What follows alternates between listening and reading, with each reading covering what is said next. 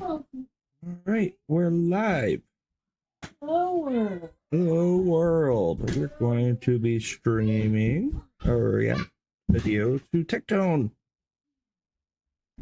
It's actually kind of a sad video, but we will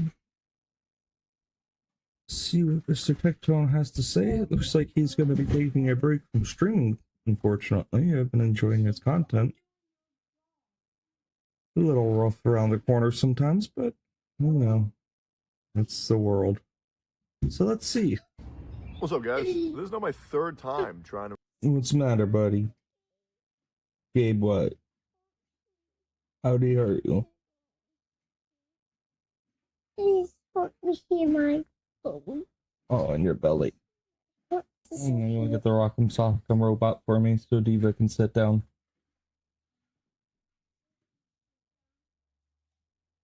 What?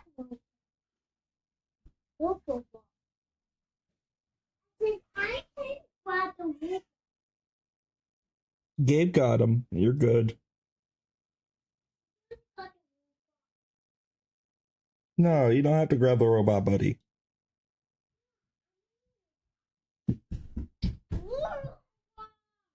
Okay.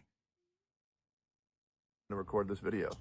I think that goes to show just how fucked up I am, because I'm usually like a one-take guy. It's been a couple days. I've been gone for about 5 days. Maybe you haven't even noticed. You probably haven't even noticed. If you see this video, it means I'm already gone. Title of the video. Techie, I thought you were dead. This video title scared the shit out of me. You can never stop clickbaiting, man. That's the name of the fucking game. Maybe some of you guys have noticed the stopping of YouTube uploads. Maybe some of you guys have noticed the stopping of YouTube streams and Twitch streams and even Twitter posts. But I've now been content creation free for a while now. And just to give the TLDR, this is going to be a pretty rambly video. So, I mean, maybe some of you guys will like it. Maybe some of you guys won't. But I'm going to be gone. And I want to let you know, if any of you guys think it's because of me streaming or me being stressed because of the YouTubes, you know, upload schedule, it's not. I love content creation. I do. It's just the culture that I have a problem with. But yeah, you have noticed that the internet has gotten darker and darker. Like, the longer it's gone on, more creeps, more evil people showing up, more people being less afraid to speak out in a negative and evil manner, for sure. If you're just here to know this, no, I'm not coming back yet. No, I'm not going to be back for a while. And yes, I do miss you because I love you. No, I miss making content for you guys. I really do. And I will say, expect a couple YouTube uploads, maybe like one a week. I'll just be talking to you guys about whatever comes into my mind, maybe more. But I needed to get away for a while. I really did. In case you're wondering why, there are evil people on this earth that are currently making my life fucking miserable. Even more than you guys know. It is deeply personal shit that I'm having to deal with right now. And a lot of it, and I'm not going to go into this too much, but there's a lot of very dangerous things happening in my life right now that I'm just trying to take care of and take care of the people around me, the people who I love. And I'll probably talk about that later. But when I do come back, I'll post about it on Twitter. I'll post about it on YouTube. And just thank you guys for staying subscribed. And thank you guys for I really wonder what's going on. I look forward to coming back to content creation. Hope he's doing okay. But once again, mentally, it's just not going to be for a while. So now with all that out of the way, hopefully I can feel better. Just getting some things off my chest for why I'm kind of going and, you know, kind of extrapolate on the previous things that I've been saying. I'm a guy where I've been doing this for nearly 7 years. 7 years coming up in December. And I always think that I'm okay. I do. I'm not. And I know I'm not okay. I wasn't sleeping well. I wasn't happy. I was crashing out over things that didn't even bother me. I was saying things I didn't mean. Like, for example, I told another viewer to kill themselves. And I know that's no big deal, but I really just shouldn't be saying that shit. You know, I shouldn't be saying that shit. It's gonna be a hard one to stop, but like, I don't like when I let things come out of my mouth that I don't feel like I could have stopped. Yeah, Hmm. I feel bad for that shit. I really do. But the problem in my life is that I'm a guy who lost a lot of shit because one evil person decided to lie, and the internet ran with it. I don't know what the lie And was now, though. Like, what was the lie for Tone?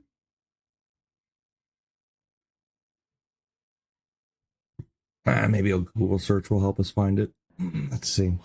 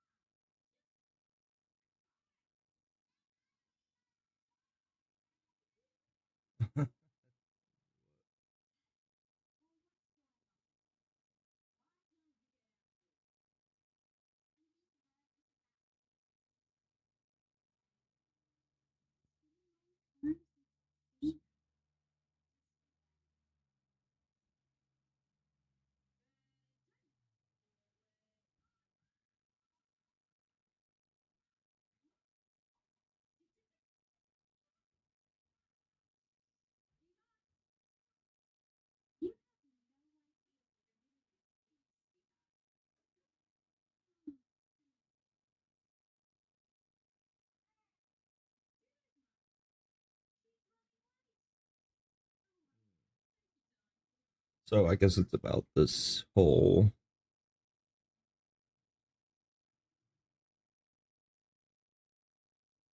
Yeah, hopefully Esmond's dad's doing good.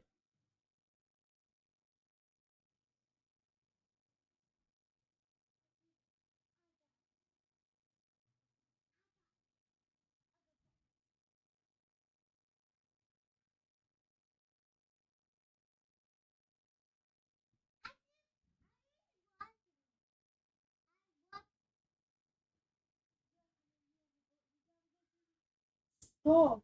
No, I mean, no, I mean, oh, I got you.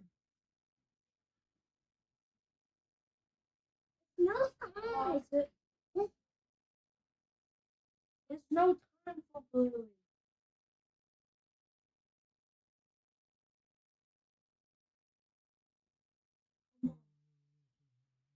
Took so much for my electronic camera.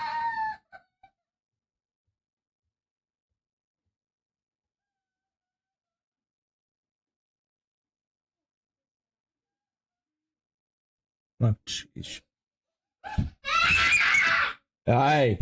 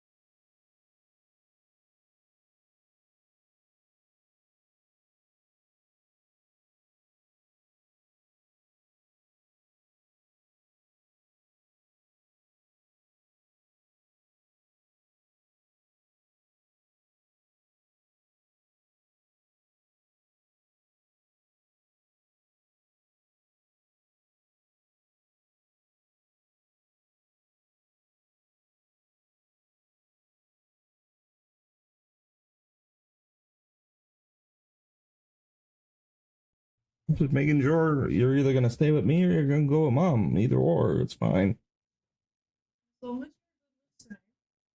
Yeah, you can watch TV.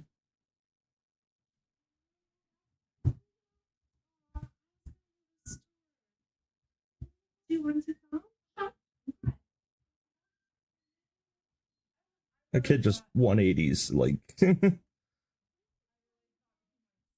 I thought he was gonna stay to.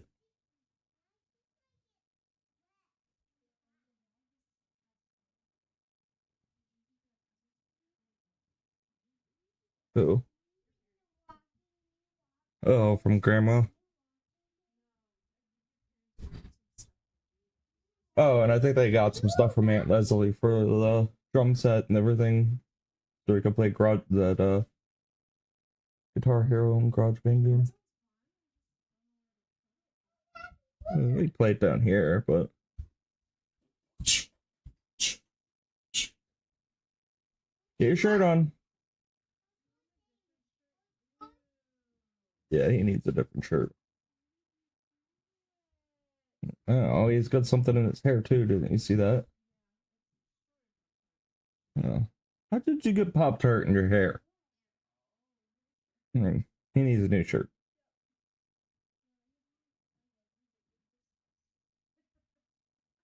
He really is.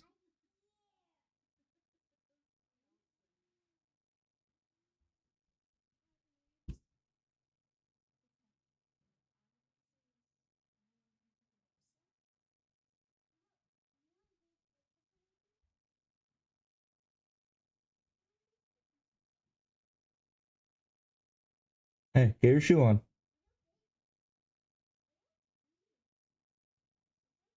Yeah, the stroller does look big with her in it. Remember when Eli was in it and he made it look small? Like he was so big in it. I know, she's back. She's normal size now, like in it. Hey, no. She's grown so quick.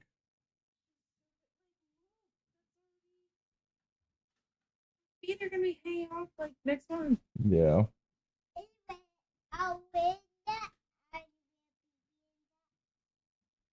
She likes being facing that way.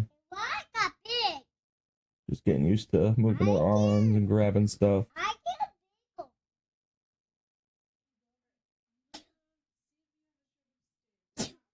God bless you. Mm-hmm.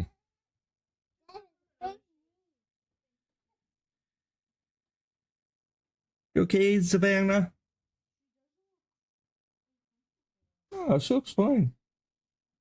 Hi, baby. Hey. Hey. You can kiss her feet. Oh. Oh. Oh, she said she did like that. She said yucky brother kisses. Eli, stop. Hey. Eli. No, run away, baby.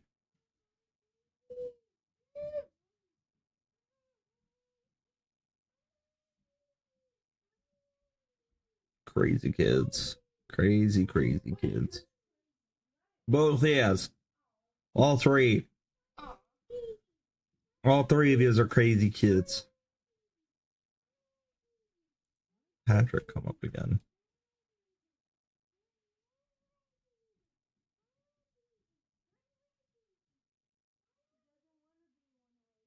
Why is this chat opening up?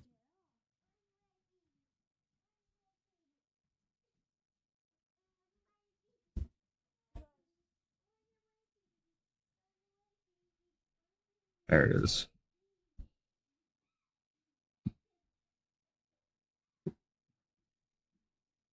Huh.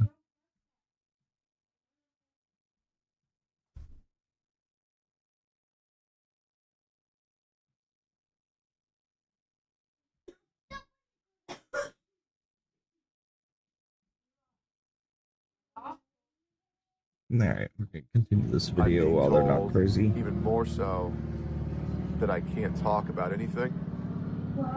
Which is And tough. I need to watch everything that I say. This again also tough.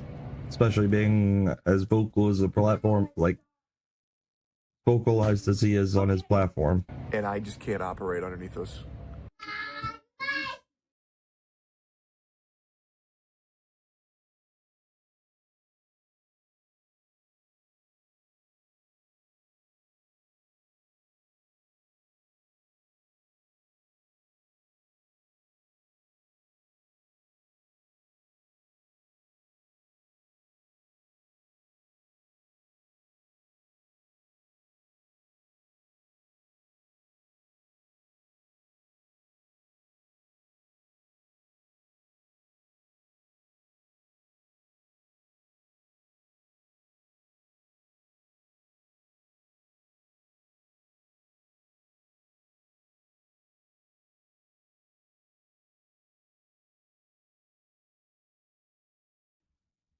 I can't operate like that. I can't. I'm a guy who tells you guys everything. I'm the guy who likes breaking the distance that a lot of these people in this space who lie to you, I like letting you guys know on what's actually going on. And that's why a lot of people can't stand my ass. And, you know, there's a lot of other reasons, too. I mean, I'm fucking loud, bald, weird looking. I don't want to say ugly. Well, I'm working on it, okay? I'm down 100 pounds, right? I'm really trying my best here. That's good. But I man, need to lose I haven't 50. showered in like 2-3 days or some shit, bro. Fucking going full like grease goblin right now, man. It's gross. Oh, I got a new tattoo, by the way.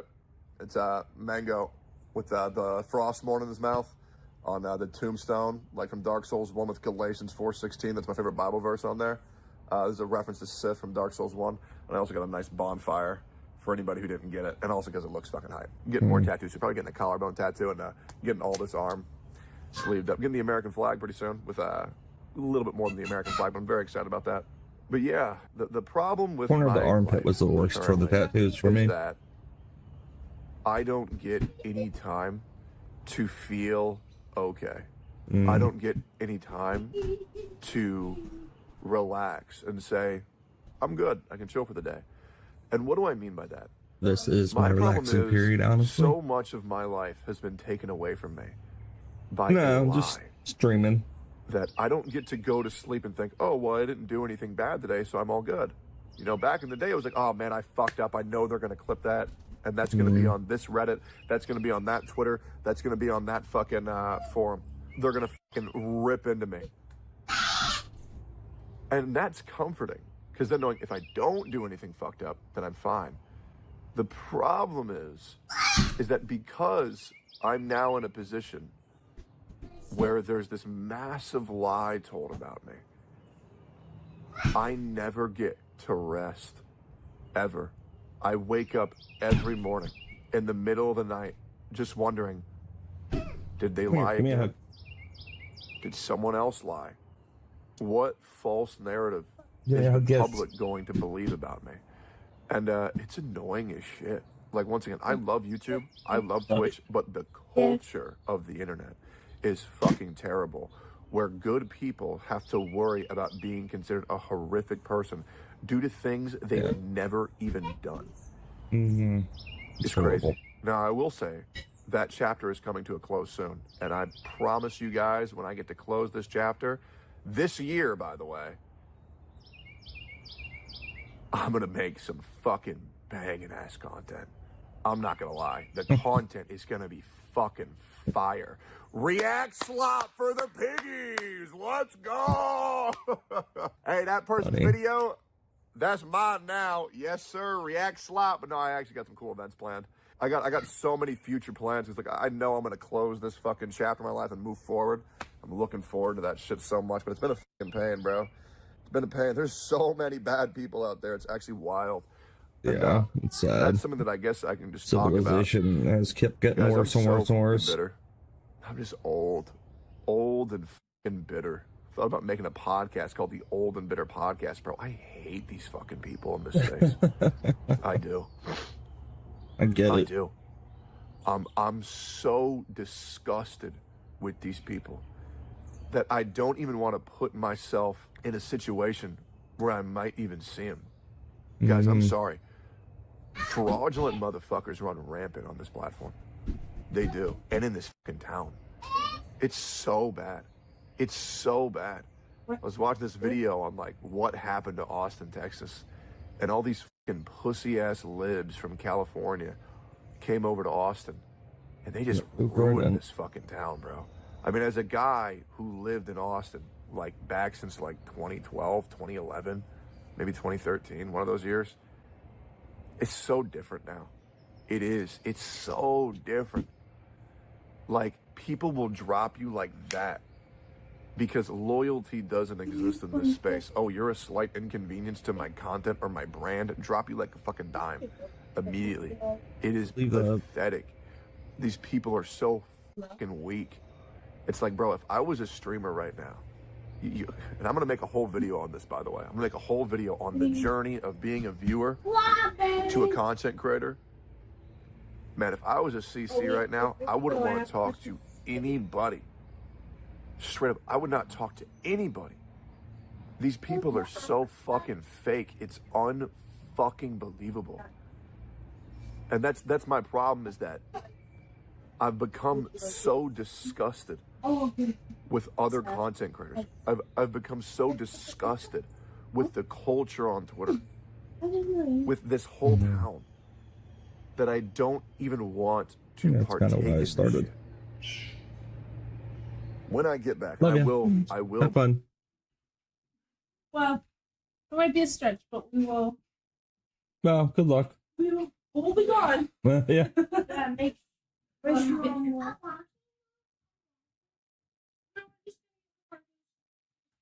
No walk. Why don't you go out and hold the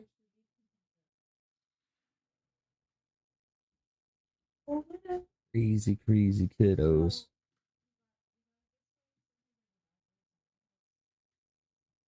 Door.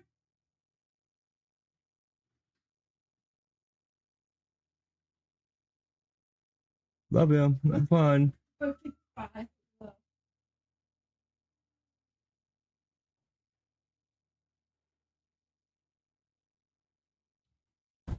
Anyway. What he was talking about here, we'll repeat this section here. Anybody. Straight up, I would not talk to anybody. These people are so fucking fake. It's unfucking believable. And that's my problem, is that I've become so disgusted with other content creators. That's kind of the reason I started streaming more consistently, is I just got sick of seeing the content I was seeing from other people, like streamers, and just how evil it was all becoming. And like, there was no uplifting content, nothing for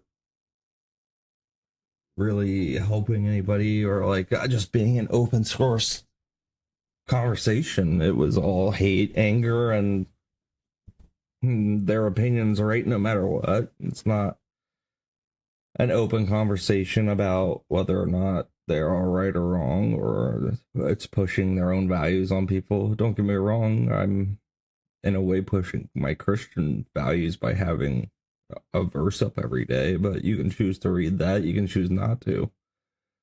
What I stream is not solely, gospel per se, but I do want to have that open source where you're able to talk about, religion, politics, and just maybe help clear your mind a little bit in a conversation with me or with other chatters whenever we get to that status, to have people that chat. And it's growing and slowly getting followers and whatnot, but there's no real goals with this. There's no real intentions behind it. Yeah, it'd be great if I could make money off of it, since I really can't make money any other way, but because I don't have the consistency. Like, I go live when I can go live. Like, if I could stream all day, I would, but it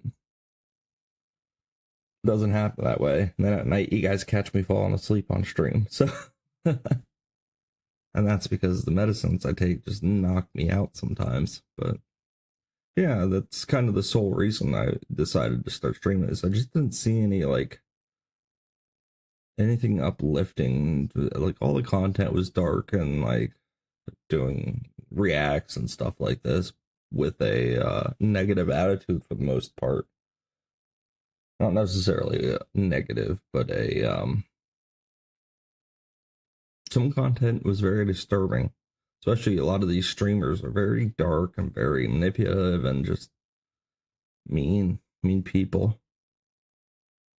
I don't want to be a mean streamer, and I don't want to be a mean to anybody. I want people to know that they can talk and that I care about each and every one of the people that watch and want to chat along, and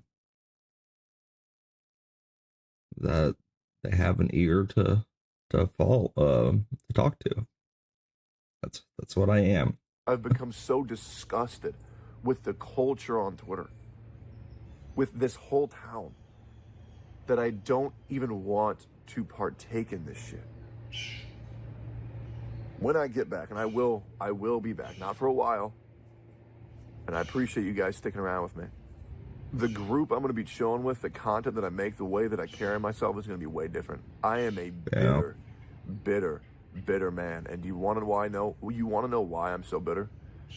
Because the more you get informed in this world, the more you realize how disgusting How this dark world it is. How sad I want and everyone to know, lonely I'm it not is. taking this break so I can be happy again. Absolutely not. I mean, I'm doing this because I want to enjoy my life. I'm very happy when I hang out with my dog, my cats, my beautiful ass girlfriend, which one day I plan on making my wife, absolutely. But man, I see all these people now who are living in this augmented version of reality, and I feel pity for them. I feel sorrow for them because I know everything that they're living in can disappear like that.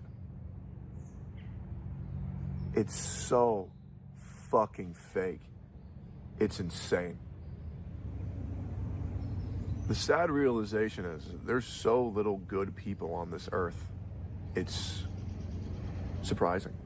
Yeah, it is. There's a lot of okay people that will make you think that they're great people. Yeah, but they look out I've for said this themselves. once, All and they I'll say care this about is before. themselves.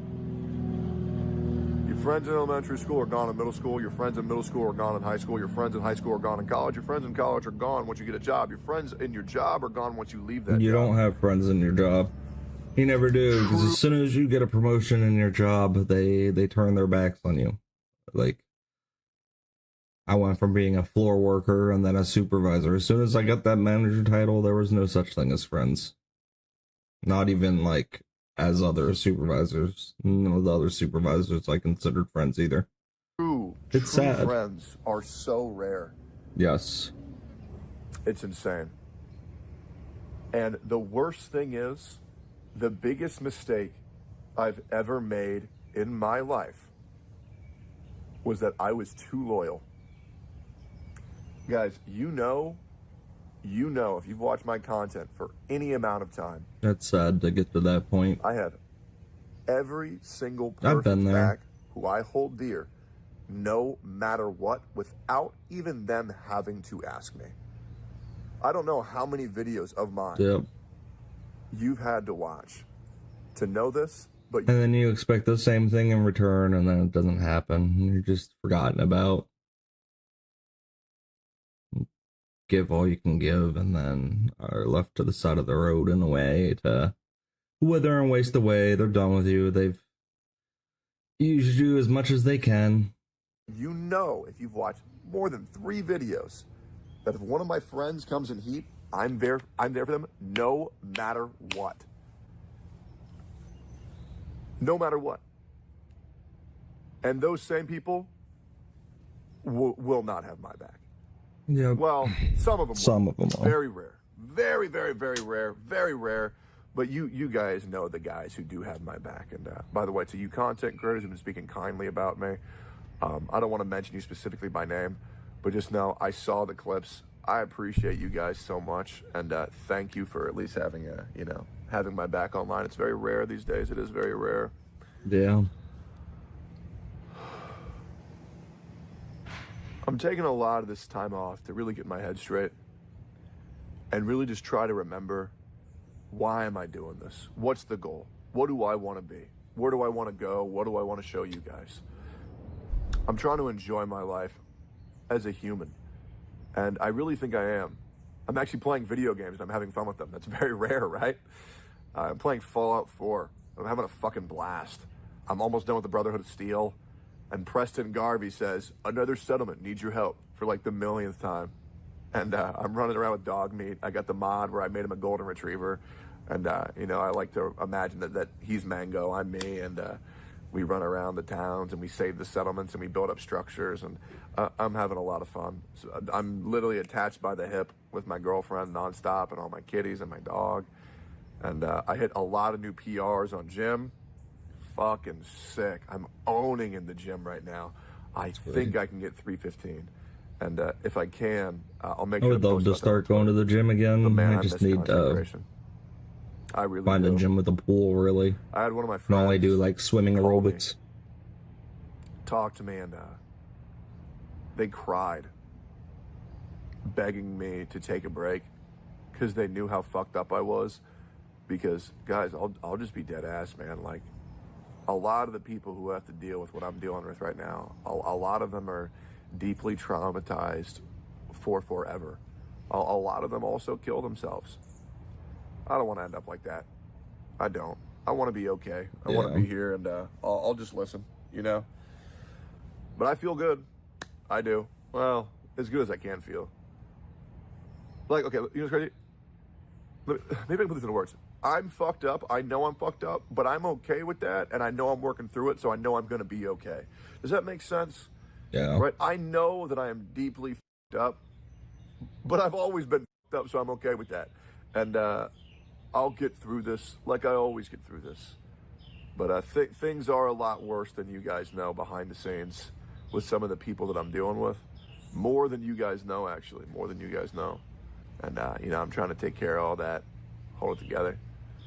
It does feel very therapeutic to be able to talk to you guys again. I'm actually really looking forward to reading the comments because I do miss this a lot. I can't tell you how much this sucks for me, man. I think you guys know this, but I'm a very consistent content creator. You know, I don't really go away too often. This really is like my first real time taking any big amount of time off. Now, I don't know how long it'll be, either a week, a month, 2 months, 3 months, 4 months, a year. There's no way it's going to be a year. No. Jesus, that would be awful if it was a year. But I'll keep you guys updated with all that shit. Yeah, I just wanted to let you guys know. There's probably other things I could talk about in this video, but I'm just trying to make sure that I'm all good. Taking some time off for the first time in a while. Dealing with a lot of things behind the scenes that fucking suck ass. You know. I'll talk more about it later. But just know that I really miss you guys. I do. And I hope I get back to doing this pretty soon. And I would like to let you guys know, for anybody worried about me, don't be. And I promise you guys, I am not going to let any of you guys down. And the story I get to tell you guys when I'm back, or maybe a little bit after I'm back, is going to make a lot of sense when I can say the things that I want to say. I'm sure. And it's a very important story I need to tell. Some of you guys watching this can probably tell how deeply conflicted I am in my own mind right now. And I can tell I'm at a very big pivot point, or a very big, like, the moment I am in my life right now is very important. He's in a valley. Who I'm going to be for the rest of my life. And I really have to take the time to make sure that that person is someone who I'm proud of and someone who I'm going to enjoy being the rest of my life. So I hope you guys understand why I'm not here right now. I look forward to being back when I am back. And to all you guys typing my name in other content creators chats, I've been sent the clips and it's very cute, and I really appreciate you guys, and I do miss you guys quite a lot. And I've said that a lot. I do. I don't like taking this time off. It fucking sucks. But it's what's best for me. And so many people have told me that I need to do this. So I'm going to do it. But it feels like I'm in fucking timeout in my fucking room right now. Jesus, these fucking birds. Holy fuck. Anyways, this for the 1,000th time, but I hate birds. One of my biggest fears. Hope to get back to content creation pretty soon. Probably not going to be able to. I'll upload a couple videos every now and then on this channel, kind of in this format. A bit more structured next time I talk. And yeah, hope you guys are doing all right. And if there's one thing I can just ask for any of you guys who are still here, just don't forget about me, okay? Bye, guys. Sad.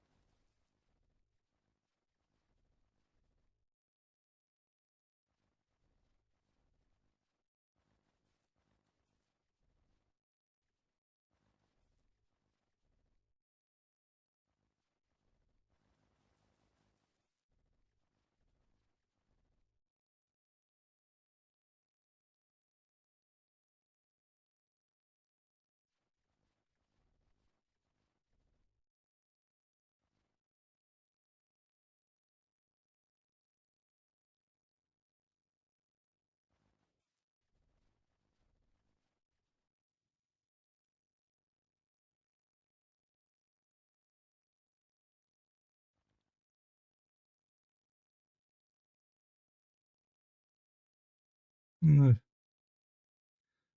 I feel it.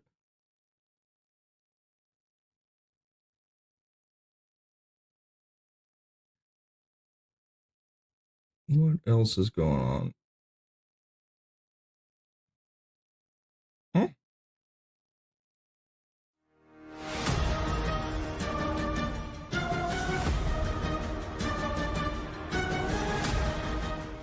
Hello, ladies and gentlemen. Welcome to 2CTV, your global news channel. We have the latest news update, this time coming from the Republic of Korea.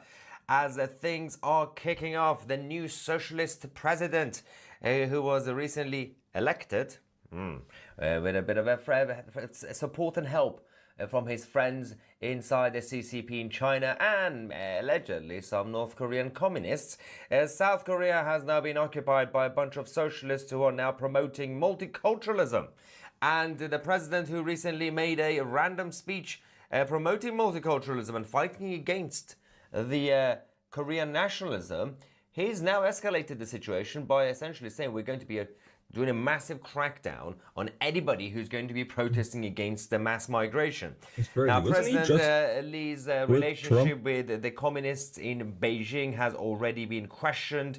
The former president, who was pushed out, a lot of people are now looking back saying, well, we did try to warn you.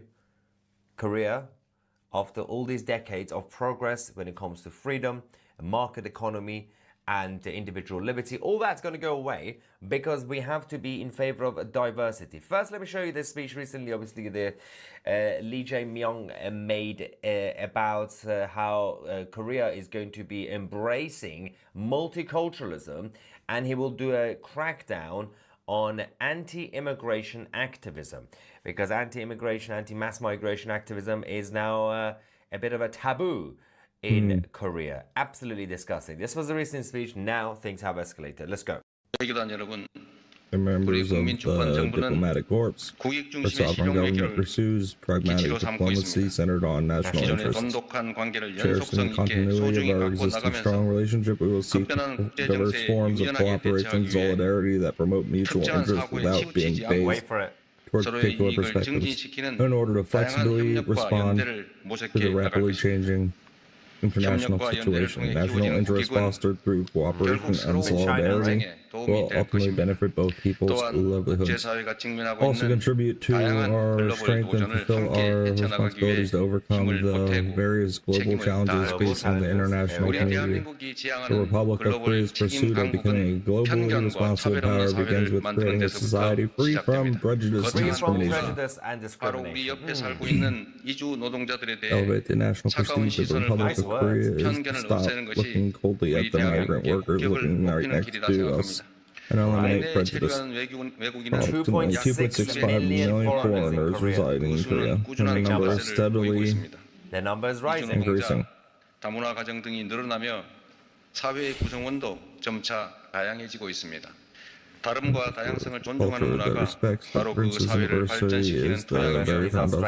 우리 정부는 이 토양을 잘 Our 갖고 government 나가기 will 위해 work even harder to 노력할 nurture 것입니다. this foundation. 최근 한국 Recently, 내 undesirable 일각에서 sentiments of 바람직하지 못한 violations of the 외국인 human 혐오 rights of 정서나 migrant workers 이주 have 노동자 been 인권 occurring 침해 등 in 문제들이 some parts of 발생하고 Korea. 있는데 We 이에 will 대해서는 그 recognize the 심각성을 seriousness of 충분히 these 인지하고 issues and 대응하도록 will 하겠습니다. respond accordingly. 특히 We 차별이나 promise 폭력, to 인권 respond 침해 등에 thoroughly, 대해서는 especially to acts 철저하게 of 대응해 나갈 것을 discrimination, violence, and 약속드립니다. human rights 전 violations. 세계 각지에는 There are more than 7 700만 이상의 million 한국 국민들이 Koreans living around the 거주하는데 world, 이는 남북한을 representing 합친 approximately 인구수의 10% of the 약 combined population 10%에 of North and 이릅니다. South Korea. North and 여러분의 South. 나라에서 I ask you to 생활하는 pay 우리 special 국민들의 attention to 권익과 protecting 안전 the 보호에도 rights and safety 각별히 of our 신경 써 주실 것을 citizens living 부탁드립니다. in. So, He stopped. Lee Jae-myung's Korea. obsession with the North Koreans is becoming a bit of a problem for the stability of the Republic in the South. And considering that his plan is to increase migration rapidly into Korea, South Korean citizens have been furious. Now, there has been an invasion in Korea. The initial invasion Muslim invasion. started recently by the Chinese Communist Party. Oh, okay. The CCP and the influence they had over the elections to ensure that Lee Jae-myung becomes president. The left-wing nutter is now in charge of Korea. Using nice words, by the way. People have been protesting. This is again from a couple of days ago in Korea, chanting, commies, get out of Korea quickly.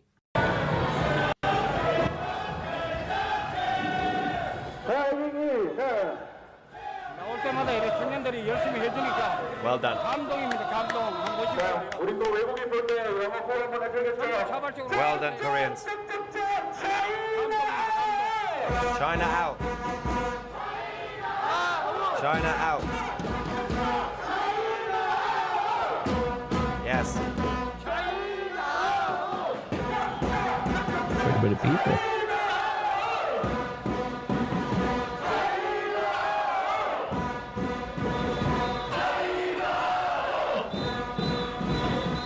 The massive direct influence coming from Xi Jinping and his friends at the World Economic Forum is going to be making things harder for people in Korea to actually look after the people in Korea. It's not really rocket science. Make Korea great again. That was supposed to be the narrative.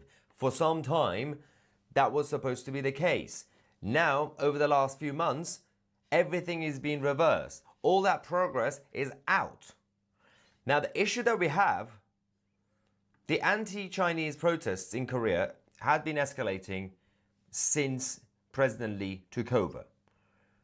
Number one, you're going to have to need the same type of protests in the West, everywhere. Western Europe, North America, especially Australia and New Zealand. We need more protests against the influence and the interference coming from Beijing. We're not seeing any of that, which is absolutely fascinating considering the level of influence that China has in our country. Look at that much land they're buying, trying to buy up in the United States. In Korea for standing up CCP has against bought communists. thousands of acres.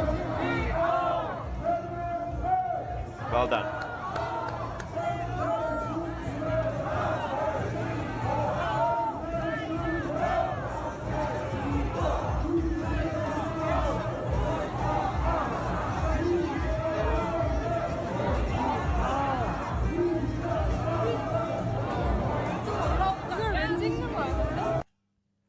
Now, Lee Jae-myung and his commie friends, who, I mean, essentially over the last few months in Korea, what they've done is they've become closer and closer to both China and North Korea. Crazy. They also went around when President Yoon Suk-yeol decided to do the martial law, declared martial law. This was in when was it? Year, right? In 2024, October. towards the end of the year, right? December October, 2024. November. Oh, was it December? Almost Okay. a year ago, by the way. When the former president tried to warn people in Korea, guys, there is an infiltration from both North Korea and Beijing in China. They are coming. We need investigation. Well, they arrested him. They threw him out of office. Threw him out. And somehow, Lee Jae-myung, who was on the other side, said, I'm going to be a unifying character. I'll fix it. He made things worse. This is important for people to know around the world what's going on in these countries because it's happening. There's a trend. It's happening everywhere. You've seen what's going on in Australia. We will talk more about Australia as well. The downfall of that beautiful country because of the influence of the CCP. Meanwhile, the left-wing commies. Again, you got the Chinese and some of the Korean commies who, by the way, where are they? Oh, of course, they live in the West. All the socialists live in the West, especially in the US, especially in New York City. They have been protesting in favor of the CCP on the streets of New York. And the narrative is, they think they've been clever. They organized a protest in New York saying, get the US out of South Korea. The narrative is, apparently, the United States has been occupying the Republic of Korea. You know what? Now, the protests obviously are 100% funded by the commies in North Korea and China. Let's quickly go to this weirdo woke-tard Koreans in New York. and their supporters. And I'm going to explain the problem here. Right now, I'm here with hundreds of people in New York City protesting the United States occupation of Korea. Right now, there are 60 military bases from the U.S. in Korea and 800 U.S. military bases all across the world. You know We're why? here saying that the same system that deports our people with ICE agents and is cutting our essential services and jobs through the so-called Big Beautiful Bill is the same forces that's wreaking havoc and devastation to all of our people across the colonized world. And we're saying we're coming together and we're seeing the connections between the struggles here and abroad and fighting for U.S. out of Korea and U.S. out of everywhere. Hang on, let me get this right. So these guys think that capitalism and democracy, they're bad things. Free speech, bad things. Freedom, bad things. America, the American empire, bad. Right? Yeah, but they live and profit off of it. They choose to move to the United States instead of moving to China. Yeah. Right? And then then the narrative is America has been causing chaos in Korea. The same Republic of Korea that has seen huge progress since the 70s and 80s when they started to embrace look at Seoul. entrepreneurship, enterprise in general, and freedom. They came up massively. Stability and peace. And they managed to maintain their China identity influence. and their culture. Yep. The bunch of anti-American, anti-freedom commies living in New York saying that the US should get out of Korea because China should get into Korea instead. When has communism ever We succeeded? know why they're It in America, hasn't. by the way. We know the same reason they are in Australia, Look at Cuba, they're in look how Canada, far they're Cuba in the has UK and fallen. everywhere. Because they have to finish a job in our countries. They want China to go to Korea, take over. That's happening slowly. But they have to also take over from here. Now, before Lee's takeover, Korea was fighting for Korea. They were stripping off citizenship and deporting foreigners, including Pakistani Muslims, one of them who married, by the way, multiple women, which is illegal in Korea. I'm still fascinated by the fact that he managed to marry multiple women. This man on the right, the Pakistani man. And just before Lee Jae-myung took over, this is what Korea was doing. You kicked out the president. You didn't like the fact that he tried to warn people that there is an infiltration from the commies. Don't know that he did All it the this is going to go. correct Not way, only that, though. you now have to embrace these Pakistani men who want to marry multiple women in Korea. Yeah. If you complain about it, you're going to be arrested. For example, Giving them Sharia law. under President Yeol's leadership, residents across Korea were allowed to perform citizens' arrest on illegal immigrants, hand them over to the police, and then deport them. All that is also gone. Wow, okay. Evidence, this video is from just before Lee Jae-myung took office. So here's the Korean guy, there we go, found an illegal immigrant, 안녕하세요. 저기 저 citizen arrest coming 대구 up. 북구갑 국회의원 후보 박진재입니다. 여기는 지금 저기 저 Wait for it. 부여구요. 여기 찍어 여기 지금.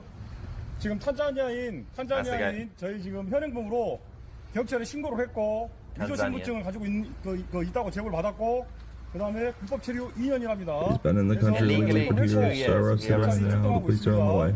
시골은 The country's that as well as illegals, 불법 외국인, illegal foreigners, Muslims first. 그래서 무슬림들 불법 체류자 Muslims so many. 엄청나게 많고 대포차 수도로 간 얘기니까. A lot of illegals from Tanzania and all the other places. 탄자니아인데 뭐 불법 체류는 불법이에요, Then 여러분들. you guys say, yes, it's illegal, and this is where we need to send this guy back home. 합법적으로 들어와서 일을 하면 There's no problem with it. There's no problem with it. The countryside is the perfect place for those illegals. 부족하기 때문에 이렇게 불법 체류자들이 숨어 있기 딱 좋습니다, 여러분들.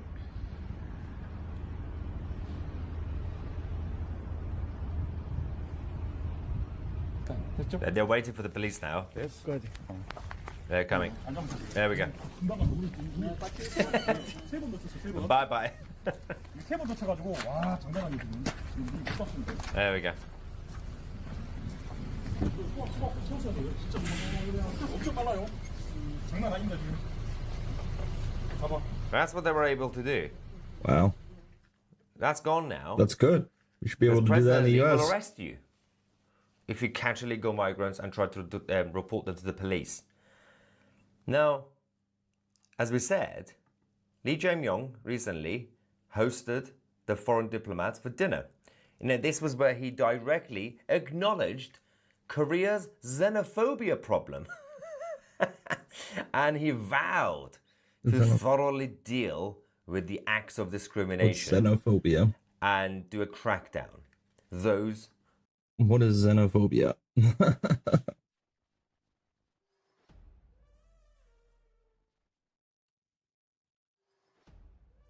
Having or showing a dislike of prejudice against people from other countries. Okay. Who are being a little bit mean to migrants, especially illegal migrants.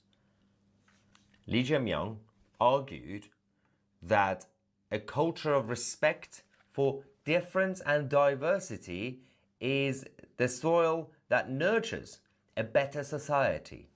This is the basic nicer diplomatic version, a very a Korean version of saying cultural enrichment is good, diversity is our strength. That was basically it. He promised that his government will work harder to do a crackdown on those who want to shout Korea for Koreans. How dare you believe that your country should be for your people? Should be for everybody else. Well, you'll pay for it, but everyone else can come. Now, more protests against the CCP and what they call China's Lee, as in Lee Jae-myung, have been happening.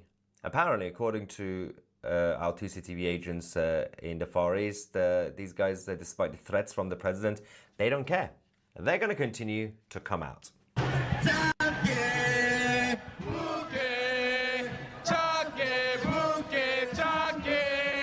CCP out.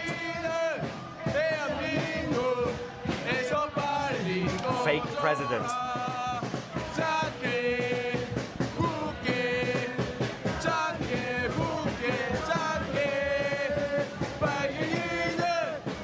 Beautiful.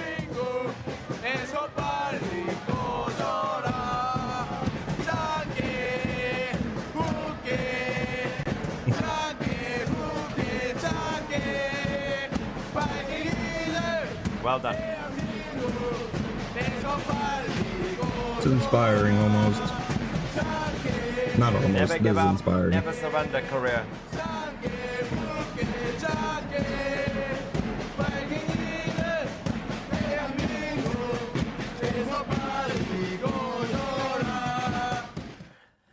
The influence to bring down the concept of nationhood and nation states is ongoing. Yeah.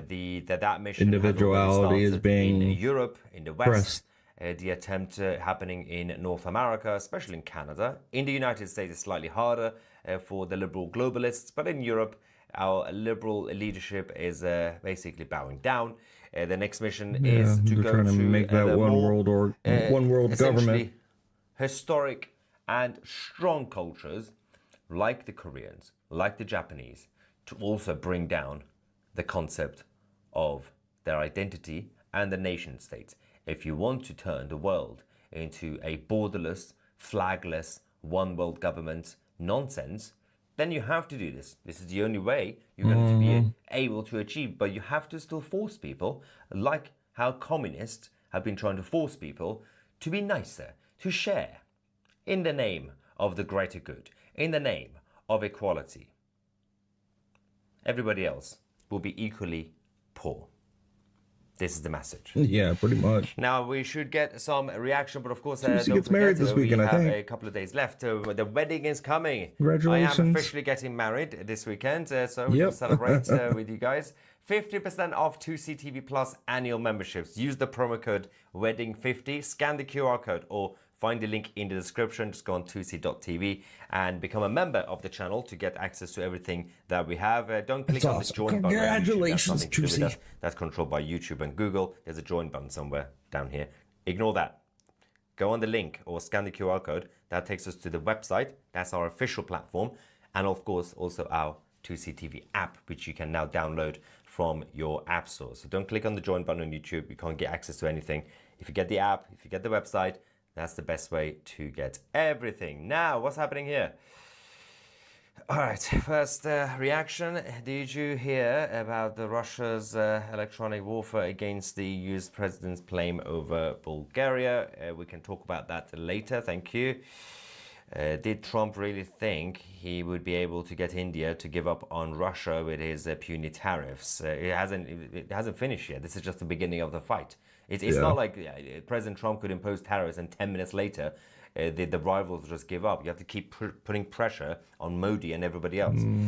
What a dum-dum. Well, if you think President Trump is a dum-dum, you got You're not that smart. Did you forget that India was under US ghosting for 40 years and didn't give up on Russia? Oh my God. Pretending to know about geopolitics. Kevin says, this Modi, Xi Jinping and Putin alliance is another Hitler and Stalin pact. It will not end well for all of them. China will backstab India first. Yeah, the issue with the Eastern globalist bloc compared to the Western, there's no trust. The Western system is that the Eastern side requires loyalty amongst the leaders, and each leader, even Kim, is out for themselves. Even Fat Kim, they all have massive egos, and they can't be replaced because they're not democratic. So it's not like you can vote them out, and there will be a massive implosion. It always is. Yeah, they're going to turn on each other before they time. Even in 1914, with each other. Any sort of alliance that's built on massive egos who can't be voted out, well, they're not going to get along eventually. You need to actually have proper unity if you want to change the world. These guys want to change the world from obviously being more market-based economy and democracy into their system. Fine. You think that's a better world. And their narrative is to sell us that you guys in the West have become too woke and liberal. I agree, we've become too woke and liberal. Yes, we have. But the solution is not to destroy democracies and free market economies. That's a terrible idea. You just need to go back to conservative values. You need to go back to Christian values. But they're not going to be able to succeed. China is already imploding internally. The system is not stable. The whole thing is a bubble. You know, about 10 years ago, 15 years ago, people were saying, by 2018, China will be the superpower. Good luck with that.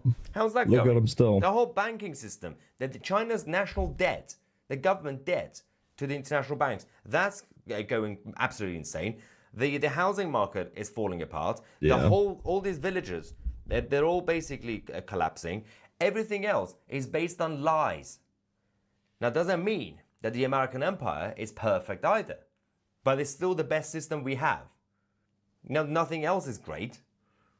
Unless you find a better system, what we have is what we have, as Churchill would have said, basically. Democracy is the worst system compared to all the other terrible systems that we have.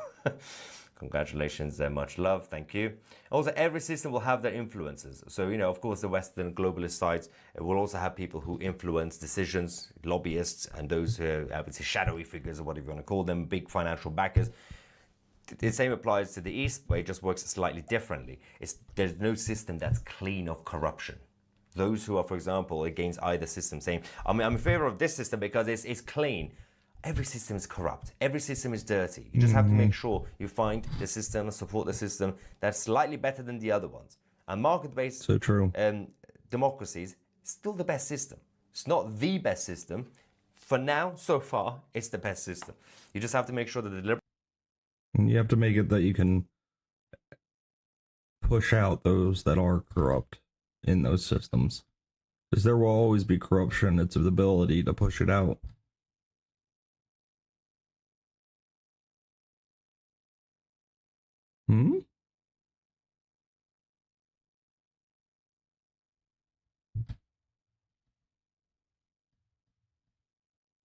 All right, let's see what this one is. GOP Rep Thomas Massie, as well as Democrat Ro Khanna, are moving forward with their efforts to release or get released as many Epstein files as possible.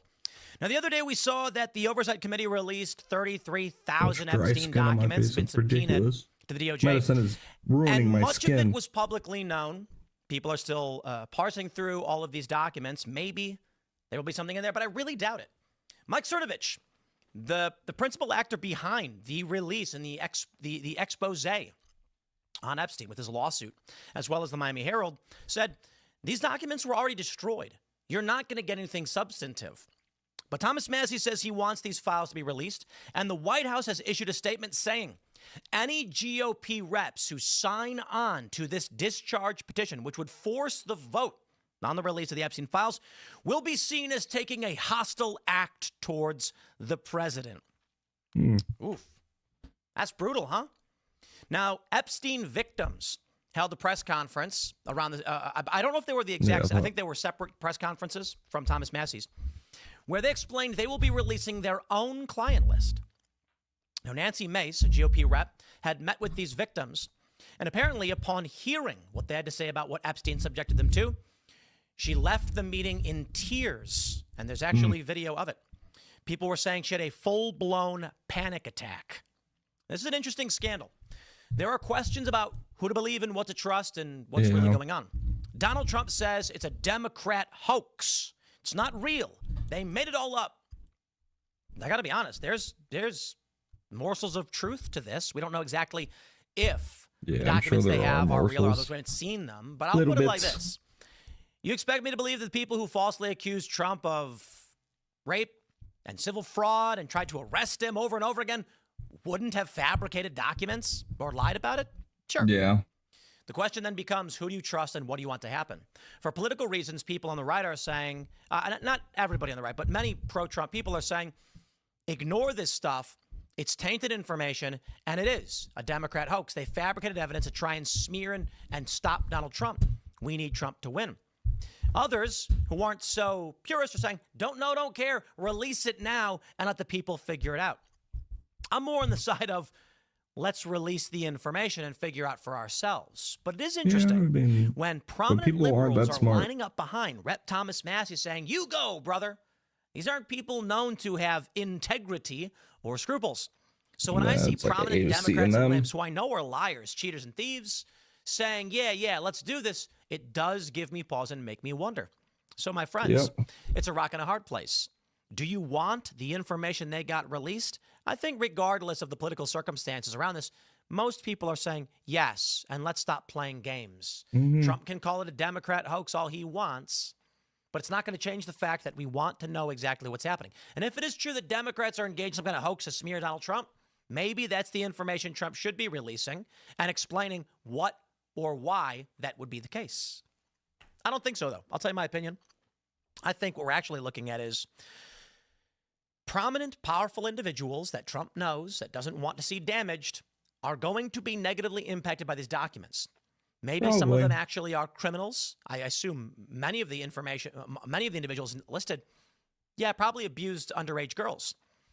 I'm also willing to bet there's a lot of people in there who are going to have their reputations damaged without being direct abusers themselves. Maybe they knew about it, wouldn't report on it. And Trump is basically saying, let's protect these powerful individuals. Don't know for sure. This one's really hard to figure out, and everyone's got a theory. But we'll get into that and a whole lot more. Before we get started, my friends, we got a great sponsor. It is PDS Debt. My friends, the system isn't broken, it's rigged. That's an understatement. Check out pdsdebt.com. And I think we've got a promo code, pds.com/Tim. There you go.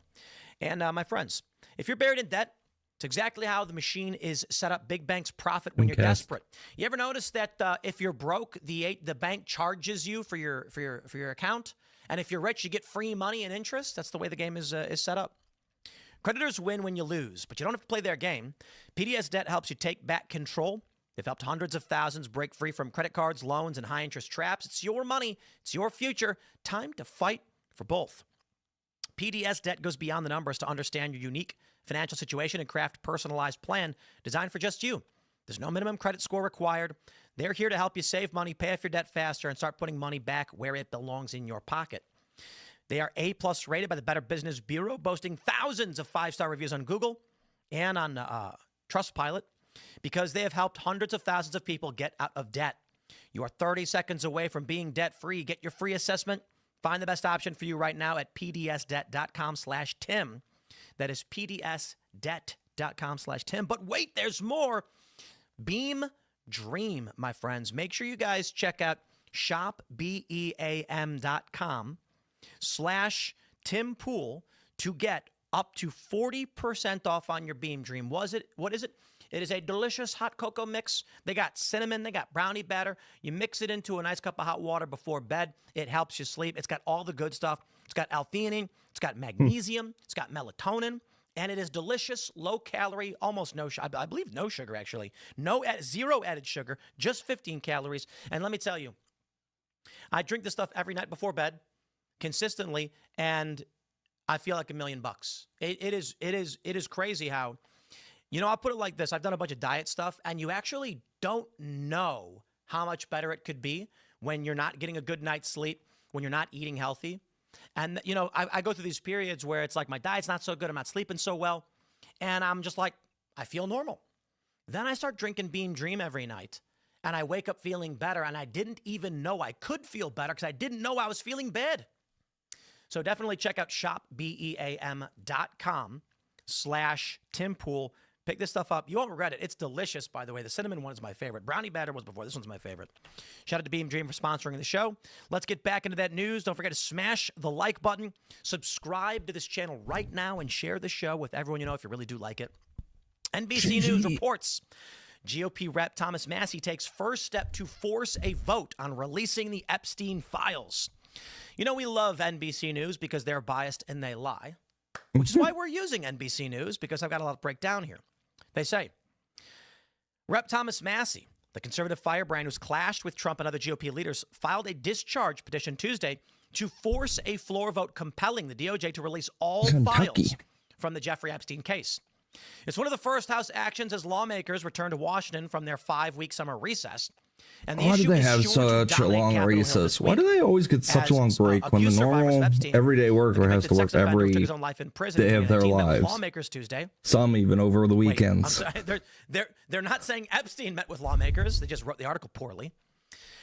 They're having a much anticipated news conference Wednesday, which they did. Massie and his Democratic co-author Rep. Ro Khanna of California say they will begin collecting signatures for their Epstein resolution starting Tuesday. They need at least 218 signatures, half of the members of the House, to force a vote.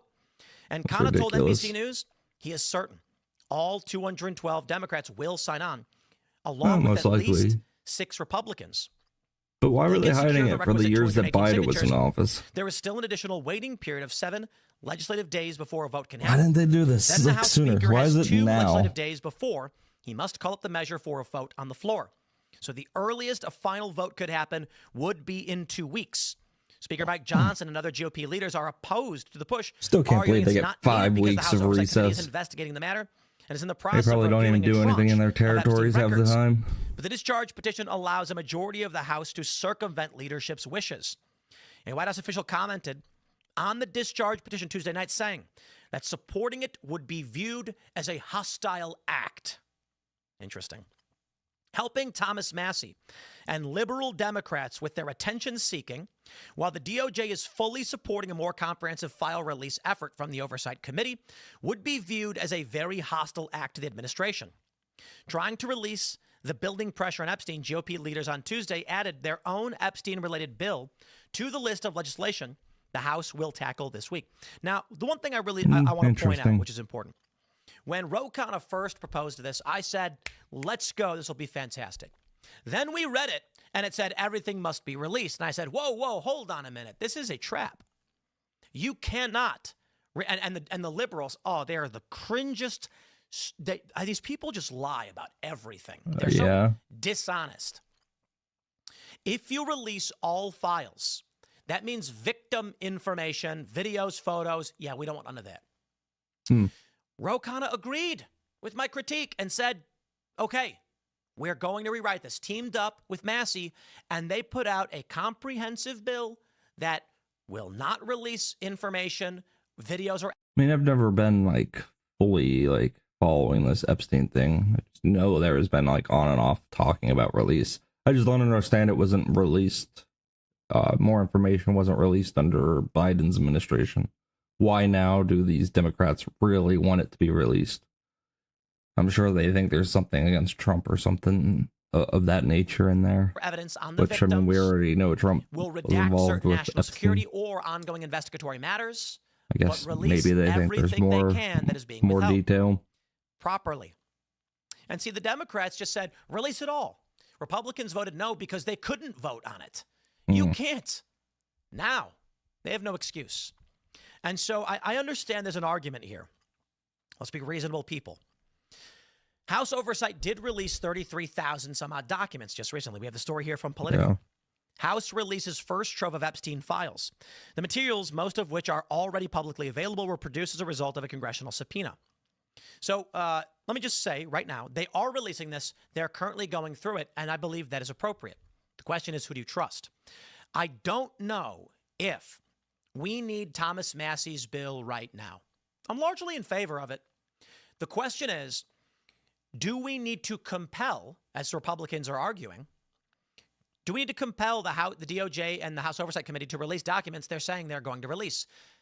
I'd argue not right now, because they're releasing them. Yeah, they're going if through they them. actually vote on this discharge petition and force a floor vote on this bill saying you've got to release all this stuff, I'm not sure anything actually changes if the House Oversight Committee is already doing it. So it's an argument of, what are we getting done? That's why I lean towards Thomas Massey's position. Let's vote on this, get it through, because really, if nothing's going to change, if the Republicans are saying it doesn't matter, then just vote on it and be done with it. And then say, yeah, we're doing it. And they appear to be. I got to be honest. I agree with Mike Cernovich on this one. He said that all of these files were already destroyed under Bill Barr. Good luck. He's right. I don't understand why anyone would assume there's going to be any legitimate information left to find when the Biden administration was in power for 4 years, and anything they wanted covered up, they would. If they had evidence against Donald Trump, they would have released it. So what seems to make the most sense? Donald Trump is protecting powerful elites who are going to have their reputations damaged for one reason or another. Some of whom may be people who abused underage girls and should be in prison. Perhaps. I'm not entirely sure, but perhaps. And I hope that's not the case.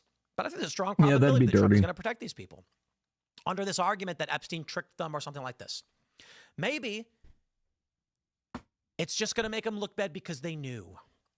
Powerful individuals, CEOs, knew what Epstein was doing, partied on his island while he did it, and never said anything. And they're going to get, maybe not criminal damages, but their reputations will be completely destroyed. What about Trump himself? Some argue, Elon Musk, that Trump himself is named in the Epstein documents, not as someone who abused underage girls, but who probably knew and didn't do anything about it. Maybe. Don't know for sure. Maybe. I do think it's weird that Trump in the past said that he wished Ghislaine Maxwell well, and she had nice things to say about him. So I don't care to play any partisan games. I am cognizant, as most of you are, that Democrats play dirty games and may plant false documents.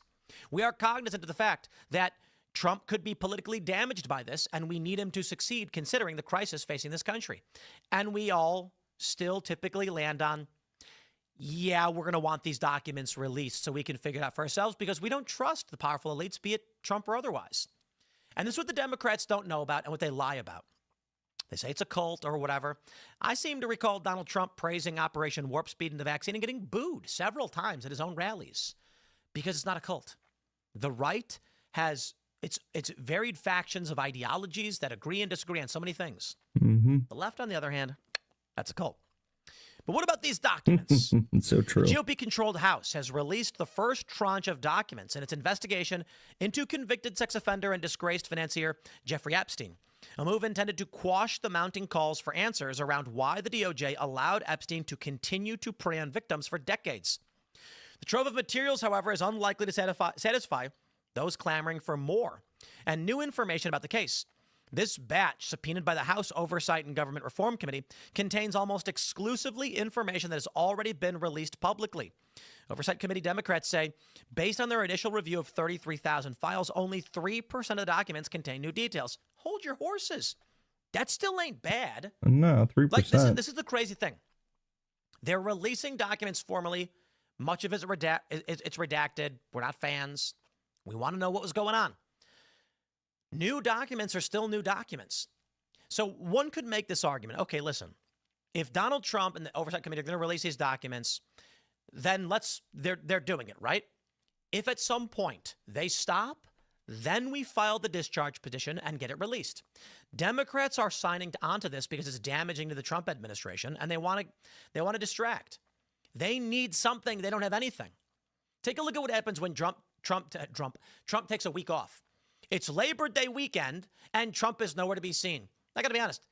Maybe he had a cold. Here's my real pitch. It was Labor Day. Why was Trump gone for the week? Well, Labor Day weekend. If you're traveling, Thursday, Friday, you got to deal with a lot. And it probably wouldn't be good for the president to be landing at airports or whatever. Yeah. We'll see what happens. Oh, gosh. Look at that lady. Cameras everywhere.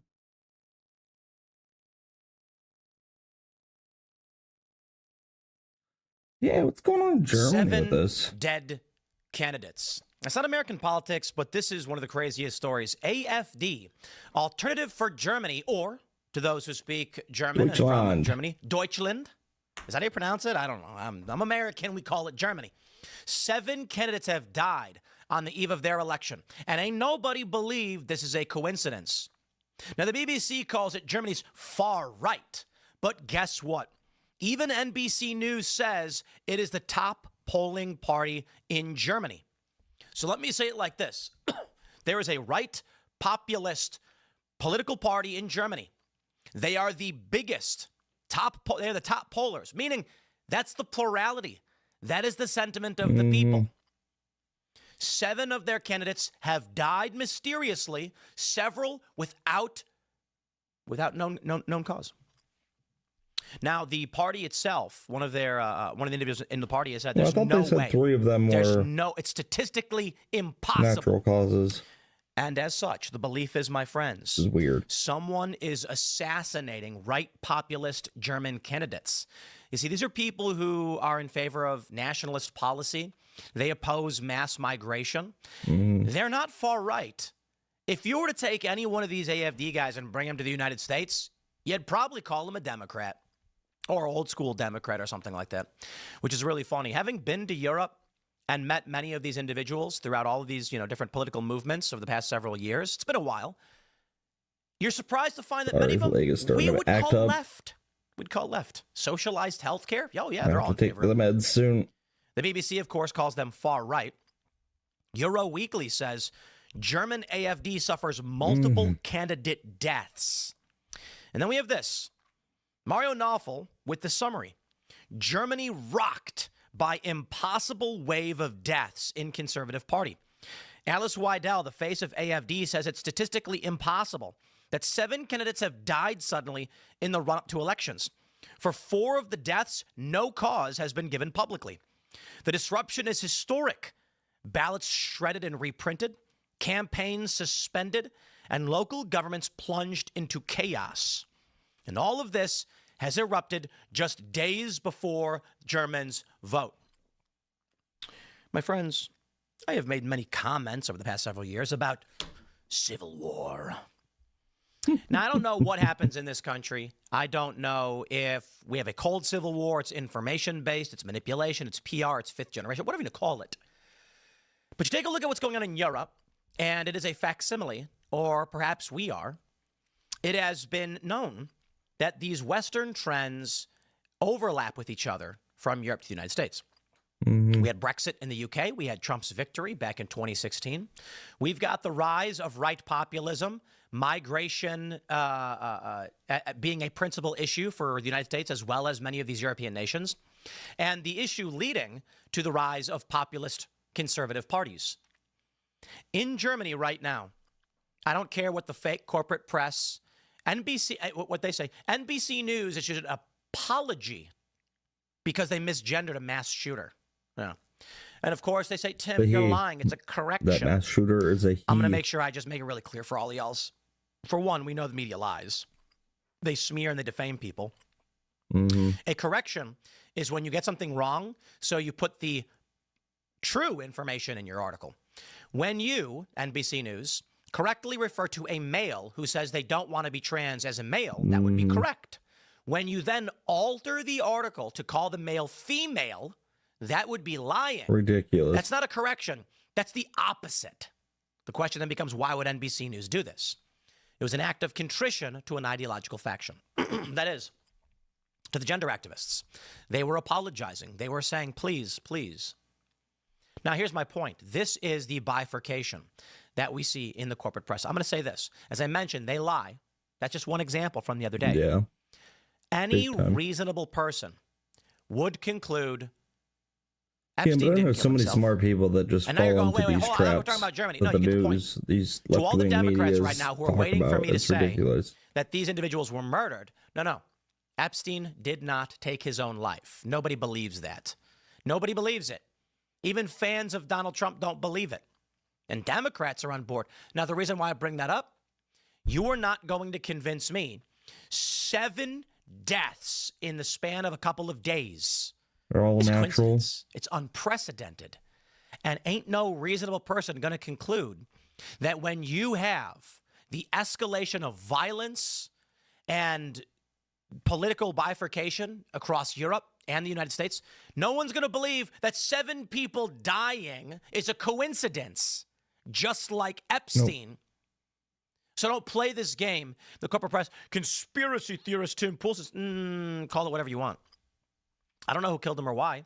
I'm not suggesting any conspiracy among any group of people. I'm just saying these are murders. Somebody. Sound like now, this is the important takeaway. It's entirely possible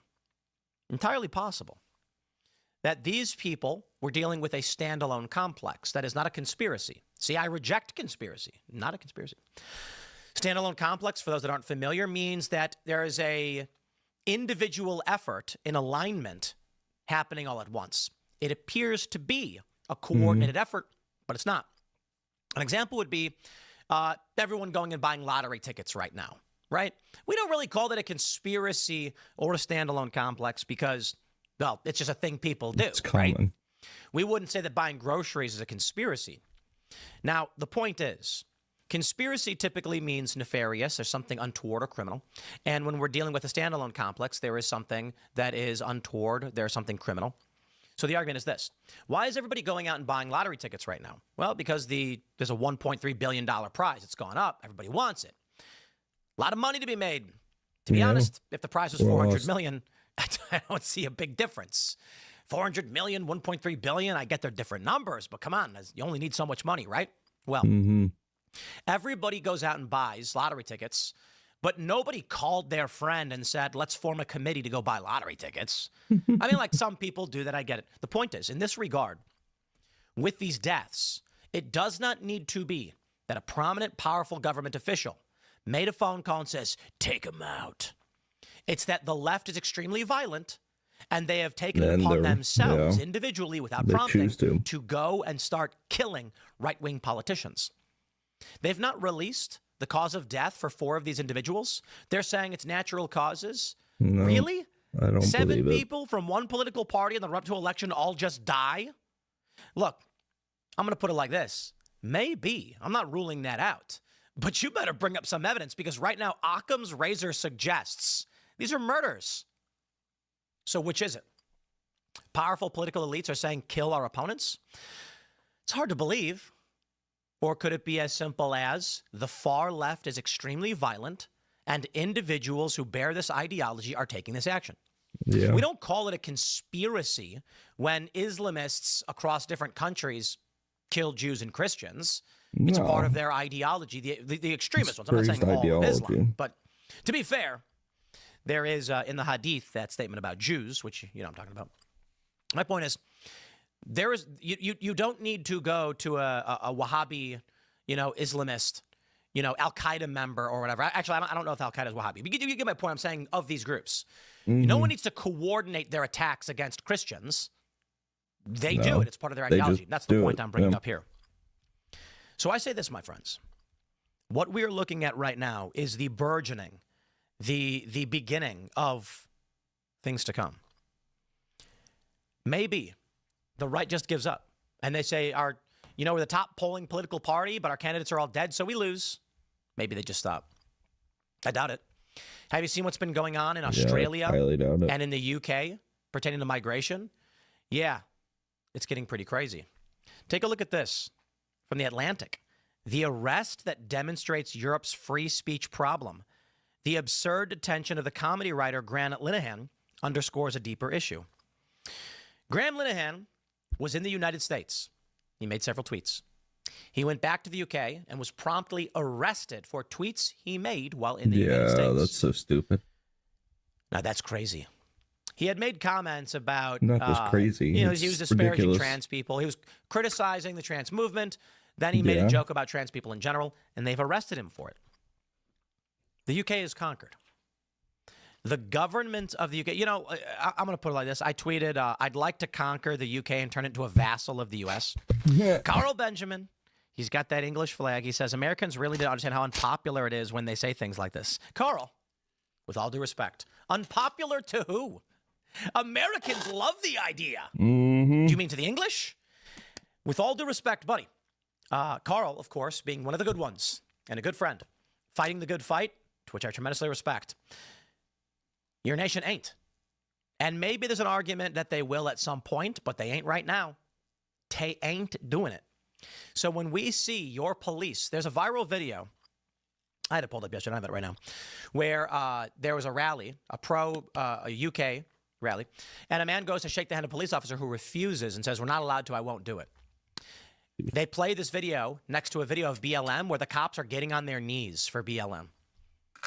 Indeed. Bro, we've seen what's been going on in the UK. Say, y'all are conquered. That's the joke. I don't actually want to send troops to the UK. I don't care. I care about America. The point is, I tweeted this because the UK is conquered by whatever weird, crazy ideology has taken it over, be it their king or whatever. The UK is nuts. And so my attitude is like, hey, how come someone else gets to conquer the UK, not me? I want to conquer the UK. Milo had the inverse reaction. I support this cause and volunteer to serve as viceroy. Agreed. Viceroy Milo of the colony, the United Colonies of the United States. Bro, you know what I'd love to do? Look, it's got 1,000 responses. We come in, we take over the UK. We will be greeted as liberators, and then we leave. We leave. After appointing Milo Yiannopoulos as viceroy, we leave, and then within a span of about... Switching ear batteries out. Headphone batteries. Get changed.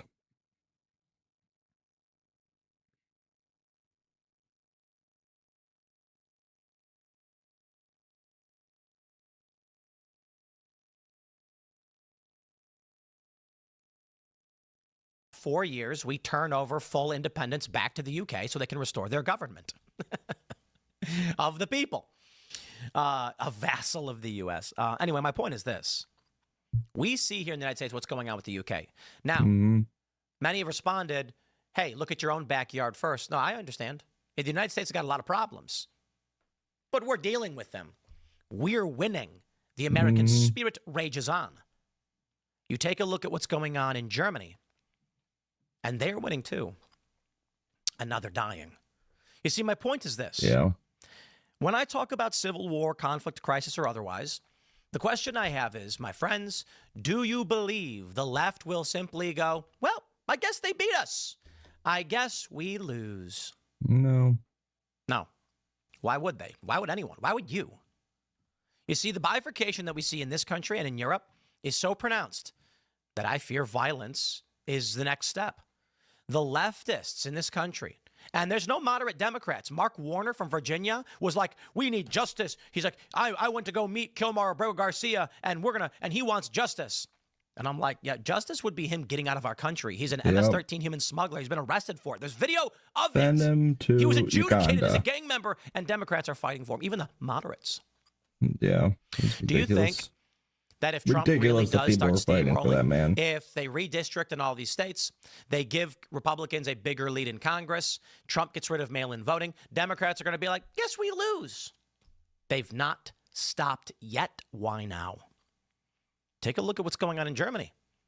7 dead politicians. Maybe just one big coincidence. I think not. Maybe.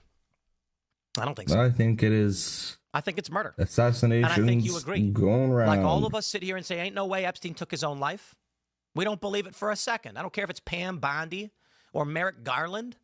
Left, right, up, down. You tell me that story, I'm going to be like, bro, I ain't believing you. Occam's razor. That's it. Look, maybe Epstein did. I don't know. I just think the probability lies that he took his own life. I look at this story and I'm like, 7 AFD politicians just suffer accidental deaths, natural causes, who knows? They haven't released all the information. Yeah, I don't buy it. Not a bit. A simple solution. If we were to lay out all the variables, it'd be like this. There is a contentious political election about to occur. Alternative for Germany, AFD, or is it Deutschland? Is that how you say it? Deutsch. Is the top polling political party. It doesn't mean that they're going to have the majority. It just means they're top polling. So, the left will probably form some kind of coalition. And then all of a sudden, their politicians start dying. Okay, look. When you lay out the variables and you calculate what is the simple solution, which makes the least amount of assumptions, you want to actually gamble on 7 random deaths all targeting one political party within the week of an election?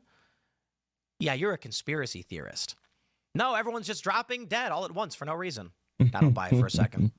The simple solution is a contentious political election, a campaign election season is here, and violent individuals steal power. Mm-hmm. Could it happen here? I fear so. I do. I guess we'll see. I'm going to wrap it there, my friends. Stay tuned. Smash the like button. Share the show with everyone. Make sure you join us. Look at New York City. Look how that's going. Actually, I think my get in the Discord server down. where these conversations continue. Build community. It's the most important thing. Thanks for hanging out. We'll see you all in the next bit.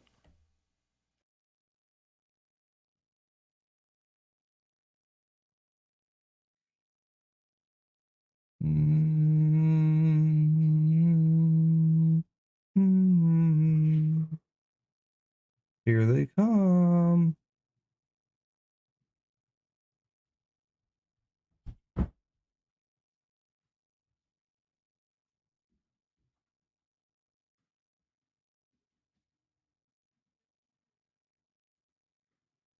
I don't have to ship here. What? China's having a massive military parade that President Putin and Kim Jong-un will be attending. Do you interpret that as a challenge to the US? And are you concerned at all about those countries trying to be some sort of counter? Not at all. China needs us, and I have a very good relationship with President Xi, as you know. But China needs us much more than we need them. No, I don't see that at all. No.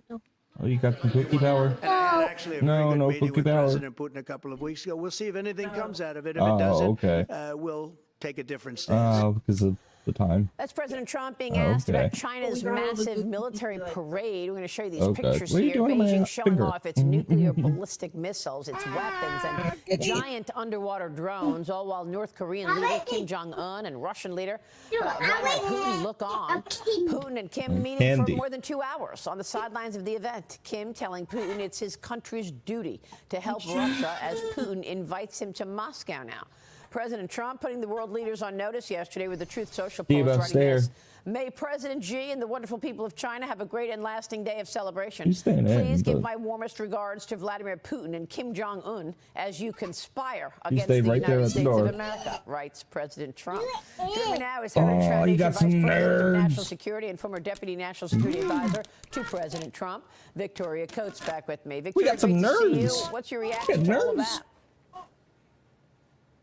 Well, good morning, Maria. President Trump made another point in that Truth Social post, which is that the people of China would probably be speaking Japanese if it weren't for the United States intervening in World War II. And so, yes, that was a victory day for China, but it was even more a victory day for the United States. So I think that needs to be taken into consideration. And then finally, I just say, the combined GDP of Russia and North Korea and China is not exactly dwarfing the United States. The United States at 30 billion is much greater than their about 20 billion. Toss in the UK and EU, which were both in the Oval Office 3 weeks ago with the president. That's over 50 billion. So I think that is the metric that I would take into consideration.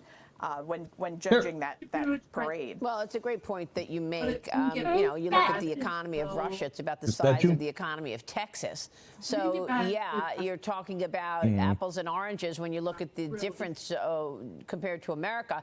But are you worried that you've got all of these adversaries sort of huddled? You know, whether it's Xi Jinping in China, Vladimir Putin in Russia, Kim Jong-un now. You've also got Iran leadership expected today to show up. I'm surprised Iran's still even dealing with Russia and China. Parade. Does it bother you that you've got adversaries against America right now teaming up?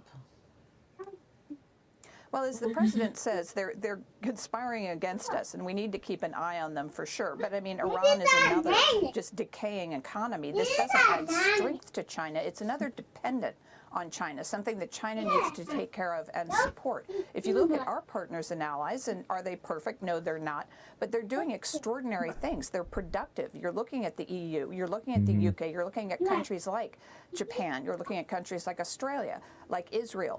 These are all great allies to the United States. They provide support to us, especially with President Trump's leadership, doing things like getting our NATO partners to cough up their proper percentage of GDP on defense. So I don't like it. It's not fun to watch, but at the same time, I think we can put up something much, much better.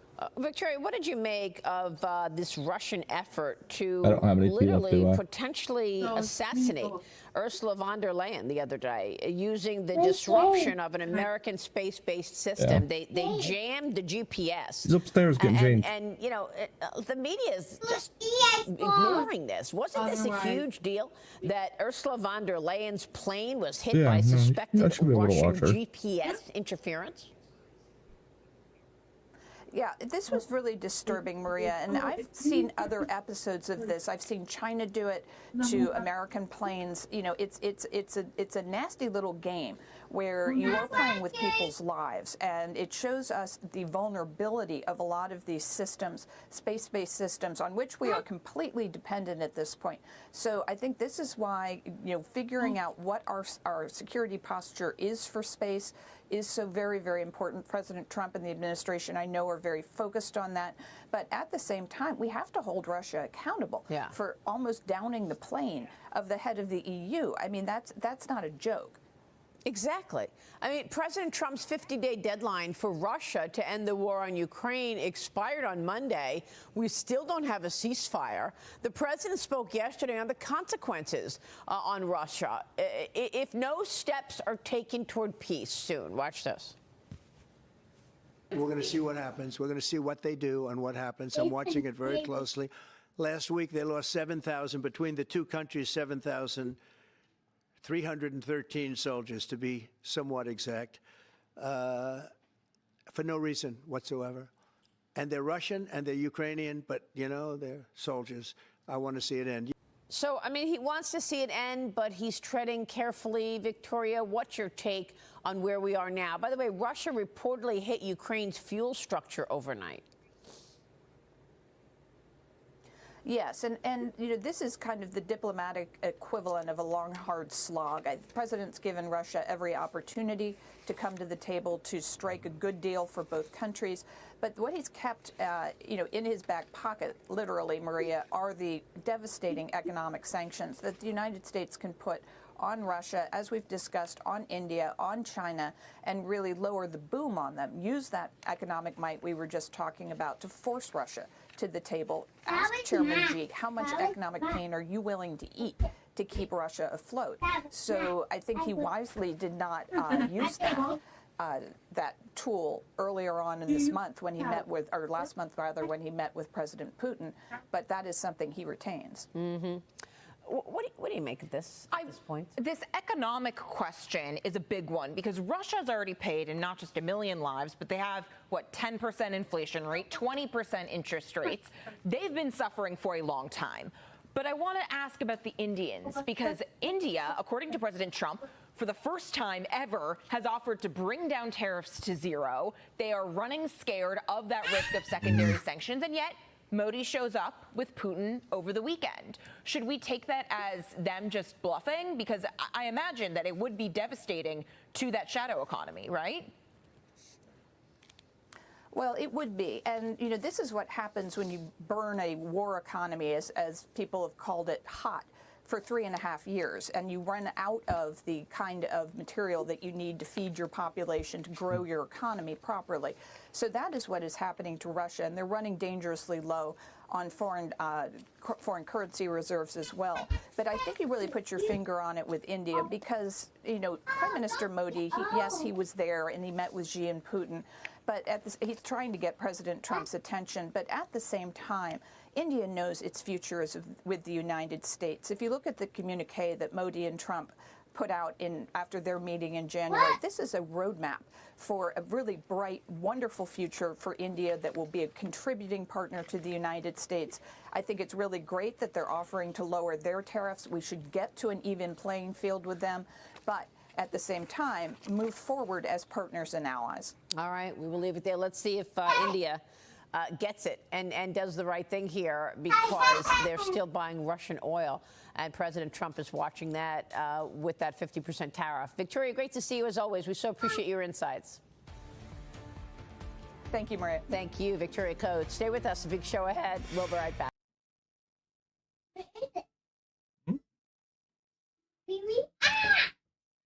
Let's see.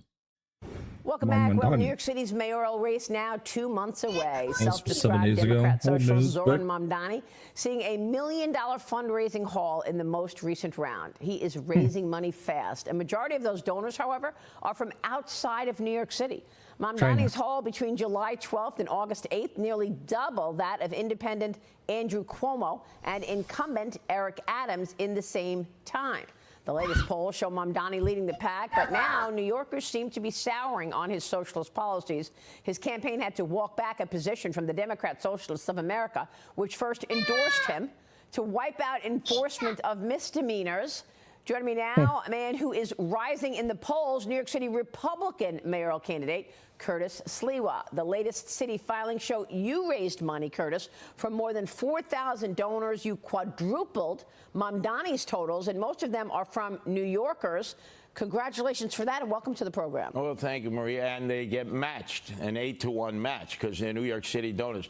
First off, I want to check to see on Zoran Mamdani's donors if, in fact, they're bringing in dark money from overseas.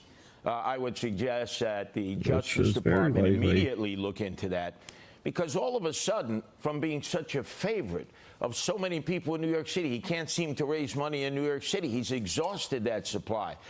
Why it makes sense that he would have not only Soros money, which we know he has, but maybe dark money. Let's investigate that. Let's find out if I am correct or if I am incorrect. But I have a feeling that's what's happening in this election cycle. Well, this is breaking news. You want an investigation be done about where that money came from. Correct. I may be wrong. I'd be more than happy to apologize. Well, it's interesting because somebody on the Cuomo team recently said to me they were shocked that he beat Cuomo in the primary. And they said one of the reasons is they shipped all of these people from outside New York to work on the campaign and get them to vote, because there's a law in New York that if you say you lived here for 30 days and you go to vote early, you actually can be counted. Oh, there's no question. In fact, you could be signed up to vote right on up to the first 10 days of early voting. Those are the rules and regulations. But so I they think can just ship outsiders in to vote? Well, yeah, they could temporarily come in and vote. How are you going to prove that, in fact, they're living at that residence? Nobody goes to prove. But I think with Cuomo, he bailed out on that election cycle. He mailed it in from the Hamptons. I'm in the streets every day and in the subways. There's blood flowing up in the Bronx. You're not seeing any of these candidates all weekend long. They were doing silly things, lifting weights, eating potato chips. I'm dealing with what is becoming the #1 issue: crime, public safety, and quality of life. I'm the expert in that field. These other 3 candidates have failed the public in that regard. Well, look, they're all talking about affordability and they're talking about public safety. You founded, the Guardian Angels and have seen this city go through different cycles. What is your solution? The solution is we got to get back to the basics. We got to let the police officers be police and restore qualified immunity. Most people say, what is qualified immunity? All civil servants are insured, including, as we've seen, Cuomo, who continues to get sued for sexual harassment. We as taxpayers pay those bills. Cops now can be personally sued for anything they do. And we don't have enough cops. We need at least 7,000 more cops. So that's why when all of a sudden Pam Bondi comes to New York City and says to our police commissioner, Jessica Tisch, you know, we can assist you. And Jessica Tisch says, no, it's an anomaly. It's a perception of crime. No. Crime is rising. And the other way you actually address affordability, none of the candidates talk about this. You slash the taxes, the income tax, the corporate tax, the property taxes. You have congestion pricing right here, which is covered in this area where you broadcast from. It is destroying businesses all up and down the corridor. It's another tax, speed cameras, higher sewage rates, water rates, electricity rates. You are basically being taxed from the cradle to the grave and being driven out of New York City. I want people to improve and not move. And from the cradle to the grave. That's a good slogan. Being taxed from the cradle to the grave. Yeah. Only one way you're going to get them to stay, if you put money in their pocket, so they can actually spend it and fuel the economy here. So, Curtis, your priorities are ensuring that you get this city back to being safe and cutting taxes.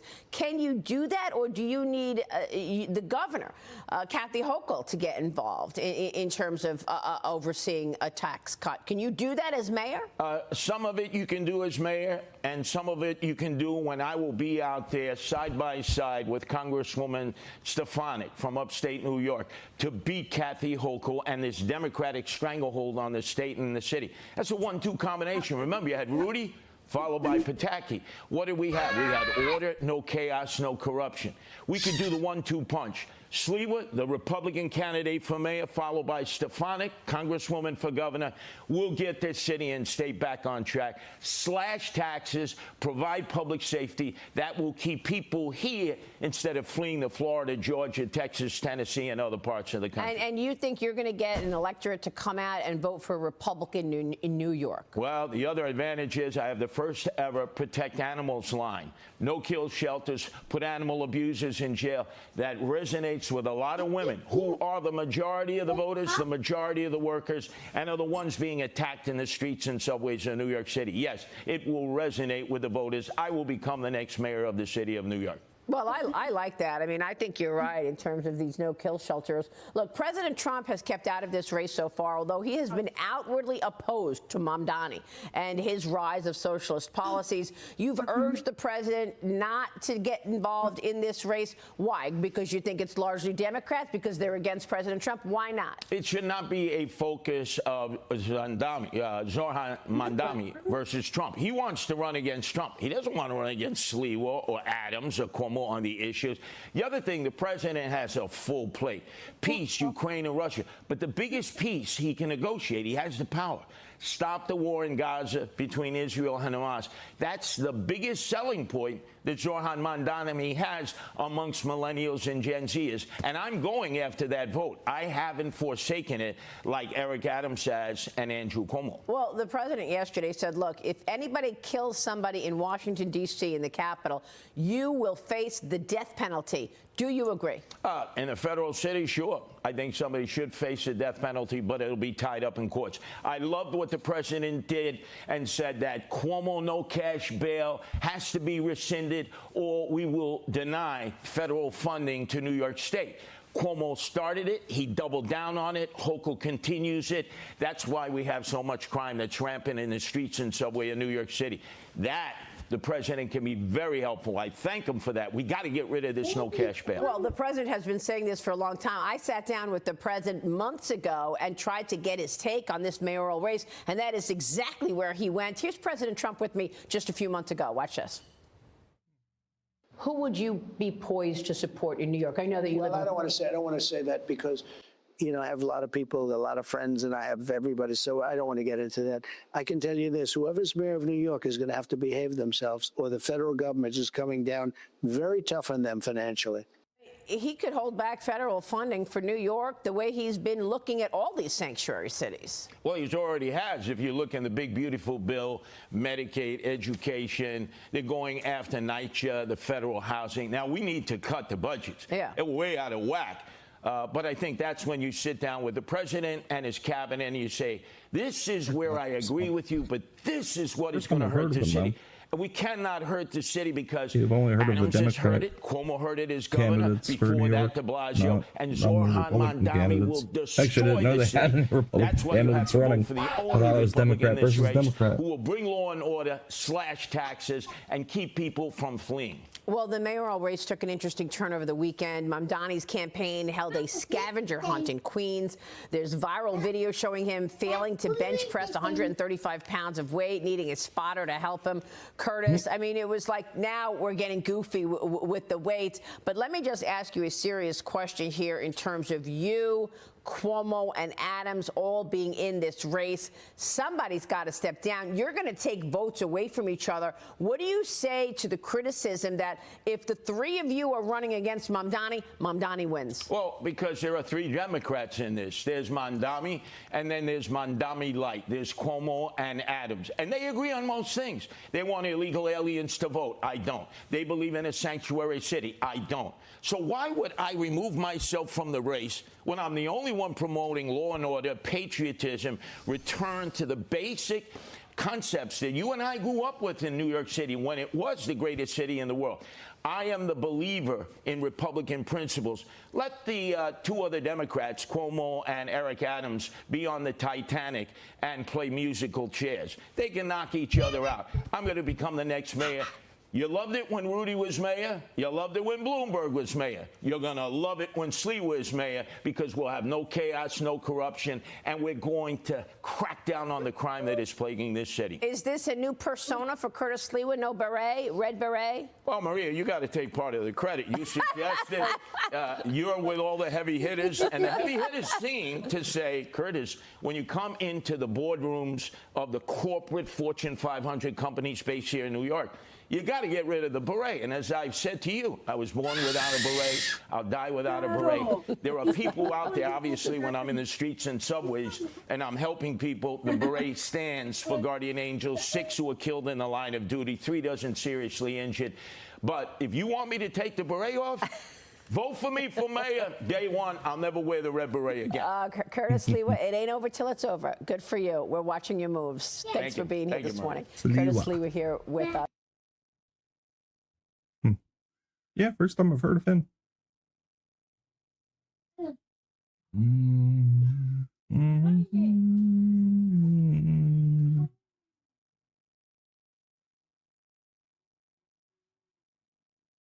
I don't stop talking. Don't stop.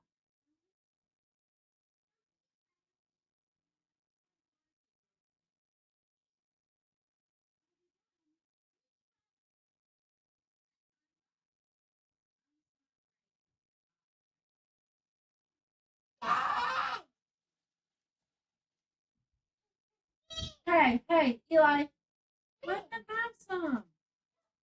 They aren't just for you, and if you act like that, I'm taking the bag. Keep some. What? Not kids on a date? So Democrats are kicking off their summer meeting in the city of Minneapolis, but amidst the party's struggles on multiple fronts, the focus was on launching attacks against President Trump and the MAGA base. And let's just say it got off to a less than smooth start. Take a listen. Good morning. Good morning, Democrats. We need more. Paul, I need more sound. Good morning. Good morning, Democrats. Very energetic start there. Joining us now is former Speaker of the House, Kevin McCarthy. Mr. Speaker, always good to see you. Thanks for coming on. Good to see you. So Democrats obviously are still trying to find their footing and what their message is going to be after the 2024 election. Right now, it still seems to be just resist Donald Trump. Take a listen. Yeah, I hate Donald Trump. Everything Orange Man does is one bad. side, led by a dictator-in-chief, who's decided to throw these values into the dustbin of history. That this administration is whipping up these unnecessary crises to distract from the real world. Think of how easy it would be to be a damn Republican. What should I wear today? This stupid freaking red hat. What should I say today? I don't know. Just make sure it's cruel. Who do we listen to? That guy. Oh, the felon in the White House? Yeah, listen to him and that will be fine. Is rolling out Tim Walz what the base wants right now? No, Tim Walz is a reject. Tim had him lose, and this is what they're coming back to. And then the part you didn't play is they started out apologizing for being an American, but that this is not our land. The land acknowledgement. Yes. Yeah. Every time I think they're going to right the ship, they go backwards a little further. They're further down today than they were with the election. I think if the election was reheld today, President Trump would win by a bigger margin.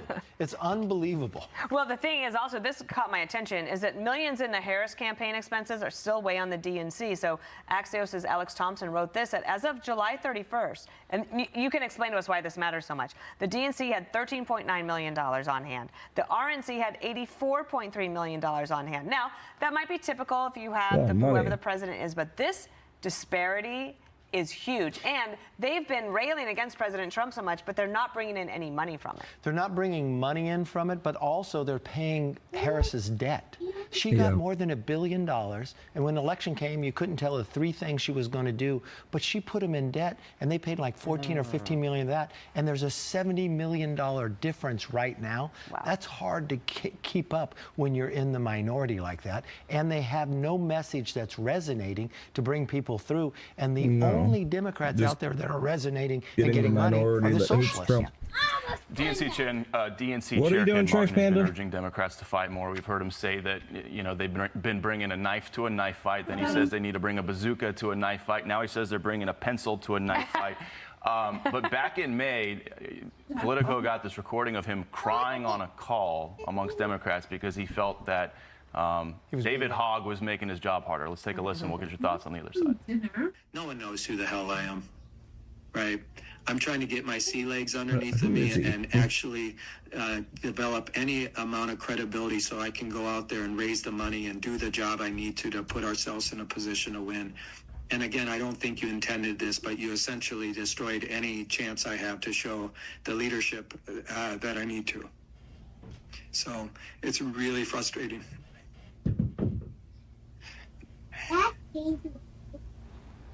Sounds a little emotional there at the end. They got rid of the wrong person. He should have resigned if he felt that way. He's the leader, and he's crying, nobody knows me, and you said I can't now do my job. And all they've done is fight internally and remove a young person. He may disagree with them, but they eliminated extra voices. This is what they've done to fail themselves, that they pick who their nominee is instead of allowing them to have a normal primary. The number one thing they should do, change what they have been doing. Stop putting the losers out front. I'd change their current leadership. Hakeem can't make a decision. The new leader is going to be this new socialist mayor. And what I would go out there and do and be authentic. If he thinks he's not the leader, then let somebody else who really wants to be the leader lead them, because otherwise they're going nowhere and they're paying off the debt from the last person who only ran for 107 days. So November of 26 might seem like a long way for some people, but to me, it's like the Democrats are running out of time to get themselves righted for a really good showing at the midterm. Am I wrong? Yes, every day they're losing ground. They're lower percentage-wise they've been, and this should be a good year for them, and they're doing everything wrong. Kamala Harris is not paying off her debt. She's trying to go do a book tour and leaving it to the DNC, and they're $70 million behind. Look, as a Republican, great job. Keep it up. But is there anything the Republicans should be worried about or concerned about or be thinking about in terms of the midterms and the Democrats at this moment? I would, because on an off-presidential year, it's usually concerning. The one thing about Republicans that they should know, President Trump had an excellent election. Republicans did not. They should have won more seats. They lost. In a time where he won the popular vote. The last time a Republican has done that, a popular vote, has been 36 years. You should have been able to surf during that time. You should have won seats instead of losing seats. Yeah, and then you wouldn't need to redistrict, maybe. Exactly. All right, Kevin McCarthy, thanks for being here. Good to see you. I'm Steve Ducey. I'm Brian Kilmeade. And I'm Ainsley Earhart. And click here to Anything else happening?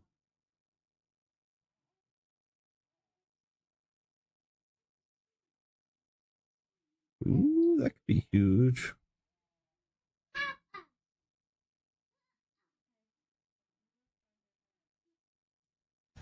Welcome back. The House Oversight Committee will pick up its investigation into Joe Biden's mental fitness this week and the use of the auto pen. Former White House Deputy Assistant Andrew Bates will sit down for an interview on Friday. Also testifying this month, former White House Press Secretary Karine Jean-Pierre, along with former White House Chief of Staff Jeff Zients. Joining me right now with a status check of his investigation is the chairman of the House Oversight Committee, Kentucky Congressman James Comer. Mr. Chairman, good to see you. Thank you so much for being here. Good morning, Maria. What are you expecting to hear out of Friday's interview, and can you give us a status check on where you are in this investigation? Yeah, well, these are the last 3 that we have scheduled transcribed interviews for. We may expand it, but thus far we're going to have interviewed close to a dozen former Biden staffers, high-level staffers. I mean, these are from chiefs of staff, the White House spokespeople, and what we're trying to determine is whether or not Joe Biden had any idea who was using that auto pen and what was being signed with his name on that auto pen. And thus far, Maria, we haven't gotten a lot of evidence that would suggest he had any clue as to what was going on. And the reason this investigation is important is because all of these pardons, the thousands of pardons that were signed with the auto pen, as well as the legal documents like the executive orders that were signed with the auto pen, these are all in question now. And I think that this investigation will go a long way in determining whether or not President Trump and the courts can declare all of those pardons and executive orders null and void. So do you have a sense of what was going on in the Joe Biden White House while he was seeing his memory decline and his overall health decline? Is that what you have taken away from this? Doctor didn't do a very good job because they didn't catch his cancer very quickly. We had the doctor, and they should Dr. have. O'Connor. We asked him a simple question: were you ever told to lie about President Joe Biden's health? And he pled the Fifth Amendment. I mean, he couldn't even answer that question. So we brought in a lot of people that we know used the auto pen. They were the ones who physically put the documents and hit the power button to sign Joe Biden's name. And they never saw Joe Biden. The president never said, here, sign my name on this auto pen or whatever. So we're trying to find who that person was that started this chain of events that resulted in documents being signed with the auto pen. We had Ian Sams, who was a huge critic of me during the Biden investigation, who was a huge critic of the Hur report, who would go on TV constantly and say he spoke with Joe Biden and Joe Biden's at the top of his game. He said under oath he only spoke, physically met with Joe Biden, looked him in the eye, spoke to Joe Biden 2 times over a 2-year period. But yet he would go out almost on a daily basis and imply to the world that, yeah, I've been with President Biden and he's at the top of his game. So there was clearly a cover-up of Joe Biden's mental decline. What we're trying to get down to is the specific instances when Joe Biden's signature was used on the auto pen. And just last week, Maria, there was a letter that surfaced from the Department of Justice, from the Merrick Garland Department of Justice to the White House saying, look, you can't use that auto pen on legal documents. So they were warned from their own Department of Justice about overusing that auto pen, yet they continued to do it. Unbelievable. So, I mean, when you look at what has taken place here, do you see criminality? Is there anything we need to know that we're not aware of in terms of criminality? Probably. I don't know about criminality, but I will tell you this. If documents were signed using Joe Biden's signature and Joe Biden had no idea what was being signed, had no knowledge of the person who was using the auto pen to forge his signature, then I think those documents that were signed, and we're talking about thousands. We're talking about thousands of pardons and many executive orders that are being used to hurt Donald Trump in court right now. A lot of those executive orders in the lame duck period were to Trump-proof this administration. So I think that, you know, what we're focused on are the legal documents used with the auto pen and whether or not Joe Biden knew what was going on. Thus far, I haven't seen anything that would suggest that he did. I want to move on, but this is my final question on this subject. So are you saying that there is a chance that those documents, whether it's an executive order which hits policy and impacts American people, or whether it's the pardons, are they not legitimate? I haven't seen anything that would suggest that they were. I think they're in peril right now. And I think that these last 3 witnesses that we're bringing in for transcribed interviews, they better produce some hard evidence to make everyone on the Oversight Committee think that Joe Biden knew exactly what was going on, or else I think that all the pardons and executive orders, especially the ones during the last 4 or 5 months of the Biden administration, I think they're all in peril. So then it could be that the pardoning of, for example, Dr. Anthony Fauci is not legitimate. Exactly. That's correct. Okay. Because this could lead you into all sorts of other investigations. Absolutely. I mean, you know, the fact that there's a letter from the Merrick Garland Department of Justice to the White House saying, you know, you can't use the autopin on legal documents, and they continued to do it thousands of times after that, like they were in a mad dash going out the door, what some people would say, burning it down on the way out. I think that that's even more evidence that would suggest that the overuse of that autopin probably wasn't the best legal route for the Biden administration to go. Wow, that is incredible. All right, let me move on to President Trump confirming that he will deploy the National Guard troops to Chicago soon to crack down on crime. Illinois Governor J.B. Pritzker is saying there's no crime emergency, and he's vowing to fight the president every step of the way, even though 8 people were killed, murdered just this last weekend. At least 50 others were wounded in shootings over the Chicago Labor Day weekend. Mr. Chairman, your committee is planning to advance several bills next month to back the president's federal takeover of Washington, D.C. What's next? Well, I think we're seeing great success here in Washington, D.C. At the very least, we're seeing it is possible to control crime in these cities with runaway crime. You just have to get serious about it. President Trump's serious about it, and I'll have to brag on Mayor Bowser. She hasn't done anything to obstruct President Trump's effort to put the National Guard on the ground here to eliminate essentially all the massive crime that we had in this city. I think that can be replicated in other cities. I don't take pleasure in having to send the National Guard into cities to control crime, but what we've got is runaway crime. And people like Pritzker and other liberals that live in... All right, let's get to the gameplay today. Enough news. Enough news. I'm going to take my medicine too here for the afternoon.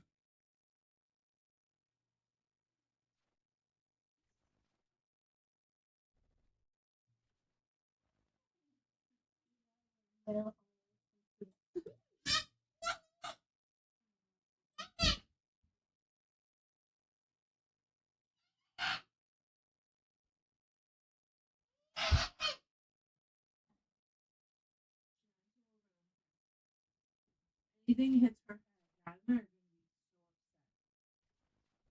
everyone would be so upset.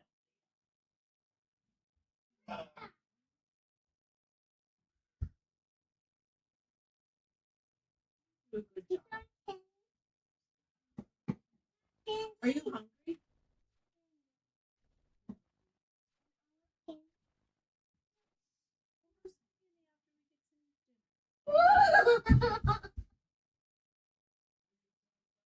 That just and you're like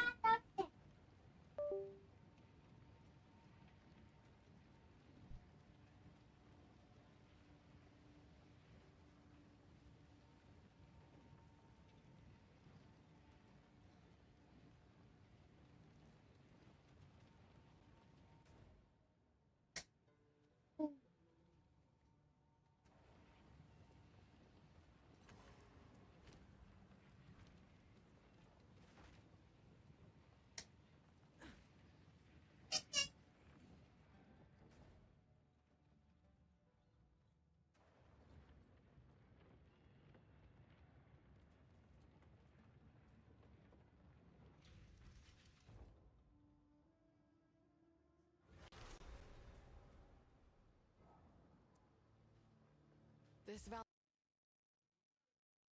neither.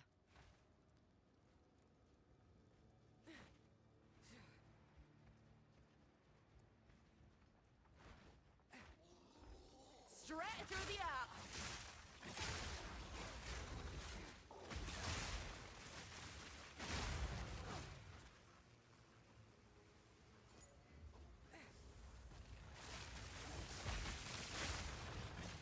Bring it on.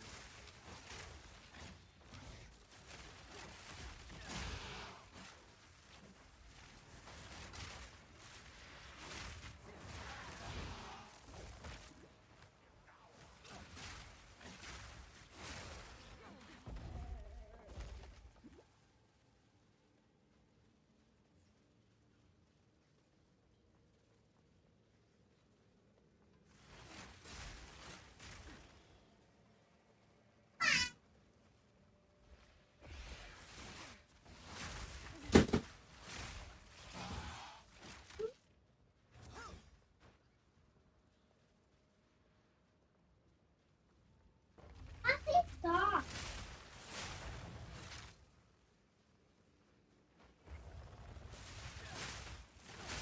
A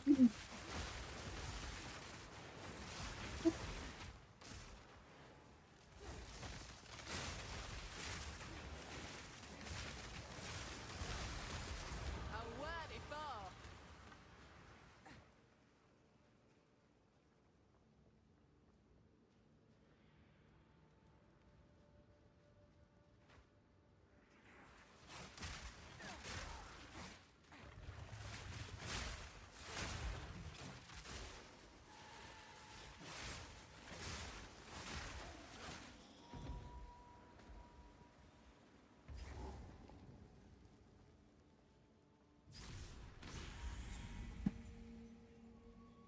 Oh my word.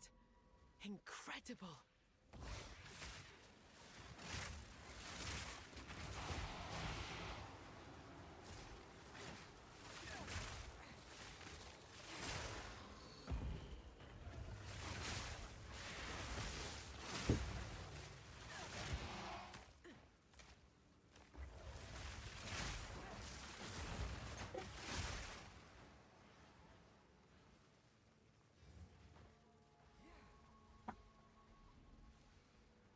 Wow, this is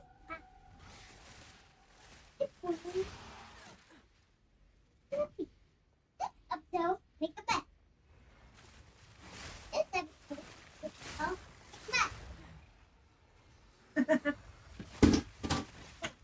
This one's all about. Episode, make a bet. Lightning strike twice.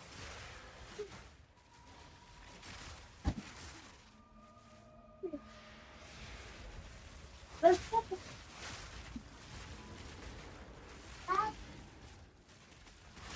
that is it. How does that work? No.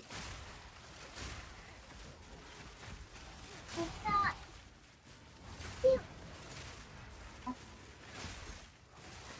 I can't go common limit. No. A clean kill. Common limit. Ooh. Whoa! Out of there. Out of there. Oh, no, I'm being. Oh. When is he? Pop. This almost had it. Almost so it. All right. No. Oh, my God. No. Stop. What? Stop.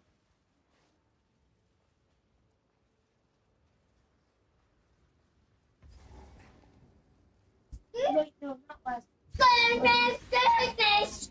Last goals. Goals.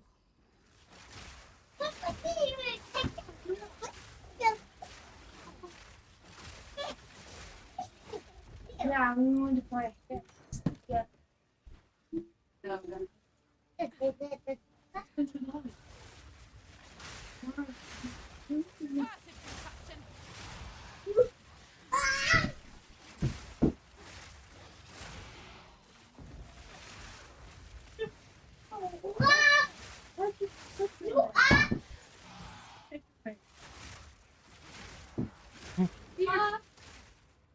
Come on.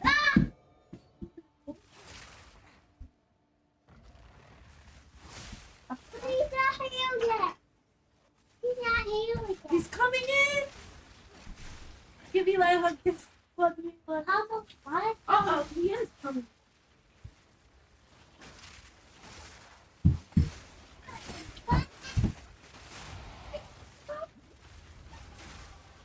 Oh.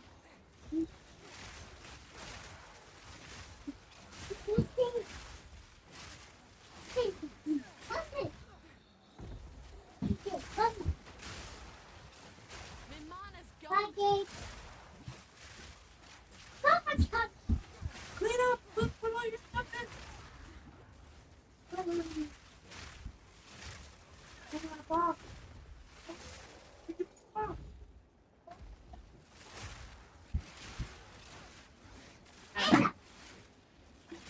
Yeah. Hey. He did get out.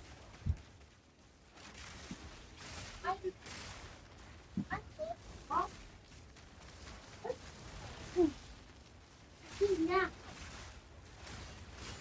I'm so coming. Oh. Bye-bye, just like it. Oh, let me pop that car. Oh. You pop it not here. Well.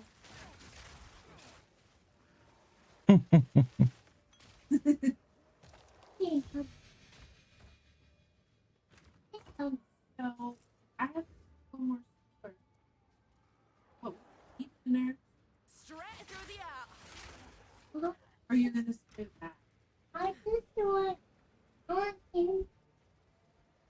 Oh, you're gonna after you dinner, I'll give you a piece.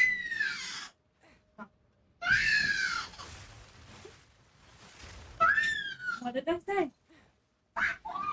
Okay, perfect. You should think you want. Oh.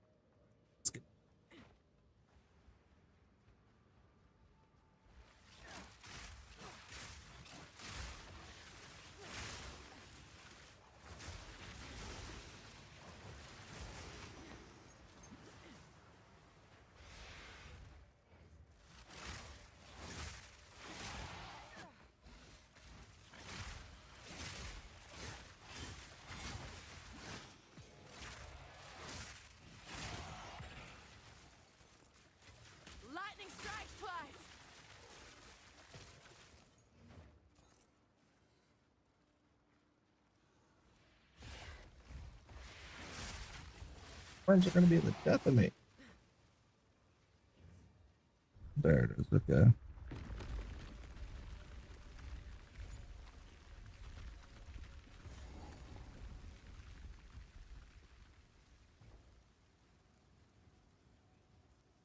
Into Titan's Grotto. All right, meds are done.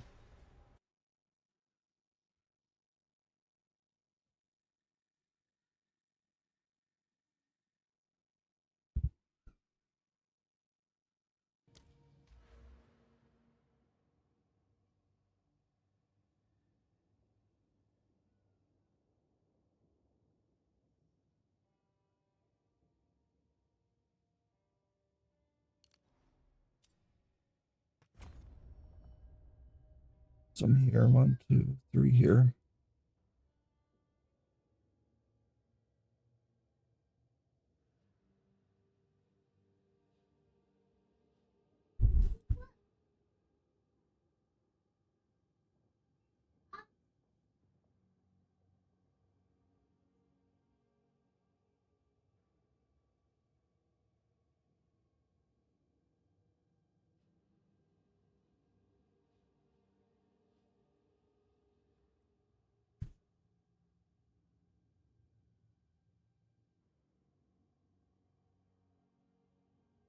We're just gonna go up to this tree. That's it. And then we'll keep going up here. Hit this, I think.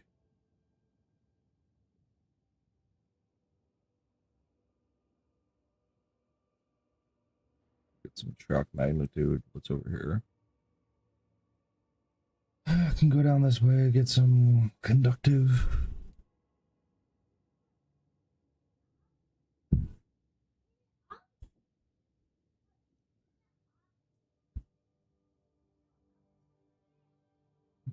I'll go here, then go over here, and then go over here. Hit the spears. Tree, of course.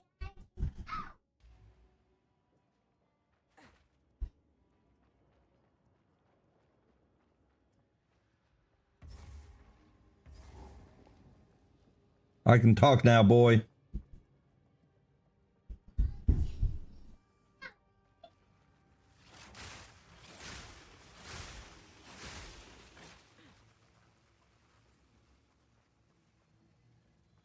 And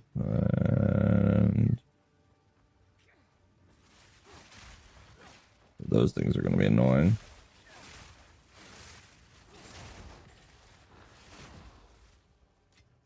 Oh, I got a skill.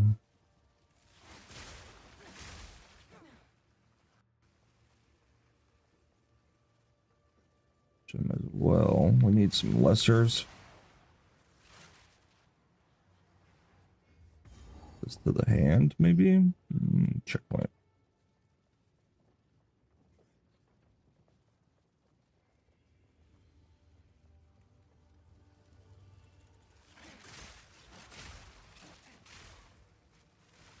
Lightning strikes twice.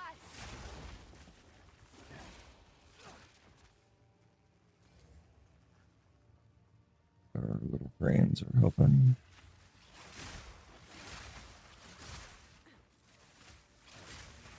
Spiders here. They're going right between them, huh?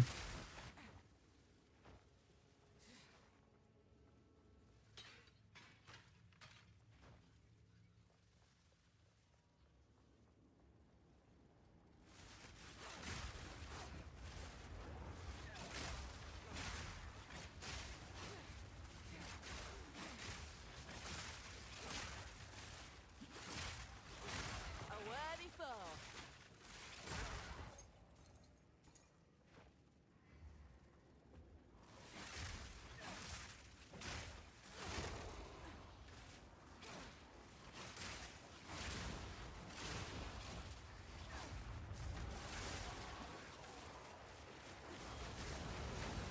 Gosh. Oh gosh. Oh gosh. Oh, is that nutso-ness?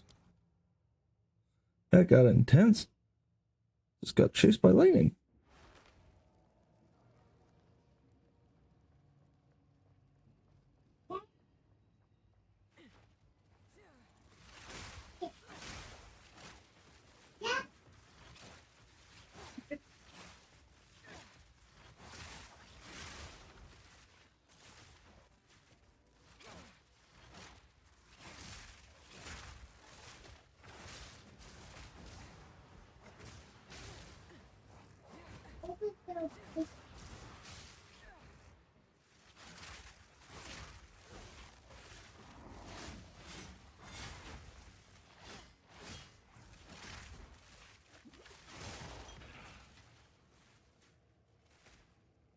And a flask, okay.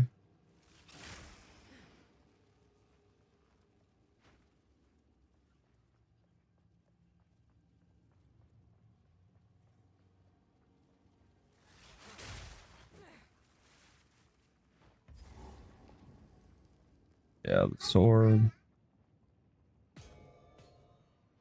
I didn't know you could click on it and get something.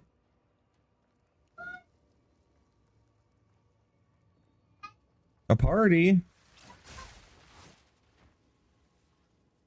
Ah, our party, the picture. What are you doing up there? Lightning strikes twice.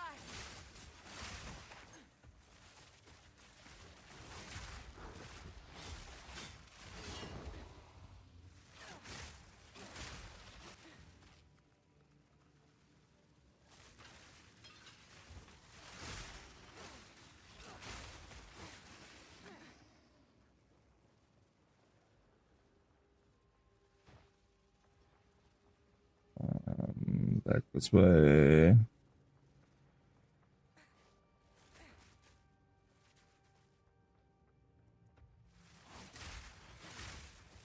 Three.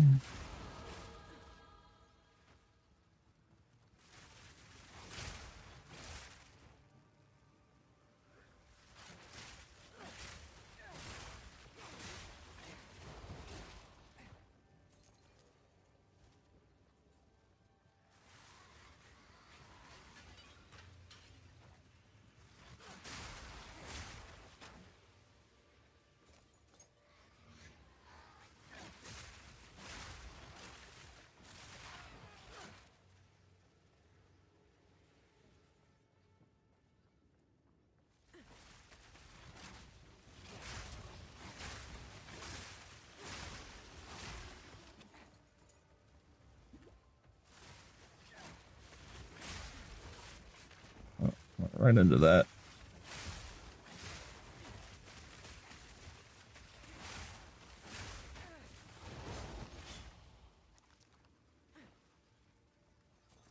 Heart of the storm.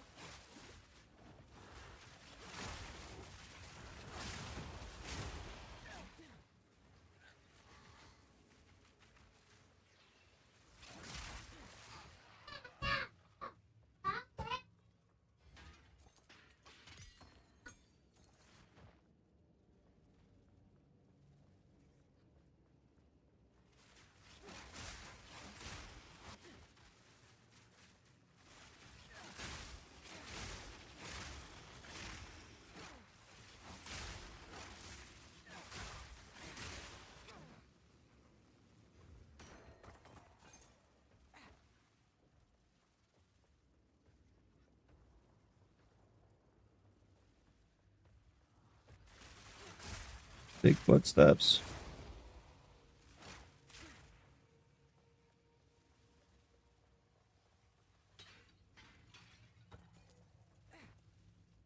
Yeah. What? Dragon pieces? What dragon pieces do we have, buddy? I think they're okay. Why? Are they still on the printer or on the dryer thing? Where are they at? Okay, that's definitely the boss fight. We'll do that in a second.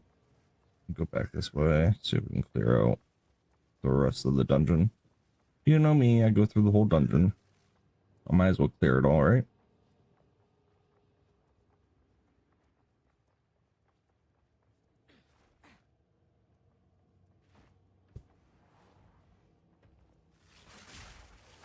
It's a minion.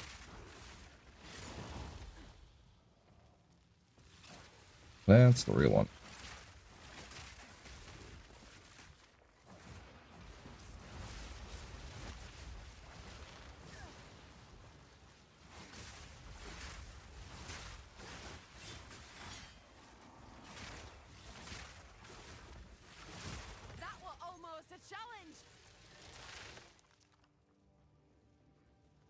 Just admitted it was a challenge. That's a dead end. Are there any pots up here? No.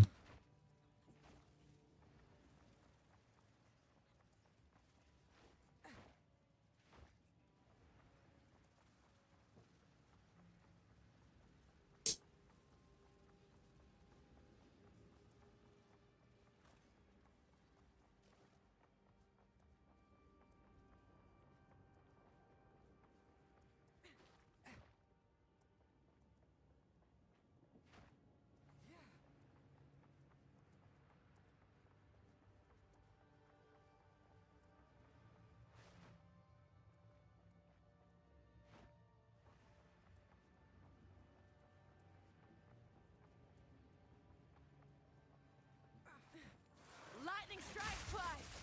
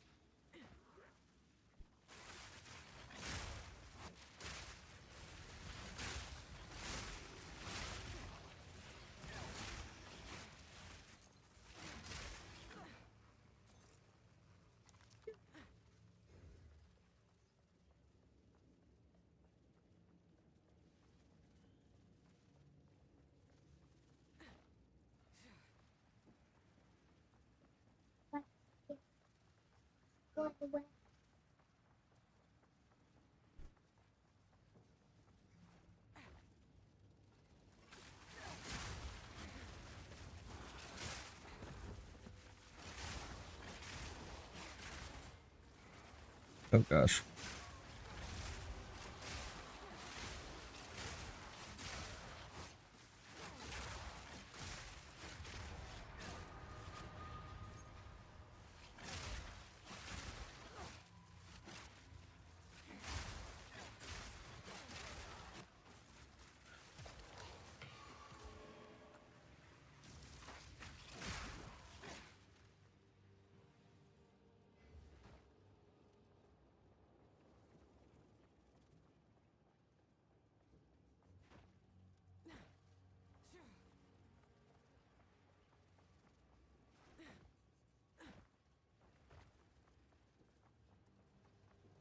I love the run button.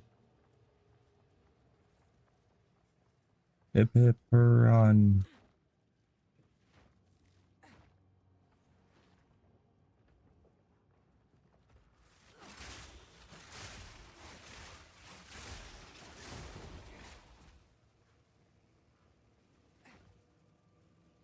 Okay, now we're at the beginning. There should be some mobs over here that I didn't clear up. So died from the missile thing, which is new. Oh geesh, oof, I must not have.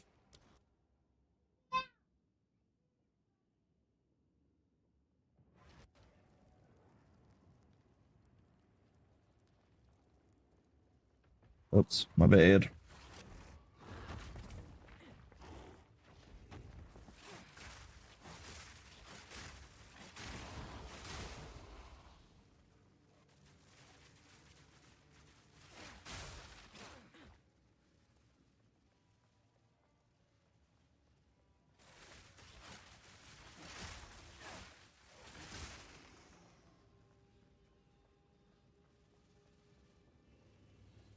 Straight through the eye.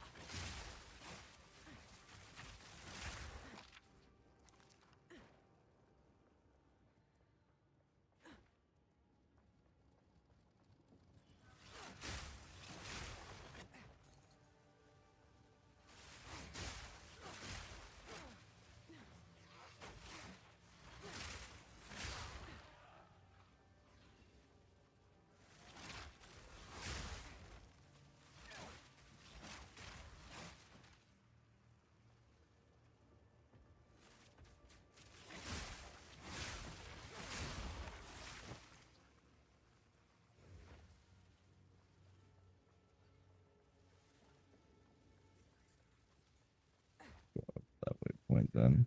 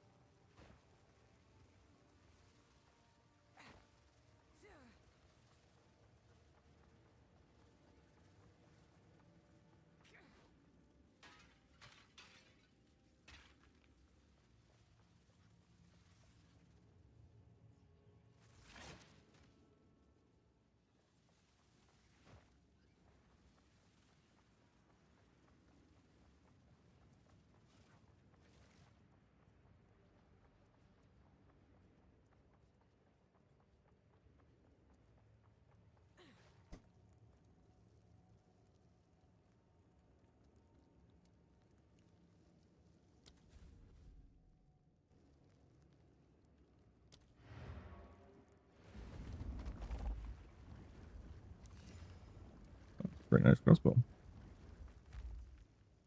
Go get everything I need. Broken down.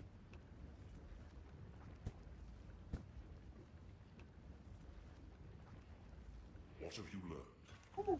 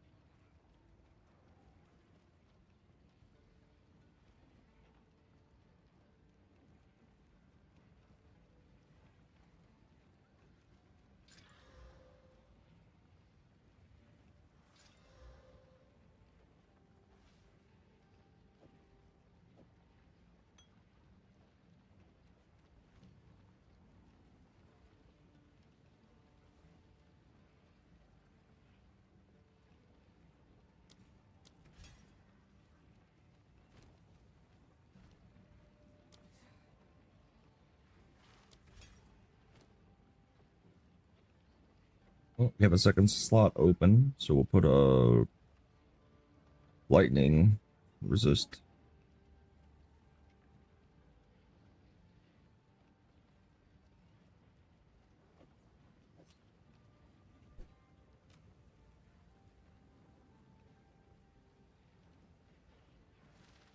There.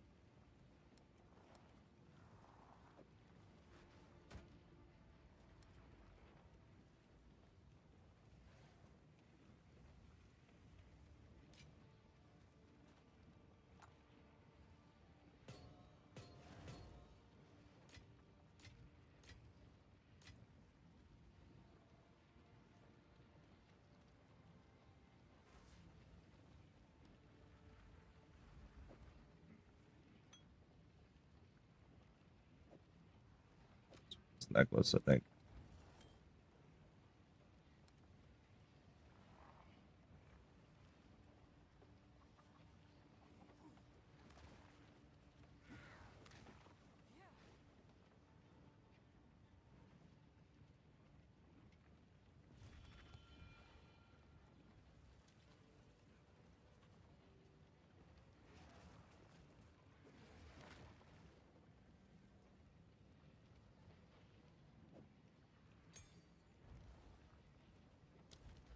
I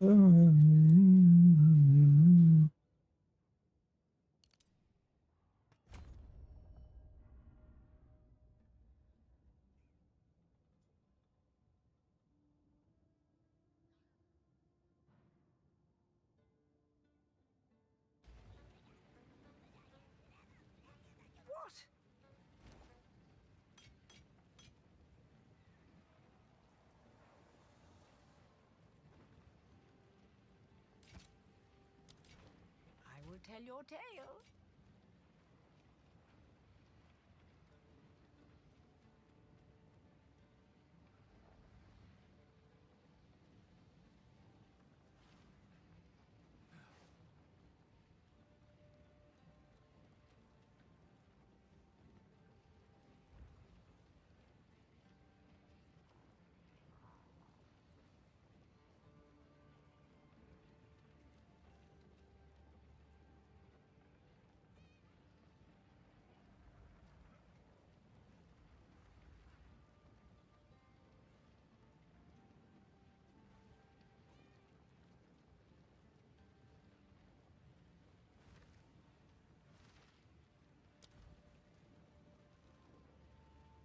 Young one, take your time.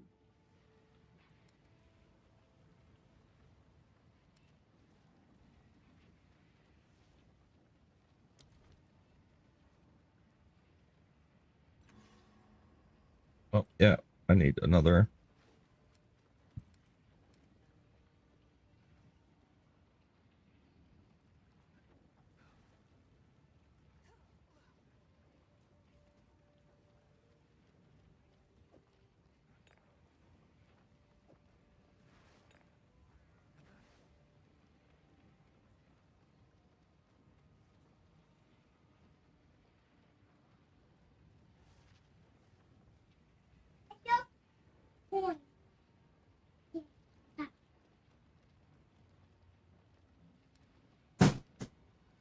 You okay?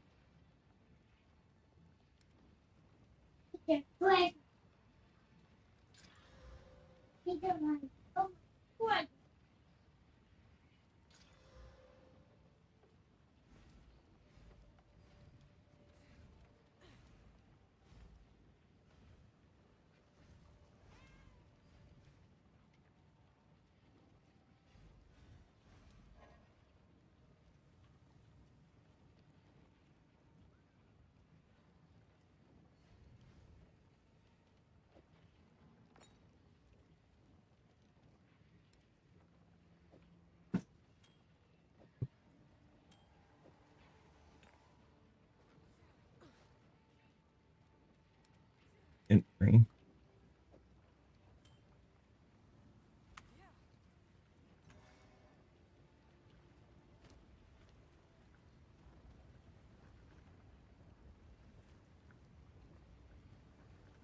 Let's see if we can fight this thing.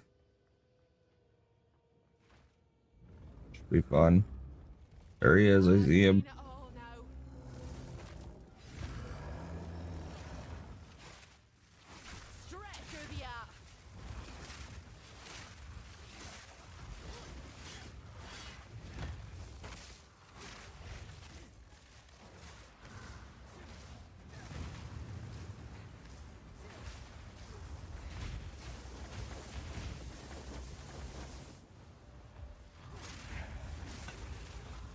Oh, thank you.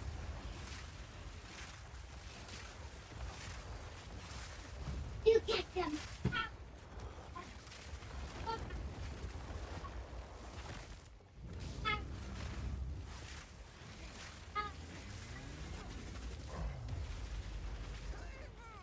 Ooh, all right? That's not a safe area anymore.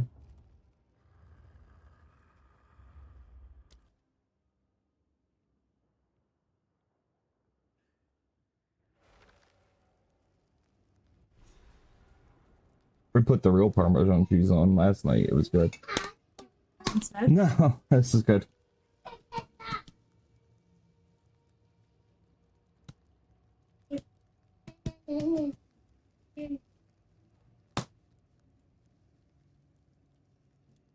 Alright, we got wrecked by that guy.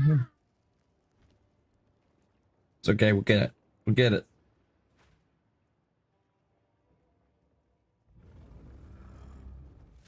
I've seen it all now.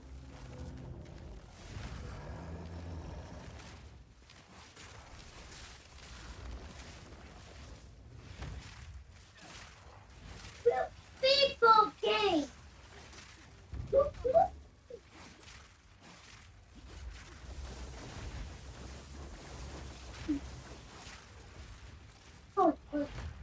Lightning strikes twice.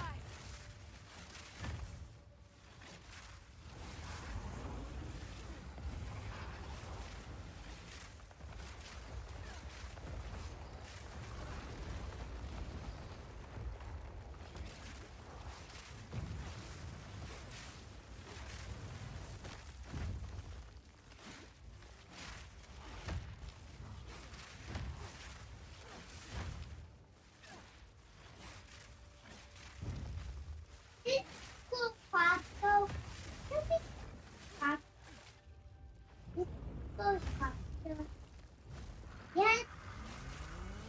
Good. You want to play this?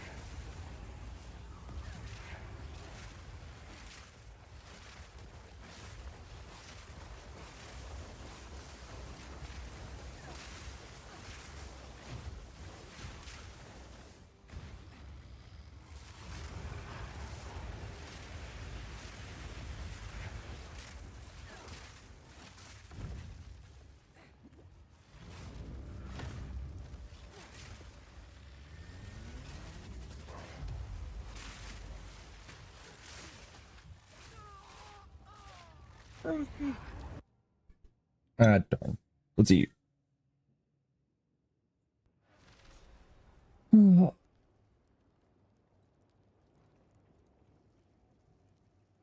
I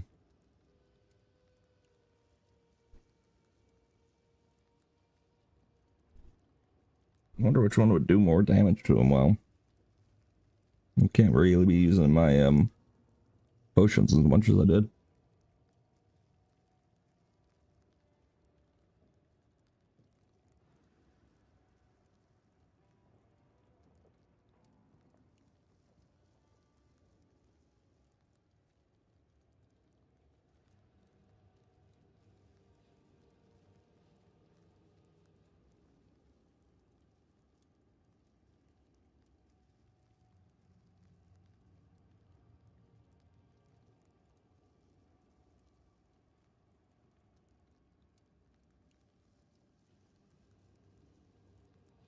See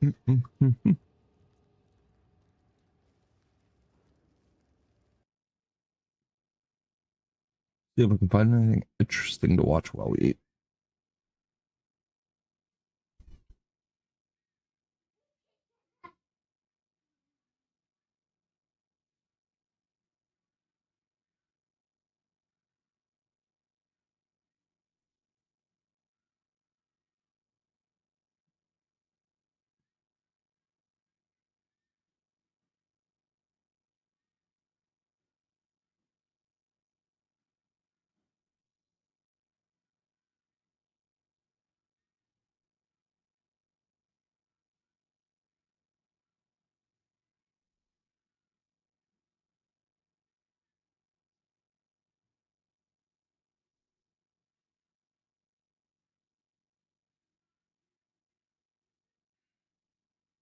So even under Islam, totally acceptable to have the desire.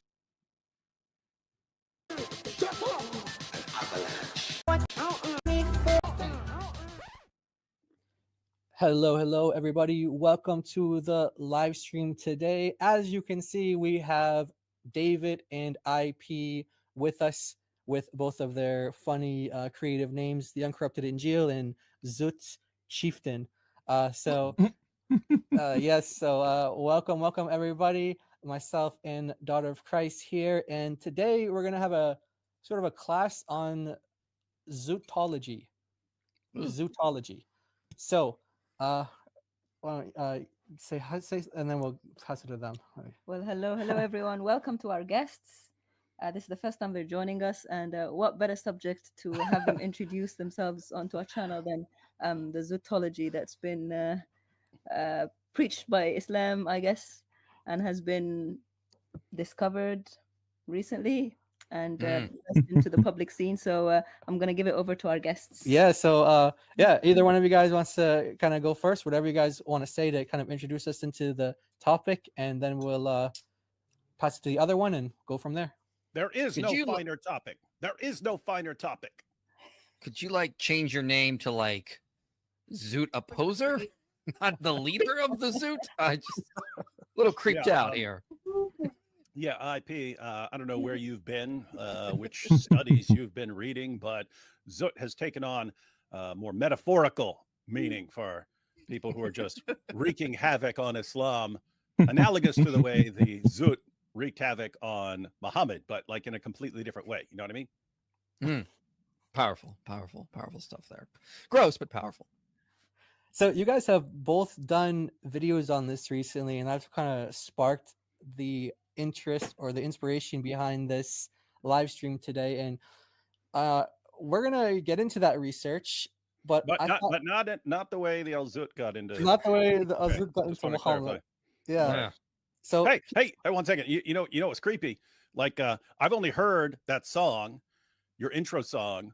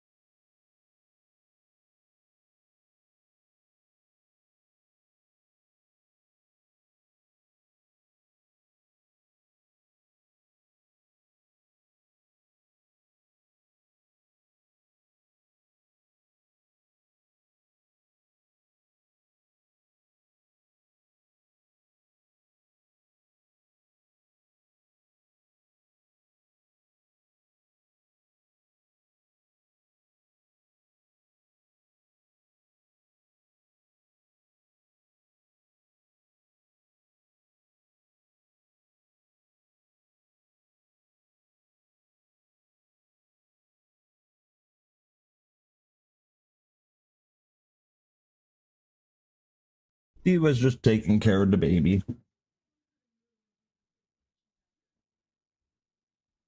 Yeah. Yeah, I don't think Diva would. Diva's having no problem with that baby being right there. She hasn't even like come out like when you guys are out there. Other than when like I get up or Eli gets up. Yeah, well, I would be threatened by Eli too. Hey, you're supposed to be at the table eating. You got some good cheese bread. Fork now, before it gets dirty. Get up with your hands. Stop being a goofball. Yeah. Goofball. Goofball, goofball. All right. Like 1,000 times. And then the clip of Asadullah Ali saying, one of the most concerning things is boys and girls. And like, even though I've heard that a million times, after reading all this crap about what's been going on with kids in the Muslim world for all these centuries, like, even though I've heard that 1,000 times, I was still like, oh, he's about to talk about doing something with kids, pervert. Because I don't know, it's just weird. Yeah, it just comes to you now. It's like, oh, okay, so people might not know. I'm gonna put this up on the screen right here, and let's see how you guys look. Okay, you guys are okay. Okay, now I'm gonna put it on the screen. So check this out. Here's a hadith. Maybe people don't know anything about azut. Okay, maybe they don't know. So there's a hadith in Abu Bukhari, narrated by Ibn Abbas. Yeah, it says the Prophet said, "I saw Moses, Jesus, and Abraham on the night of my ascension to the heavens. Jesus was of red complexion, curly hair, and broad chest. Moses was of brown complexion, straight hair, and tall, as if he were from the people of Al-Zut." So this guy obsessed with the Zoot. He just brings him up randomly. Yeah, he really likes the Al-Zoot people.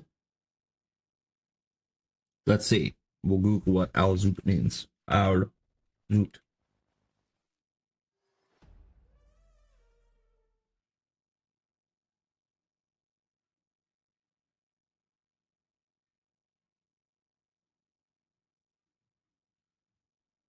From the Zoot tribe of Zats. They had migrated from Mesopotamia several centuries ago. They supplied mercenary soldiers for the Umayyad and Abbasid Caliphate. These soldiers would settle in nowadays Iraq and marry amongst local Arab women, thus forming the Azut tribe known as Banu Azut.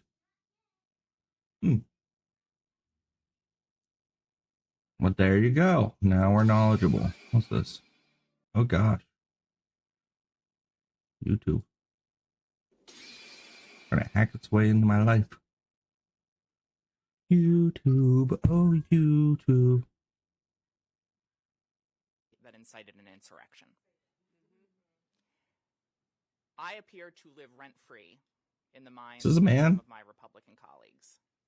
I wish that they would spend even a fraction of the time that they spend thinking about me, thinking about how to lower the costs for American families. I wish they would spend a fraction of the time that they spend thinking about gas is down, grocery prices are semi down, or at least of cat, hopefully. In order to prove that government can't work. They are obsessed with culture war issues. The Republican Party is obsessed with culture war issues. It is weird and it is bizarre. And the American people deserve serious legislators, serious. No, I don't want to reply. I only do with the reply for that.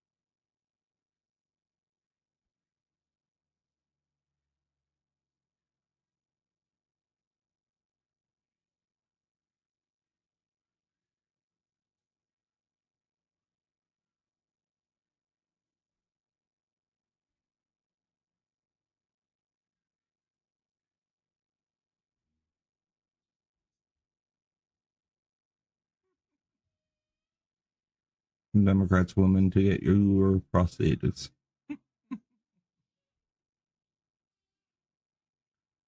Yeah, exactly. Turn it back on God. Decide that you make yourself in your own image, live a life of self-worship, and adopt a new name in the process. Who else did this? Satan. Mm-hmm.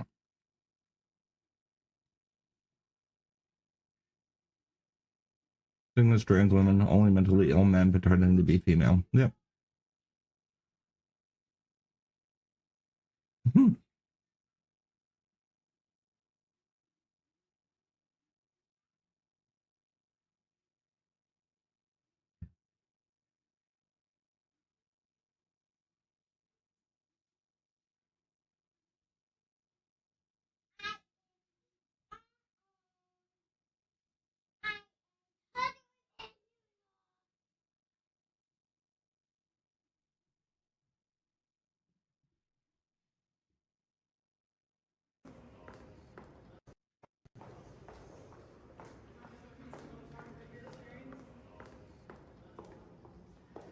This is like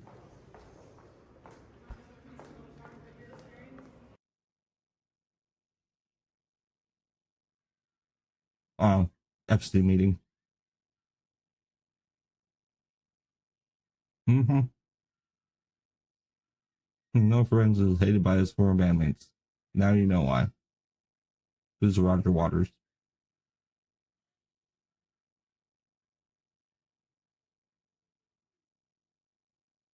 He has no neck.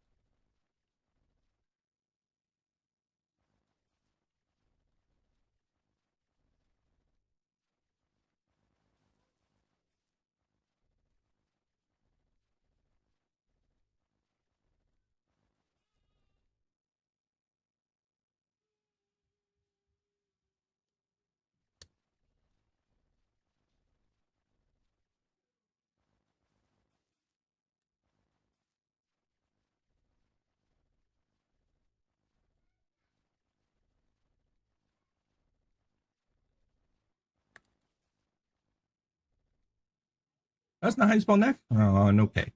Neck.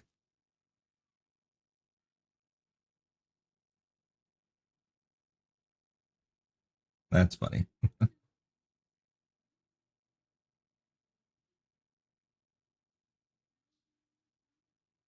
All right. Let's try this exciting boss.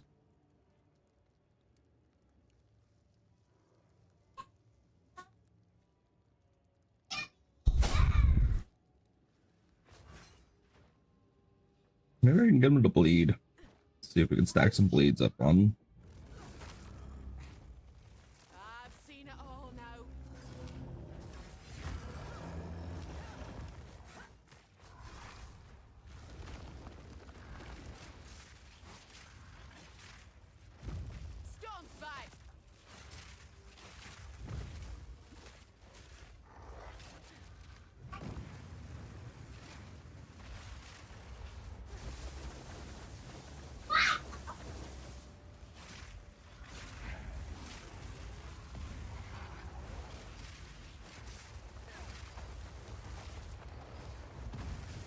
Ow.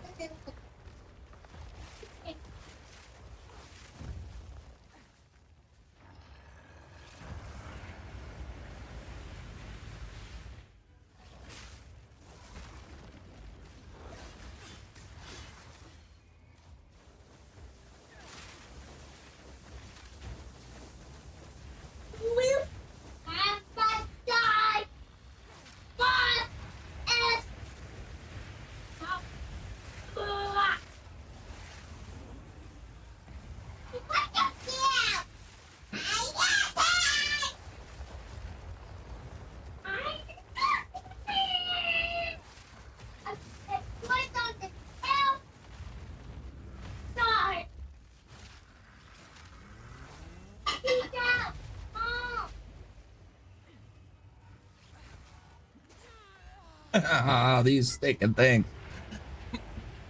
I see where I gotta hide now, behind that knife.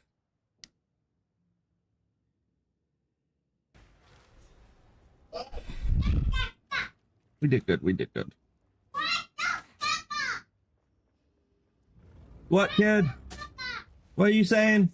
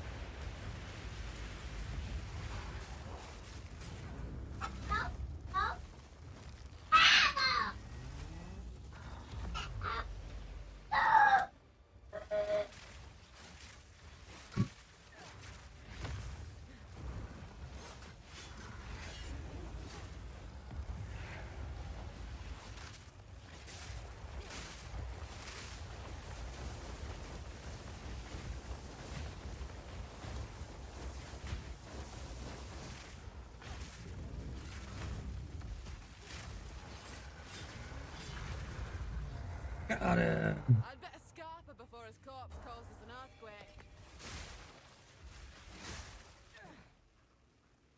Order staff. A little gem for a big brute. Reckon it's mine now. Ah, that was intense. We beat him though. We beat him. That's who I'd die on in hardcore for sure. If not the wolf guy. I mean, I beat him in the first go, but still, he was always tough. This rule imprint. It'll take him if my fingers were. The Maraketh honor me. Now to prove I'm worthy of it. I will tell your tale. I will tell your tale. Oh, what did I get? What support jumps can I do?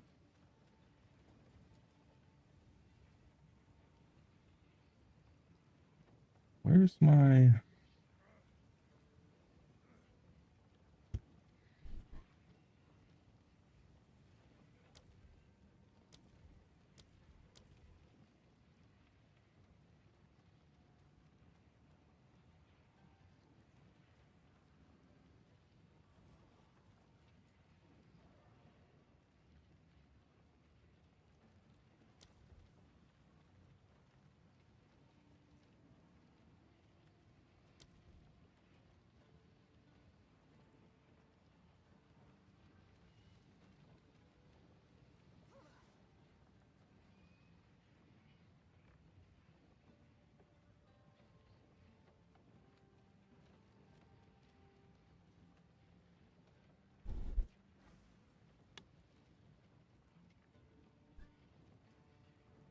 Thank you.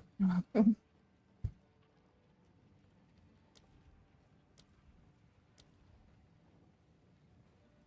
yeah, a little bit.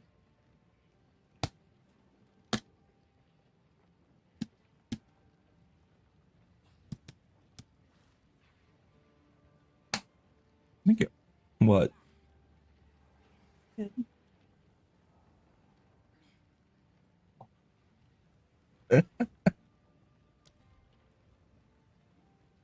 Eli.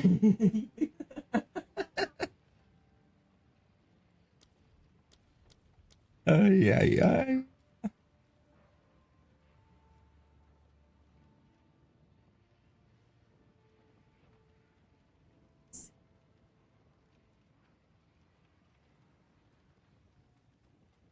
Guess I could use cadence, but I really want to see if I can. What can I put for this one?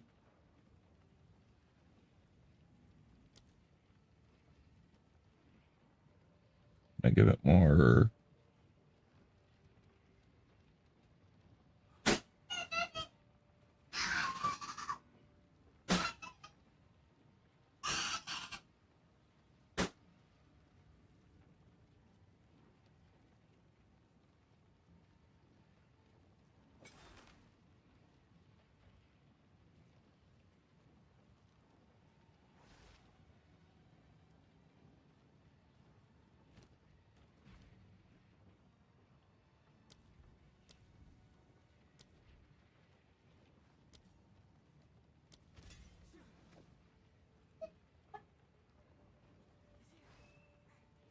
I need a little more strength.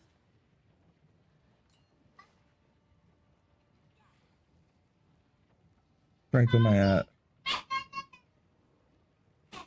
Need 2 more points of strength. Okay, so we'll take away 1 point of dexterity and put it into strength.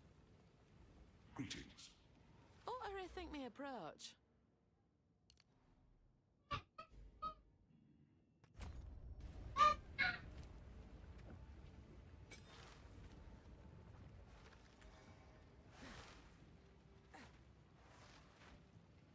Makakan, think carefully.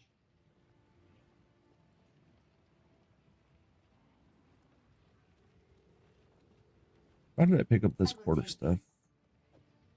That is something. I'm built up.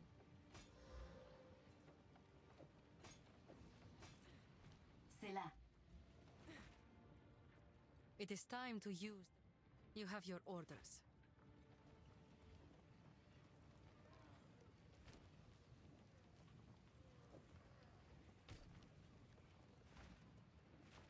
We have to go.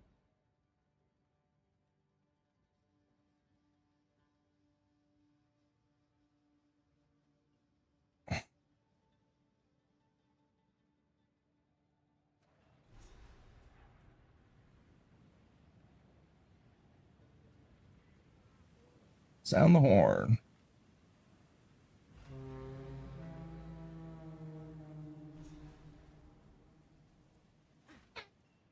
Nout between us now, John and Ra.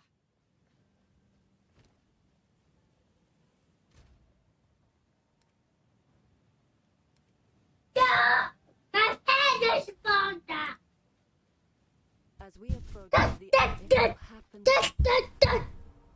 as we approach the others, What are you doing?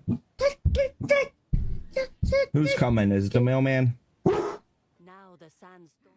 I reckon we adore those Marrakech prove Zarka holds when Risu has proved publicly. To be honest, I expected. Does the she was her reward, Jingle. Hey. Goodbye. I am hesitant to allow you access to Sacred Deshar, but better a single Jingak than an army of spiteful enemies. Our city of the dead must be protected, no matter the cost. Move swiftly.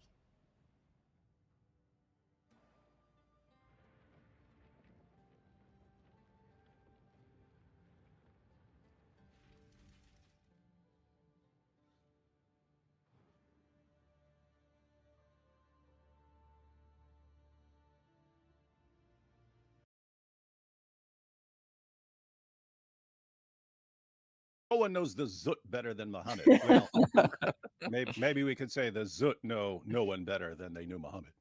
Yeah.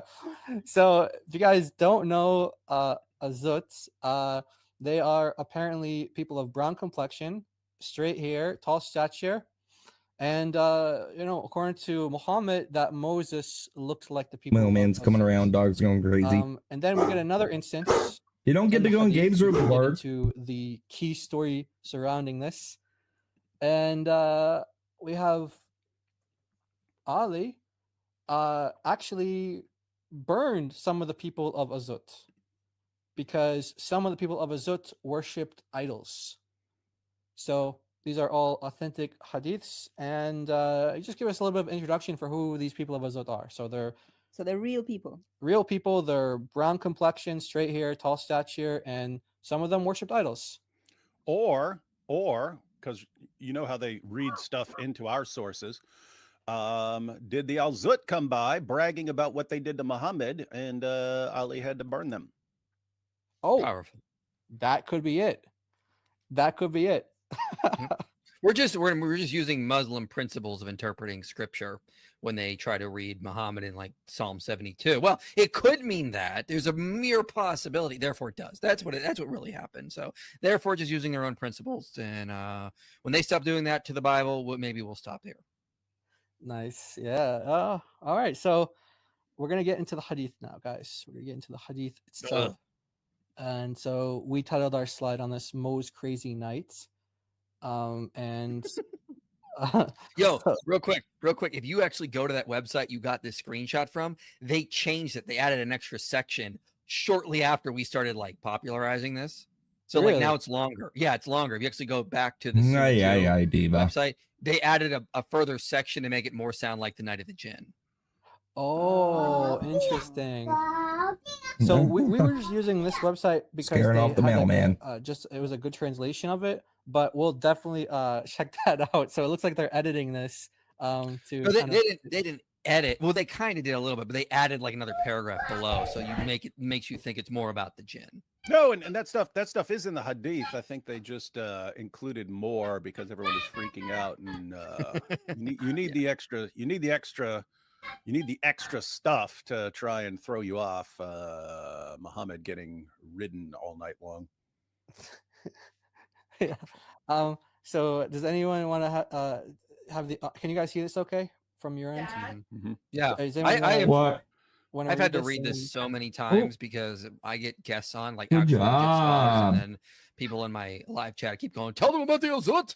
And so we have to get their reaction to this. So like I've had to like tell this to like David Falk and Stephen Boyce and Joel Correcco, and they're all like, what's going on? Like, so you don't say, hey, wait a minute, isn't that interesting that you can popularize a story and then everyone, it becomes like a private language of among the in-group, but then they bring it up in other contexts, allowing endless opportunities to share the story.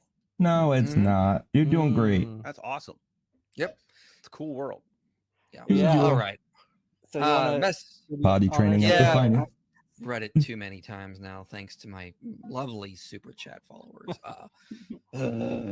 Abdullah related, the messenger of Allah sent for me, so we set out until I reached such and such a place, and he traced a line for me and told me, stay between the two edges of this. Can get a prize Don't if you go go on the outside of potty. it. If you go outside of it, it's over for you. For the rest of the week. And so I stayed there, and the messenger of Allah Nope, not for trying. off a stone's throw away, or a little further. We're actually going. He, the narrator, mentioned a group of male members, i.e. men, who looked like the Zut people.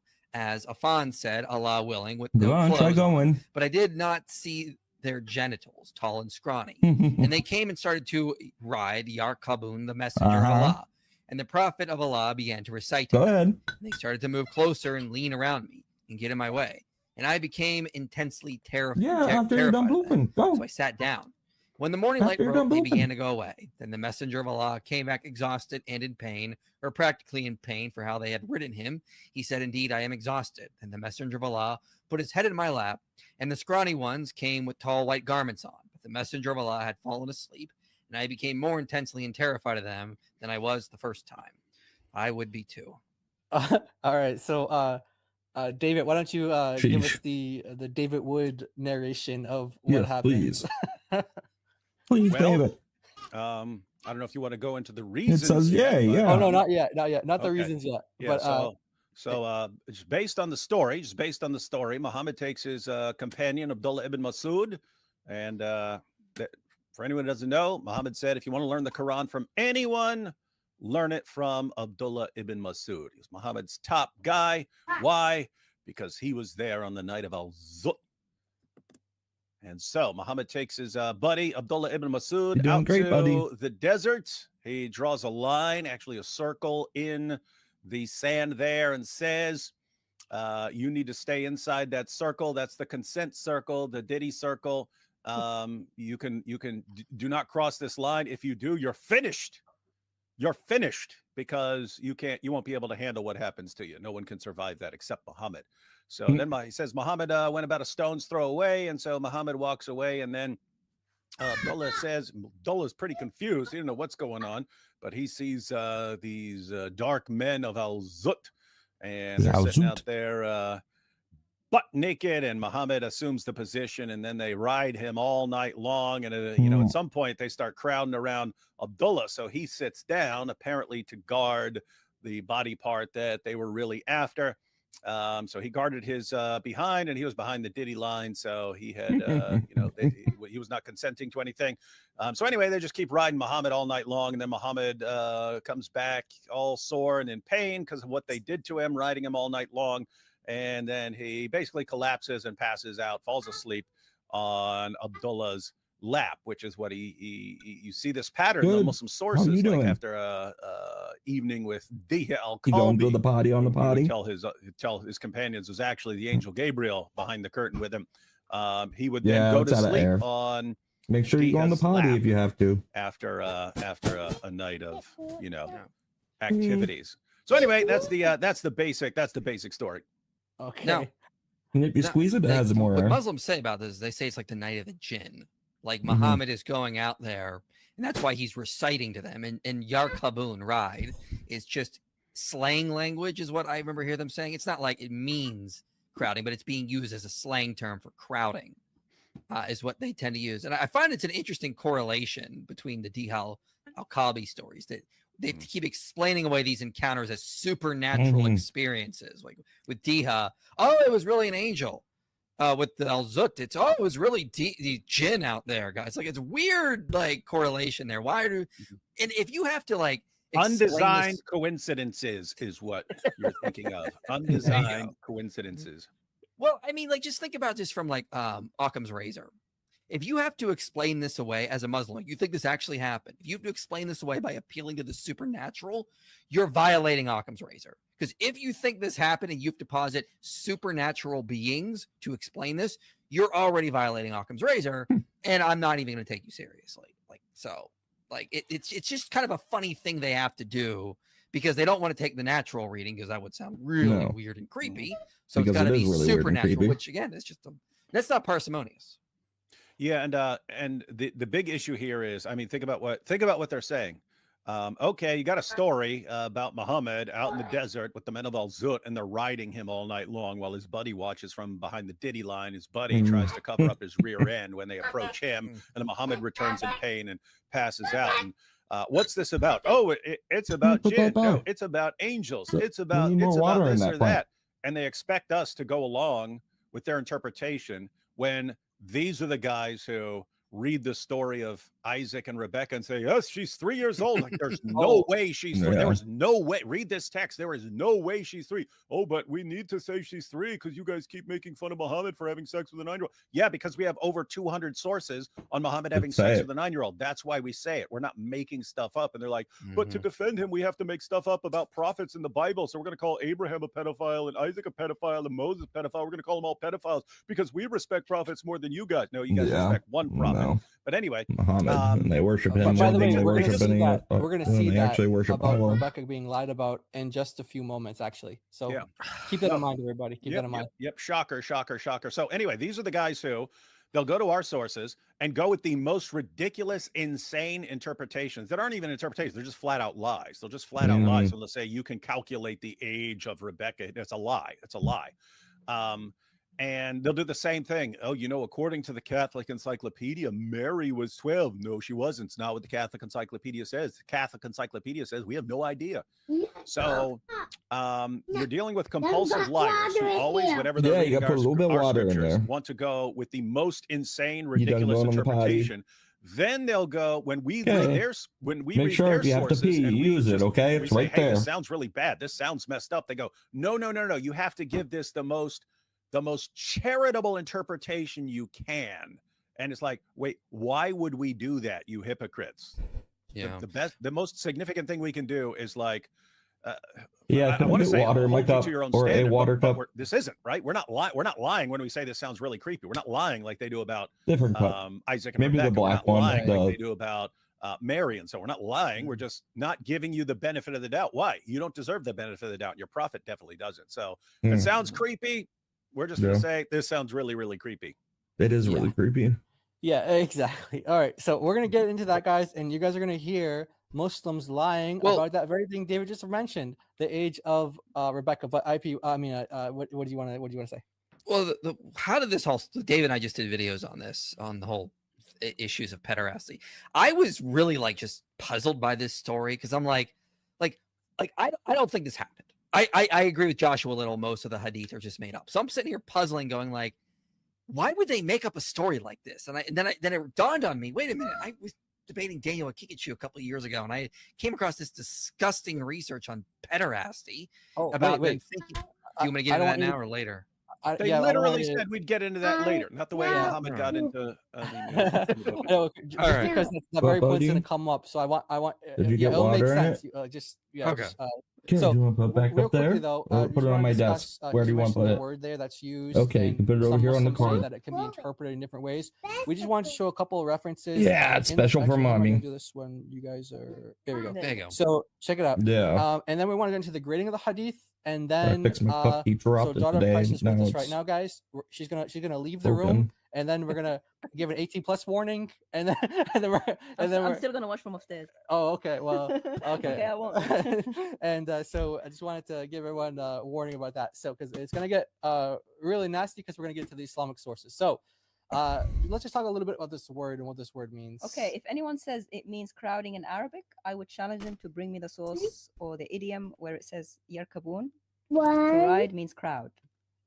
They will find it very difficult. Mhm. But we have from the Quran that ride actually means exactly what it is. For example, animal. Mommy said no. Okay. Here the same word, Thank you. yarkabun, which is you. I'm gonna you try to ride. glue this back together. It's talking about ships, as in riding a ship, like a boat, Oh, or you're right. animals, when you mount them. So it means mount or ride. Well, And is again, that Surah how 40, verse to- 79. No, you says, did enough. You "Litarkabu," broke so it. that you may ride. And it's talking about horses, mules, and donkeys to ride. Surah 16, verse 8. The same word. You goof. All right. Chill. Now, just real quick, we'll get into the grading, Please. and then we will give our 18+ warning. He's So one. let's You go. hate There's a dragon let's see, the friend. grading Mhm. is So here we've Well, got right here. this Sorry. is so here funny. we've got the screenshot from the PDF of Musnad al-Imam Ahmad ibn Hanbal, and we've got gradings of lots of scholars who actually said it was good. For example, here in the underlined version, it says the remainder of the men, meaning the men who narrated it, are trustworthy. They are the men of the two sheikhs, meaning Sheikh Bukhari and Muslim, except for one person called Abi Tamima. And Al-Bukhari recorded it in his book At-Tarikh al-Saghir, volume 1, page 203. And the Tirmidhi said that the hadith is Hasan Gharib, which means a good grading. Hasan Gharib, that word Gharib means strange, but it actually means stronger than just if it was Hasan. As you guys can see Got a on the long slum tail? up right here, when At-Tirmidhi says Hasan Gharib, that's actually stronger than just a hadith that's Hasan by itself. So go back What to do you that mean? How did I slide. print that by So myself? The At-Tirmidhi, 3D really printer important, guys, printed that. because Muslims are going to come to you, and there are a bunch of scholars who say that it's Yeah, weak. the 3D But printer we're pointing out robot the did it. ones who say that it's actually authentic. So you're gonna have to do a pick and choose then as to which one. But there are enough that say it's authentic, like At-Tirmidhi and Bukhari cited it, and even they say about the men of At-Tirmidhi, they say are trustworthy, men of the Sahih, meaning men who narrate authentic hadiths. But they say except for one man called Ja'far ibn Maymun, 7, 8, Ahmad 9, weakened 10, Ja'far 11, as well as 12, Ibn Ma'in 13, and Nasa'i and 14, Uqayli. They all 15, weakened this man 16, Ja'far. But the same man 18, Ibn Ma'in 19, says in another 20, place that Ja'far is valid. 22, 23, 24, So this is 25, the schizophrenia we think. 27, In one 28, place he says this man 29, is good, 30. and another place he says is weak, and this man is the only exception in the chain. But Tirmidhi took the whole thing and said it was Hasan, Gharib, which means good. And again, Al-Haythami here mentioned it in Majma'. He said that Tirmidhi narrated this hadith concisely, and also Ahmad narrated it, of course, because we got this is from Imam Ahmad here. And his men are the men of the Sahih, the authentic chain hadith, except this one man called Amr al-Bikali. So they do this except for one man. But of course, that man, Amr al-Bikali, is mentioned by someone called Al-Ajli, and he said he's trustworthy. So the exceptions, the men that are exceptions, are actually cited as trustworthy by other people. So you never get a straight answer. This is the religion of accept, and this is the very trustworthy science of hadith that Yasser Qadi was talking about. You have one scholar saying this guy's not trustworthy, another one saying, oh, actually he is. This one saying he's not, this one saying he is. So you have to do scholar for $1, pick and choose. But at the end of the day, you do have Muslim scholars who say this is authentic, and this is not the only one. Yeah. So and sometimes you get the same person saying in one place this man is good, and another place he isn't. And we just got one more source that we want to show, and then we're going to get into the video. This one is, we didn't translate this one because there's only one little sentence we wanted to show, and it's the very bottom here where it says that the isnad is sahih, it's authentic, and this is the whole story of Azut right here. Yep. So this is, we even highlighted the parts. So here's the word arzut, here is the word yarkabun, which means to ride, and this is where Muhammad is in pain from the riding.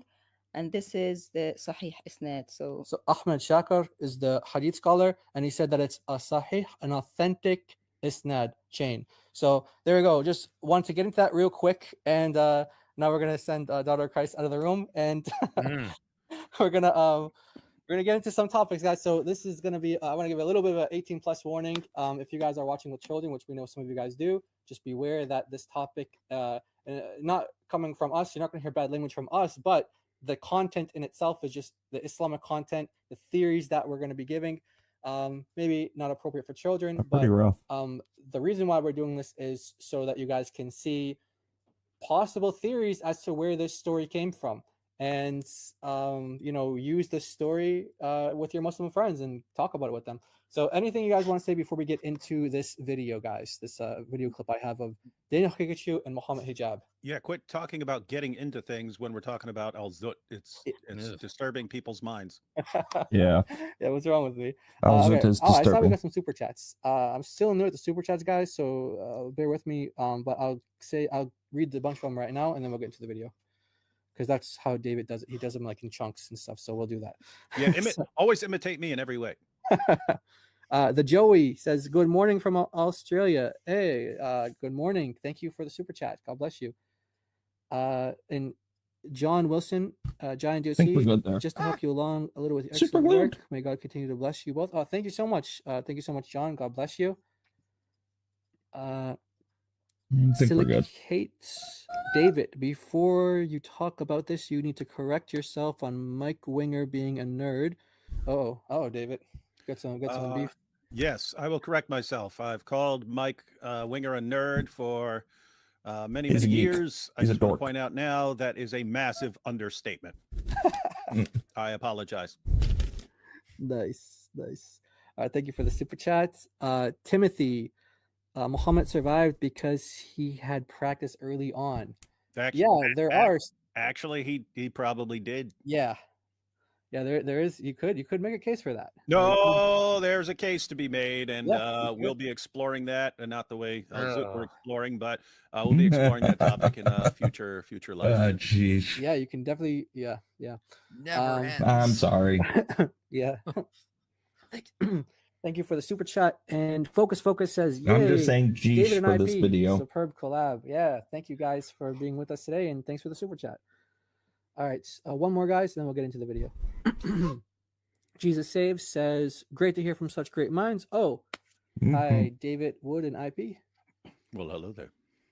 All right, guys, this is the video you didn't know you didn't want to see, but you're going to see it here. No, great. There they are. So the two of them. this is from the famous clip where, you know, the 85% of Dawa guys practice like polygamy. Yep. Well, that was like a 5-hour live stream, and 5-hour live stream. Wow. And so that went almost as long as the night of Al Zut. Exactly. So there was a lot of stuff in there that didn't go as viral as that clip, but Muhammad Hijab is going to talk about another clip that went viral, and he wants to set the record straight on this clip, and it's going to lead into our topic some way somehow. So Speaking of viral, have any idea what kind of diseases can spread back then through that sort of activity? Anyway, all kinds. We're gonna have to look it up. What was spreading back then, especially around the men of Al Zut people. Anyway. Yeah. Different kind of viral. But that was definitely Speaking of viral in viral. comment circles. So guys, whenever you guys want to pause it, just say something and I'll pause it, okay? Mm-hmm. All right, let's get into it. Pikachu. There's these videos on the internet. Is volume They're good? all chopped up. Pikachu. Sounds a little quiet. It's shameless. No, not Pikachu. I said Pikachu, but his name's Pikachu. Be careful. I'm on camera. You cannot be naked around the camera. Like there's nothing in the Quran that says that you can't have sex with a child. But then No, you stay back there. But it's a hadith or something like that. You know, something so obvious that's been cut, and they're using the first part. They now become shameless and they started to lie. So to be honest, with the You guys know what clip he's talking about, right? Mm-hmm. Yeah. I put that clip. Not that you guys will see anything. I mean, He's how many just times has everyone heard me say being a boy. his position is not, hijab is not saying that it's okay to bang a 5-year-old. He's just saying that it would be Hey. halal if you just went with the Quran. That's why you need Yes, to go I'll take outside the the hammer. Quran. But that's exactly what he says. That's exactly what he's saying in the video. Oh yeah. So That's it. yeah, and hijab's position is if you just go with the Quran, you will conclude that it's perfectly halal, it's perfectly acceptable, it's perfectly permissible for a grown man to have sex with a 5-year-old girl. You have I to don't go think it is. outside the Quran, and you go to this little hadith where Muhammad Especially says, the "Don't young harm," girls and that then they want to do. Hijab says, well, since it says "don't harm," and it would be harmful to a 5-year-old to have sex with her, therefore you shouldn't have sex with a 5-year-old. Of course, he's sitting right beside a guy who believes it's okay to have sex with 5-year-olds, right? Mm-hmm. And so if you were to look at what they're saying in light of Muslim commentators, when they talk about not harming a girl, or when they apply this, they're talking about like not. Well, it's good. It's good. Gave the warning. They're talking about not ripping her open and making the 2 holes into 1 hole. That they're talking about that, or they're talking about if she's too small, so that if she's so small that you'll actually crush her having sex. They're not talking about you might it might be extremely painful to her since she's so small and stuff. They're not talking about that kind of thing. So it's totally gross. Just to be clear, the Quran claims to be the perfect speech of Allah. Allah had all eternity to get his speech exactly the way he wanted it. And hijab says if you just go with that, you'll conclude that you can have sex with a 5-year-old. That's why you need to go to something from centuries later and go to a hadith that says something about harm, and then apply that, and then you can rethink what Allah says. Now, a major problem for what he's saying right here is, as you guys know, in Surah, you have Surah 929, fight those who not believe, and then you have the next verse gives the justification. Jews call Ezra the son of Allah, and Christians call Jesus the son of Allah, and that's why there's justification for fighting us. Then the next verse says Jews and Christians take our rabbis and priests as lords. And someone during Muhammad's time objected and said, what do you mean they take them as lords? They don't worship them. Muhammad replied, when Allah says something is halal and men say it's haram and you listen to them, or when Allah says something is haram and you listen to men tell you it's halal, you're worshiping the men. But I mean, think about that. What is hijab's entire position here? He's saying, yes, if you just go with Allah, what Allah says, you'll conclude that it's halal to have sex with a fiber. But you don't listen to that. Go to a hadith guy who says, go to a hadith where a man says, no, it's haram. And by the way, the hadith doesn't even say it's haram. It just says something about harm, vague about harm. And you can apply that here. It's insane for these guys to think that that they can just apply this whenever it's convenient. Because I mean, how many people are these guys harming? How many hotel wives is hijab harming and ruining their lives and so on? So they're just grasping at something, not the way Al Zut were grasping at something, but they're just grasping at something to try and come up with some sort of rule why you should wait some amount of time so that you're not stuck with the Quran. But notice, according to Muhammad, if you look at the Quran and say, yep, it's halal according to the Quran, which hijab says repeatedly it's halal according to the Quran. No, we're going to listen to this hadith from a human being. We're going to listen to him say it's not halal, it's haram. Okay, well, that is Muhammad's definition of worshiping someone. So hijab, can't say the same about Daniel Hakikachu, but hijab is definitely 100% a mushrik according to Allah and Muhammad. Yeah, and by the way, I mean, I'm sure many of you guys have heard David talking about this clip before, and he always gives a disclaimer. He says he's talking to a Quran-only Muslim, and no one will be confused when they hear David saying what's going to happen, and they hear the clip. So Muhammad hijab is actually misrepresenting. He's lying about this, but anyway, he starts with that, and then continues on here. Oh, hang on 1 second. I just wanted to point out, we did an entire live stream where we went through the entire video. Oh, okay. Yeah, and guys, the entire video is way worse than the clip. He's oh no, the clip's misrepresented. The full discussion is way worse because he also goes into, if you just go with the Quran, then you conclude that you could chop your wives' heads off if they don't know. Wow. You need to go outside the Quran to find out that would be frowned upon. Yeah, most people don't go outside of the Quran. You would conclude that it's halal according to the Quran. Issue, so you go outside of the Quran and listen to a man tell you, no, you shouldn't do that.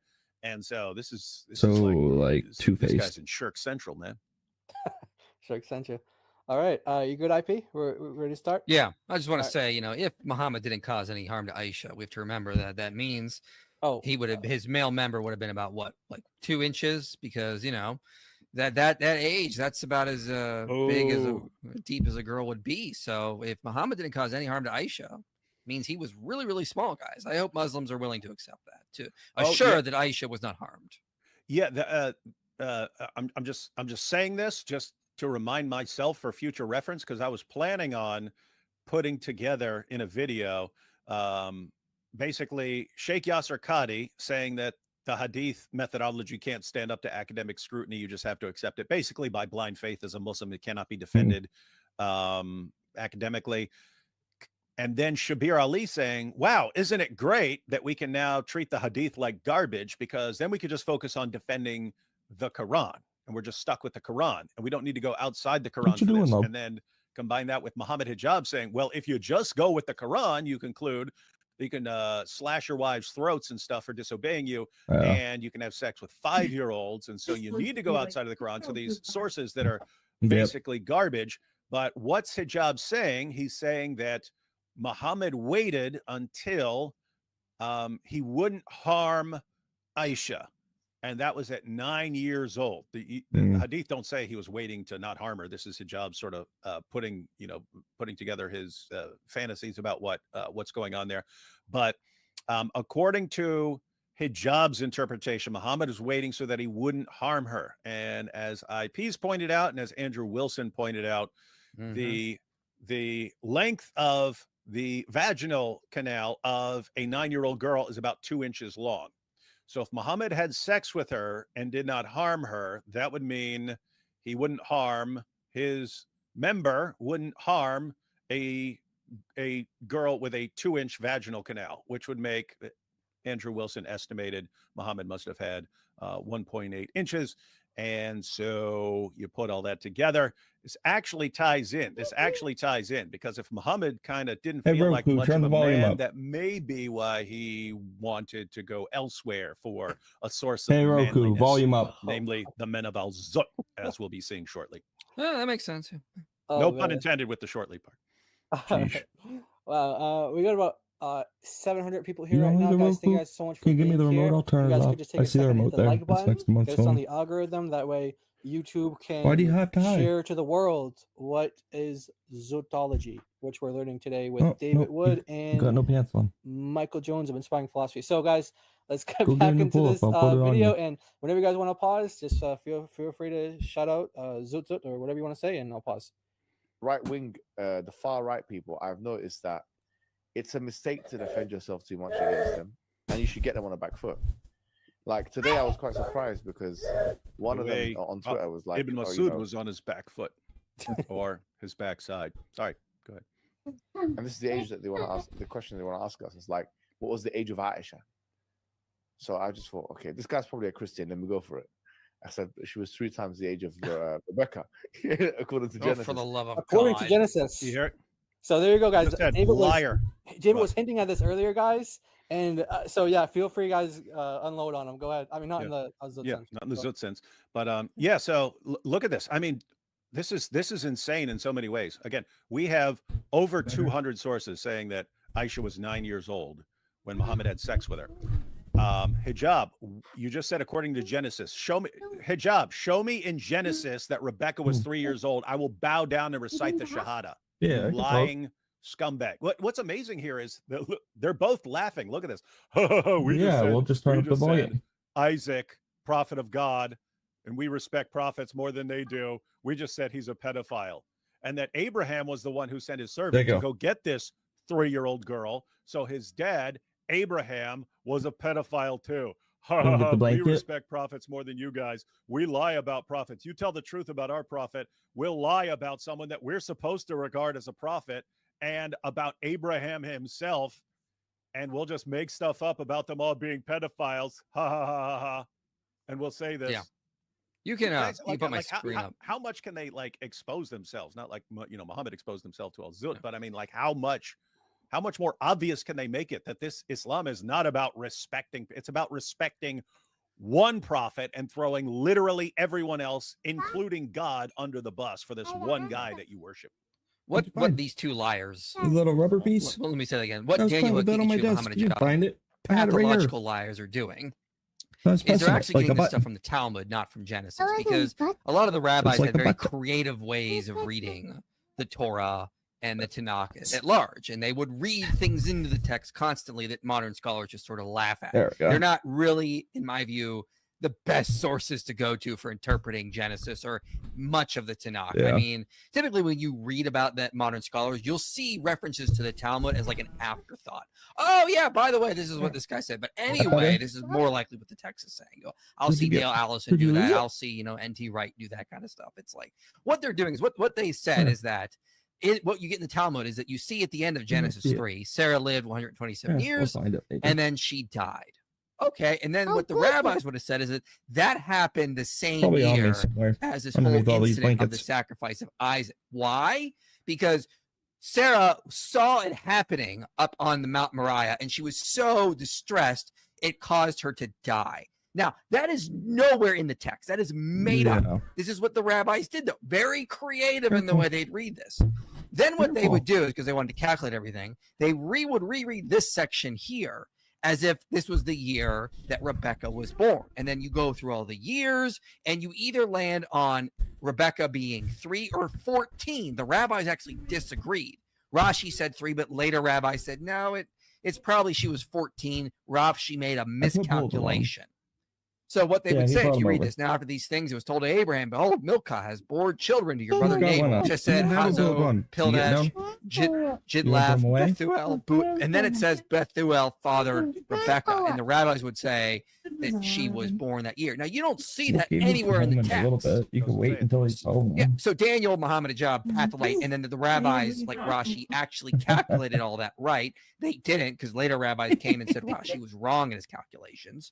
She would have actually been 14 according to that calculation, which I don't even agree with. I think that is even wrong. But that's what's going on in the Talmudic sources and the later rabbis talking about this stuff. So you can just see where the lie comes from. You can see it is not in the text. You can see what was being made up by the rabbis, and you can see how Muslims just lie about how this theory came about, and they know nothing of the history, but they're so desperate to defend the most obvious false prophet in history and his obvious immoral behavior, they go to such lengths to attack the prophets, as David said, they claim to respect and really don't. Yeah. So, guys, just you need to learn this passage. It's the end of Genesis 22. Anytime they try and calculate, right, and they'll put like little mathematical formulas on there. They'll say, according to this passage, this, according to this passage, this, according to this passage, and then they'll say, and according to Genesis 22, Rebecca was born right when Sarah died. Where you going? And the basis for that, when they'll cite end of Genesis 22, or they'll just say Genesis 22. According to that, this is when it happened. And you look at Genesis 22, where this is supposedly the evidence that this happened, and you look at it, and it says, again, look at what it says. Now, after these things, so sometime after these things, it was told to Abraham, behold, Milcah also has borne children to your brother Nahor. So Abraham finally gets news from home. He was a long way from home. He had packed his bags and headed out with Lot long time ago, and went to the land. And so he finally hears news from back home, and it says, behold, Milcah also has borne children to your brother Nahor. Uz his firstborn, Buz his brother, Kemuel the father of Aram, Kesed, Hazo, Pildash, Jidlaph, and Bethuel. It's listing his relatives that he didn't know about. And it also puts in parentheses, because it's about to go into the story, Bethuel fathered Rebekah. So they look at, and it says here, these 8 Milcah bore to Nahor, Abraham's brother, moreover his concubine, whose name was Reumah, bore Teba, Garhem, Tehash, and Maacah. And so Muslims read this and they say, it mentions the birth of Rebekah at the end of this passage. Therefore, it's saying she was born right now. If you're going to lean onto the desk, it mentions the birth of all these people right then. Does that mean they're all born right now? They're all born. These 8 were born as they were octuplets or something like that. This is the proof. It's insane. Well, not only that, it says Bethuel fathered Rebekah. So, like, was they both children? Yeah, you're ending up with this weird Russian nesting doll situation where, like, this guy's born, but you open him up and there's a little one, in there as well. And so they're both kind of born at the same time. So anyway, the point is, this is an insane interpretation of the text. We should not be bound by any sort of insane interpretation. Saying, all these people were born right there, but guess what? You had a rabbi that did that. Okay, you can turn it off. And then we're supposed to, because it ends up in the Talmud, even though it contradicts what other rabbis said, other rabbis said, what are you talking about? This doesn't make any sense. Does it get hot in your butt? We're supposed to go along with it. These are the same guys. Think about this. Daniel and Kikachu standing there. It was Daniel and Kikachu. You know the Talmud says that Jesus is pouring human excrement. How can you trust the Jews? They're evil Jews. And then when he wants to defend pedophilia, suddenly, hey, just go with this interpretation in the Talmud. They both love it. Guys, you have plenty of blanket. How are you not? How are there people, even Muslims, who are not absolutely repulsed by these disgusting? These are baby blankets. Hey guys, if you tell the truth about Muhammad, we'll lie about prophets. We'll lie what about do you prophets mean you want we're supposed these? to believe in. We have no integrity. We will flat out make stuff up about Isaac and Abraham being pedophiles. And that's fine in our religion. And guys, show me someone calling these guys out. Show me their fans calling them out. How dare you guys say that about a prophet? How dare you guys say that Isaac had sex with a 3-year-old? How dare you? They don't care. You want the blanket too? Slightly. What does that tell you about the entire religion? What? Yeah, exactly. Oh, we got a super chat from Avery. God Logic Apologetics. Love the panel. God bless David and IP. Oh, hi, Giant DOC. What's up, Avery? Oh, yeah. Avery's supposed to debate Daniel next week on the Islamic dilemma. I saw that. Yeah. You got it? You just want that on? Yeah, we're gonna try to do I talked to him about it already. It's gonna be fun. We're gonna try to do a debate review as well, and then I'll be out there with him in Vegas in a week as well. Awesome. Hey, and by the way, I posted a little discussion where me, Avery, and IP walked up to a Dawa booth in New Jersey. And catch that, especially the beginning. We eventually get into the Islamic dilemma and stuff. We just catch the beginning because Avery gives a kind of master class starting a discussion, because we walk up to the booth and get into some good discussions. I say, hey, you look like you're Roman. Dawa instruction. I was hoping we could get some lessons or something like that. I said something stupid like that, and they start saying, we don't want debates, no debates, no debates. and then so I said, but we got these materials here. Can we ask questions? They said, no questions, no questions. And guess what? If that had just been me there would have been no discussion. I would have said, okay, they don't want to, no questions. And now no you're debate. Roman. Okay, they're not interested in having a Toga discussion, and party. I would have left. Not Avery. Avery just so you guys have any tracks on Jesus? And they hand him one, and then he goes, oh, see, so Jesus is a Muslim according to you guys? And he's asking them these like very simple questions, which are leading to more difficult That's a baby questions. sack. And by the end, they were all That's not even a crumbling from blanket. the Islamic dilemma. So yeah, good stuff. Check it out, guys. Tiger just posted a link. Check that out, guys. Yeah, it was a great discussion. All right, you guys ready to get back into the video? Yep. All right. And that approach, I felt like, okay, putting them on the back foot. This is reviewing their stream. They already did it. It's probably a better. Just getting distracted by this Hijab, kid. what biblical verse? Hijab, I already told you. Give me a biblical verse. Hijab party going on. 3, when Isaac had sex with her, I will recite the Shahada. You want to sit in this blanket again? For all you Muslims out So there, not like, this one. how are you not saying? For some reason, you believe these guys, no matter how much they lie. You These want are the both. biggest, most compulsive liars. So what? You want on this the on the planet. top of this Daniel's one? fellow Muslims even call him the Okay. biggest We'll do liar this they've one ever first. encountered. They said you're worse than the Christians we hate, right? And yet here they are, just flat out lying. And Hijab is saying, then, hey, hang on. when they tell the truth about our prophet, we'll lie, and they can't stop us. So then they're going to have to go through the verses. What verse? You look like an Eskimo. There are no verses that say what you're saying, Hijab. And you know it because you've been exposed on this. Iron Daniel's Man. been exposed on this. And you guys Right. keep Hold you or saying you it guys? anyway because you're liars Pick you up. who spread nonsense about true prophets to shield your fake prophet from criticism. And this tells us You're what you just right. see here and how these guys are popular for what they're doing. This tells you everything you just need right. to know about Islam and what it's really for. Alhamdulillah. Alhamdulillah. Station to be in, than having to always defend yourself and defend. We don't need to do that all the time. So You do, because especially when you're whatever you dealing say with is not Islam. going to be happy with you. So you might as well get them to defend themselves. I think that's the strongest thing against lies with those guys. He just said the strongest approach is cleaning lying. my He just said that. screen. There's some dirt there. The See it? strongest approach with them is to lie when they There's dirt. when they speak the truth and ask you serious questions about your prophet, because you're saying everyone should believe this prophet. They say, okay, what about this? How do you explain this? The best approach is to lie about prophets. The best approach. This is one of the heroes of Dawah saying that That's the best only way that it can for have Muslims Islam be when you're real. asked Is factual by lying. questions about Muhammad directly from your sources, the best approach for Muslims is to lie about true prophets and the scriptures that his God and prophet affirm as the word of Allah. That's the best approach. Again, this should tell you everything you need to know about Dawah, what its purpose is, and about the religion. It's demonic. Absolutely. All right. With secular people as well, because what I always point out in these types of debates is there's like a difference between the age of consent and the age of marriage. And you have these secular liberal people, like let's just say they're atheists. They want the age of marriage to go up. They're not even satisfied with like 18 years old. Like there are examples like, an 18-year-old has gotten married to a 20-year-old and they call it pedophilia. That 20-year-old has groomed the 18-year-old to marry her. Really says So that as an atheist. they want to keep raising the age of The issue marriage, is she but they was want to 12. decrease the age of consent Or 9. when Can I it's legal Can I to address that?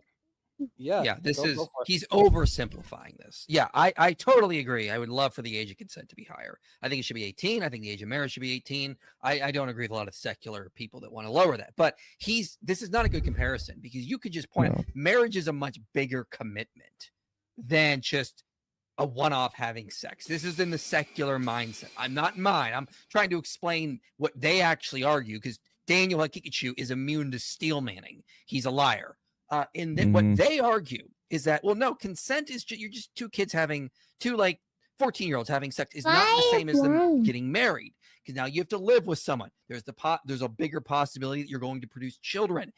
14-year-olds should not be having children. They're not ready to actually raise them. The science shows that. So I could see if I was an atheist where the secularists are coming from, because you just look at sex as just like a physical act versus marriage, which is a much bigger commitment, which involves a lot more than just a one-off time. So I'm not saying I agree with the secularists because I don't want the Muslims will take me out of context for sure if they got their hands on this. But like let's be honest. Let's actually try to steel man what they're arguing. Marriage and consent are two different things. Mm-hmm. I wish I would say, yeah, you're all wrapped up. What in the blue hell is your point, right? Hey, there are people who are saying that the age of marriage should be raised from 18 to 20. Yeah, there are people who say all kinds of things. Who cares?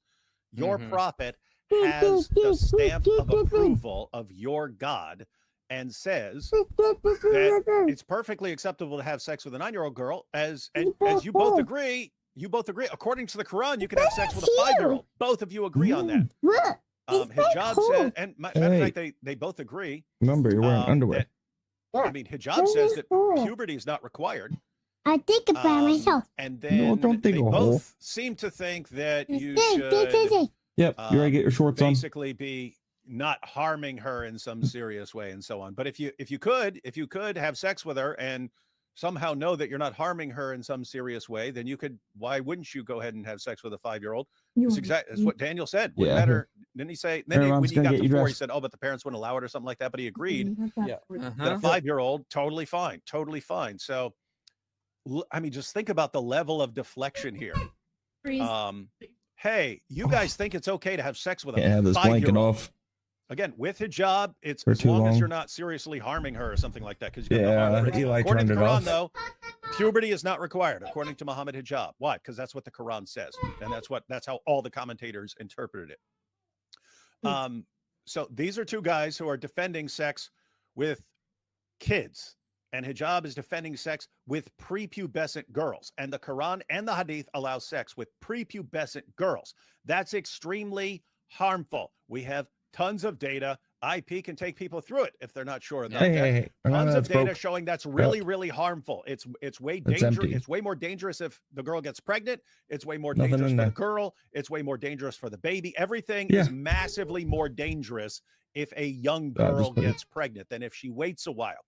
And then you say, okay, when does safety sort of maximized and stuff? Well, that's when you start getting to when she's fully grown.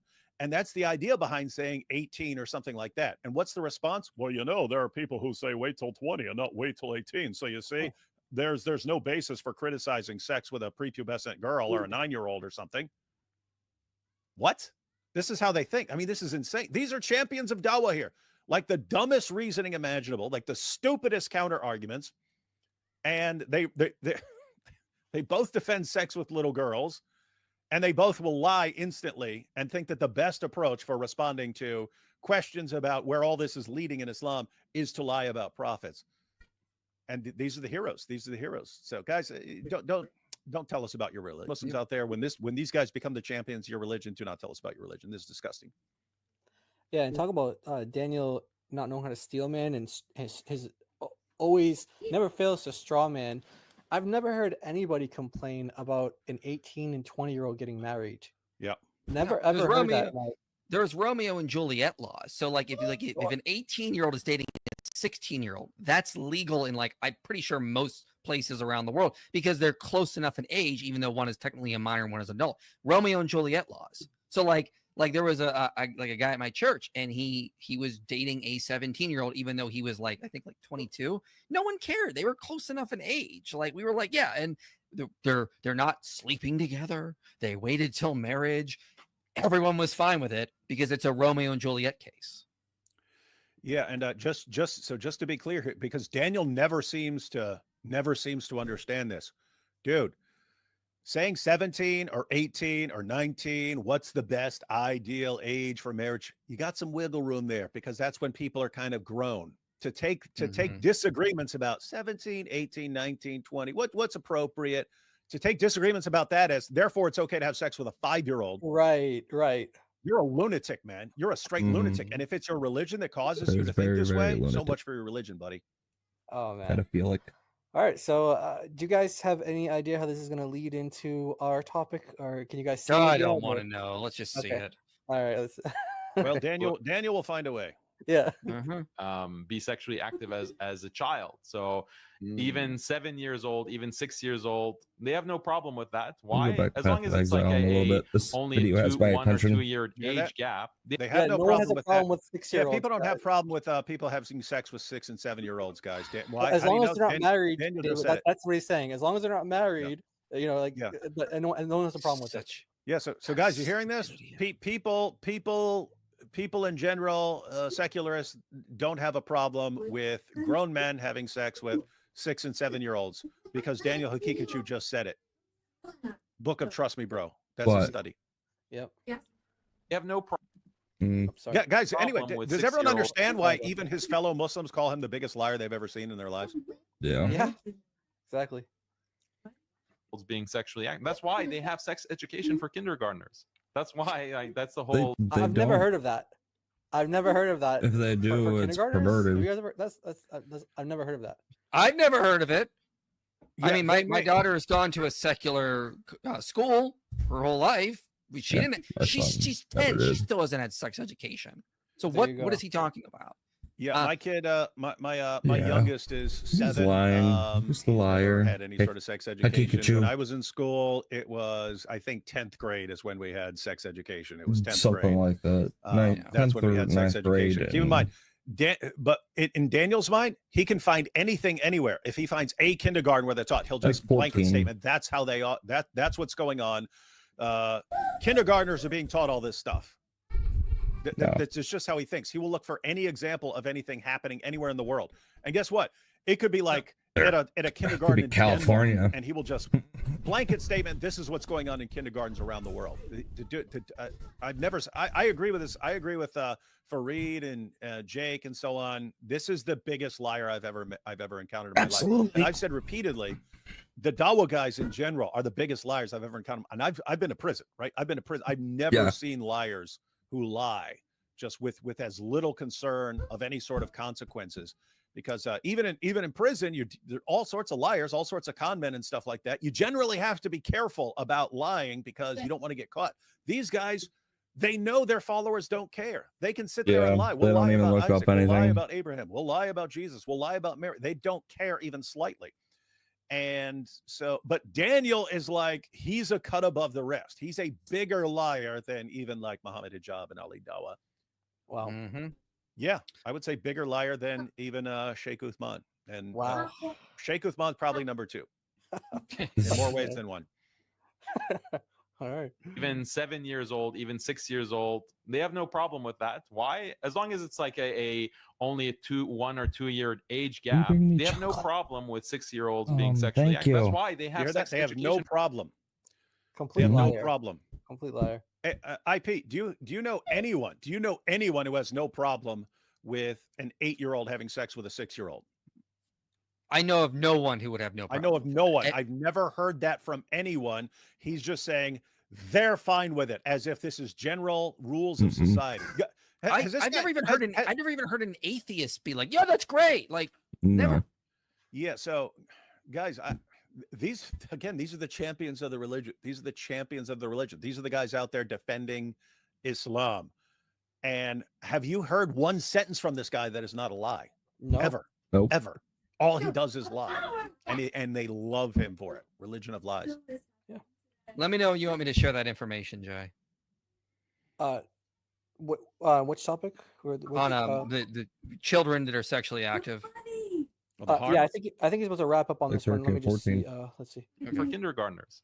That's why that's the whole left So wing has there been controversy. any? Okay. Yeah. This is a good time to do it. It's because he's Okay. Muhammad. He's just going to make the transfer. So, well, Not the way the Al Zut made the transfer. yeah, not the not the way I that had made the transfer. So yeah, according to the National turned it Survey up of Family for Growth, Eli. He about said he couldn't hear it. 1% of 12-year-old females have had sex. And this proportion is in 1%. contrast. Daniel 1%. would read that. Daniel would read that and he'd say, "Do you know that 100% of 2-year-olds have had sex in Western countries?" Yeah. Wow. Well, no. So it increases, but by 15 years old, it's only 19%, and by 16, it's only 32%. So those, I would like to see that at 0. Still, I think it's bad that it's that high, but still, it's not even 50%. Okay, Now, notice what they also say. In general, these proportions are slightly higher among males and females. Moreover, more than half of females who have had sex by age 10 or 11 say the sex was not voluntary. So these are girls that are victims. Yeah, victims. These poor girls here. This is not them. Oh, we just can't help ourselves. Like, these are being taken advantage of by predators. Yeah, so like, exactly. and then this is a source Daniel himself has cited. Daniel himself has cited this. Okay. Cumulative probability of first sexual intercourse among 15 to 44. Okay. 10 and under. Okay. What do you have there? 0.2, 0.16, 0.14. Okay. These are very, very low numbers. At 14%, it's 20%. I don't know what to tell. So that's the age of monarchy on the side. So this is when they've had monarchy. This is the age. So if you don't understand, so over on the side here, age of monarchy, and the rows, the columns at the top, that's when it says age at first sexual intercourse. It happens at 14. If they've reached monarchy at 10 or under, 20%. If they haven't reached monarchy until the age of 14, it's 5%. So monarchy is a big determiner for girls wanting to eventually have intercourse with someone. I mean, for obvious reasons, the urges start to show up. But as you can see here, that's a determining factor. And the later monarchy is, the less likely they are to do it. This is a source Daniel himself has said. Oh, the power of chocolate. And yeah, I mean, keep in mind what Daniel was just saying was people have no problem with 6-year-olds having sex. It's crazy because he's the only one that I'm familiar with. Oh, Him and his fellow Dawa guys are the only people I know of who think it's fine to have sex with a 6-year-old. And he's saying other people think it's fine. And IP pulls up the study. 1% of people 12 years old, 1% of 12-year-olds have had sex at some point. Many of those were victims of some sort of abuse. You're talking 12. You're talking twice. 6 years old. And what's Daniel just saying? Yep. These guys dare to criticize us for thinking it's okay to have sex with a 9-year-old. They all think it's fine to have sex with a 6-year-old. Compulsive liar. Muslims, do not tell us about your religion when these are your champions. Mm-hmm. Wow. We got a batch of super chats real quick because Mohammed Hijaz about to transition. So I bet. This is kind of, David, can you read this one for us? That's a little kind of weird for me. If Muhammad was not small, it contradicts the claim he did not hurt Aisha. If he was that small, it would contradict the hadith saying he pleased many women, right? Well, you're trying to establish an Islamic dilemma here, but when did it say he pleased many women? Yeah. Oh. And he had sex. He said he went and had sexual relations with all his wives in one night. That does not mean they were all satisfied or something like that. They put up with it. Yeah. In fact, Muhammad. But yeah, it is a dilemma. So either he harmed Aisha, or he was really, really, really tiny down there. But that would actually tie into things like in Surah 33, where Muslims are told no one is allowed to marry Muhammad's wives after him. Yeah. Well, why? I mean, he's about to die. His wives were going to live, some of them for many decades later. Why do they have to spend the rest of their lives alone and childless? It kind of made sense if he didn't want to be compared with any other men later on. Yeah. You know what I mean? Nobody. He didn't want to be compared. So some of this stuff can tie together. Huh. Oh, All right. Muhammad. Well, thanks for the super chat, by the way. The Lion, thanks for the super chat. Charger says even if they were wrong, like sorry, if they weren't wrong, probably even if hijab and Daniel weren't wrong, even if they were correct, which is true. In other words, if we were to read the Bible right now, and it said, and Isaac, I know, you're ready to go. She's sleeping. 3. She's still on the swing, or we wouldn't go, oh my goodness, I guess it's okay to bang a 3-year-old. We would still think that's wrong, and we would condemn Isaac for it, and we would say, oh gosh, I'm glad he's not our pattern of conduct, because look at the kind of crazy stuff they did back then. So best case scenario, if they could actually defend anything they're saying, they can't because they're compulsive liars. But if they could, it would have nothing to do. Isaac. Yeah, well, Gabe needs a shower when he gets home anyway. Maintenance.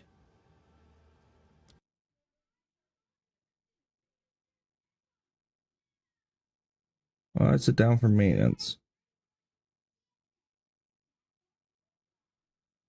Let's look on the website for POE 2. No, we'll actually go to X. I'm a boy. What are you doing, boy?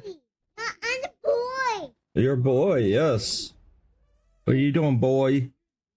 No, I'm the girl. You're not a girl.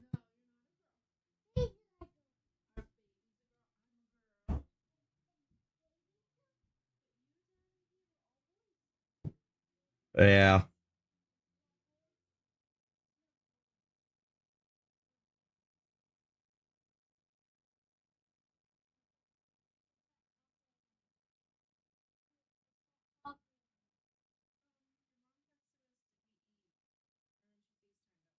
Oh, I didn't see FaceTime. We can FaceTime her. I can pause my stream for I FaceTime with Mama. Yeah. Yeah, I guess. Or I can just FaceTime her on my phone. The 30 edict will be live in 25 minutes. You can check out the full patch notes here. Okay.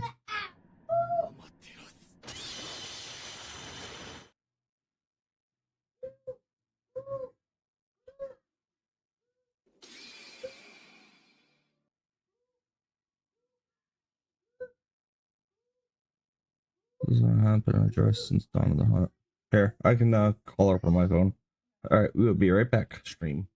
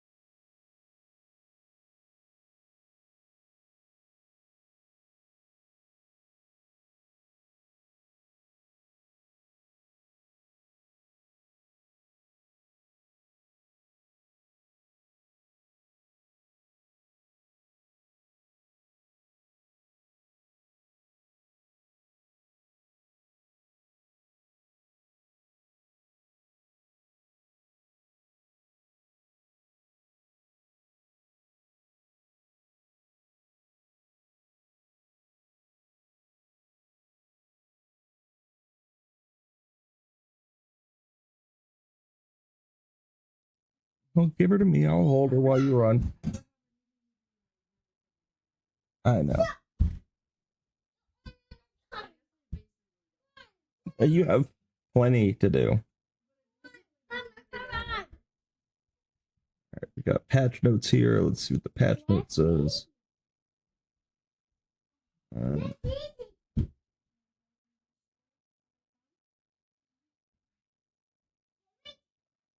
There.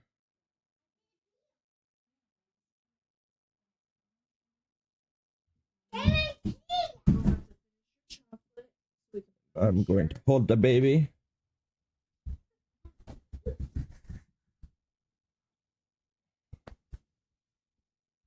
Try to keep from getting too hot on myself. So you need a new pillow, a new pillowcase, a new. No, we have other pillowcases. A new cup. No. Yes, you need all these things. I do not.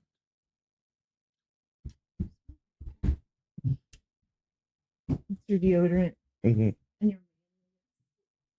Make sure to put it on. Thank you. Vessel monsters can now be spawned as specters. Vessel Akhlumuk's teleport slam can no longer be avoided, and the damage it deals has been reduced. For the teleporting for the Vessel Akhlumuk's arena-wide cleave has also been made easier to dodge in the final part of the fight. Area is overrun by the Abyssal Map modifier and now spreads pits over a larger amount of the area. The Strider of the Pit's Spear Slam now has a global cooldown, and they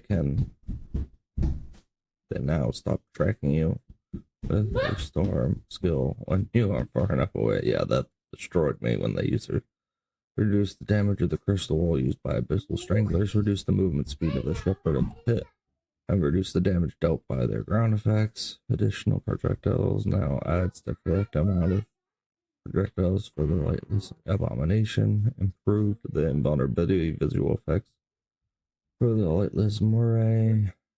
The ignite chance and damage from its shade from explosion has also been reduced. The Abyssal monsters now introduce some of their skills over the first 3 acts instead of being able to use all of their skills from Act 1. I removed the motion blur effect played when Abyssal Pit's closed. Other changes added the ability to convert stash tabs that were upgraded to premium tabs to the merchant tabs.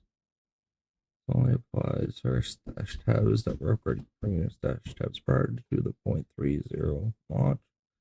I convert these here after 0.30B patch has been deployed. One-time rare monsters found in the campaign no longer have their fixed hidden modifiers when used as tamed beasts or specters. You will no longer remain locked onto enemies while sprinting. This approved cases where you would sprint away from an enemy, then intentionally turn around to use the skill targeting that enemy. Use Instance Manager, control click on the button to jump in the Wall of Souls. You can now use Hideout and similar commands from the Well of Souls maps without a map boss. No longer spawn a boss arena. Only a rare monster pack. Render windows will now remember any search text you've entered on a per NPC basis until you exit the character selection. Boss fights with 2 bosses should now correctly restart from the beginning when the player resurrects the checkpoint after killing just 1 boss. The Soul Siphoner monster modifier has been reworked. The inner ring now reduces damage dealt. The outer ring reduces skill speed for each time you use a skill while standing in it. Both rings deal physical damage over time. Previously, prevented mana recovery, drained mana, and dealt lightning damage over time. The Husk of Dreams unique body armor now has 50% less flash charges used instead of 50% chance. So for flasks used, you do not consume charges. This affects existing versions of the item. Okay. Forge Hammer no longer costs mana when used to recall the hammer, and other skills such as War Cries cannot empower that use. The Dodre's Dark Design trope of the Dodre's undoing support now deals spell damage instead of secondary damage. Added missing duration and ground effect types to his foul emergency skill to allow it to function with relevant support. Temporarily disabled the following roles: Tal, the Ruthless Ulfred, and the Afflicted version. No longer records find atonement open, lost arena, and derelict. Mansion map. You are cold. And the sea dive in the boxes after opening it once. The rose field map no longer stops you from entering the box arena after it's been started. Barrier outside the church and arrest. This can no longer be broken early. You can no longer return to Crier Village from Glacial Tarn.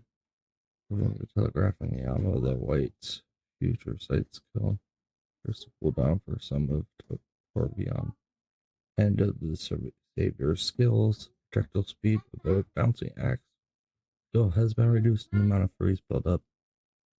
Scourge of the Skies Bird Storm skill can no longer be avoided. The slam combo skill used by Krutog, Lord of Kin, can no longer be avoided as some of the skills used Great by One. Order bug fixes, for all bug fixes. Holy. What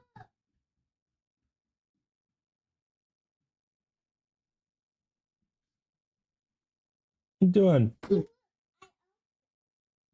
Your outfit. No, your opposite. Wow. I see.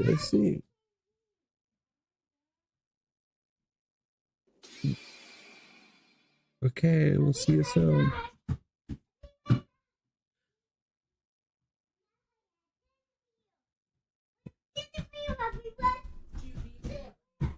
Just tea, maybe more graham crackers. Okay, we're good then.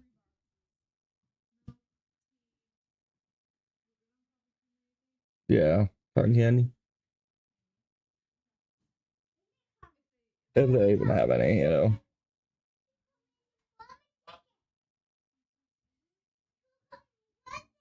Love you.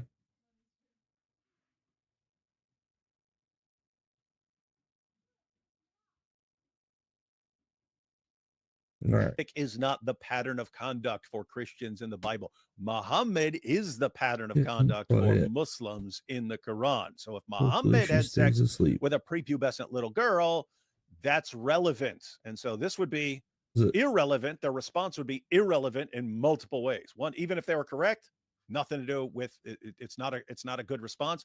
And in fact, it's based on a lie. So it's really, really not a good response. But that's dawah for you. Wow. Yep. Thank you, Charger, for the super chat. Augustus says, what's the difference between Christ and Muhammad? Christ is risen indeed, while Muhammad is ridden indeed. Nice. I just screenshotted that. That's going to be on my Twitter later on. And Augustus Kaiser, just so you know, I steal stuff and don't give credit. But to be fair, I allow people to steal stuff from me without giving credit. So it all works itself out in the end. Not Muhammad's end, the Wufel Zut, but yeah, so I'll say this on Twitter, and then everyone's going to say, wow, David, you're so funny when I stole it from you. So feel free to say, hey, he stole that from me. And I'll pretend, I'll pretend I don't notice. Yeah, thank you, Augustus, for the super chat and for the idea for David. Loaves of Bread says Aisha was talking about when she gets back. That's how I can be done holding the baby. Yeah, there's going to be some talk about not exactly Aisha, but we're going to get into something related to that. But thank you for the super chat. A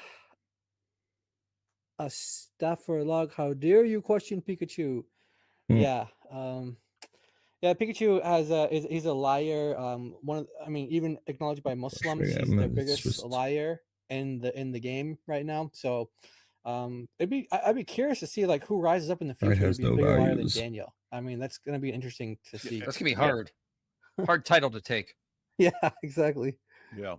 Although, I mean, a related question. So no one's going to be able to be a bigger liar than Daniel. You kind of reach maximum liar status. But it is interesting, like who's going to be the next Dawa guys, because the previous I'm batch, wondering, because this I've been batch saying is for not years, doing too well. these guys have career spans of like 4 to 6 years or something like that, because they're all massively dysfunctional, and they all rely on deception, and eventually people catch on to what their methods are, and then they start crumbling. And so these guys are on their way out. Daniel's on his way out. Hijab's on his way out. Ali Dawa's on his way out. These guys are going to start fading and going down in flames. And so who's the next generation? Guess what? It's not going to be like Dean Responds or Orthodox Lips, or these guys like don't have what it takes to be the champion. So job opening, ladies and gentlemen. There's some job openings for any. Who are they going to be left with? Lily J now? Yeah, Lily J. Lily J. Unless you guys want Lily J to be the champion of Dawa, you better come up with that plan. David, I just said this video at AP, but there was a guy who does Viking history. He just posted a video saying saying that the Muslims tried to pay him to rewrite Viking history, that they were all Muslims. And he had to say, no, you guys should totally stream on that. And I think we're talking about that on Thaddeus's channel tomorrow. But it's actually nice. It's interesting because the way they framed it, we want people to feel good about Muslim interactions with people in back in the day. They might have had influence, but they have a principle there were in no Islam Viking Muslims. that if they control an area at any point, then it's always theirs.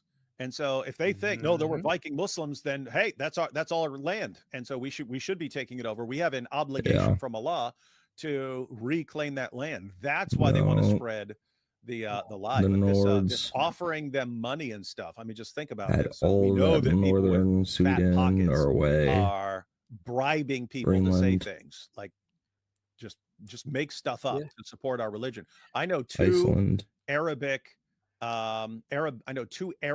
pastors from two completely different countries who both told me the same thing, that they were offered massive piles of money by wealthy people from the Middle East to convert to Islam. And then they said you had to write a book and say it was because of examining all the evidence for the Quran and how the Bible was wrong. And one was offered, I think, $2 million. The other said he was told name his price if he does it. Wow. And so we know this stuff goes on. And so when you see a Lily J come along and you're like, she can't possibly be this. I mean, we know she's dumb, but she can't be that dumb. There's obvious. She knows she's being deceptive with like, oh, ChatGPT. We've proven repeatedly that she's telling it what answers to give, because we'll ask the same questions and don't get those answers.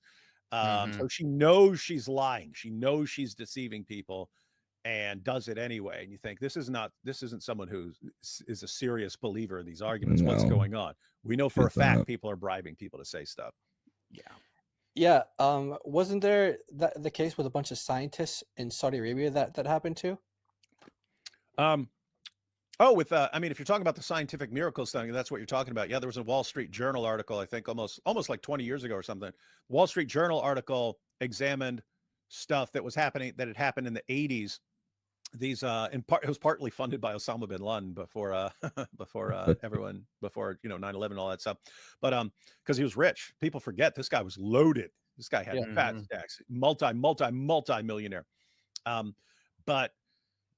So what they did was the Saudis, they put together a bunch of money and they invited a bunch of scientists over to Saudi Arabia. They put them up in 5-star hotels, gave them cash, had them meet with all the leaders. And then after just blowing their minds away with how nice everyone is, they'd sit them down with a Muslim scholar who was quoting passages and saying, isn't this amazing that this is in the Quran? Right. And so and by the way, they were just massively, I mean, usually they're taking like part of a sentence from a Quran or the Hadith and not giving the entire thing. Because if you look at the entire thing, it's completely wrong, but they'll take like one little part of it. And then they'll say, could Muhammad have known this? And most of them said, either that's not what it means, or it's something that could have been known back then and so on. So, but what they did was you got to some people who are like, wow, yeah, that is really amazing. Got all these nice Muslims looking at them. Wow, that is really amazing stuff. They didn't realize that there was going to be clipped and then used as proof. Even Western scientists. So all the scientists who said, come on, this is no evidence, they just ignored that. All the scientists who were nice and said something nice about their religion because they've been showered with gifts and so on. They said, it's funny, those guys in the Wall Street Journal article called it mutual manipulation.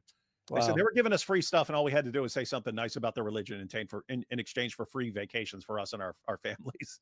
Yeah. And, that's, keep in mind, that's Dawa. And Tristan Tate even acknowledged. I mean, this is a guy whose brother suddenly converts, but Tristan Tate said he was offered piles of money to convert and stuff. Yeah. And so it's just like, guys, don't be terribly impressed when you see someone suddenly defending Islam. Sneako. Oh, yeah.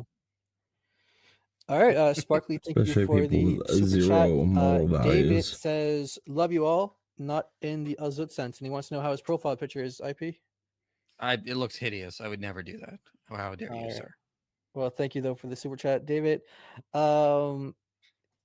If tradition states Rebecca was 133 when she died, approximately 10 years after Isaac, how then was she 3 years old when Isaac was 37 to 40 years old? You're trying to use logic here. You can't do that with Dawa. Okay, that's not how this works. Exactly. Thank you for the super chat, Cooper Loam. Thank you.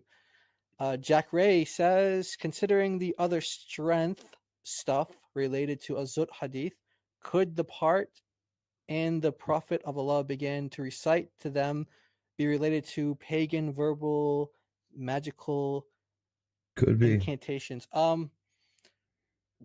What do you guys think? I'm sure there's some kind of witchcraft that Muhammad would have tried to do to get, but I mean, but I think we're positive the idea that he actually enjoyed this parents stuff. were pagan, right? You know, that's the theory that we're going with today. So why does he use an exact knife? It bugs me. You know, bugs me that he does this.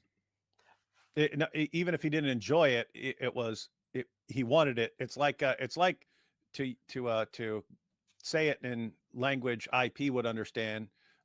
It's like when Captain America gets the super serum and it's extremely painful and he's screaming, but it turns him into a super soldier, basically. That sort of thing. Yes, I want to be a super soldier. I want to be the strongest, most virile man alive.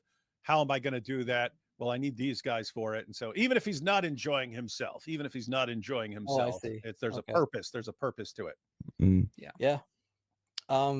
So these, verbal magical incantations. Possibly. Thanks for the super chat though. I mean, he could have been reciting, "You shook me all night long." We don't know what he was reciting. That's true.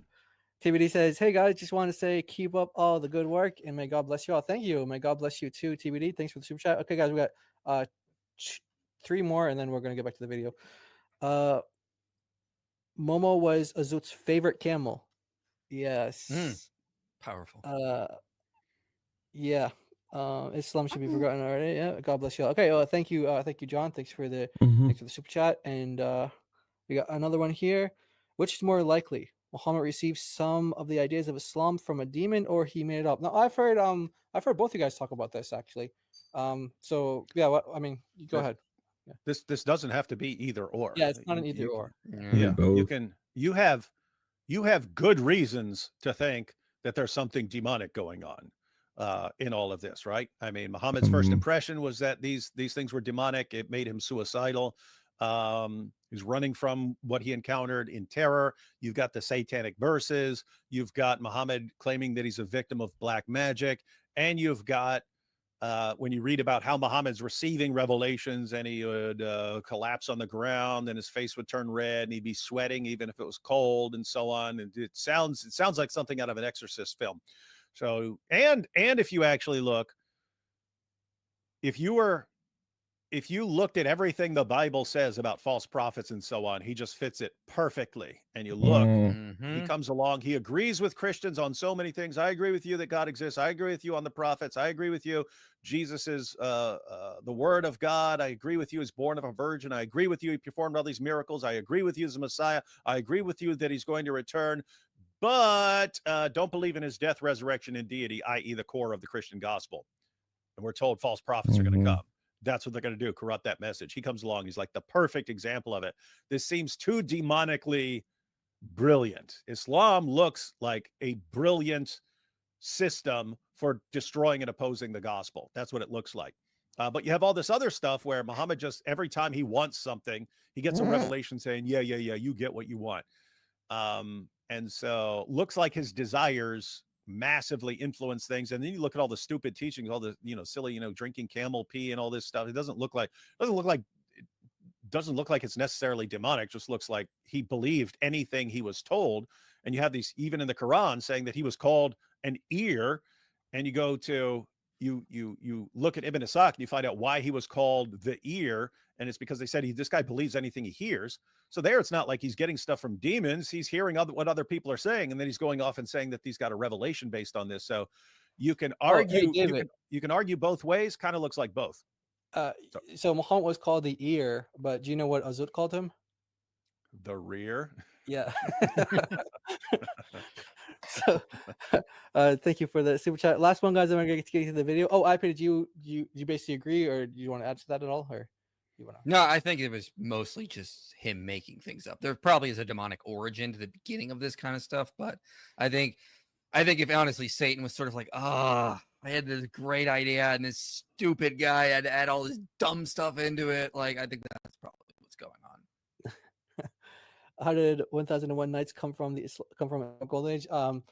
I think the 1001 Nights. I took it as a reference to Zut, but I mean, if it's a serious question, yeah, maybe we'll just my dad's here. Give me a second. Thank you for the super chat. One last one, real quick. Someone just came in. Yeah, he's here. See you if I get down. All right, I'll be right back.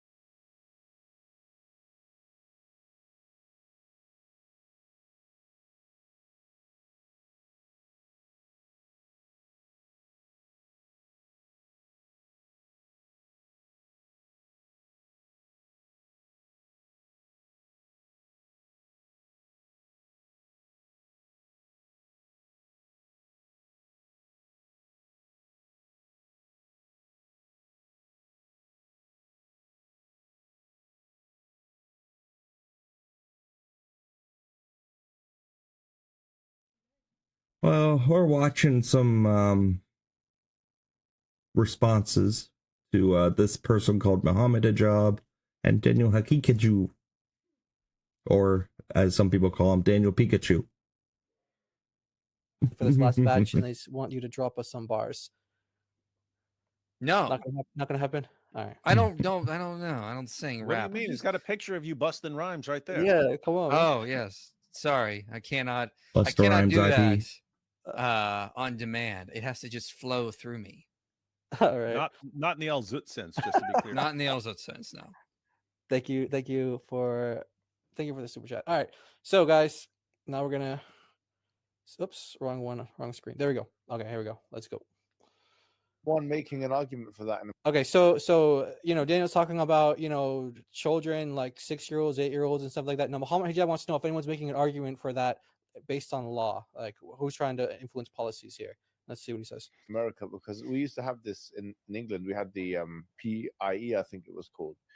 This like a pedophilia something association, which is now linked to the Labour Party, and they were making the case. And your biggest defenders, isn't it ironic? Yeah, that's true. They were making the case publicly. Is there any equivalent organization doing that in the United States at the moment? Yeah, they have organizations like NAMBLA, for example.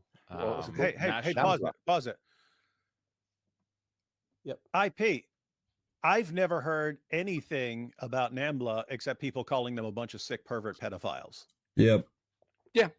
Daniel's like, and see, just in general, people have no problem with this. And when asked for, example, NAMBLA, an organization that's like the National Association of Man, Boy, Love, something like that.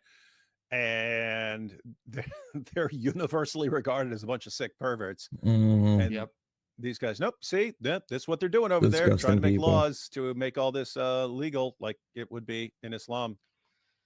Just lie, man. He just lies. It's big liar. NAMBLA, National Association of Man, Boy, Love, something like that. No way, boy, love. Yeah. Oh my God. So pederasty, basically pederasty, and they're trying to revive the Greek tradition. The very wasn't it just a Greek tradition? Established Greek. No, that was European. Pederasty. Was not Middle Eastern. I don't want to attack too much of this one because I have read some of the Arab poetries as well, and unfortunately. Oh, you have. There we go, guys. Here we go. So Hijab just said he's been reading Arab poetry, which is about grown men having relations with boys. Little boys. Oh, yeah. Yep. This is what Hijab reads in his spare time. Disgusting. We heard it here. You heard it here live, folks. Oh, let's be. Yeah, they I don't understand how that was like a practice. That's where they got it from. Yeah. No, they didn't get it from the Greeks. No, it wasn't Look, guys. Do you see me and IP both shaking our heads? Why? Because unfortunately, we looked into this. Yep. And now you guys see the connection here. So this is they go on for a while, and it's actually some interesting stuff. And Muhammad Hijab gives his thoughts as to why he thinks that this made its way into Islamic societies. But we'll probably get into that. I mean, we could always stop anytime. It was already there from the pagans. Research or anything like that. But yeah. Yeah, it did. It's not like Islam promoted pederasty, but this brings me to the Zut thing I was saying earlier. Like, I was so puzzled by this because I'm like, why would someone make this hadith up? Like, why would they make this up? And then I just remember all that research I happened to come across when I was getting ready to debate Daniel about pederasty and how it wasn't just the Greeks, Daniel. Every ancient culture was doing this as far as we can tell. They believed that pederasty was normal and they engaged in it constantly until Christianity ended it. When this stuff happened in the Islamic society, they, for the most part, they had this principle of do not expose to evil. It'll bring shame to the community. So unless it became a problem, they just let it happen behind closed doors. Yeah. And meanwhile, Christians were going around trying to end it, and then Muslims were just letting it continue on. Which again talks about how powerless Islam was to actually create moral progress, even simple moral progress, like ending pederasty should just be the first thing you cut. All right, when you're doing this, well, that obviously needs to stop. No, it continued on. Meanwhile, Christianity started in the early church. They coined a new term, according to John Martin's, that meant child corrupters, because they didn't want to use the term that meant like child lover. So they came up with a whole new Greek term that meant child corrupter. and that's what they use to describe pederasty. Mm-hmm. And so they were very much trying to end this. But yeah, I thought, well, maybe if you're going to invent a story about Muhammad, it could be from this pederastic practice, because they often thought, especially in South Asia, that insemination made boys more manly. Like you're passing on your manly virility onto the youth, which is disgusting and weird. But you could see someone making a hadith going, look at how great Muhammad is, and the reason why he was so great and powerful and had such virility and strength was because, he got it into him. I mean, like that could be that could be one of the ways that someone made up a story like this, or one of the reasons, I should say. Yeah, this is really crazy stuff. Yeah, ridiculous. All right. It might be true. It actually might be true, because I've always wondered why this, especially with Arabic poetry, why these sorry to say, these guys always talking about this. Not always, but especially in that Abbasid period. They were talking about it a lot. It was common enough that they wanted to write poetry about it. Hijab seems to be confused here. Let me go ahead and read the passage. I read this in the video, but this was IP. This is the Bruce Rhine. This is the Bruce Rhine paper, which you got that from Daniel, didn't you? Yeah, Daniel, because Daniel was using it. Now, what was the issue with Daniel using this and completely misrepresenting it? He's been using it for years until I pointed out he doesn't know it. He was trying to use it to say that Bruce Rhine is saying that when hebephilia, interaction between adult men and like girls that are like 11 to 14, that happens. There's no harm that's done. It's okay. It's completely normal. And that's not what Bruce Rhine is saying. Yeah, Bruce Rhine is saying that there's no mental disorder in the perpetrator's brain that's causing him to do this. It's a normal human custom. It causes harm to the child involved. It's not good for the child, but he's trying to say, well, we shouldn't just classify it as a mental disorder. And so that's what he was arguing. If Hakiki had read the paper, he would have seen that, but he would also have seen the paper focuses far more on man-boy hebephilia, not on man-girl. Because like he just briefly talks about that at the beginning on a couple pages, and then he moves on to the homosexual aspect. And it's like, why is Daniel citing this paper? He would never have cited this if he actually read it. Yeah, so it's pedophilic disorder is a mental disorder, right? It's not normal for a grown man to be attracted to like a 5-year-old. When someone is attracted like a 5-year-old, we think there's something wrong with this person. This person has a mental problem. So Bruce Rhine's pointing out, well, if you just, look, this being attracted to young people was quite normal. Again, we're not talking about 5 and 6-year-olds. We're talking about people, adolescents and stuff like that. So he's just pointing out common all over the place, not saying it's not harmful, He's saying it's not the same as having a mental disorder, just because mental disorder is like there's something wrong with you. You're different from normal people. He's saying this was common enough that it seems there are a lot of there are just too many people in this to say that it's a mental disorder and you are not in the category of regular people and stuff. But he comments on this practice in the Muslim world, and he says, mature, immature male homosexual behavior was pervasive. Wow. Now keep in mind that's mature, immature. That's between a man and a boy. Keep in mind they're not talking about like 4-year-olds and stuff like that. They're talking about adolescents and so on. But he says mature, immature male homosexual behavior was pervasive in Islamic societies, North Africa, Western Central Asia, from the 8th to the 19th centuries. We're talking over 1,000 years. It's normal. Mature, immature male homosexual attractions were seen as just as normal as heterosexual ones. So the attraction to an adolescent boy was seen as just as normal as attraction to a girl. Oh, so Muhammad Hijab is like asking the question. He's like, why is it so common in Arabic poetry? And you're saying because it was so common all over the Muslim world. Like that's why. Yeah.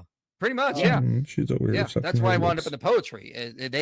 I've read some other scholars saying that they sort of like the Arabs spread out and they started to adopt like it was really common in like the Persian cultures in like South Asia. Oh, yeah, Daniel's gonna mention that too, the Persian culture. Yeah. Oh yeah, let me finish the quote here. So main interest was in boys early to mid-teens, peaking at about 14. So main interest was in boys early to mid-teens, peaking at about 14. The appeal vanished with a beard about 16, 17. Yes. Adult men were scorned if they were passive partners. So if you were, bottom, if you were on the receiving end, not on the giving end, you were scorned. Manly behavior was to be active. Partner's gender did not matter. So if you're a manly man, you're the one on the giving end, not on the receiving end. Yeah. You were pitching, not catching.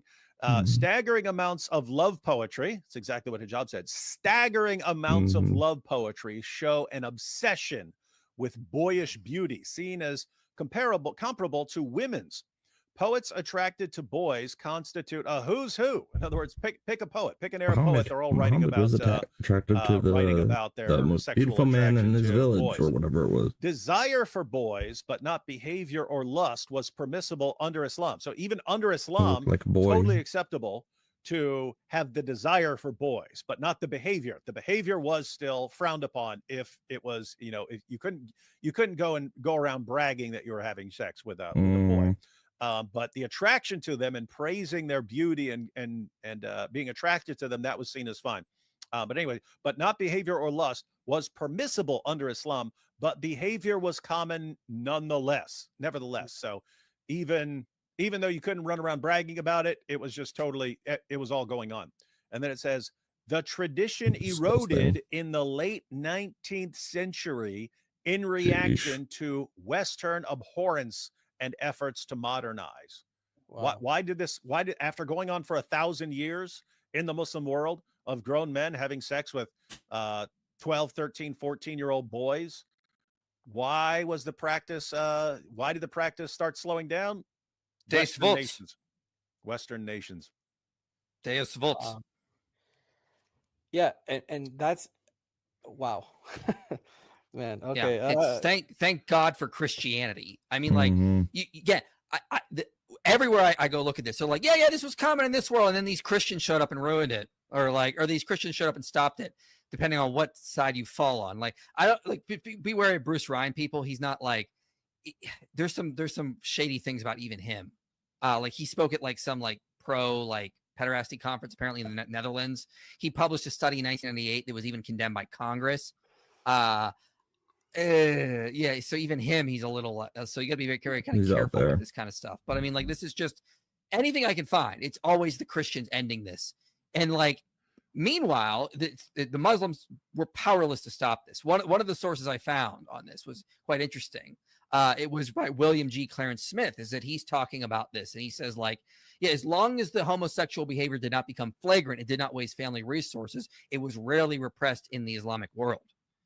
It's like they had this policy in the Islamic world that you don't expose this shameful behavior. If it's happening behind closed doors, just ignore it. If it's not wasting resources, if it's not becoming flagrant or a real problem, just ignore it. And that's why you still see like the Bachabanzi boys happening places like Afghanistan, because it's a long-standing custom. I'm not saying it comes out of Islam. It comes out of cultures that Islam cannot contain or reform or control, because it allows these practices to go on, because it has within that idea maybe make sure put Steve outside too, so honor, she doesn't go into the food. Okay, we don't want to shame the community. Let's just let this stuff happen behind closed doors. We look good on the outside, should be okay, right? In the Christian society, it's the exact opposite. He's like O.M. Baki, for example, as well as John Martin's. Early Christians were ready to expose this stuff, even if it was happening in their own ranks. They didn't care what shame it brought them. This was evil. It must stop. And this goes back to happening in the early church, even. Same with like the Catholic Church. I just want to point out Christians are willing to expose that because it really ties into it needs to be stopped, resolved. You've seen that there was this because it's in the studies that part of the reason that it continued for so long was they believed it was wrong to expose people's sins. Yes. How many times have we heard that from Muhammad Hijab? Oh yeah, all the time. All the time. So, guys, this is why you expose bad stuff. Otherwise, it just keeps going on forever. And you've got Muhammad Hijab here talking about the Arab love poetry and not exposing people's sins and so on. He's exactly the sort of reason this practice continued so frequently until Western nations started compelling Muslim nations to not promote this anymore. Deus Vult. Wow. All right, guys, let's continue on. I would say, sorry to say, at one point it did. Not in all parts of the Muslim world. Definitely, I know the Mughal Empire had that stuff as well. We have. I mean, I have to be a little bit self-deprecating. Unfortunately, it's associated with Persians. Oh, because yeah, because the Persians. I mean, this is where kalam also comes from. Like this is taking from the Greek falsafa, bringing the philosophy. So he's talking about the theology in Islam, that they're importing the philosophy from the Greeks, and he thinks that by importing their philosophy, they also imported their perversions. That's what he's suggesting here. Yeah. Now, real quick, I'm not saying this stuff never happened in Christian ranks. We're not saying that at all. Like the difference is that we see Christians were actively the ones trying to stop it, and in the Islamic world, they were just trying to hide it. And there's no doubt that Christianity was very crucial for ending these practices. Exactly. And kind of elite culture, cosmopolitan culture, where you're reading Greek philosophy and you're also adopting some of these. He really just wants to blame all this on the Greeks. Unfortunately, like this is something that was completely disgusting. The heathen, to the Arabs heathen and act. the early Muslims, but then because of the influence of Greek and Greek texts and Greek Muhammad culture was and, all into that. Abbasids or Persians, they started adopting. Where it is happening in the Muslim world. This guy's an idiot. Yeah, lying idiot. It was all over the place, guys. It was in the Americas before the arrival of Europeans. It was in Africa. It was in Europe. It was in the Middle East. It was in Southeast Asia. It was on the islands. Am I correct, IP? Absolutely. It's everywhere. all over the place. Everywhere. So this guy just Greeks came up with the idea, and then Muslims took it from Greeks. Come on. No, if you just read Bruce Ryan's paper, he's got that giant chart where he used to like, it's here, and he's so it's a useful paper because he's collected all this research, and you just start going through it, and you're like, holy crap, this is everywhere. The Greeks were just like. They were just part of the typical human culture. It's insane. And then Christians show up and go, no more, guys. And Muslims show up and go, just keep it indoors. Like there's a huge difference going on here. Huge difference. Yeah. That's where we got it from. Controversial mentioning any names. I wouldn't want to do that now, but I know it does. I mean, to be fair, I know it does happen some places in the Muslim world. Yeah. Notice what he said, though. He said, I don't want to mention names. Yeah, like, we I all know he's talking there. But it's the same thing. It's the same thing we were just talking about. Like, we don't want to really expose this because it'll make the Muslim community look shameful. What happens when a Catholic priest gets caught? Throw the book at him. I want to expose him as much as possible because this is evil. This is wrong. Meanwhile, in the Muslim world, like, we don't want to mention names, guys. Remember that guy, Imam Nick? Yeah. Imam Nick? Yeah, same thing. He tried to expose it. What happened? He got attacked, viciously attacked. His career was destroyed for trying to expose boys being molested. And he was the one. He should have been put on a pedestal as a hero. They destroyed him. Yeah. Yeah, it's completely backwards. But we all know he's talking about Afghanistan, most likely, right? But let's see. Yeah. These people should be publicly executed. A small little Smurf-looking Muslim dude that doxed force of the law should be on these some Christians that he was debating. I forget what his name is. We watched that video the other day. Muhammad Hijab, I agree with what you're saying. Mention names. Yeah, like, exactly. Seriously, why did you just say you don't want to mention these names? If you know people doing this and you think they should be public executed, I'll stand there with you on that because this is evil. So expose them. But he won't. He won't. I'll be honest. Where it's proven this, there should be the ultimate force of the law should be on these people. Like sometimes they're deeply Islamic conservative societies, and then you've got you're abusing a boy and it's open. Everyone knows. Yani, I don't see how that can happen. In some parts of the Muslim world it's unthinkable, and other parts of the Muslim world is actually not unthinkable. And that is one of the worst things that in those places of the Muslim world, and it's, I would say, minority of places, very much so, needs to be removed, like by force. Like the whoever's in charge needs to take like some serious action that show the world what you're doing to people that do this thing. But what you guys are saying is that that's impossible in an Islamic society. You don't have, it's impossible to do that because nobody's willing to expose each other's sins, right? Well, it's not impossible. It's just rare. And coming from the within Islam, right? Like you're saying Westerners usually are like, well, this is what he's saying. Well, this is what Tajab is saying. He's saying it's rare now. Yeah, you can thank Westerners. You can thank Christians for that, Muhammad Ajab.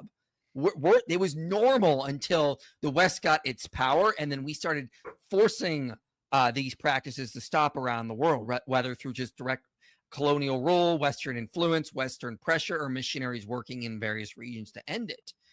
You can thank Westerners for that because it was going on in the Islamic society for generations, as if it was just normal to feel this way. And Westerners show up and go, no, you can't even, no, this is wrong. You shouldn't feel this way at all.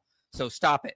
So yeah, I completely agree with Muhammad Ajab here when he says these people should be publicly executed. They should be punished and the leader should do it, but they're not. So why are you not naming names if you know them, Muhammad Ajab? You said you don't want to say names earlier. Why not? Exactly. You know what I mean? Yeah, I mean, this is when you call for the hudud, you call for the sharia to be established. Like that's a part of. So he's saying hudud, he's talking about the Islamic punishments. I mean, you got Lego candy? How would this even work? So both these guys. Whoa, cool. You want to try some Lego candy out? It's pretty hard candy. But you need your diaper change first. You smell stinky. And I doubt it is your sister. Believe it's okay to have sex with kids, so exactly. They'd have a problem. They'd have a problem with at least according to what they're saying, they would have a problem having sex with boys. But again, the practice continued, was extremely common in the Muslim world for over 1,000 years, and still continues in parts of the Muslim world today, but was extremely common for more than 1,000 years. Why? Because you don't expose this stuff. Here, but we know for a fact these guys believe that. Don't expose this stuff. So, this should be a death sentence. We should be how's anyone gonna even know what's happening when all you guys do is cover stuff up? Yep. This is another weird site where I'm not sure if they're saying that pederasty is okay or not. They don't take a stance as far as I can tell, but they document a lot of history of this. But if you go down here, it'd be hard to actually convict it. So they're talking about this happening under traditional Islam. So here they note the Islamic conquest of Persia transformed the country. Okay, they introduced Islam, but then they allowed a lot of the Persian practices of pederasty to continue. And here's an interesting point. So more broadly, sympathy towards this form of love was such that tolerance usually extended to discrete sexual acts as well. Some of the time, the government itself was tacitly condoning them by taxing boy brothels. Conviction for Lavat required that 4 male adult Muslims witness the act, which was nearly impossible and encouraged the belief that transgressions not publicly observed were a secret between the individual and God. So it's very hard. You want to apply the Sharia, Daniel, it's going to be hard because you need 4 witnesses, as they pointed out. This is why it was allowed to continue on for so long. It's because they didn't have the appropriate witnesses. And so they just said, well, what's happening behind closed doors, they're not really hurting society at large. Let's just ignore and look the other way, because you have this stupid law and about, you need 4 adult male witnesses. You need 4 cucks to come and, see it all. It's absurd. So this is one of the reasons. And then these guys who are watching are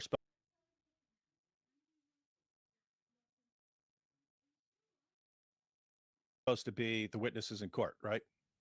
Right. If you're sitting there watching a grown man have sex with a boy, are you the sort of person who's going to be testifying?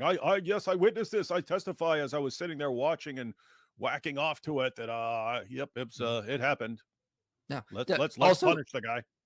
this is also really a well sourced article, just so people know. Like they track down a lot of sources for this, but this is the problem. I'm not saying Islam encourages pederasty. I'm not saying it even allows it. I'm saying it was powerless to stop these kind of practices due to inherent issues within Islam, whereas Christianity did stop this kind of stuff when it had the power and influence that it needed. Wow. Yep, wherever it was going. Okay, guys. There's something I want to share after this, if we get through these clips. But we'll get into that when it comes up. It's quite interesting stuff from the Islamic sources relating to this. So here we go. Punishment for these kinds of crimes, sexual crimes, and as soon as you take away the hudud, then you find the increase in these types of behaviors. And so here's okay. So what Daniel is suggesting is that when you decrease Islam, this behavior gets like promoted. Now Muhammad Hijab is about to give another theory. Do you guys the research you have, does it cover like the psychology behind you see this it all in and, like, what Afghanistan, some causes of it? like, Just out of curiosity. all over. Well, I wish Daniel was right. I mean, this is Okay. the kind of crap Andrew Tate was saying, that Islam is going to stop degeneracy, and you no, increase again, Christianity, because of you inherent principles about not decrease Islam, exposing shameful behavior, you're getting it rid can of lead this. to a lot of this kind of stuff. Just being allowed in closed doors because you don't want to, as Muhammad Hijab was saying, we don't want to name names, and you know the story about Imam Nick, a white convert who tried to expose it, and then he gets attacked because he brought shame to the community. It's like this you would guy's see more of that kind of stuff potentially happening if Islam got the power, is my honest view. Because again, this is what the research I've been finding comes up with. It's like, for example, I mentioned what's that guy's name? William G. Clarence Smith. And all the research Bruce Ryan found is that that they were Islam was powerless to stop it. A lot of imams and sheikhs over the years condemned this stuff, but they were not actually exposing it like Christian missionaries were and trying to end it, because they're like, just keep it behind closed doors. You really shouldn't be doing it. God's going to punish you, but we're not gonna. We don't really want to bring shame to the community. Was the general mentality. Sometimes they did stop it, but those seem to be the exceptions. A little bit. Just think about this, because Daniel claims to be this researcher, and you seriously exposed him for completely misrepresenting everything he cites. But you pointed out that this paper by Bruce Ryan, he's been quoting it for years as some sort of defense for Islamic obsession with banging little girls. He's going to talk to his financial advisor, see which is better. Either he just like takes on the mortgage, or he boys and adolescent boys. But I mean, think if he had actually read the paper, we can't even assume that anymore, because it's basically he either doesn't read stuff and he just makes up stuff, which would fit with him being a liar, or he reads it and deliberately massively misrepresents it, in which case, that makes sense because he's a liar. But if he actually read this paper, what does Bruce Ryan say over and over and he over wants some of that again? black candy. As you pointed out, this seems to be a guy who's kind of defending. I'll try one. Defending. Hey, this was normal, guys. What does he say over and over and over again as he goes country by country by country by country, or culture by culture by culture? He says, here was the practice, and it's about how it was open season on young boys in these cultures and stuff like this, and then Christian missionaries ended it, or British colonialism put an end to it, or Western nations put it. The influence of Western nations put an end to it. What's he saying? Oh yes, as things turn away from Islam, then they turn to these perversions. Daniel, nothing stopped this stuff until Christianity and Western nations came along. And you're saying Islam is the solution to this stuff. Islam never did anything to stop this stuff. Exactly. So it's kind of interesting. Really Muhammad is about to give like the exact opposite reason now. Let's watch this.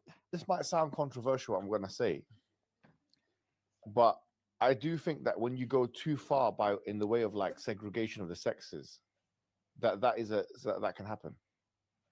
I was speaking to one brother. I'm not going to mention where he's from. One second, I don't want to cause a controversy.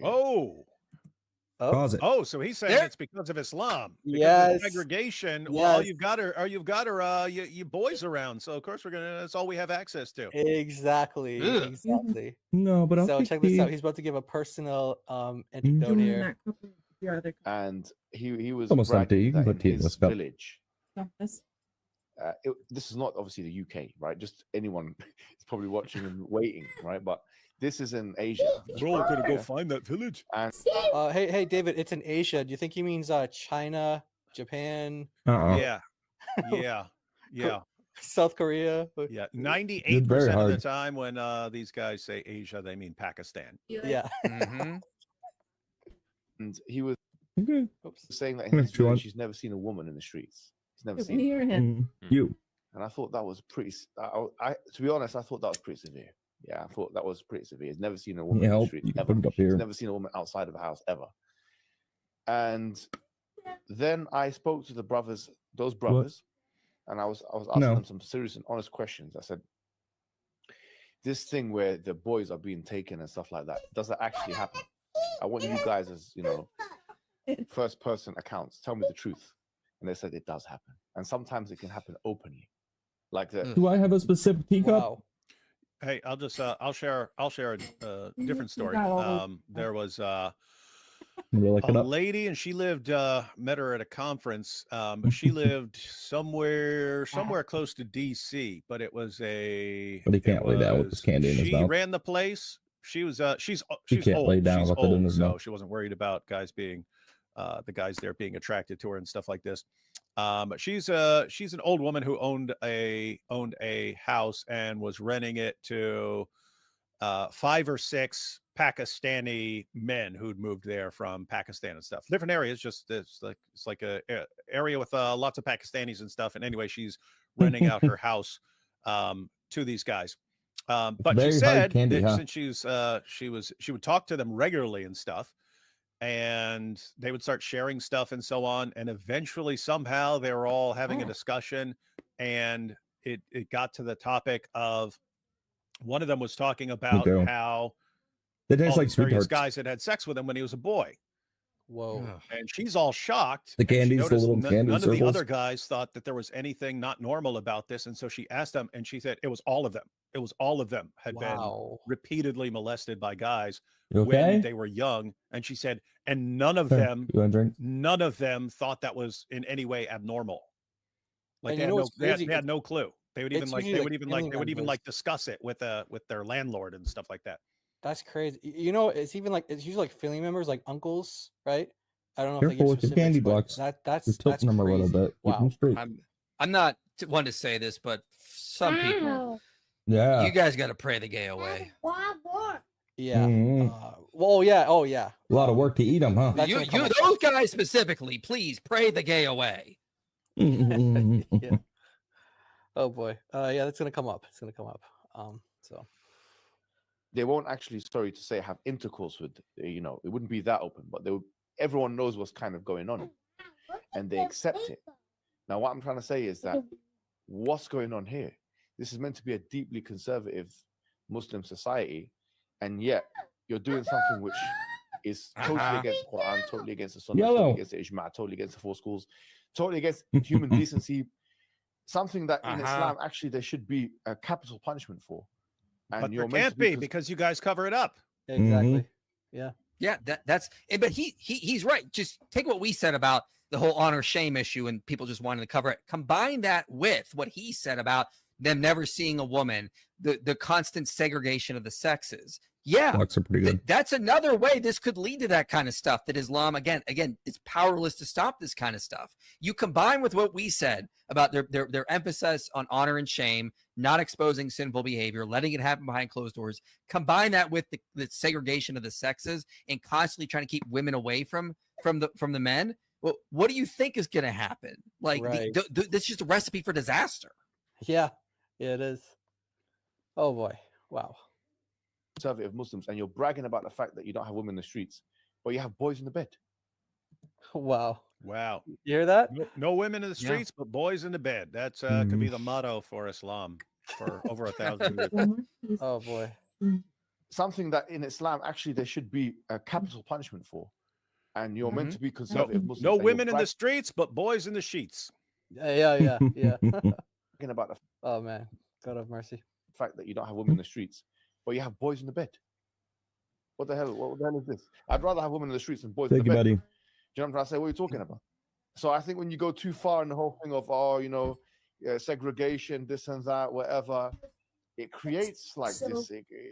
It creates perversion. I think it creates perversion. To be honest with you, bro. But would you think that it's a causal thing? Eli, if get your you butt look changed. at in the U.S., I would, if we compare the most liberal Probably societies not. with some of these traditional societies that you're talking about, the more liberal societies are actually far higher in terms of abuse of children and like molestation of children, I'm like not diddling saying kids that. in the closet. I think if So, you go, You know what? Yeah, go ahead. Yeah. Daniel kind of makes an interesting point. If you go too far into a radical fundamentalist Islam, children get abused. If you go too far into secularism, children get abused. You know what's the best place to be? Traditional Christian society. Yes. It's the perfect middle where everyone is safe and we have good morals, good values. Islam is too far off in one direction. Secularism is too far off in one direction. Christianity is based. Don't punch the door. Amen. Break your hand. If you go too far in either direction, so if you go too far in the liberal direction, because that's a solid wooden door. But ironically, and also kind of like counterintuitively, if you go too far in the segregation, I'm not going to see women in the streets direction as well, that level of suppression also creates perversion. So that I think there's something in the middle. Maybe I'm subscribing too much of like. But like, if you don't see women in the streets, like you have a wife at home, maybe multiple wives, maybe you have like, so how you can have a little bit. How someone who is older and has a wife, like it's even more disgusting and despicable that he would abuse a child. I know, as mad as this sounds, and look, I feel like you still need to communicate with women who are not your wife. Whoa. Yeah. That's a Muhammad hijab there. Yeah, it's Muhammad hijab. Because you have to find your next hotel. Hotel? Yeah, exactly. Daniel's like, what is this guy talking about? I mean, he's right. I mean, here's one of Daniel's Islamically, yeah. Well, one of Daniel's dumbest arguments is like, oh, the reason why we need child marriage is because when teenagers hit like 12 and 13, they have urges and they should get married right away so they can focus those urges. No, that's stupid. Because the first thing you do if you've got an urge, you shouldn't give into it. You should learn self-control. You should master that urge or that desire. And that's one of the geniuses, I think, of God, allowing sexual desires to happen early so humans can actually go through a process of learning to master their desires and urges before they actually get married and can experience them. Daniel's stupid world in Daniel's stupid land, no, you have urges, immediately act upon them, get married as a kid immediately, and then you never learn to control your desires. So like, it's like, and actually interacting with members of the opposite sex early on, learning how to communicate is also good for your mental health and development. Why would we want to keep boys and girls completely separated and never interact with each other when that's just not the way the real world works? And when you try to make it work like that, society starts to break down or doesn't function as well. Yeah, and I know David covers these stories all the time because he does, Jihad Watch with Robert Spencer, which he's going to be doing today, guys, by the way. So look out for that. But these stories happen all the time where some guy from like Afghanistan or some, Muslim country, he is in like some Western country, Australia, UK, whatever, and he does something like some sort of molestation. And the legal defense is, oh, well, he's out of his culture. Like he's never seen women before. And a lot of times they actually excuse it. I mean, David can probably give examples of this, but they actually excuse it a lot of the times. But like, oh yeah, he's not used to seeing women, at the beach, for example, in his culture. So when he saw them, he doesn't know how to control his urges. And a lot of times they let him off the hook, or it's like a slap on the wrist. Yeah, just so you know, I was trying to look up some statistics on the Pakistan stuff. Yeah, because Daniel seems to think, oh, it's so much worse in Western nations. And I saw some statistics, but they say it's thought to be massively underrepresented because almost no one reports it because they say no one's gonna be sympathetic or care or think you can prove anything, and so people just don't report it. But they said they have millions of street children in Pakistan. Yeah, they do. And it says, let's see, with little research on the topic available, the prevalence of sexual intercourse among street children is reported to be as high as 88% in Pakistan. Whoa. God of mercy. This is the type of societies that Islam creates, and they want to tell us that they can do it better. Just let's everyone in the West adopt Islam. We'll have so much better results, guys. It's a complete and total lie. The worst thing we could do is adopt Islam, and then we end up in a couple generations looking like Afghanistan and Pakistan. Horrible idea. Wow. Ruin our farmland, create deserts. Oh yeah, but David, so you have examples of that, right? Where like, someone comes over from Afghanistan and they molest some woman on the beach or something like that. You can see that pretty much. You can see that pretty much every day because people always share those examples where they go up to some guy. They keep catching the guys because the guys are trying to meet up with a 12-year-old or a 13-year-old. And they get there, and all of a sudden, there's people with a camera in their faces and holding them until police get there. But over and over and over again, they see no problem with it. Like they don't. What are you talking about? What are you talking about? The girls are these are women according to us, and they're ready for it. So what's wrong? But yeah, and also just over and over again. Look how they're dressed. We can't resist this sort of thing. Right. And they're not wearing a hijab, so they want to be abused. That's Surah 33 verse 59. Yep. There you go. Even if it's a normal interaction, because if you have no schooling on how to do that, if you don't know how to speak to just a normal woman who's selling you a loaf of bread, or someone who's doing this and that and the other, then when you see that woman, you can start to become like a freak. You don't know what to do. You have this guy's talking about being a freak. For Eli and you. It's weird because he's saying something that's true. If you never learn self-control, because keep in mind, guys, you can have self-control means you control yourself. You can have control imposed from without. That's not self-control. Self-control is where She's starting to wake something up, can be in that's your why. face, but you have the control to resist it. If you're from a place where you've never learned self-control because control has been imposed on you from without, meaning women are just kept separate from you. You don't even see them as, according to hijab in some places. You're kept separate. She's getting really hot. You're never in a situation where you have to learn self-control. And so the insanity of Western governments is we know that lots of Muslim nations are like this. People are not trained to have, men especially are not trained to have any self-control. And then you say, okay, now let's put them around a bunch of British 12-year-old girls, and we'll put them into the same community with all these 12-year-old British girls. And oh, wow, they're gang raping them. Shocker. Wow. Yep. Yeah. You guys pointed this out earlier, but like they have, and rightly so, they have so much outrage about man-boy relations, but they're willing to marry off girls of the same age and younger. Oh, yeah. So it's like what's going on here? Like in their mind, like what you is gotta understand how hierarchy works in the Islamic world. You have Muslim men at the top, okay, then you have like I guess dhimmi men, then house cats, and then women. Okay, like really, I mean, it's just like when you have verses in the Quran saying like women are a tilth, you can plow them as you please. You're allowed to strike them if they're disobedient. Meanwhile, there's no verse about a woman striking her husband if he's doing something wrong. You're gonna come away with the idea that these are second-class citizens. They don't have as many of the same rights as men have. Meanwhile, in Christianity, again, we saw human rights come out of the Christian tradition. I just uploaded a video how Christianity created human rights, equality. You go to verses like in Galatians 3, there is neither Jew nor Greek, male nor female. We are all one in Christ. We get to give the Imago Dei. Both man and woman are the image of God. So you get this constantly this idea that like women are treated as equals by Jesus. They are allowed to deliver the revelation of the resurrection to men. Mary is, of course, given like she is praised among women. She is the queen of heaven. She is the mother of God in the Christian traditions. So women are given far more. And again, historians have noted that Christianity gave women rights they had never had.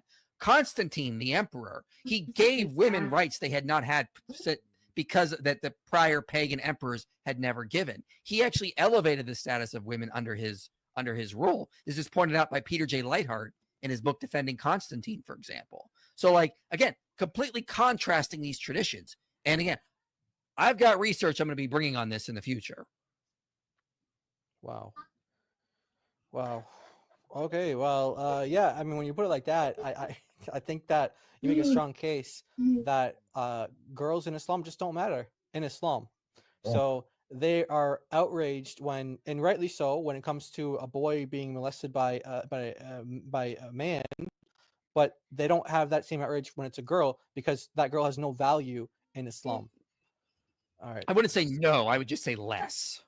Well, I mean, they're willing to.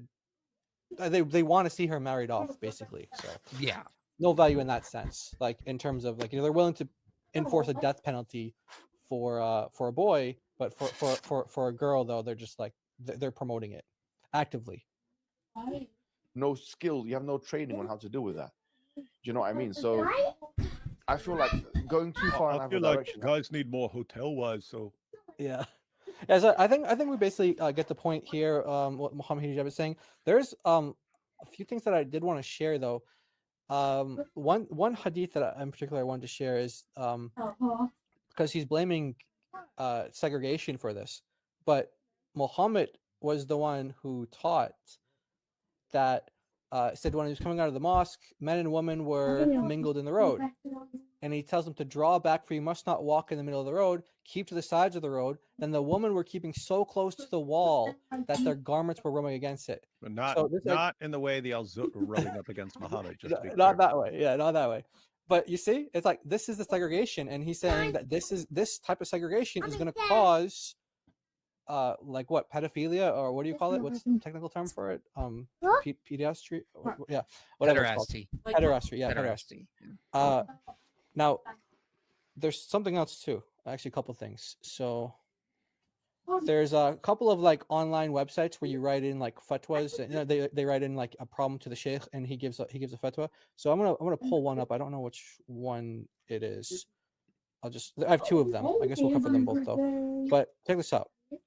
So this one is talking about a man that's attracted to beardless youth but feels terrible about it, and he quotes Ibn al-Qayyim saying that if a person becomes worthless in the sight of Allah, Allah afflicts him with the love of beardless youth.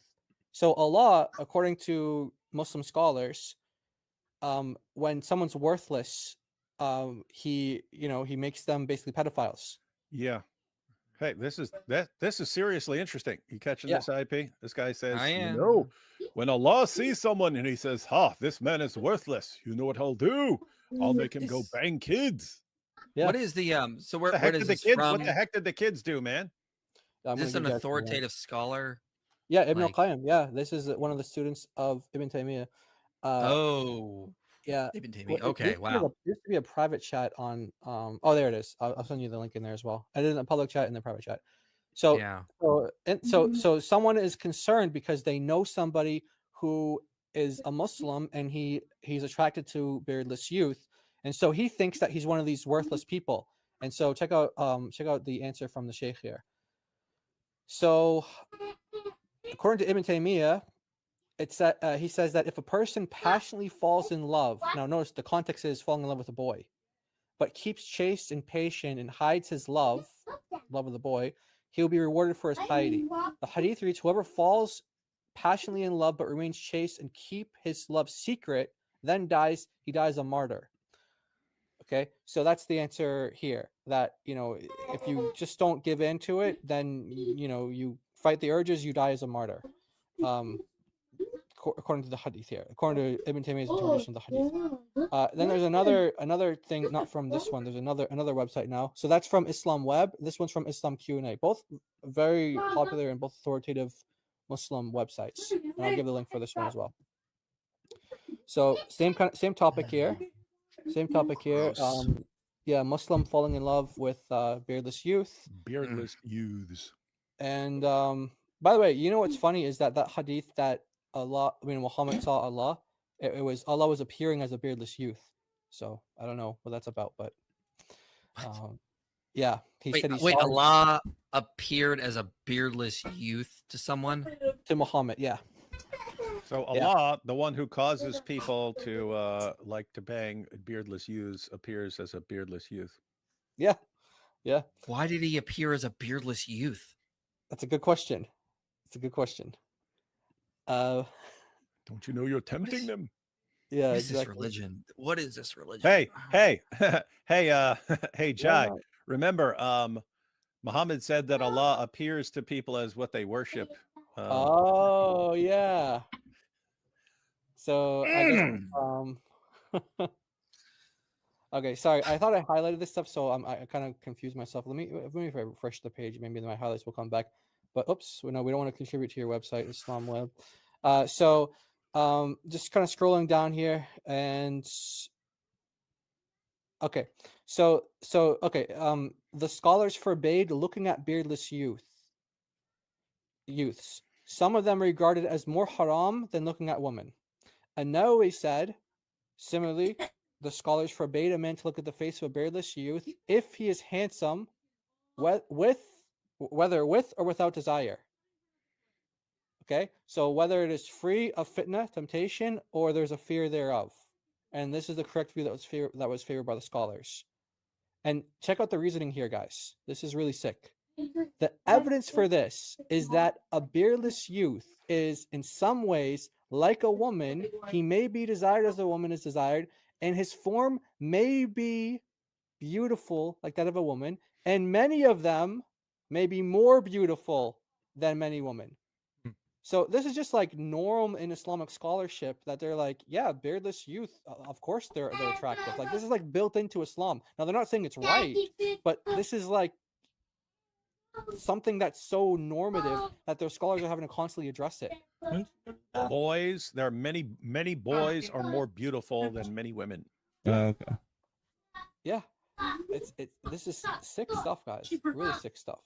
Yeah, just this is one of the reasons I have a hard time agreeing with Bruce Ryan that pederasty is not a mental disorder, because I can't even fathom how you could have that attraction. Like I just can't even it can't even get into my brain. Like that's obviously there's something wrong with your brain if you're attracted to a beardless youth. Like there's something wrong with you. Like I don't know what else to say. And like the fact that this was so normal, like throughout ancient cultures and medieval cultures until the rise and dominance of Christianity, just makes me, just be all the more thankful for Christianity and its values and traditions it is imposed upon us, because good Lord, this is evil stuff. And the fact that this was just considered normal by so many people.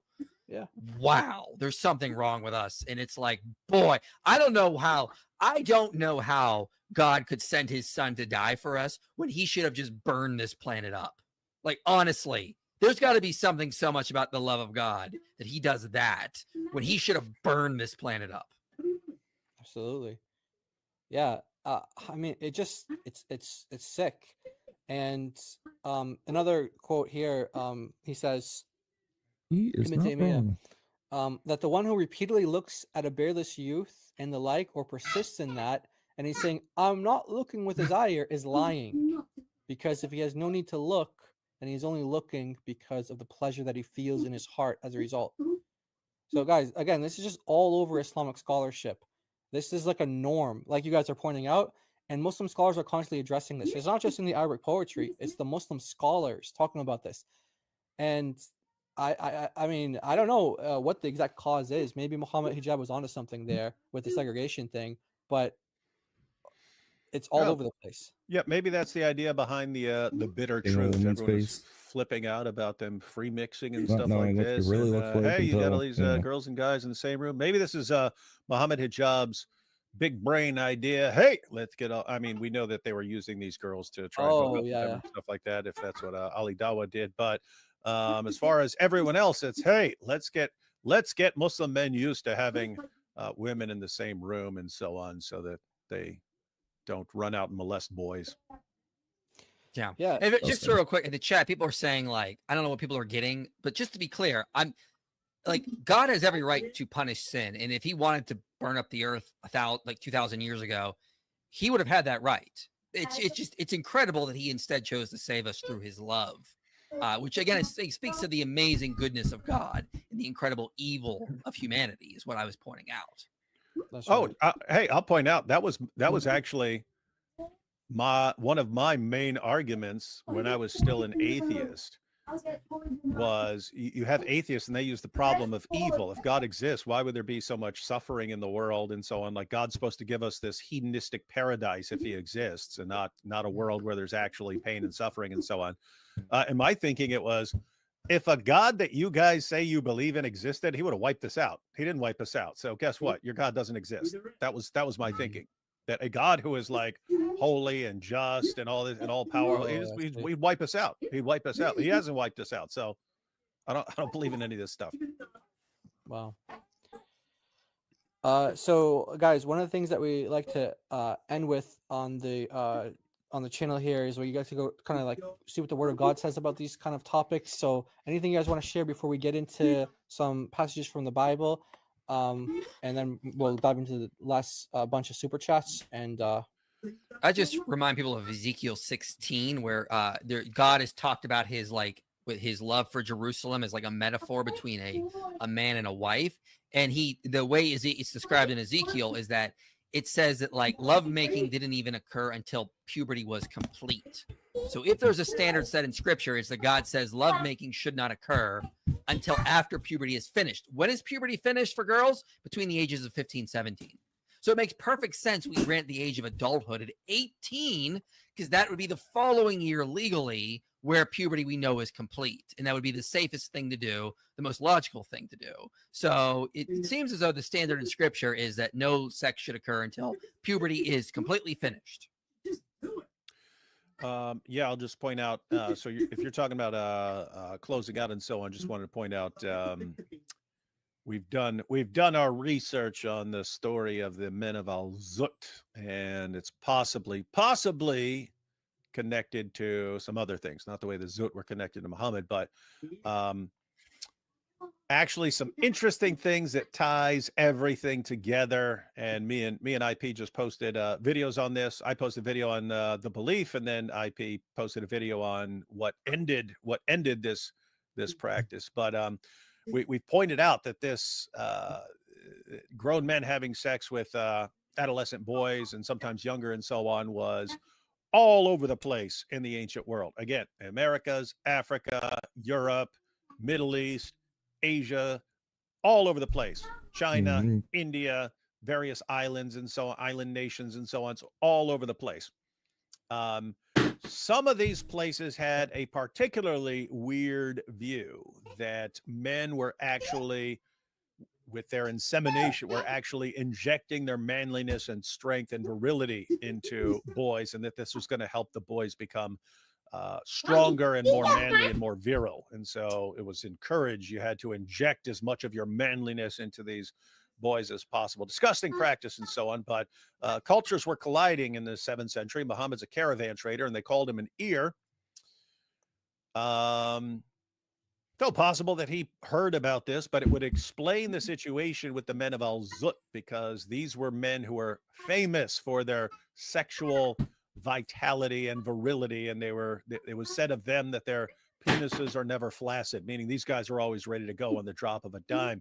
And so if you had this belief that men could inject their manliness and virility into you, and that this would make you more manly and virile, you have a possible explanation for the story that Muhammad wants to be the most virile man on the planet. And so he gathers together a bunch of men of Al-Zut and meets with them in the desert and has them inject all their manliness and virility into him. And this is why Abdullah has to stay behind the Diddy line, why Muhammad says, if you cross this line, you're finished. You'll be dead. Why? You can't handle all this virility.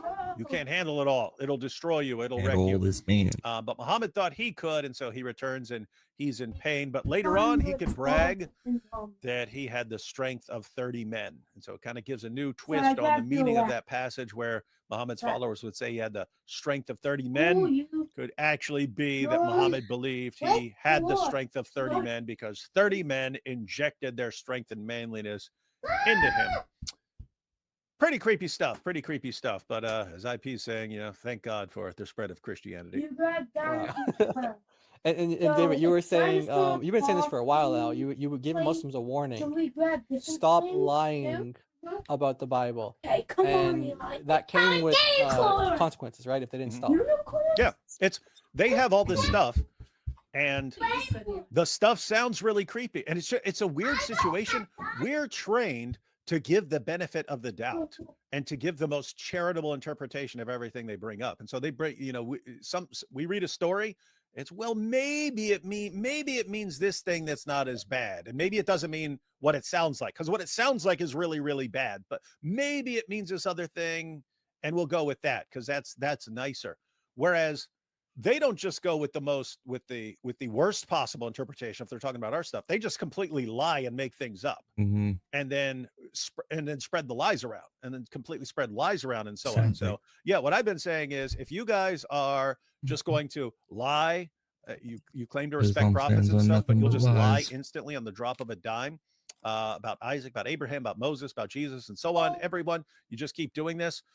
I'm not going to tell people to lie in return. That would be evil. You guys are comfortable being complete liars, and that's prized and valued in your religion, not in ours. But boy, I will encourage people to quote these passages and not give the benefit of the doubt, not give a charitable interpretation. Just go with what it sounds like it's saying, even if it sounds like it's something he likes messed up. copying Pointed you. out, we can do that. We can quote a bunch of these really messed up teachings in Islam and not give you the benefit of the doubt and just say what they sound like. And people are going to be horrified, and people are going to start quoting this, and you are not going to like what this does to you. They did not heed my advice, and so guess what? These guys are going to be hearing about Al-Zut for the rest of their lives. Nice. And that's not it, because there's a lot more stuff in the Muslim sources that we're about to popularize. All thanks to people like Hijab and Daniel Hakikatu. We can lie about Isaac. No one's going to do anything in response. How's that working out for you, bud? Yep.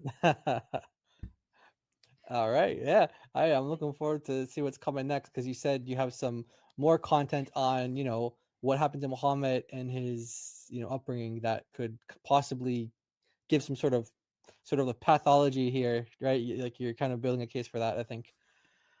All right. So, hey, IP, if you need to drop out at all, feel free.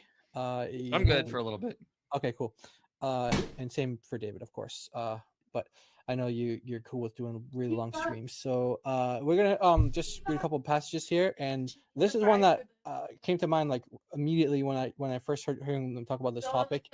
In Matthew chapter 18, verses 6 through 7, the Lord Jesus said, "But whoever causes one of these little ones who believe in me to sin, it would be better for him if a millstone were hung around his neck, and he were drowned in the depth of the sea. Woe to the world because of offenses, for offenses must come, but woe to that man by whom the offense comes." So here you can see the love that the Lord Jesus has for children and not wanting them to be abused and causing them pain and hurt, and basically everything that we just heard described from Islamic history, Islamic sources. And so you can kind of see where Christians would get this idea from, that children are sacred, they're not to be abused. Where would they get this idea from? And this is one of the passages that you could draw this idea from. Whereas in Islam, you have this, like we've been pointing out, you have this culture of just like keeping everything quiet, hush hush, don't expose anybody. But no, the Lord says, hey, those people who cause these little ones to sin, that basically it'd be better off if they were dead. Didn't even exist. So there's going to be severe judgment for them. And then another passage that I don't know if you guys want to comment on that at all before we go to the next one. Okay. So another passage was in Romans chapter 1. I encourage everyone to just go through Romans chapter 1, 18 to 32. But one passage one verse I really wanted to focus in on. I really recommend Robert Gagnon's work on anything related to the alphabet community in the Bible. He's the go-to scholar on all that research. But look at this here. For this reason, God also gave them to vile passions, for even their women exchanged the natural use for what is against nature. Likewise, also men, leaving the natural use of the woman, burn in their lust for one another, men with men committing what is shameful, receiving in themselves the penalty of their error, which was due. Now, check this out.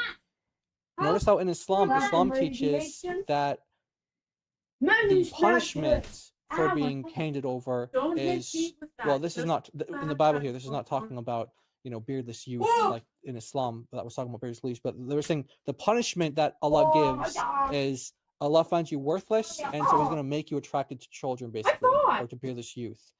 But here, people are being given up. Why? because they did those things. So that's not a punishment that God's putting on top of people. That's something that people willingly do, and they do that, by their own free will. And then that's what, if they don't repent, then they're giving up for that. But I just want to show like it's the exact opposite. Whereas in Islam, it's like the punishment is, you're going to live this lifestyle, you're going to have these desires. But in the Bible, it says no. The true God, he punishes those people for doing those things. That's not the punishment, right? So Allah constantly makes me think it's like if the Joker became omnipotent. Just the amount of stuff he does, it's so weird. It doesn't make any sense. He does. I pointed out before. He sounds more like Loki, like from Norse mythology, like mischief, god of mischief, and so on, and pranking and stuff like that. Yeah, for sure. Hey, there was a video that we talked about, David. A video idea about was it Descartes' demon and Allah? How like how do I know that it's not like this demon control? Yeah, remember? Yeah. So no, I don't remember, but it sounds correct. It sounds correct.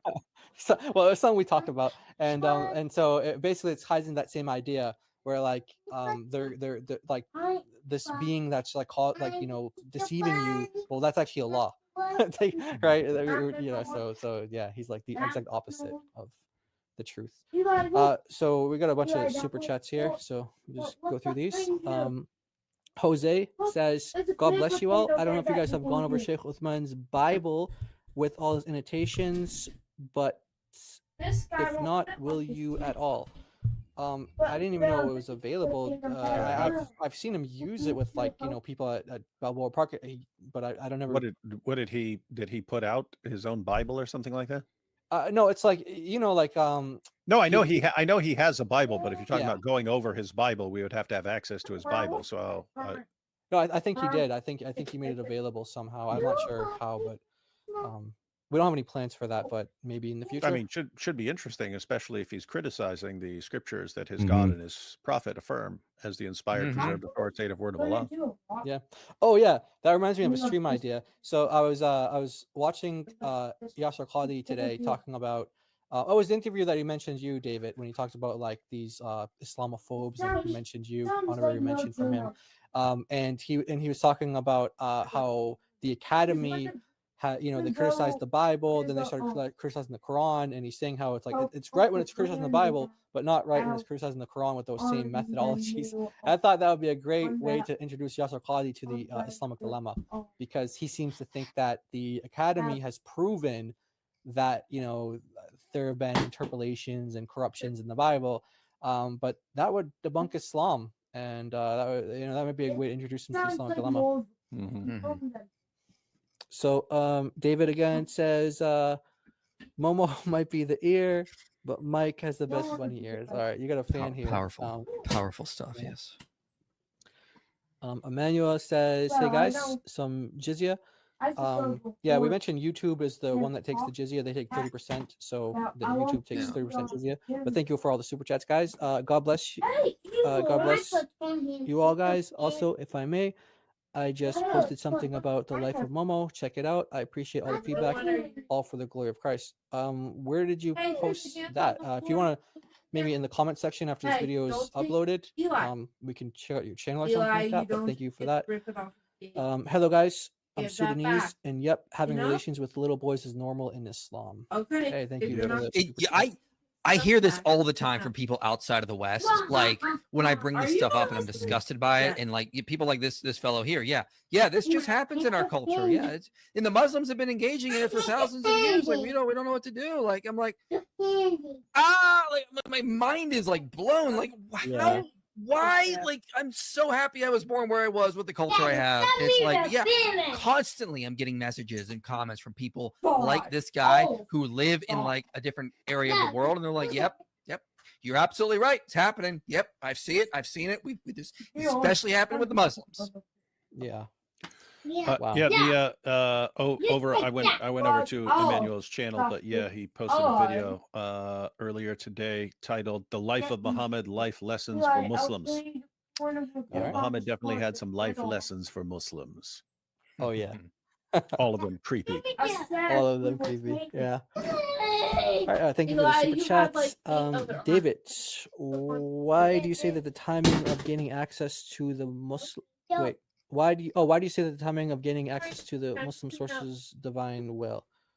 Well, it's not like I'm quoting the Bible and it says, and you now have access to the Muslim sources because Allah wills it and something like that, or God wills it or something. It's just some interesting coincidence here. It's if you go back to 2002, 2003, 2004, all the way up to like 2008, 2009, and so on.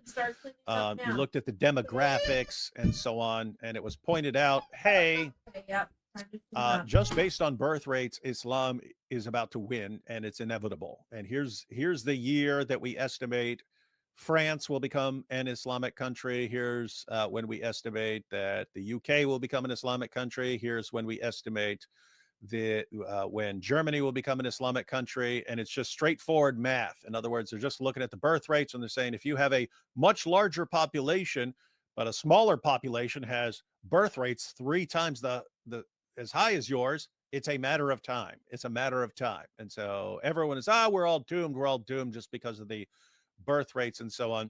But here we are, and we've seen tons of this. We've seen, hey, Islam is what is it, like 2050, 2060 or something like that gonna be, just based on birth rates, the dominant religion in the world and so on. And right at the same time we're told all of that, that's also the same time that we suddenly get open access to all the Muslim sources. So for 14 centuries, like even if you go back to the earlier in the 20th century, you could get a crap translation of the Quran here or there or something like that. You didn't have open access to all the Muslim sources, which allowed Muslim preachers to lie, and that's how they spread Islam wherever they went. They would lie. If you go back to the 1960s, when Islam was spreading in the African American community, and you had Muhammad Ali and Malcolm X and so on preaching, when they were saying Islam is the religion that treats all people equally and ends slavery, it was completely made up. How would anyone know how to respond to that? How could anyone just quote the hadith and say, what are you talking about? Muhammad bought, owned, sold, and traded black African slaves. How are you making this up, right? No one had access to that stuff. So think about it. For 14 centuries, really difficult to expose Islamic teachings, like really, really difficult. Now, all of a sudden, it's the easiest thing in the world. We got open access to their sources. For 14 centuries, Muslim leaders could keep their people insulated, just completely insulated from ever hearing criticisms of Muhammad. So they could lie to their own people all they wanted, and no one was in a position to show these people the truth and lead them out of Islam. All of a sudden, right now, we have open access to any Muslim on the planet who has an internet connection and so on. So you just look, and right before Islam takes over the world, suddenly we're handed everything we could possibly need to expose all the lies and not let it take over the world. And I look at that and I don't know, just seems like providence to me. It seems like God is saying, I'm delivering this to you. I'm delivering this into your hands. If you guys want, here's everything you need to completely stop yourselves from being violently subjugated without shedding a drop of blood. Here it is. It doesn't mean we're going to do it, but it looks like we're offered that opportunity. And the Muslims are sort of pivoting to this idea. You've seen Daniel do some of it, but it's like, oh, Islam is so good for humanity. It's like the best system ever. And I'm going to destroy that. I'm going to absolutely destroy that in various videos. Like the sociological research is now starting to distinguish between like Islam and Christianity. And again, it always puts Christianity as far better in results and showing negative results coming from Islam in a lot of ways. I've got so much research. I've got so many more things I need to read, but there's a lot I've found so far. And it's all looking really bad for Islam and how it affects humanity. Great. Yeah, we're looking forward to that because we hear that a lot. Oh, yeah. I got stuff. Don't you worry. In addition to what David said, I remember listening to Father Zachariah Botros before. He was saying that the worst things the Muslims did he's the Coptic priest, and he said the worst thing that they did to his community was they forced him to learn Arabic. And he said that was their worst mistake.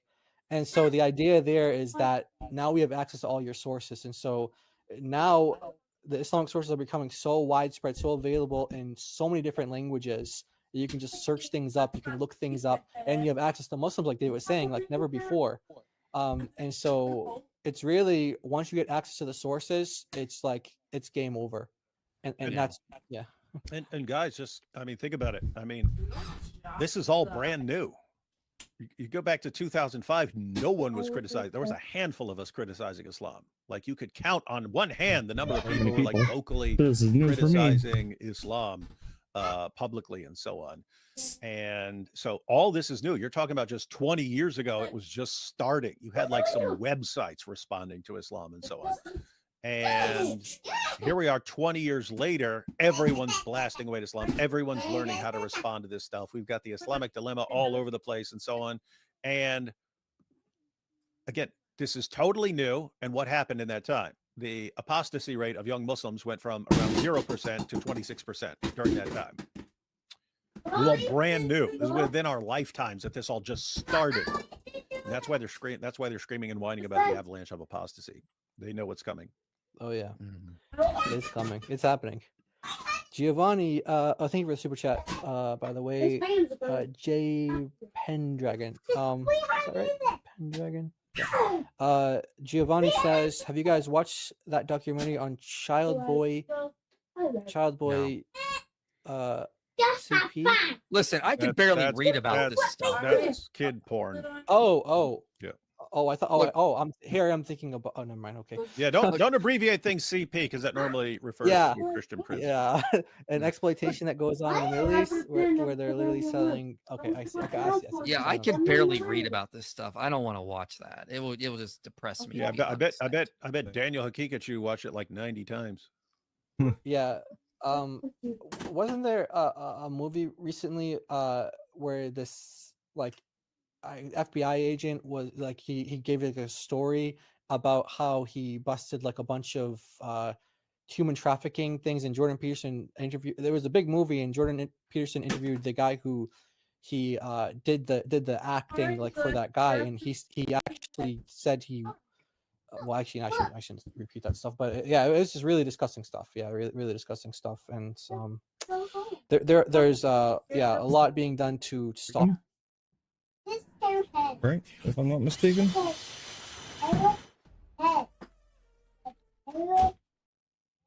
Yeah, Sound of Freedom. This movie. Little smurf looking dwarf. That, but no, I'm not familiar with that particular documentary. But thank you for the super chat, Giovanni. Gifted one. Oh, thank you for the gifted membership. Thank you so much, guys, for the gifted membership. Islam is a perfect storm and a dysfunctional social imperative.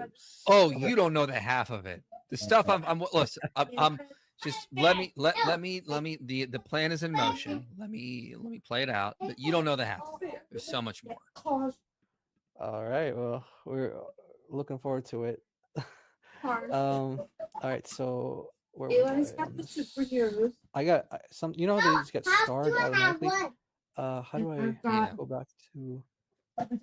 Did I hope I didn't skip anyone's super chat. Are there early marriages for prepubescent boys? If you want to put my screen up real fast, this is actually in Bruce Ryan's paper. It's not like real marriages, but in Albania. So it says highly romanticized, mature to immature homosexuality was still found in the latter half of the 20th century, owing its isolation from the outside world. It had been institutionalized during the Ottoman rule. There it is again, under Muslim rule.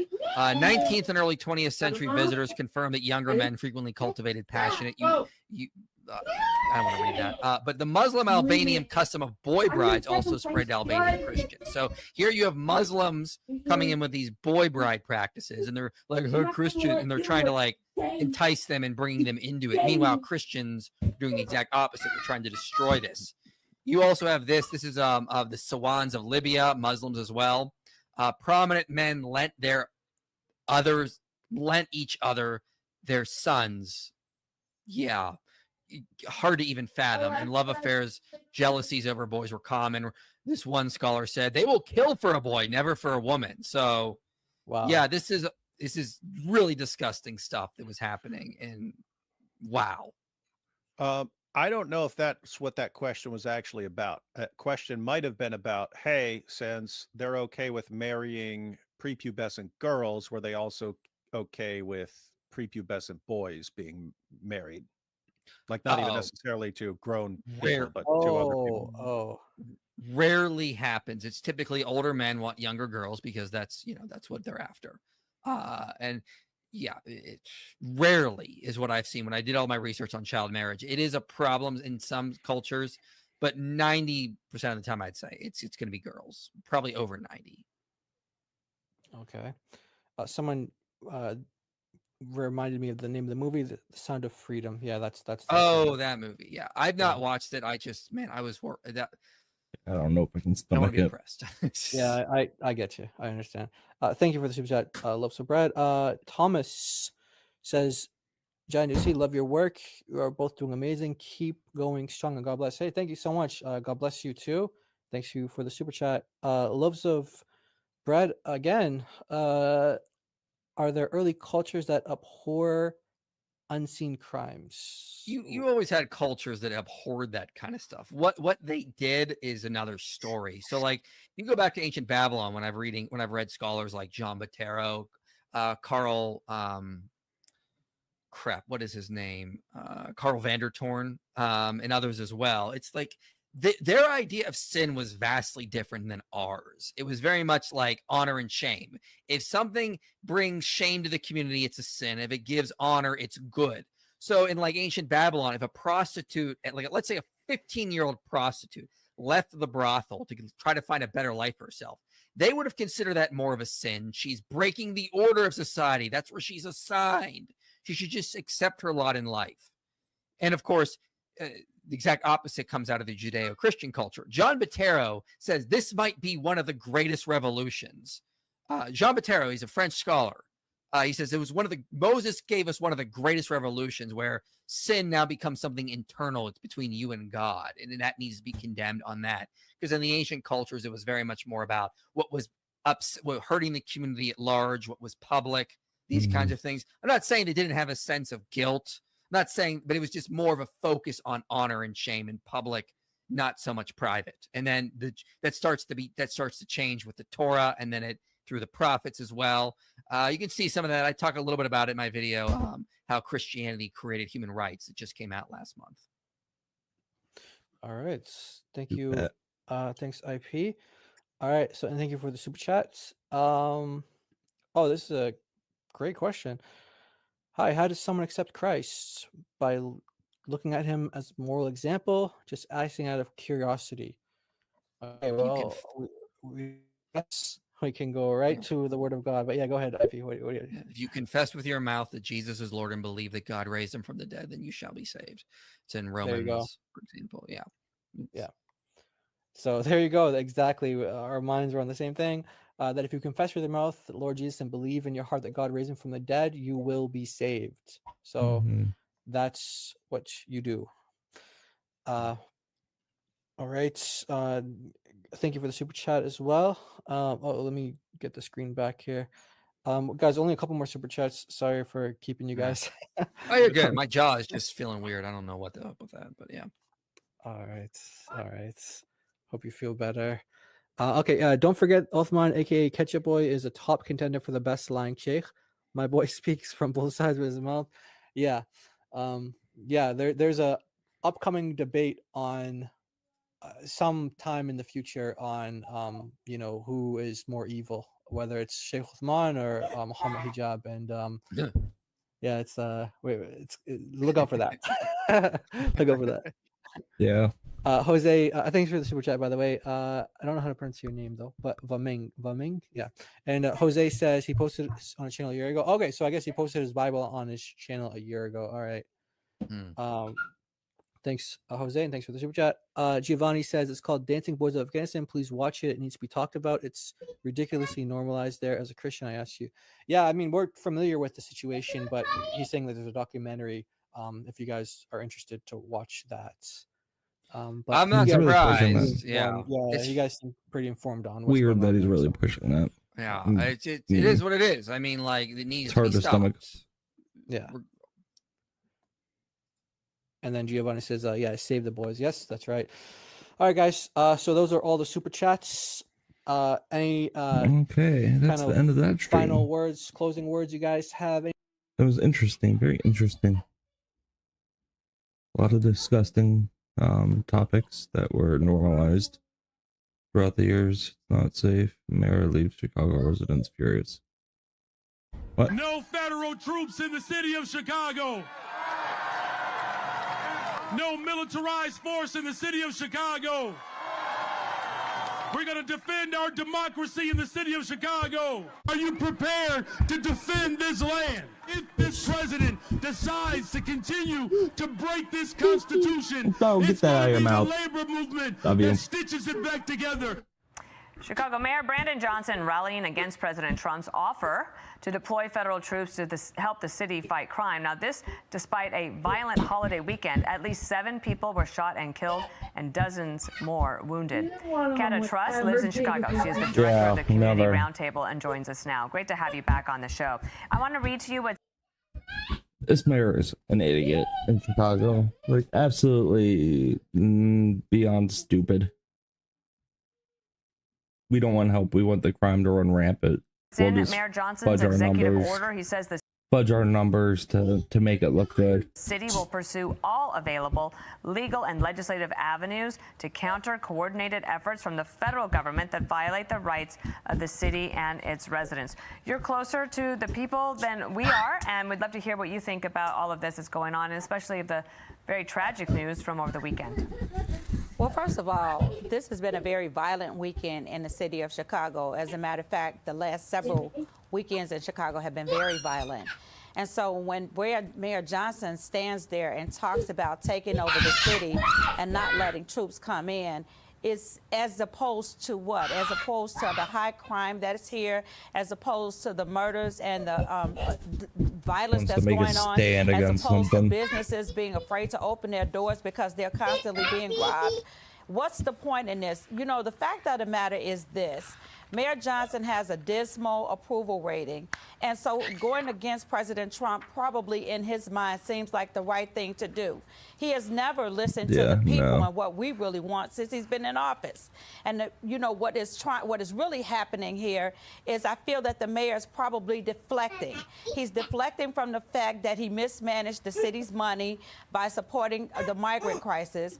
And he asked the Board of Education to take out a junk loan for the city to cover costs. That's basically what the loan is for. So now that the Board of Education has refused, most of the measures that he's really tried to push in this city have been turned down because they've been things that have not been beneficial. The reason he doesn't want feds in the city is he's probably going to get found out to be co-conspiring with a lot of these criminal gangs. Watch. I'm calling it now that he's going to get caught with something when the feds do actually march on this city. To the people here. So of course he's going to go against whatever measures President Trump puts in place. He's doing something illegal, for sure. Politics and a fight with Trump in order to help his own standing is what I hear you say. I want you to listen to some of these Chicago business owners to talk about what they're going through. Oh, look, the baby. The city's not safe, you know, for the mayor and the governor to go on TV. You and can't drink with that in your mouth. As statics, as numbers. I mean, we're human beings. We're talking about real time. We have to hire extra security, private security. He does look cute with a pinky. We advise all our patients when they go home and check the Uber. People can't even walk their dogs. I mean, this is to believe that the city is safe the way they made it sound in the press conference. Gabe, it is wrong. You're too old for a pinky, but yeah, I guess you look Johnson were cute to too. change his mind today and take President Trump up on the offer, get some results but like they're seeing in Eli Washington, is still in that baby Do you range. think that his Sounds approval like would super actually cute, though. be harmed in the city? Absolutely not. It may help him You are considering the cute fact too, that Gabe. his approval rating is at a dismal 1 digit. It might be something that can help him. But the fact of the matter is it really doesn't matter about what Brandon Johnson says. It doesn't matter about his politics. What matters is the people. And No, this mayor is gonna get caught in some kind of Ponzi crime scheme by allowing somebody to operate in his city that should not be operating at all.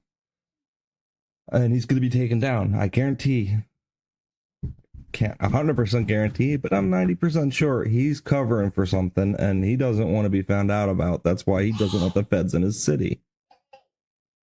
Let's just see what happens. We'll keep an eye on it and we'll make this. I'm saying it now. Once the feds are in the city, you will find something out that this mayor was involved in and how corrupt and disgusting this person and human being is. That is why he's pushing so hard against it. I don't think it has anything to do with his political career. He could care less what the people think of him. He's elected. He's in position. But he doesn't want people to find out what he's really been doing behind the scenes. You can't drink with a binky in your mouth. Can I take a picture with you with your binky?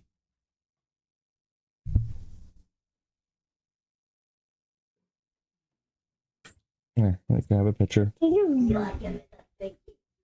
I have a picture? Hey, let me take a picture. Eli, come back. Come back, let me take a picture.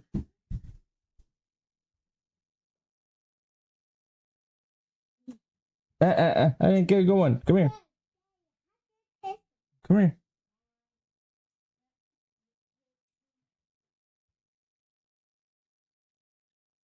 Suck on it. Oh.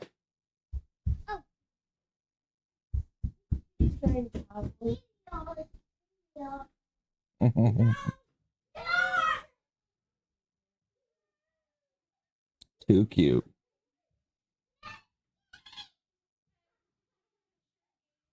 Yeah, I'll take a picture of Gabe. Come here, Gabe.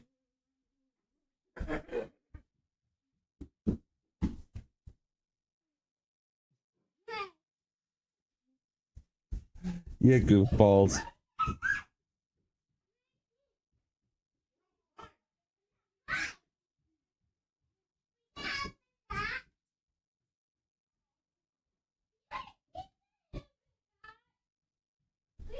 You lost Eli. I'm the cutest.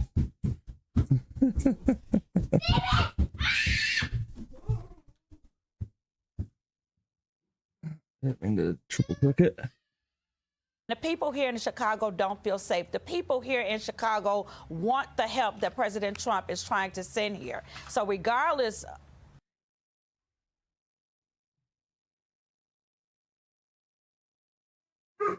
Are you wanting to force the Yeah, thank you, Mr. President. At the end of this month, the government or the Congress has to pass a budget. Do you think we can avoid a government shutdown? Yeah, I do. I think the Republicans will vote for an extension. We won't have any Democrat votes. We could give the greatest budget ever. Tax cut of 50%, everybody taken care of, perfect for women, perfect for men, perfect for minorities, perfect for everything, and we wouldn't get one vote for the Democrats because they've lost their mind. They are so deranged. They have Trump derangement syndrome, and I don't want to burn the Republican Party with it, but they really are. They've become almost sick. They actually think there is a disease. It's called Trump derangement syndrome. They've got it. No matter what we did, no matter how good, you could give them everything that they've ever dreamed of, and you wouldn't get one vote. These are sick people, and I think we're going to have a tremendous midterm. We just approved the largest tax decrease in the history of our country. We have things, if you think of it, no tax on tips, no tax on Social Security for our seniors, no tax on overtime, deductions when you buy a car and you borrow money to buy a car. First time they've ever seen anything like this. Middle-income people get deductions. You get a deduction when you buy a car. Nobody's ever seen. And by the way, they're selling cars like crazy. Cars are pouring back because of the fact that we have tariffs.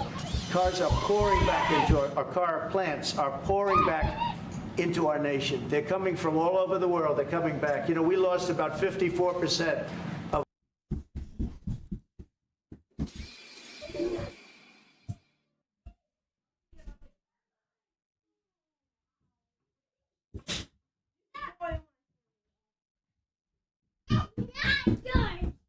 Not yours.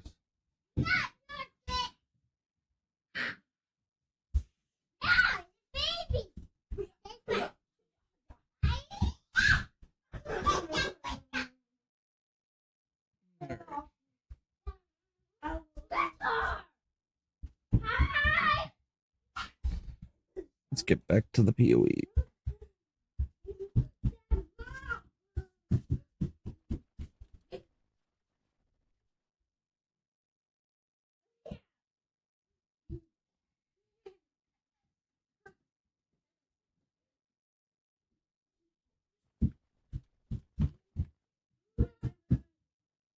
I want to do.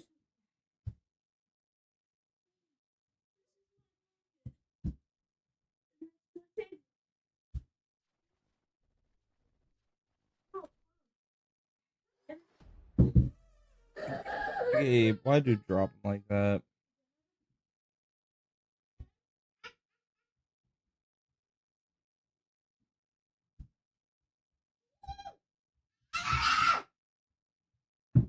Eli.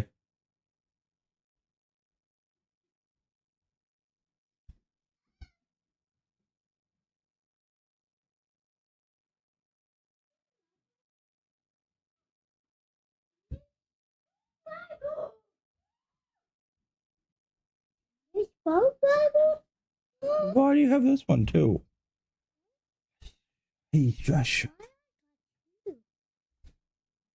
That's, you got 2 screwdrivers. All right.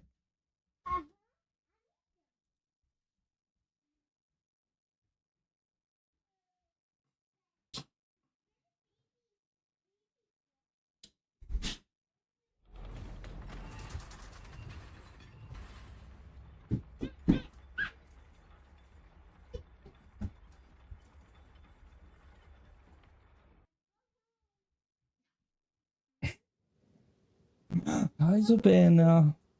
What are you doing awake, baby girl?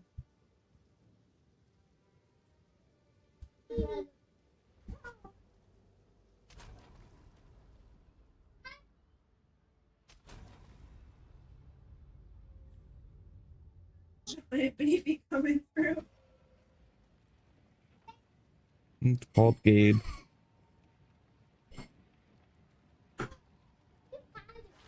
Why are you going this way?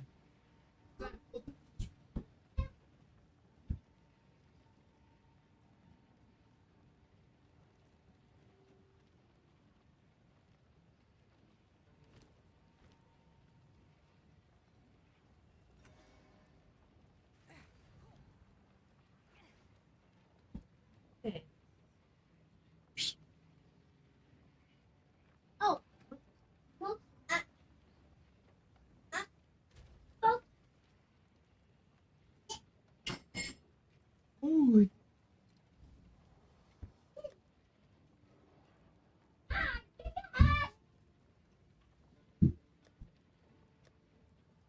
Oh.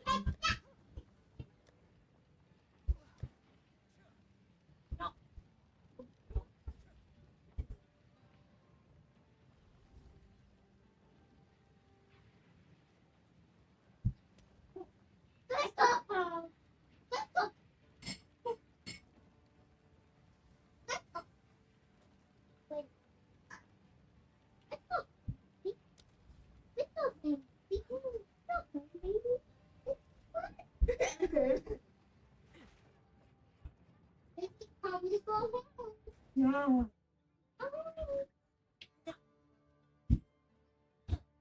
This is my blanket. I'm doing some.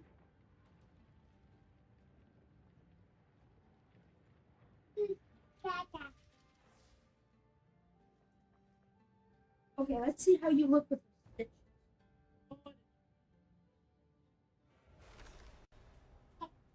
You lay down. It's too late. You beat my cuteness. My excuse is Mama. It's good. What's great?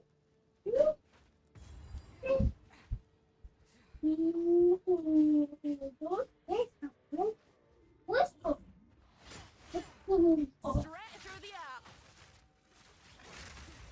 Foul thing.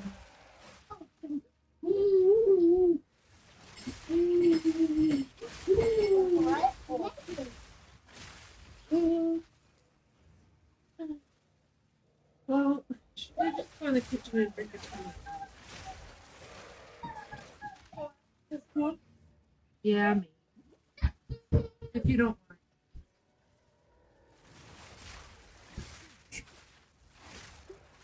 Then after this, you're done, Eva.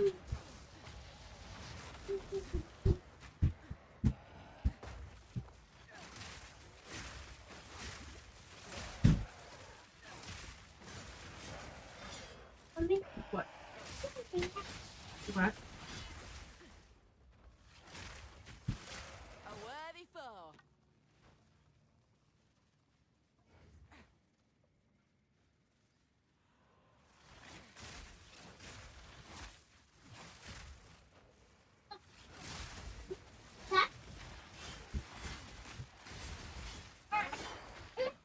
Alright, figure out how.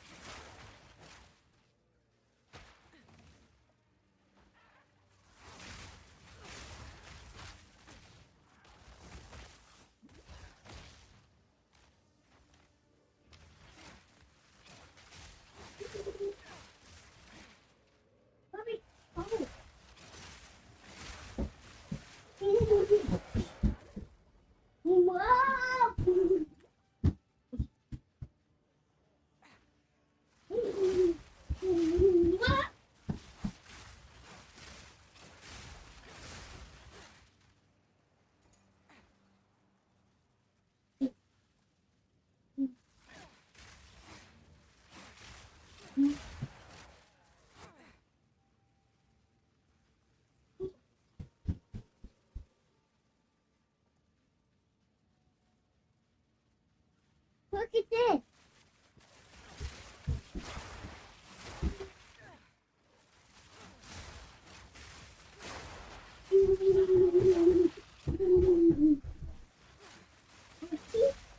And how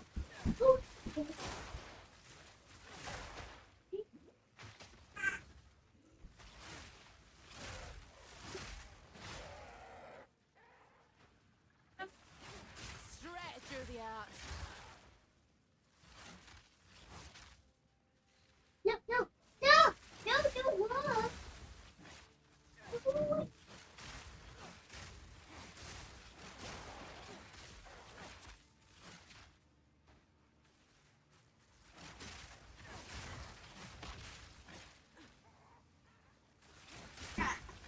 Oh, Lucky?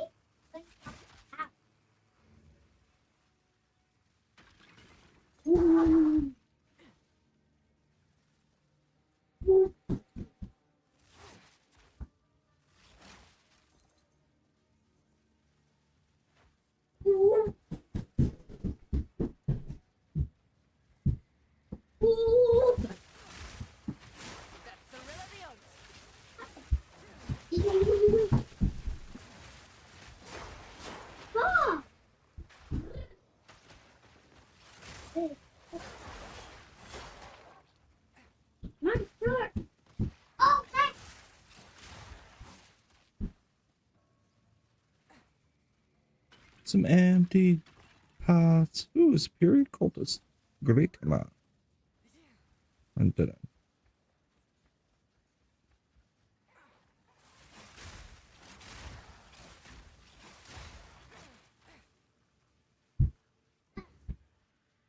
Oh, no, that's nice deal. No. That's my dear friend. Oh, nice deal. Mm-hmm.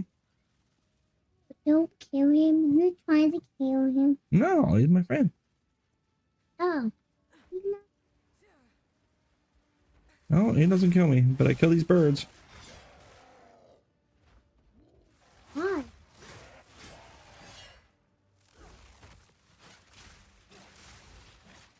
They're mean.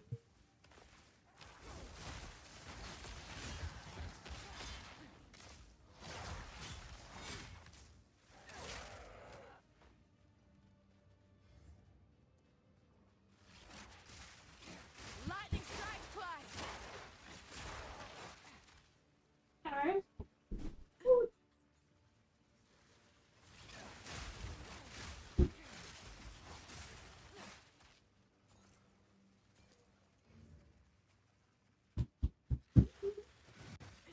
Holy cow, holy cow.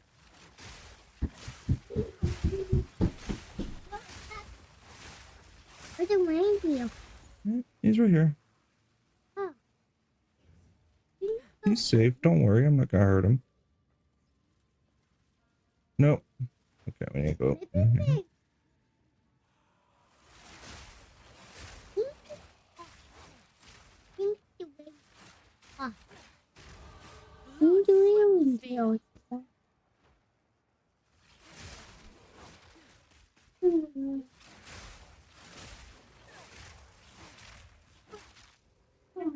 You say you're too hot?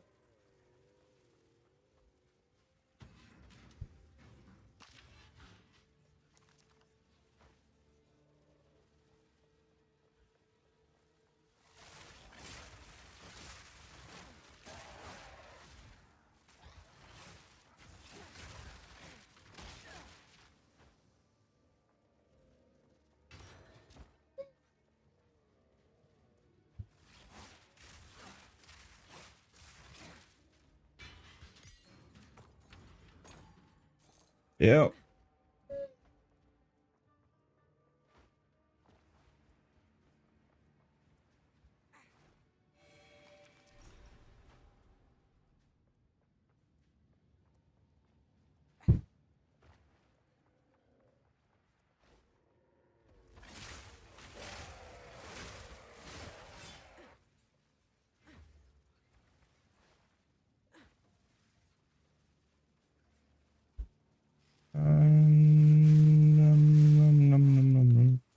Grand life last. That's me.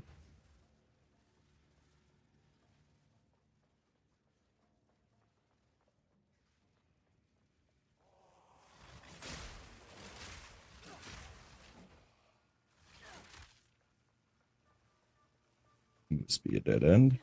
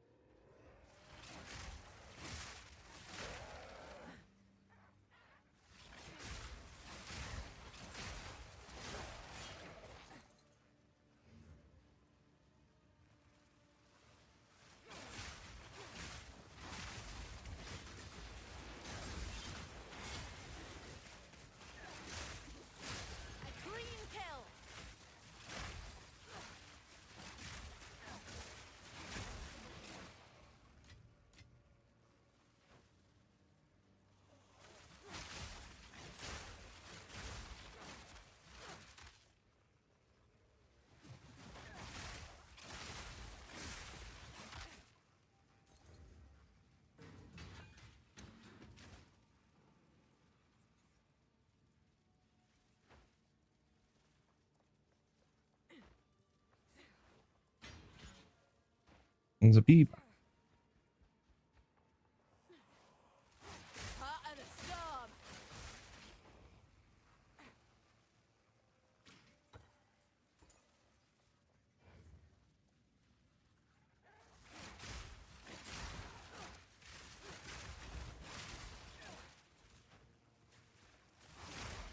It's just visually pleasing.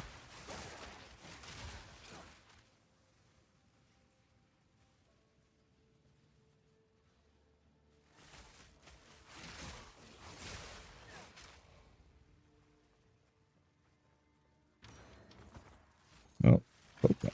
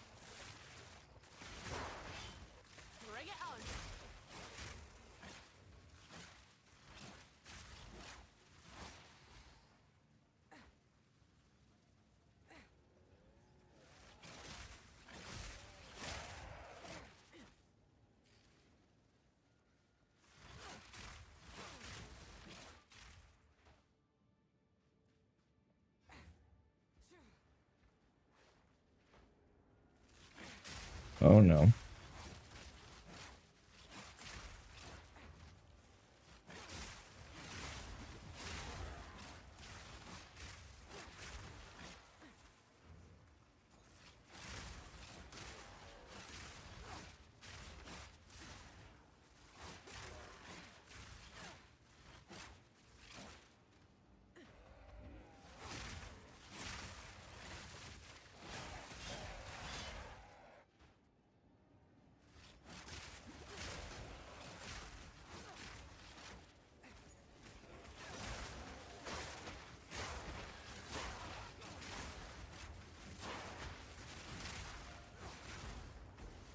My mana's gone.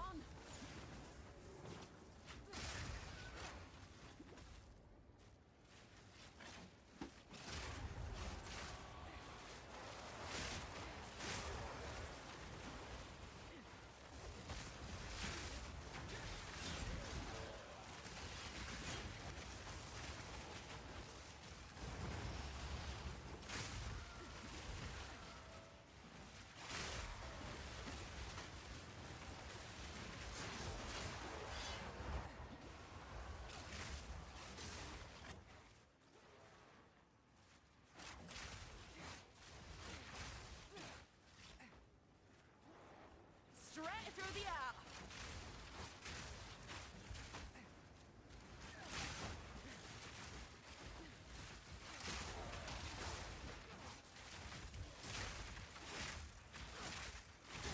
A worthy foe.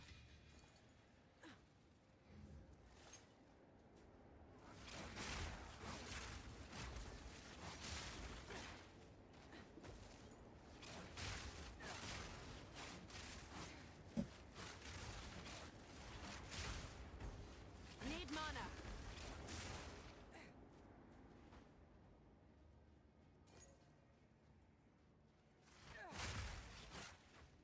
Come on.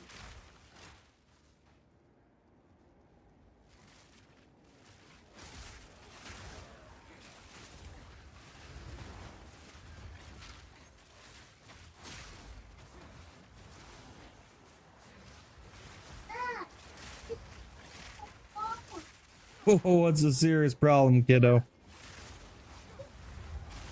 What is it, buddy?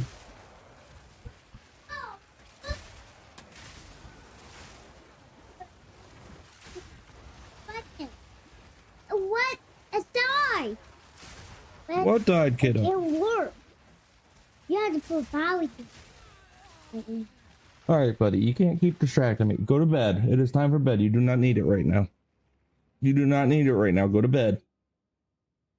I'll fix it tomorrow. Go to bed. I'm not fixing it tonight. Go to bed.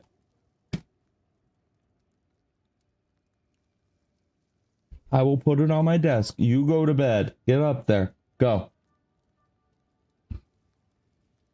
Yeah, you can. Right back. I gotta go.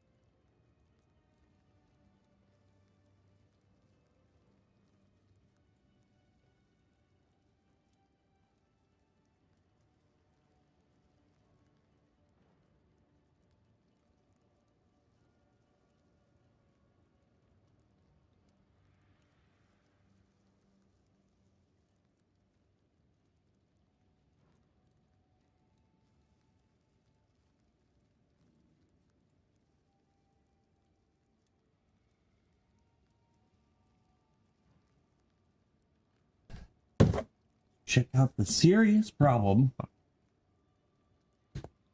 He's got a serious problem. His book. Ugh.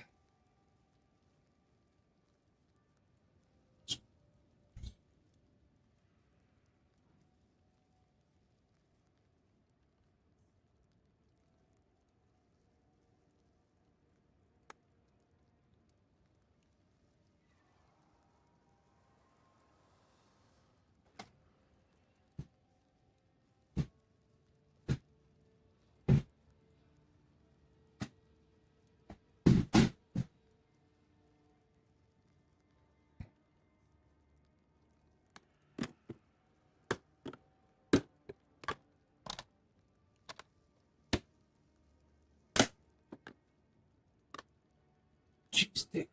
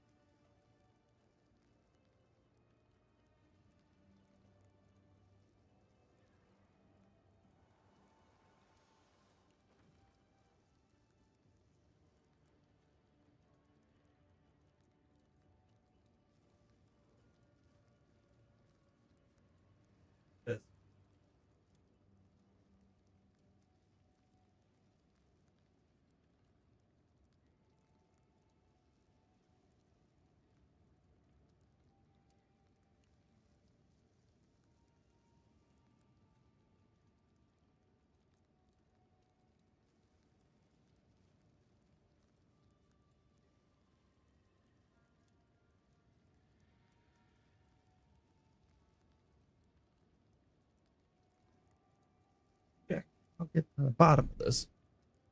Let's see what's going on with this one.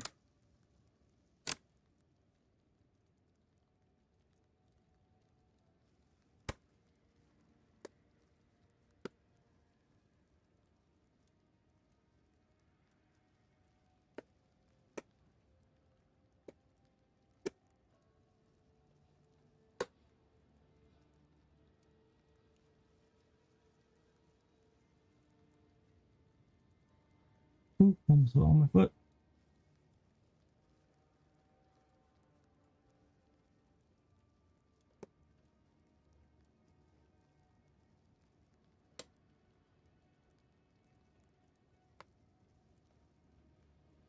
Yeah, always.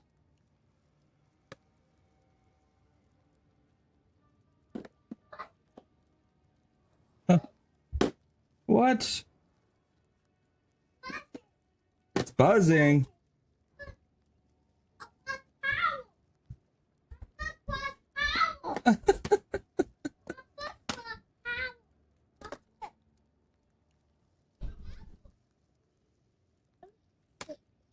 It makes a blossom.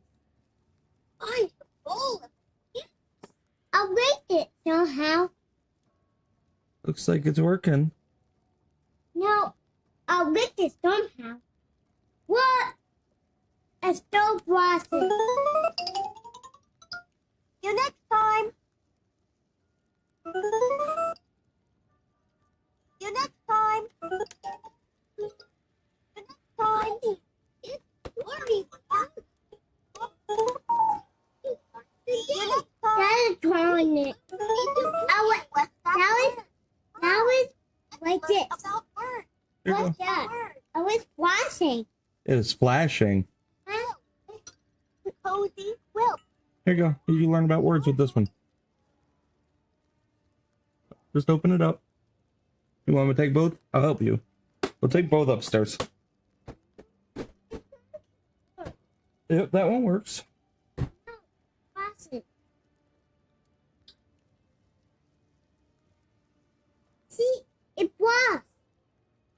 electronic. Yeah. I like it. You have to get.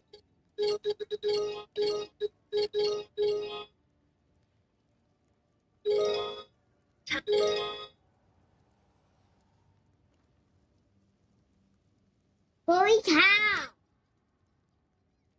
Can't work. Holy.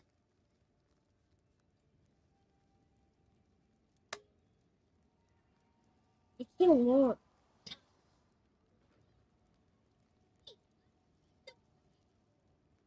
That one, Mommy said is electronic.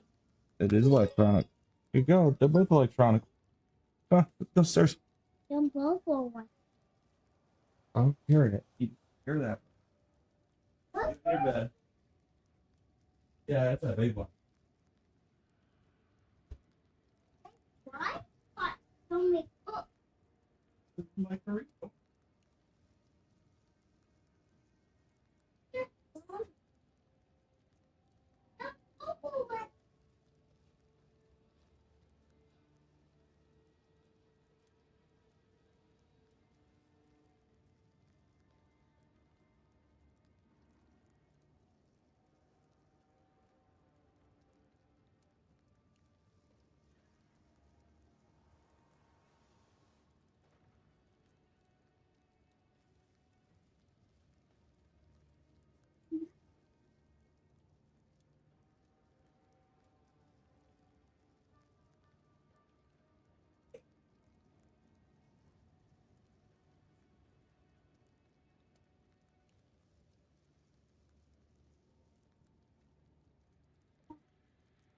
Yeah. No, I'm just gonna eat it the way it is. It's still warm.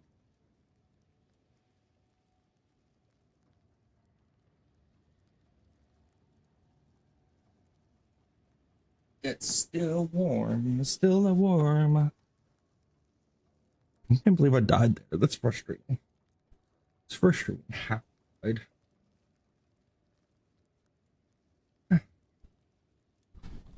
Say these batteries. Not even sure if they're dead.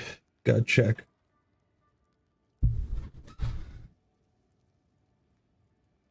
No idea what's down there. That's a couple points in here. Life leech.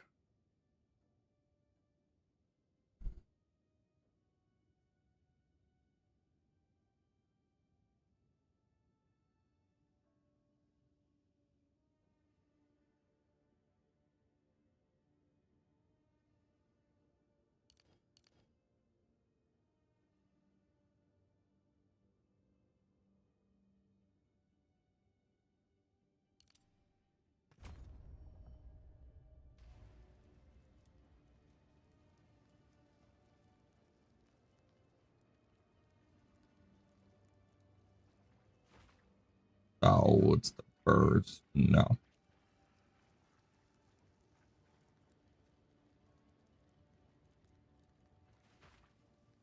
Straight through the air.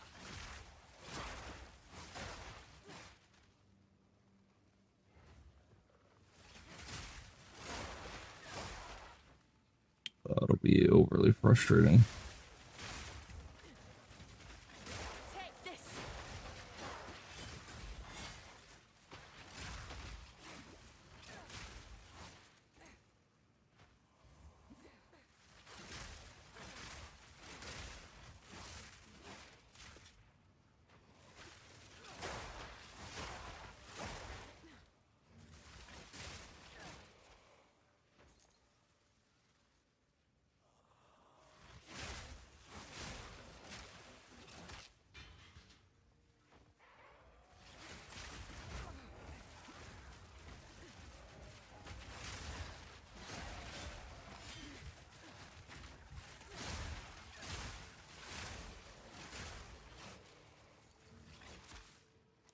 Probably need to stay and level up in this area.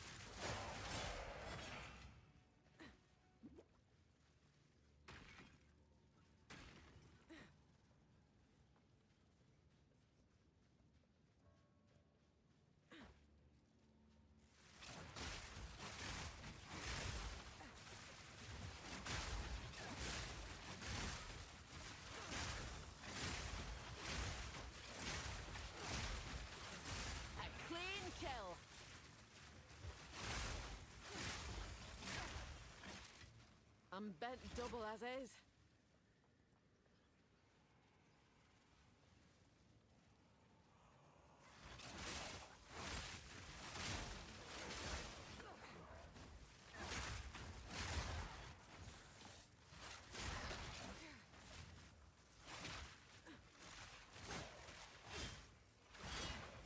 I've enough in my pack already.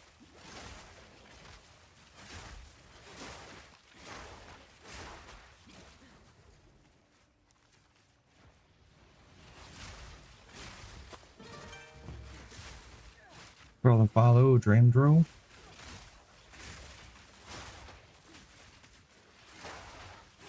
What do I have? What am I can? How do I have this? Please.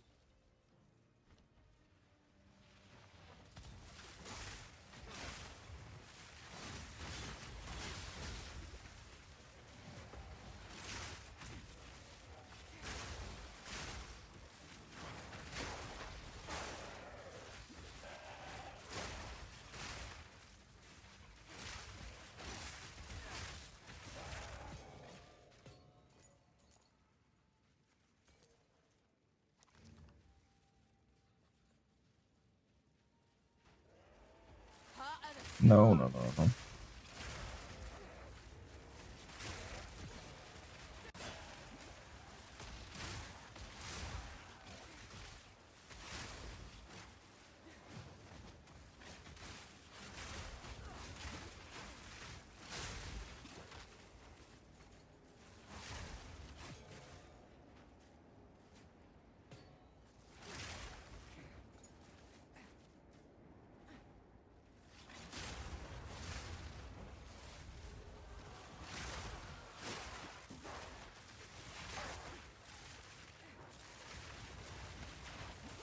Oh, there's junk again.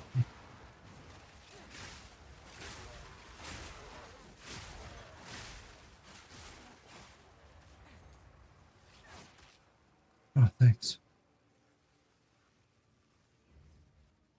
Another one closed? It didn't give me anything. What is this junk? Was he getting stuff before?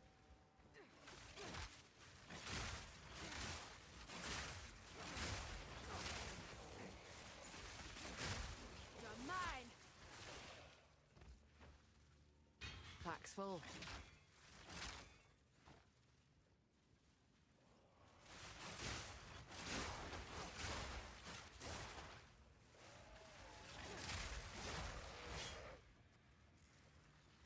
Bye, Beaky. Oh, Regal Shard.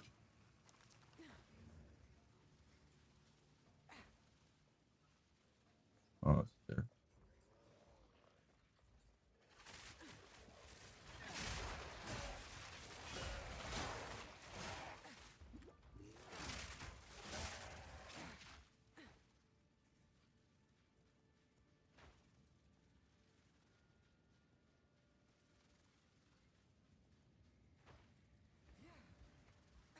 Sit down.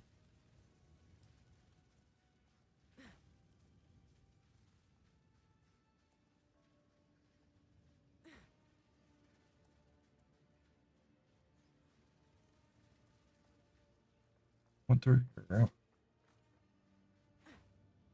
So this has got to be it. Checkpoint. Yep. Okay. Time to eat my sandwich. So let's find a good 15-minute video to watch. David Wood is with Robert Spencer. Oh, that's over already.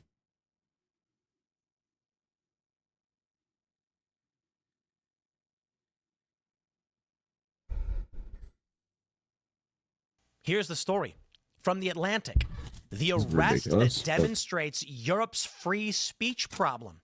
The absurd detention of the comedy writer Graham Linehan underscores a deeper issue. When even The Atlantic is writing about a comedian getting arrested, The Atlantic is not conservative. You know that the UK has something seriously wrong with it. The Atlantic says, the Irish comedy writer Graham Linehan Was once known for his charming, sometimes surreal sitcoms, Father Ted, Black Books, The They'll IT probably be Crowd, heated up, but I don't want the TV. bun to get so soggy. These days, however, he is better known for his online crusade against transgender activism. His X feed takes the same approach as libs of TikTok, cherry-picking videos of criminals and fetishists in a full-scale assault on gender ideology. Can you just stop and say okay to those critiques? They're valid, you know, and we're fine with the most trans people who are minding their own business and aren't trying to go into the other bathroom and like take pictures of little girls. Okay, just accept that Graham and J.K. Rowling have points that are valid, and so does libs of TikTok. They can't do it, can they? He is obsessive and offensive, but he's a criminal. The British police seem to think so. No, because Linehan he was admit they were arrested by wrong. 5 armed officers today on his return from the United States. Now, here's what gets interesting. Mike Benz makes a really great point. It's an international incident. Graham Linehan made these tweets in the United States, not in the UK, but he was arrested when he landed there. Now, this is a problem for the U.S. Would I or anyone else be arrested if we go to the UK? Probably. You know, I got to be honest. I'd actually argue yes. We've already seen that there have been British police saying they want to extradite Americans, and it is insane. So we're going to, I believe we've got Tommy Robinson lined up. Sometimes these things change, you know, how it goes. We're on a live show. Let's see. 1, 2. All right. There we go. That should fix the audio. Hopefully that works. Let's get it rolling. Takes a second to boot up. It is currently booting up. Let me make sure we've got everything correct on our end. And not quite there yet. Looks like it's trying. Let me refresh this. One more time. Nope, mute it. All right, let's hit it. Looks like we Tommy? are having... There we go. We got Tommy. Hey, how's it going, Got man? me, yeah? Tommy, can you hear me? I can hear you, Tim. How are you, bro? I'm doing well. How about yourself? Busy. It's good. I can imagine. This is a crazy story. It's not the only story we've heard, but, you know, Graham Linehan getting arrested over tweets he made in the United States.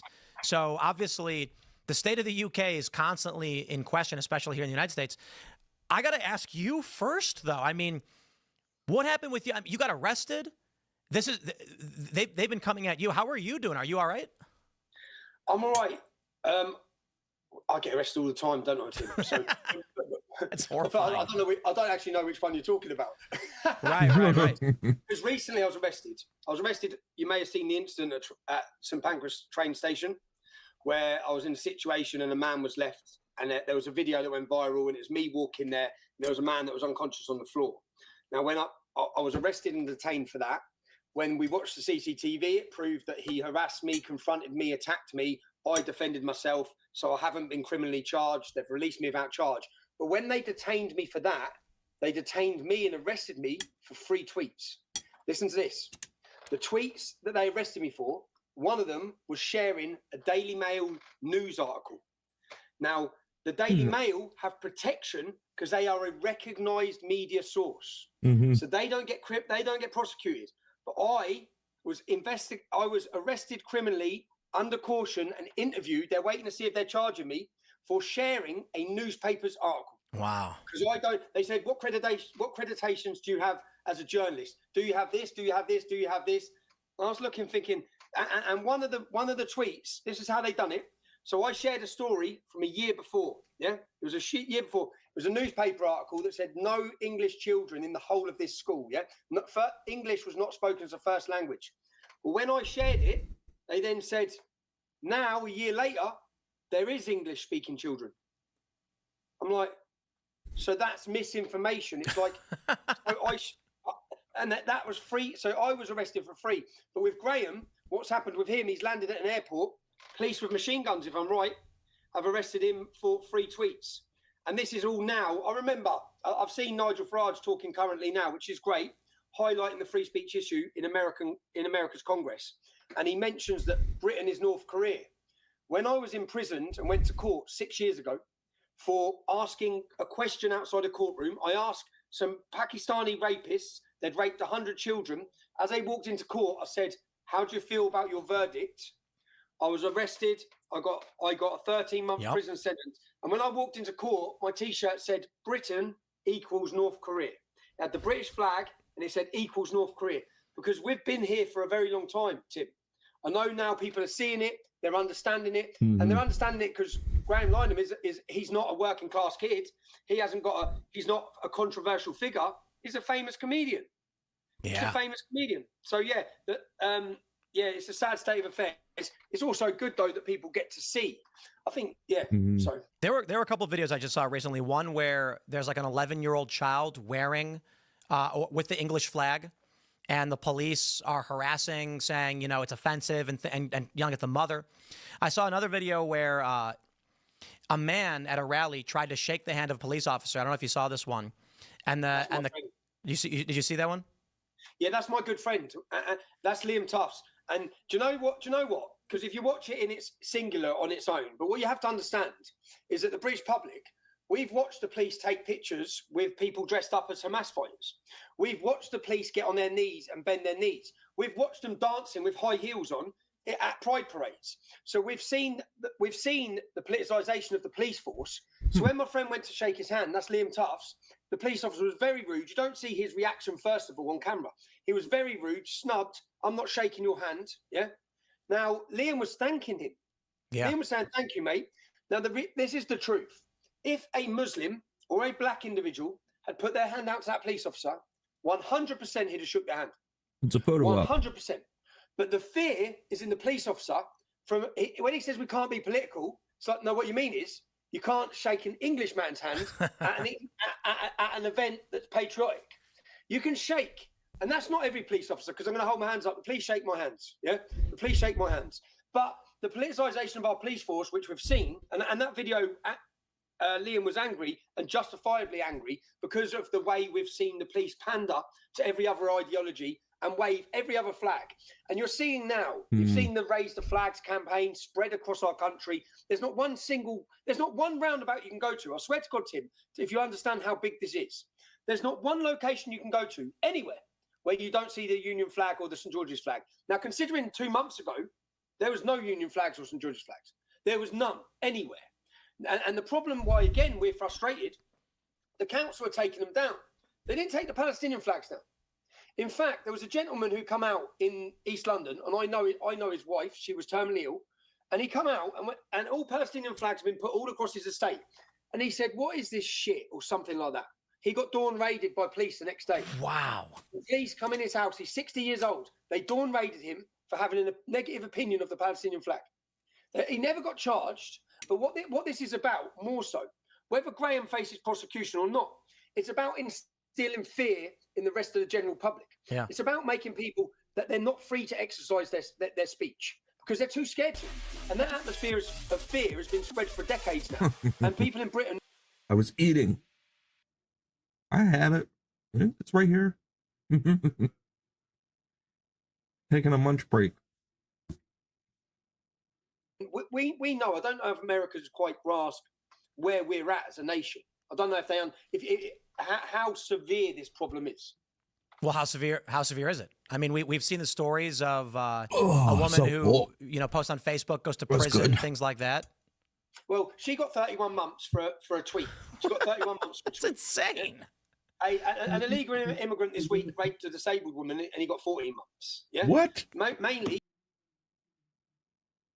We'll watch it later. No, I gotta finish it. I want to hear what he's saying. Sorry, guys. The 13-year-old girl, he didn't yeah, we will be back in a groomer in Newcastle 10 didn't minutes. Custodial sentence, but she got 31 months. Now, again, we have to understand why this is being done. Yeah, when she got 31 months, she was a mother. She had a daughter and a husband, law-abiding, never been in trouble in her life. Peter Lynch was a grandfather, never been in trouble in his life. He was in prison at the same time as her during the riots in Southport. He went on a demonstration. He held up a placard that had nothing controversial, facts about the government failures. And he said to the police, "I pray for my children." He got 2 years in jail. Yeah? For saying I pray for my children? I pray for my children. Because what the government done was they categorised all the protests as riots. And then they arrested everyone and they remanded them.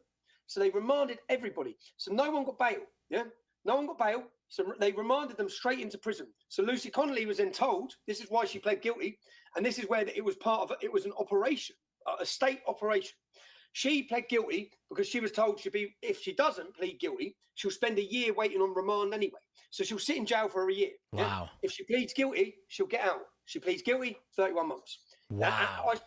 Another lad waved his English flag. They done exactly the same to him. Do you know what they done to him? They had him, and he's got a newborn baby, and they had his missus who were at the demonstration. And they said, "Is that your missus?" I said, "Yeah." He said, "Do you want us to arrest her? Because we can arrest her. She's present at the same thing. Plead guilty." He pleads guilty. Wow. So then, and the purpose of this, which, as I say, it was a state operation, and you can tell it was an operation because the media, they were at a demonstration on Saturday. They were arrested on Saturday. They were given prison sentences on the Monday. They were in prison on the Monday. And when they kicked their doors off the next day, Ridiculous. they videoed it for the news cameras. And then when they sentenced them, the judges were on TV giving the sentences, drilling it down. All of this was with the intention, and that's unheard of in this country. It takes a year or 2 years to get to court, yeah? But they done everyone within 2 days, 3 days, 4 days. And then they sentenced them all to jail. And the purpose of that was to terrify the British public. Keep your mouth shut, sit down, shut up. Migrants can rape their way. 25 children have been sexually abused and raped by migrants just in hotels. 9 women have been raped. They are convictions, yeah? Now, 90% of rape cases don't even go to court. So how many British women are being raped? Migrants have left hotels and committed terrorist attacks. Well, now there's that viral meme of the young girl with the axe and the machete. Is that what she was holding? The Scottish girl. Scottish. And now they're trying to make her the criminal and him the victim. He's the victim now. He's the victim. The migrant's the victim. That young child they're trying to make. And this is what they've done. This is nothing new again. Because the children were the ones that were criminalised when they were 12 and 13. The police would turn up. I'll give you an example. There was a case in Rotherham, and there's 5 Muslim men, 5 or 6, and they're in a abandoned home, yeah, a derelict house, and they're sexually abusing and raping a 12-year-old child. Yeah, it's going all over the place. South Korea's even dealing with it. They elected a socialist too on top of it I all. know this sounds unreal. This is not my opinion. This is in reports and studies, and this is factual. Come out of government investigations now. So the police left them. Many Americans don't understand the distinction between England, Scotland, Wales, Northern Ireland. When you say Rotherham, this is I don't know. English. I'm going to be able to do anything here. Rotherham's an English town. Rotherham's an English town, Tim. So, because the whole free speech issue you're seeing now, the attack on free speech, it's all coordinated in order to shut everyone up. Because if we speak and exercise our free speech, we can highlight the government failures and policy failures of what they're doing.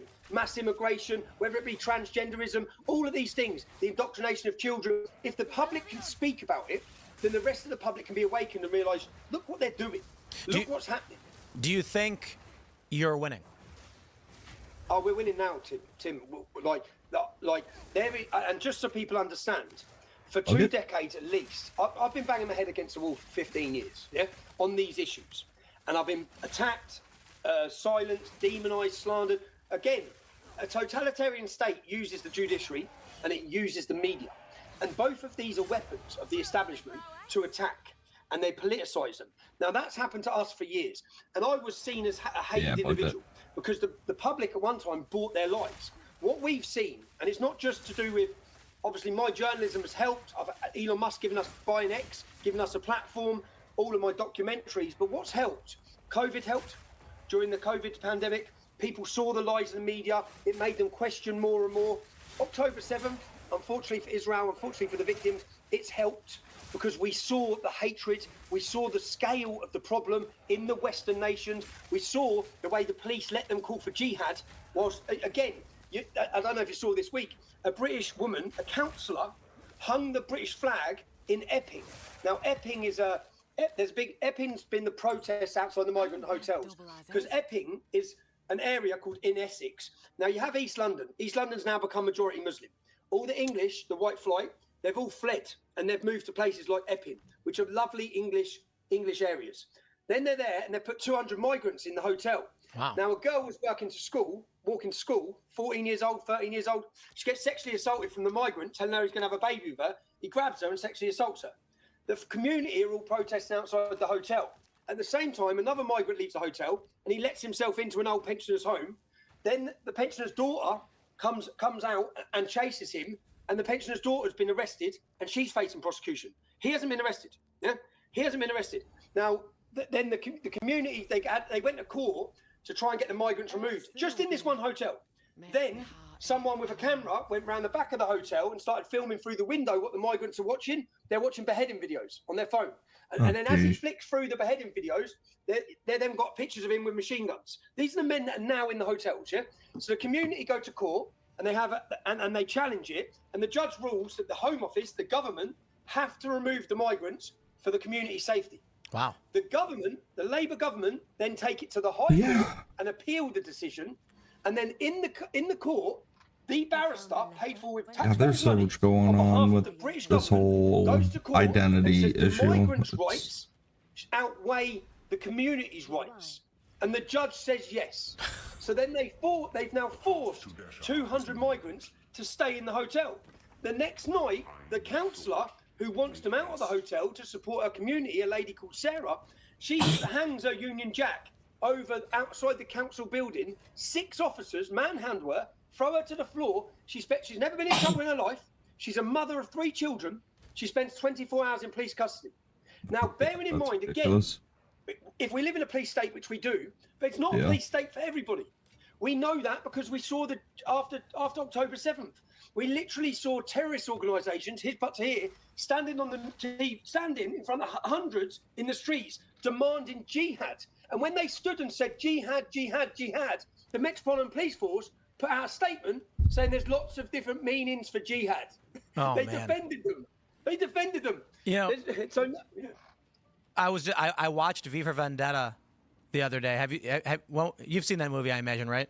I've seen that movie, yeah. It's been a while, but I was watching it, and it hits so different in the modern context because, for those who are not familiar, the movie takes place in a totalitarian England that is nationalistic, religious, just really a reminder of and the evil fingermen in the government are all, right wing or whatever.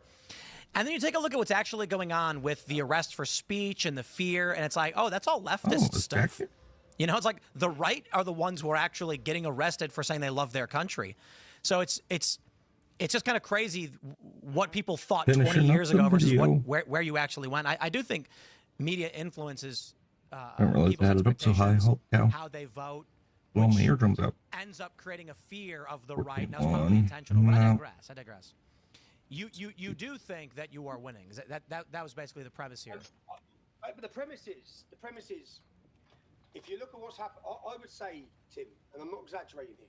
Got a couple of oranges. Opinion in the last 18 months, I don't think it's ever happened in not my generation or Love you, kiddo. Generation. Something monument, something huge. Yeah, gear. Something massive, and you'll see this, Tim, on September 13th. I like this painted shield though. It looks cool. I actually believe more than 1 million are about to descend on our capital city. Yeah, a great British revolt is underway, and the difference is people who were silenced because of the fear. Yeah, I couldn't stand my barb. They're not it was now, just not doing it for me. In jail was to put fear My barb wasn't doing it for me in POE. The reason they gave me an 18-month prison sentence for a film, even though they knew the public saw the film, so 160. So I went with the fake Amazon. Say no, that the whole world knows I told the truth. They don't care about the bad press. The message they're sending is, we do what we want, and if we want to put him on solitary confinement, even we don't care if politicians and the whole world's moaning, we will do that. Yeah, so that's what they've done to me. Peter Lynch was murdered by the state. He killed himself. The grandfather who prayed for his thing, he didn't come out of jail because they threw him to the Muslim gangs in jail. Wow. He was so scared he hung himself. Yeah, and they've done all this to put fear into the British public. Each decision they've made has just backfired. They have underestimated the British spirit. And people, I've lived for the whole of my life listening to people say, when Britain wakes up, when the lion wakes up. I swear to God, Tim, the lion is awake, man. And everyone and the world's going to see it. I swear to God. And do you know what? It's organic. Usually groups like us or me, we're organising these protests outside hotels. We don't have to. The women at the end of the street are coming out of their houses. This organic. Get your level 7 mercenary going. Something's happening. No. Who is that? Everywhere I walk, I can see it. It's so. Ryan. I just don't. And do you know what? This isn't just Britain. The whole of the West has been under attack. We've had an onslaught against Maybe it is Will. culture. We're made to feel. Not in my eye. We feel like foreigners in our own country. Well, It kids can't asleep. be allowed to happen. So right now, I believe, I and know. I sit here quite 3 kids. confident. The scenes you're going to see on September Even. 13th, I hope are going to inspire every Going to Western bed. nation Eli is that asleep. this is the point. The line in the sand is here. Yeah. It's been drawn. London is the battleground for free speech, for migration, remigration, all of it. Oh, you're going to sleep too. And I hope the British public understands this, the moment we're in. Because I've waited a long time for this. And I can see it now. I just keep saying to lads, it's happening. It's happening. Night. It's happening, man. It's what we've waited for. It's happening. And that's a hard thing because there's so much anger out there, Tim. And it's justified anger. Women are being raped, children are being raped. You see all these videos? I actually believe right now, in the last 7 days, the decision on Epping, the police reaction in these towns and cities, of beating people up, arresting women, attacking children, the videos you're talking about, I believe they're trying to provoke us into a violent reaction. I believe the government know this. They know the scale of what's coming on September 13th, and they want it to descend into anarchy. Well, we're aware of that. We know that. I've held over 100 demonstrations. I know what they've done. You know what they've done on January 6th? We have an organisation. We used to have an organisation called the Special Demonstration Squad. Google them. Google the Special Demonstration Squad. That is a government agency who infiltrate legitimate protest groups, and they infiltrate them to cause disruption and bring violence, to discredit. So literally, again, the state operation is send people in wearing masks, covered up, which is what happened in the riots. Send people in, set fires, smash things up, cause anarchy, and then the media, they do that, and then they send it to the world. They send it across the whole country. We're aware of that. No one is wearing a face covering on our demonstration. No one. If you come with a face covering, we're taking it off you. Yeah, you'll be asked politely, and after that, you'll be made to leave. Wow. And the best thing is, that we have a coordination. Yeah, I hear you. No problem. Well, hope you're doing okay. Supporters, yeah. Well, football supporters and groups of men. Yeah. The best thing is, it used to just be football supporters and lads. Mate, it's gone way past that. Everyone's mums are coming. Yeah. Their kids are coming. This is going to be. I'm telling you. Of course.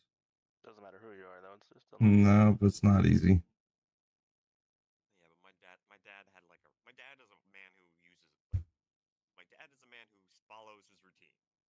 Yeah. Mm. And Taking care of the dog was, was part of that. Up at 6:30, take the dog out. He would ask me if I needed any help with it and everything. Like, yeah, Mm-hmm. But luckily, I reached out to Evan about the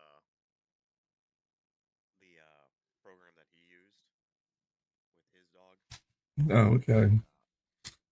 They did it. They put him to sleep in our house, like instead of going to a vet. And I couldn't put him on a cold table. Yeah. Right. Do that.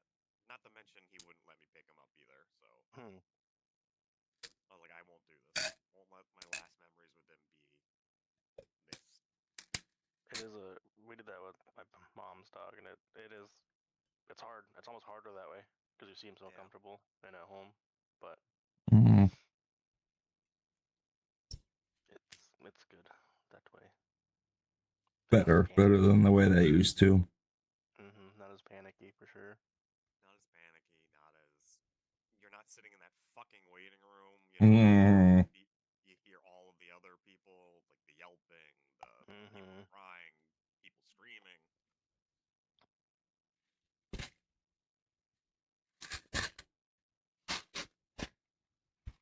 Well, that's good. I guess in that way. Well, at least he's not suffering anymore, too. He was going through the ringer as well. Yeah, the tube was on as long as you could hear.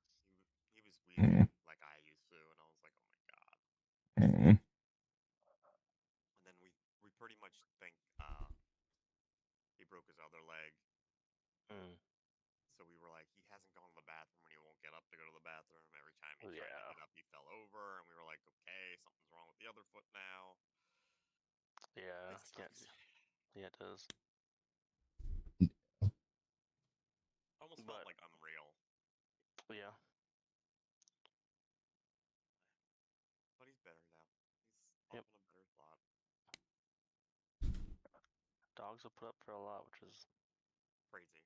Yeah, it is crazy how much she'll put up with. Well, the lady put it in perspective. She's like, well, his world is just used. Mm-hmm. He's living right now. He's not looking at the future. He's not worried. He doesn't remember the past. Yeah, doesn't know why his legs hurt or anything, but he's like, I'm gonna go over there with them because that's where they are. Mm-hmm. Still do this. Yep.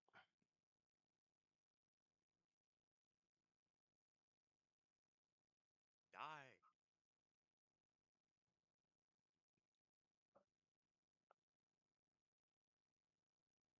Yeah, this game's not Last Epoch. It is difficult. I forgot how difficult this game was.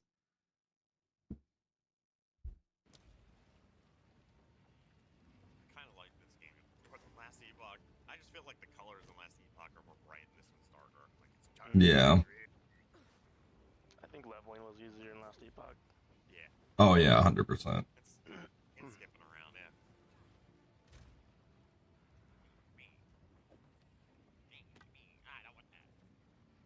It's going to be huge. But the difference is, football men are organised and they're disciplined. Yeah, and those men, and they're tough men.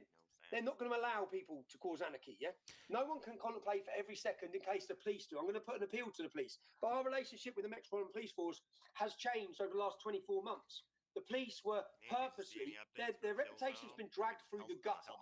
In our last 4 demonstrations, we had No, I haven't seen any or haven't been paying attention to it really. Were there updates for it? I know they were doing the Halo update. Thank the police at the end of it.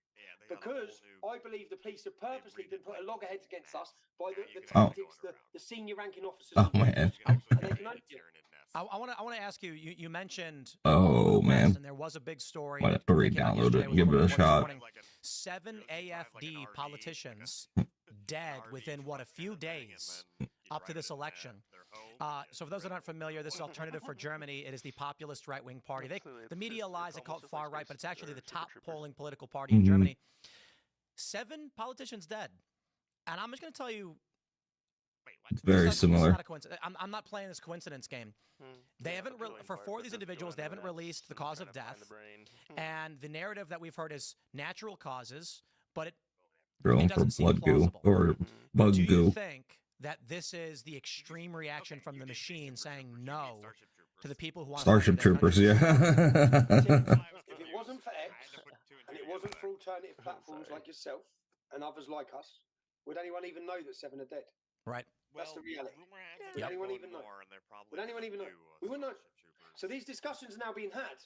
But remember, up until 2 years ago, when Trump won the election in 2016, I can believe it. That game is. through censorship. Yeah, I was going to say. I thought I saw a Warthog. That was the last thing I saw. Conservative voices. They deplatformed us. They erased us. I was invisible. Couldn't even mention my name on Facebook. In that period there, they had total control. Right now, they've lost control. They've absolutely lost control. Yeah, because simply of Elon Musk and the American population voting for Trump. They lost control. And now we're seeing desperation from them. Desperation. So I wouldn't put anything past them. They've tried to outlaw it already. They want to outlaw AFD. German vote. They want to make it. They want to outlaw it. All based on lies. Now I'm looking forward to the fact Peter Bryson, who's an MP from the AFD, he's speaking at our event on 13th September. Now, what's changed? At our event on 13th September, the support come from Jordan Peterson, crazy. confirming originally that he's talking. He was one of the first people to confirm. We have Katie Hopkins, Eva Vanderbroek from Holland, but we also have representatives from the AFD, Peter Bryson. We have the leader of the Danish People's Party, Morten Messerschmidt, the leader of Lams-Beland from Belgium, Philippe de Winter. We have Eric Zemmour from France. We have politicians coming from across Europe to stand in Britain. The problem is with the bad way to lose weight. They are so out of touch. And we can even talk about reform of the Populist Party.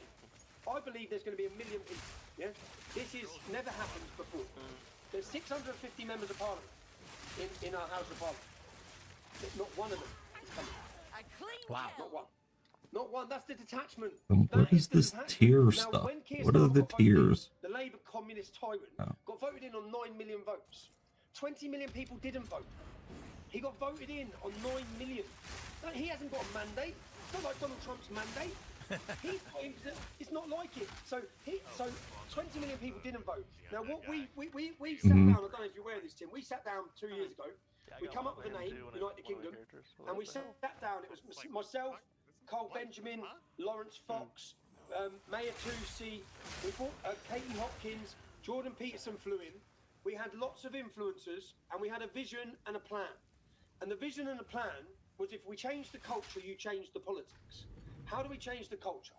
Well, let's look at, and the meeting was about, it's like getting every influencer in Britain who's got any influence, yeah, who's outside of the mainstream, get them together and agree to work together to defend British culture, to defend free speech, stand against sexual exploitation of minors, stand against indoctrination LGBTQ+, yeah, so we agree on these principles. And if we agree on those principles, if anyone steps out of line with them politically, yeah, so if there's, and we wanted to, so the idea was to build a cultural movement, have a cultural revolution in Britain, because it's not been cool to be British. You see waving the flag, what you're seeing now, kids are doing it everywhere. That hasn't happened for decades. I'll tell you what become cool. Palestinian flag. What becomes celebrated? That's what they were, Islam. Everyone was converted. Even you look at the people who converted to Islam, it's because it become fashionable and cool. Yep. So we said we need to make it cool to be British. We need to make our identity celebrated again. We need to have fun. Yeah. So we had this meeting and we spoke about it. Said, I'm really enjoying the lightning jab. Work on this. We spent weeks and months going backward and forward to come up with an idea. Does so much damage. That we can work together on, and then we could bring in boxers, celebrities, all to just agree to these points. Now I made this very public what we were doing, and then we had our first event, 30,000. Then we had our second event, 100,000 people turned up. We had a party in central London. Yeah, it was great. Everyone, we gave people back what they've taken. Everyone who come there felt camaraderie. We felt like a community. They've destroyed our community. They've destroyed the family. They've made all of us feel like we're on our own, we're isolated, we're weak. When we're not. The power is with the people. And on that day, everyone stood there, and I got the moment, Tim. I went to Poland in 2015, and 250,000 people marched. And I stood at the front of it, and I felt the hairs on my neck standing up. I felt the power. I felt it. And then I understood it. And I felt jealous, because we don't have that. In Britain, it's gone. And then on the 27th of July, I stood there, and I felt it. And I thought, this is what they don't want. Unity. If we can unify everyone, and when I say everyone, Tim, I mean everyone, yeah? Because we've had a lot of migrants that have come to this country who love this nation, yeah? And the diversity of our crowd would terrify the establishment. They've wanted us to be an exclusively white group of working class, poverty-stricken young men, angry young men. That's what they've wanted us to be. Well, we've gone straight through that. We've reached people in their homes, and everyone went away having a great day. 28th of July, I travelled to the border. I'm nicked under terrorism. Wow. I'm on terrorism. I'm charged under Terrorism Act. And you know what? I'm arrested. So you want to talk about free speech? The problem is, the problem I have is Nigel Farage is currently in Congress. Bugs with claymores? When I was arrested under the Terrorism Act, and when they arrested me, they said, don't worry, Tommy, we know you're not involved in terrorism, but this legislation allows us to do this. Wow. Now, what this legislation allows them to do, for 6 hours, they can question you. If you do not answer, and if you answer untruthfully, yeah, they can prosecute you under the Terrorism Act. So your right to remain silent is gone. So they sat me down for 6 hours. Do you know what they questioned me about? Who's organising your event? Who funded it? How are you doing? Every question was about my legal, lawful operation. I'm a journalist.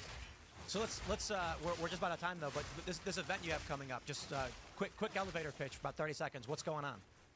Elevator pitch, the world needs to watch London, September 13th. What's going on? We have celebrities, but we're going to have fun.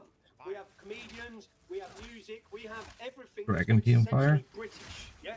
But we are going to send the biggest to the British establishment. I keep saying it's David versus Goliath, and each one of these took another step towards them. And they are going to be sitting there watching and worrying because we are unifying Britain, and this is just the next step. We have plans for more plans for. That's it, huh? But I'd say to people, watch because Britain is awake. You know, so many people have watched. In America, you're watching thinking, well, how are the British allowing this? Yeah. I agree with you. How have we allowed it? Yeah. But you'll see on September 13th that Britain is awake. Right on, Tommy. It's been great having you and explaining all this to us. The Graham Linehan story. Even the Atlantic is saying they've gone too far arresting comedians. I'm for glad show. they've So I think added sprinting to something the is game. happening. I look forward to watching what happens. Where can people find you? Hold down the space bar. You Yep. can watch it live on my After you YouTube roll, channel, just hold it down. Official. Yeah, just you'll see it. The scenes are going to go everywhere. Yeah. Thanks for reporting on it, Tim, as well. I know Lisa's over it, But be careful. You get knocked over and that it's forever to get back up. Yeah. Send the camera. Get it over. All right, we'll do it, man. There's people coming from everywhere, man. Sounds good. Hey, thanks for joining us and explaining it. We'll see you next time. Thanks, bro. Have a good one. Bye-bye. And of course, Tommy Robinson, the man himself. It's going to be interesting. 13th, huh? You know, he fills me with some with optimism. I'm not super optimistic on what's going on in the UK. I got a decent amount of optimism for here in the United States. I am concerned about population issues. You guys know that one. But man, Tommy can really light that fire. So I'm excited. If the UK can turn this around with everything we've seen, I think that's a great sign for us moving forward. The AFD stuff is scary. But my friends, smash that like button. Share the show with everyone you know. Thank you all so much for hanging out. Russell Brand is going live now, and we will be sending you on your way to go hang out with him. You can follow me on X and Instagram at TimCast. Got a new Rumble channel. The interview I said was going to be up at the Culture War channel because now there's a new Rumble Tim pool, which, I don't know, cultural commentary and social issues, more evergreen, less news related. And yesterday I commented on capitalism, anti-capitalism, and Patrick McDavid. And today I'm going to be talking about migrants and scammers and what's happening with migration in Europe. So that's youtube.com/TimPool. Let me launch this raid for Russell Brand. And once again, join our Discord server at timcast.com. Get involved in the community. We want you guys to come together, make friends, share these ideas, because that's what Tommy was saying. If we change the culture, we change the politics. That's why we're working on our clubhouse, working on our coffee shops. We just hired a new guy. We're getting these physical locations set up. It's happening. The ball is rolling. It's a heavy lift. But the first thing you can do, join timcast.com Discord server. Follow me on X and Instagram. Thanks for hanging out. We'll see you all in the next segment and at Timcast IRL tonight, 8 p.m.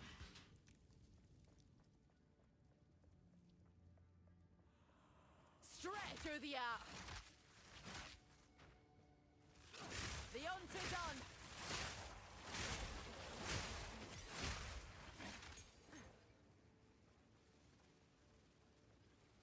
Okay.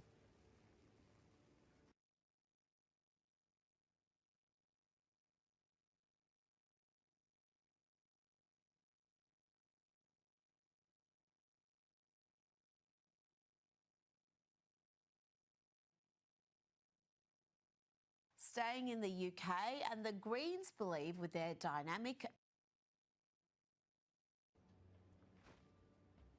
Dun dun dun dun dun dun dun dun. What's over here? Something scary hot's coming out to haunt me. Iron Walker. Creep me out.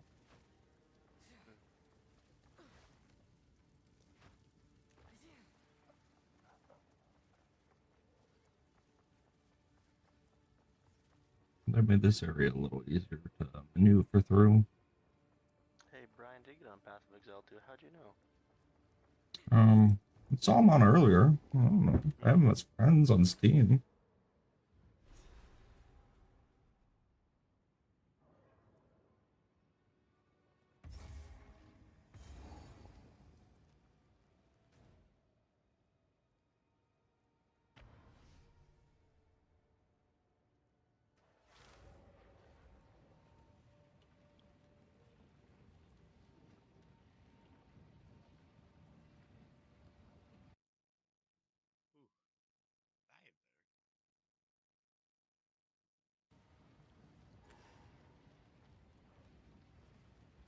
Quickly.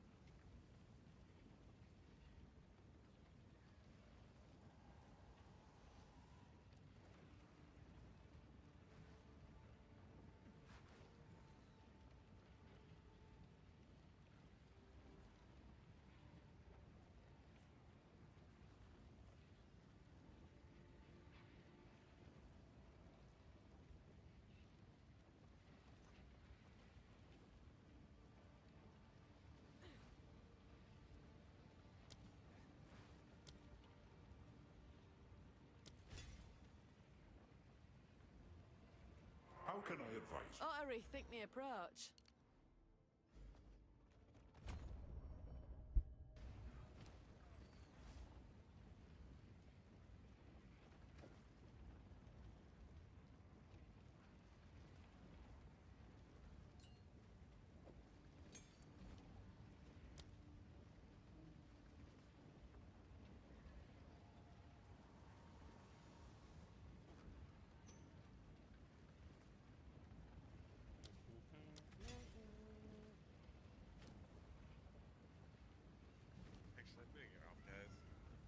Okay. All right, well, have a good night. Get some rest. Right. I didn't mean to make that many of them.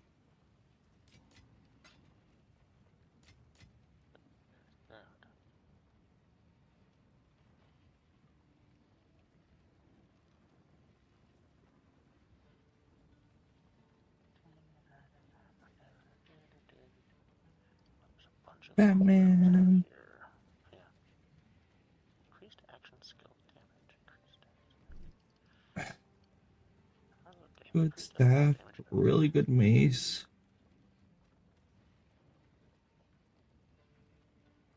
Really good one-handed mace.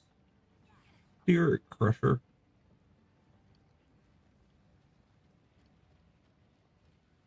Scepter. Yeah.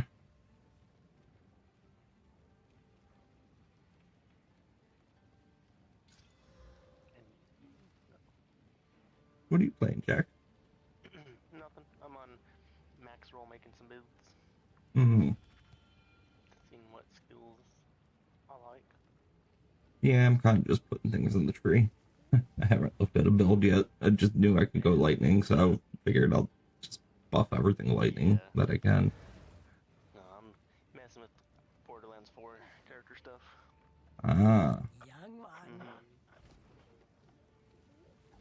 Do I keep this? Do I keep this for... Yeah. That'll get destroyed.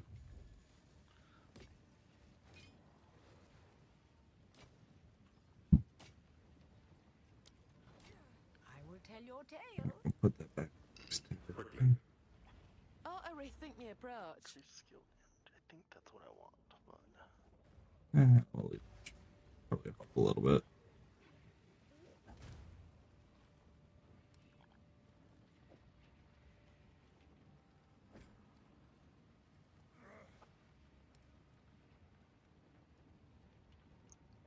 Love you. It's 10%. This is 7% delay. Let's go here.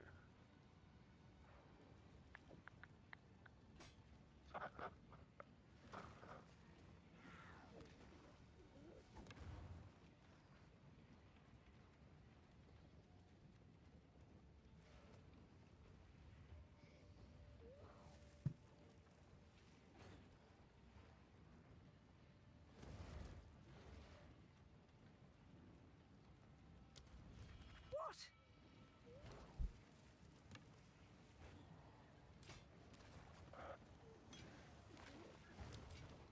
Do not wander.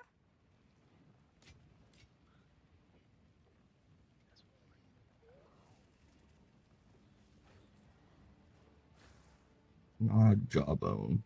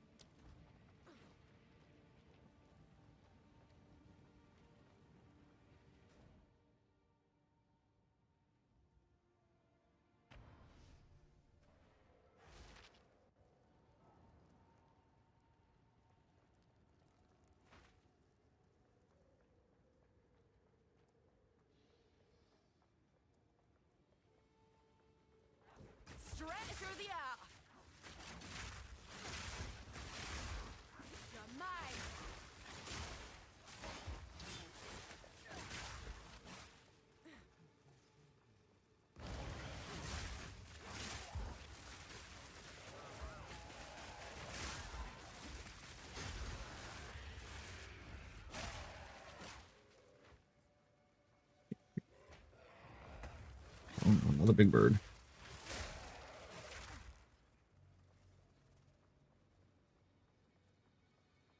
XP up.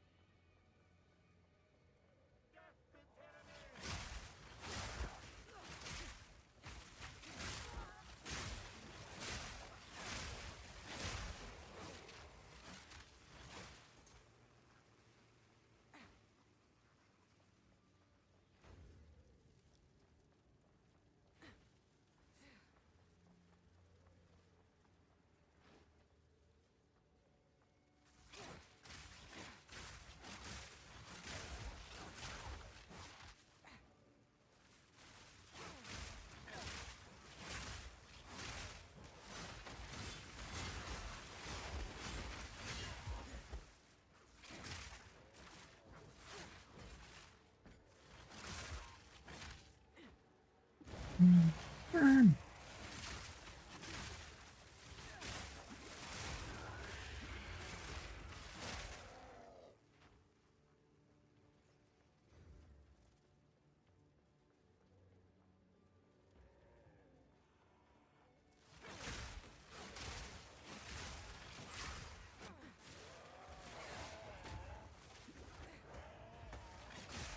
Oh, triple birds.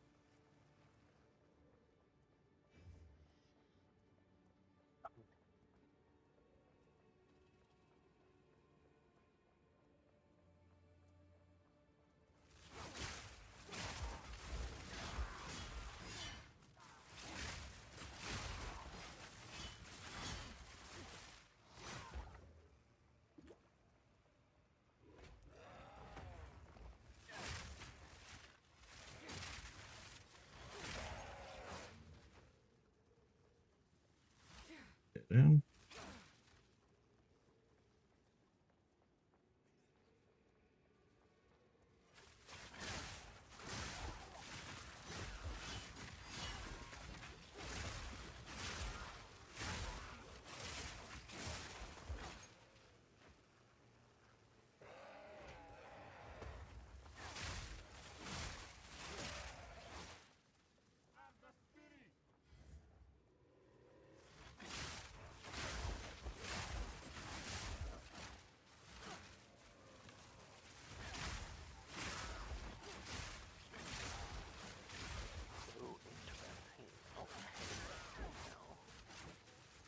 Build's gonna do a borderline. What build's gonna do a borderline? Each character's got 3. Oh, cool. Well, 3 main skills, and then you got a bunch of stats for skills based off of those trees. Making a basically like a CC freeze build almost. Try and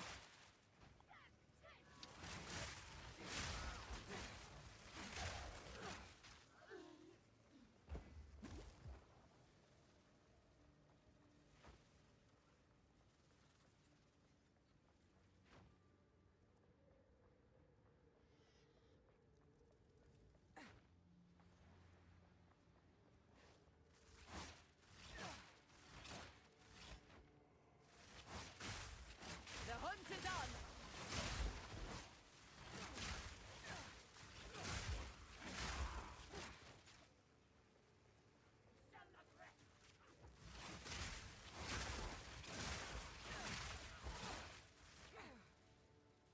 Oh, who's on?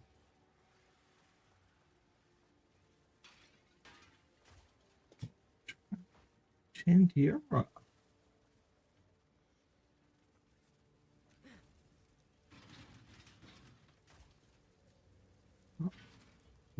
Anything else?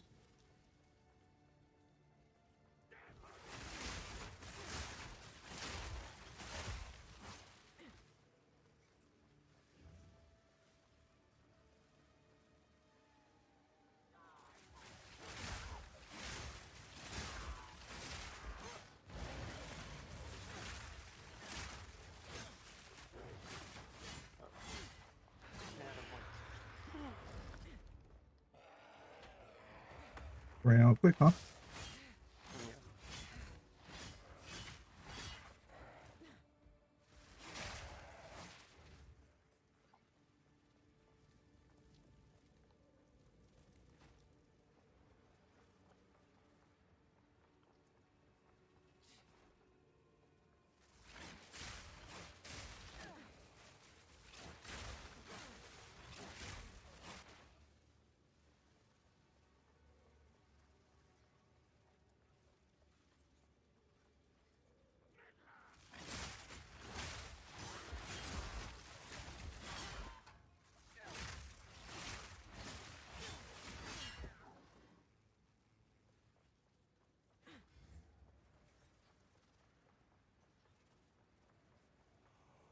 Lightning strikes twice.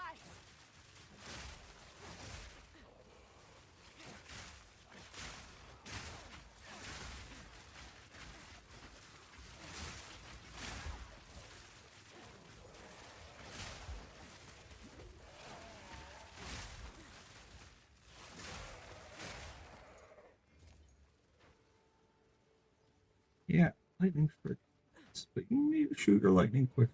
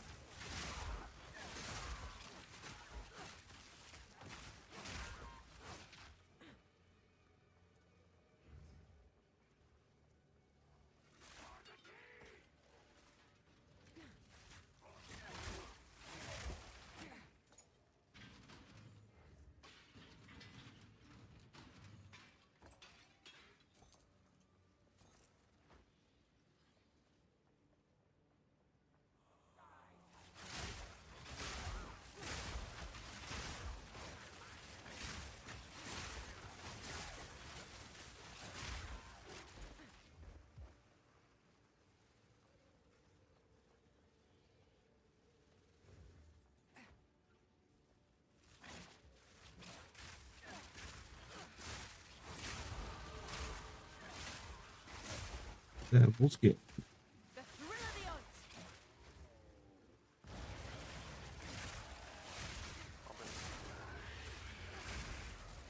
Get it.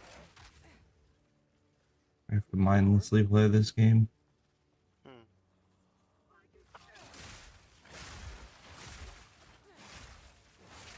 Deja vu?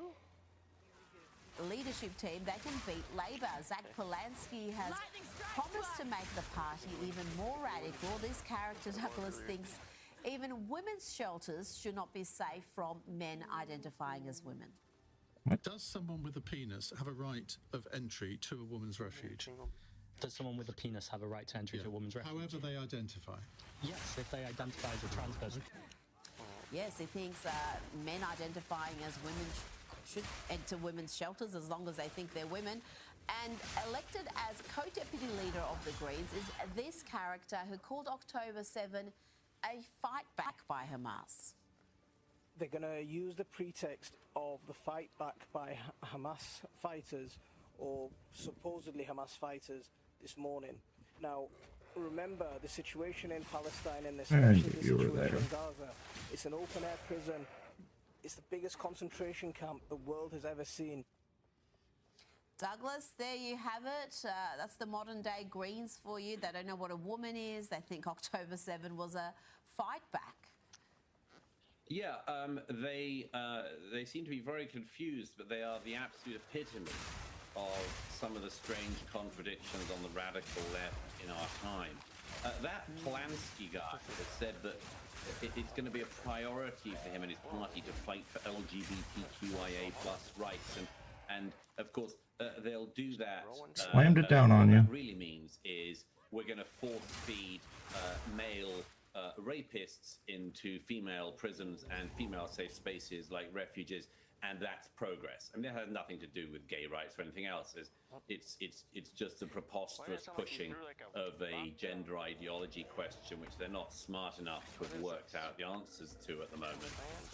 But yes, and they at the moment will live happily in coalition with somebody like that backward lunatic deputy leader who wants to talk about the so-called assaults by so-called Hamas, so-called fighters, and much more. These people are doing this for sometimes, Yeah. in the case of Polanski, obviously. I love it. I get bills like 7 months after. And in the I case was like, what?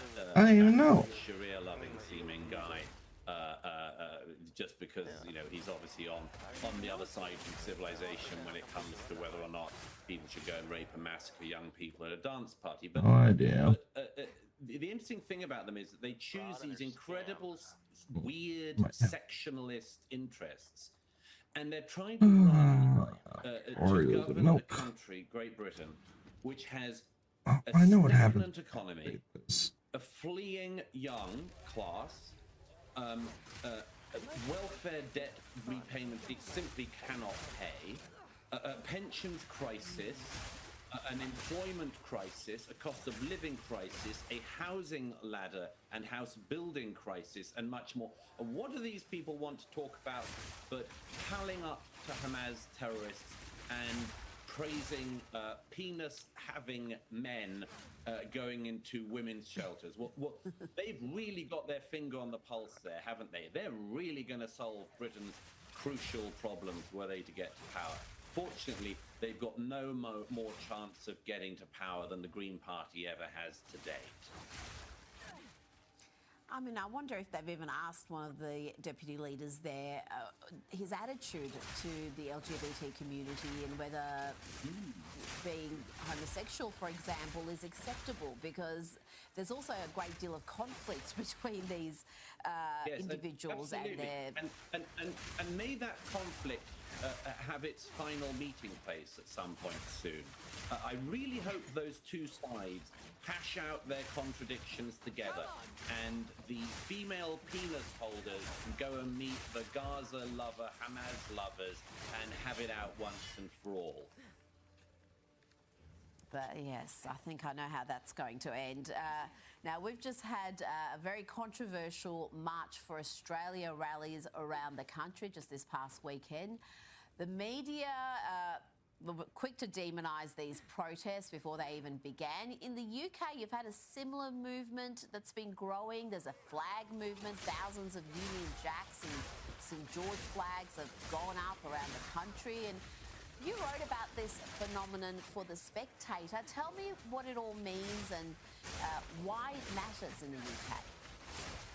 Well, it's really interesting, this, Rita. I was just writing about this morning as it happened. And I said, there are major marches where tens of thousands of people came out flying their national flag in multiple cities and were promptly demonized by their own government, branded as racists by newspapers, and called neo-Nazis by the media. And it happens that this weekend it was Australia that happened in, with the protests in Sydney, Melbourne and elsewhere. But that could just as easily have been written or said at any point in recent weeks about people in Britain, about people in France, people in America and elsewhere, with the exception that America is actually trying to answer some of these concerns at the moment. But the cause everywhere is the same. For the whole of this century so far, for a quarter of a century now, all developed nations have had totally unsustainable levels of legal and illegal migration forced upon them through the incompetence, to put it no stronger, of their political class. And now many people, decent people, not racists, not neo-Nazis, not deplorables, have been coming out and saying, you know what, we liked our country as it was, we don't want it to change unrecognizably, and we're going to be proud of it.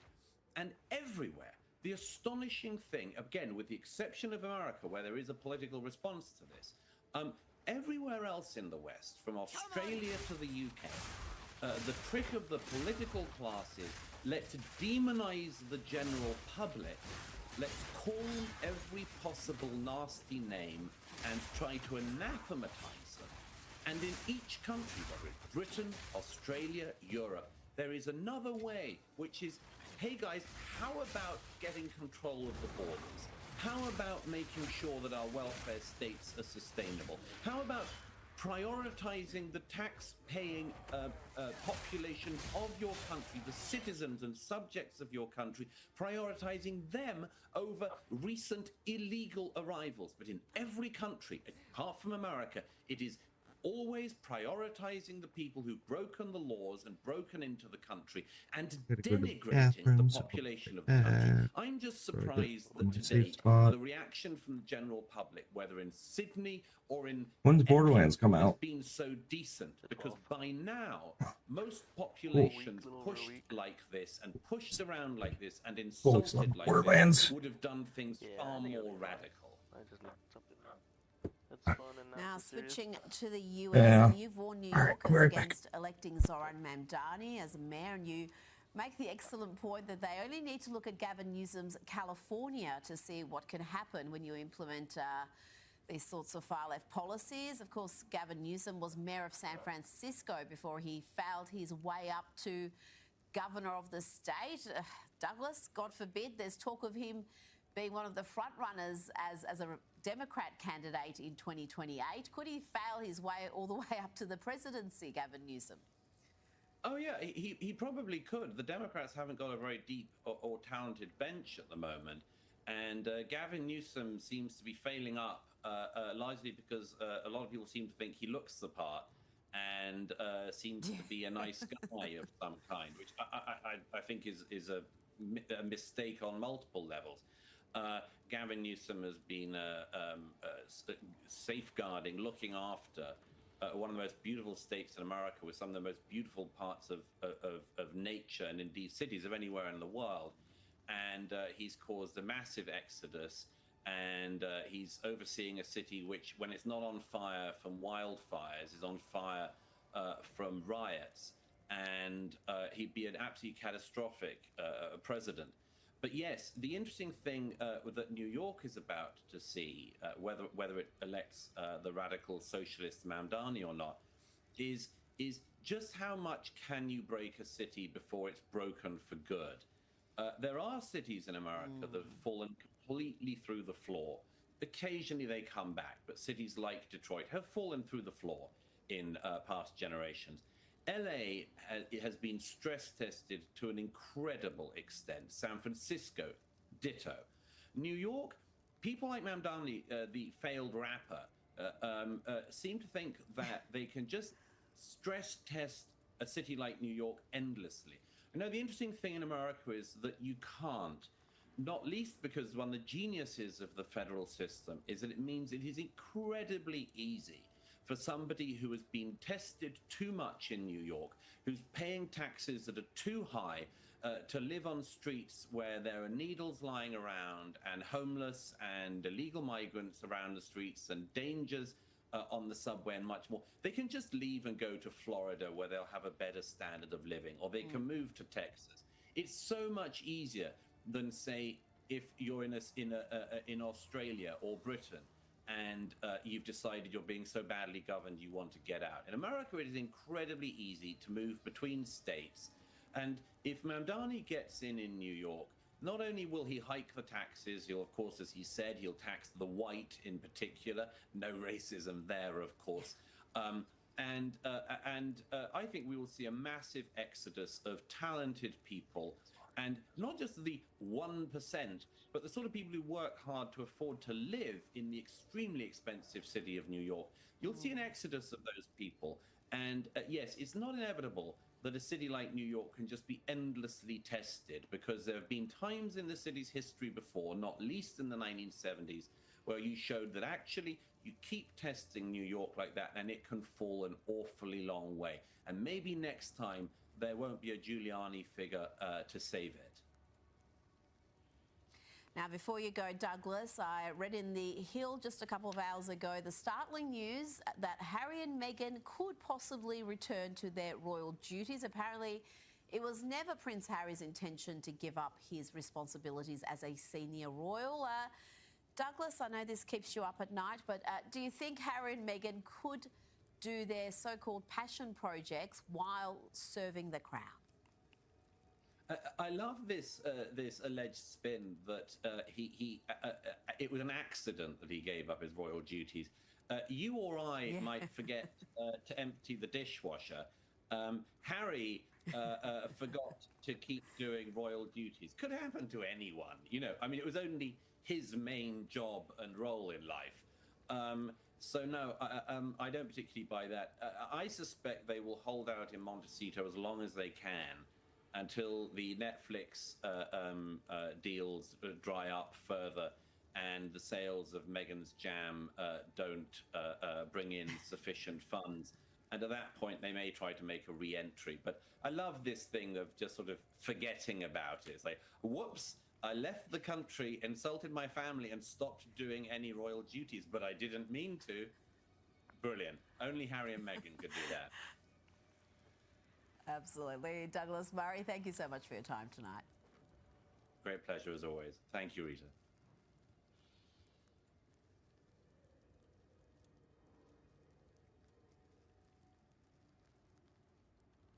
Joining me now is the author of groundbreaking works, international bestsellers, including The Strange Death of Europe, The Madness of Crowds, The War on the West, and his latest on democracies and death cults. Douglas, let's start with the state of free speech in the UK. Keir Starmer again assured the world that the UK values free speech. Can you discuss the importance of free speech today? Well, free speech is very important. I don't know if you're referring to any place in particular. Perhaps they are, but we've had free speech for a very, very long time here, so we're very proud about that. But tell me about the UK's Online Safety Act. We've got something similar happening right here in Australia. We're told, like in the UK, it's all about keeping children safe. Is that how you see it? By the way, that answer that Keir Starmer gave there, I mean, it's just yet more robotic Starmer.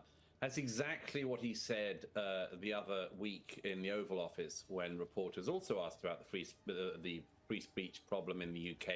And he said in that same robotic way, we've had free speech for a very long time in the UK. Yeah, well, it can be dying on his watch. Just because you've had something for decades, indeed centuries, doesn't mean that it survives as a force of nature unless it's protected and defended in this generation. And Keir Starmer's government has decided that a priority in almost any real life situation is not to deal with the real life problems that occur, but instead to crack down on online content and much more. It's got to such a pass that now the Starmer government and Starmer himself pretend that all these online I like listening to Douglas Murray. really has to do with issues I'm a of British child boy. pornography and so on, and that anyone who's pushing back against the online harms bill must be therefore on the side of child pornography. No, that sort of filters all.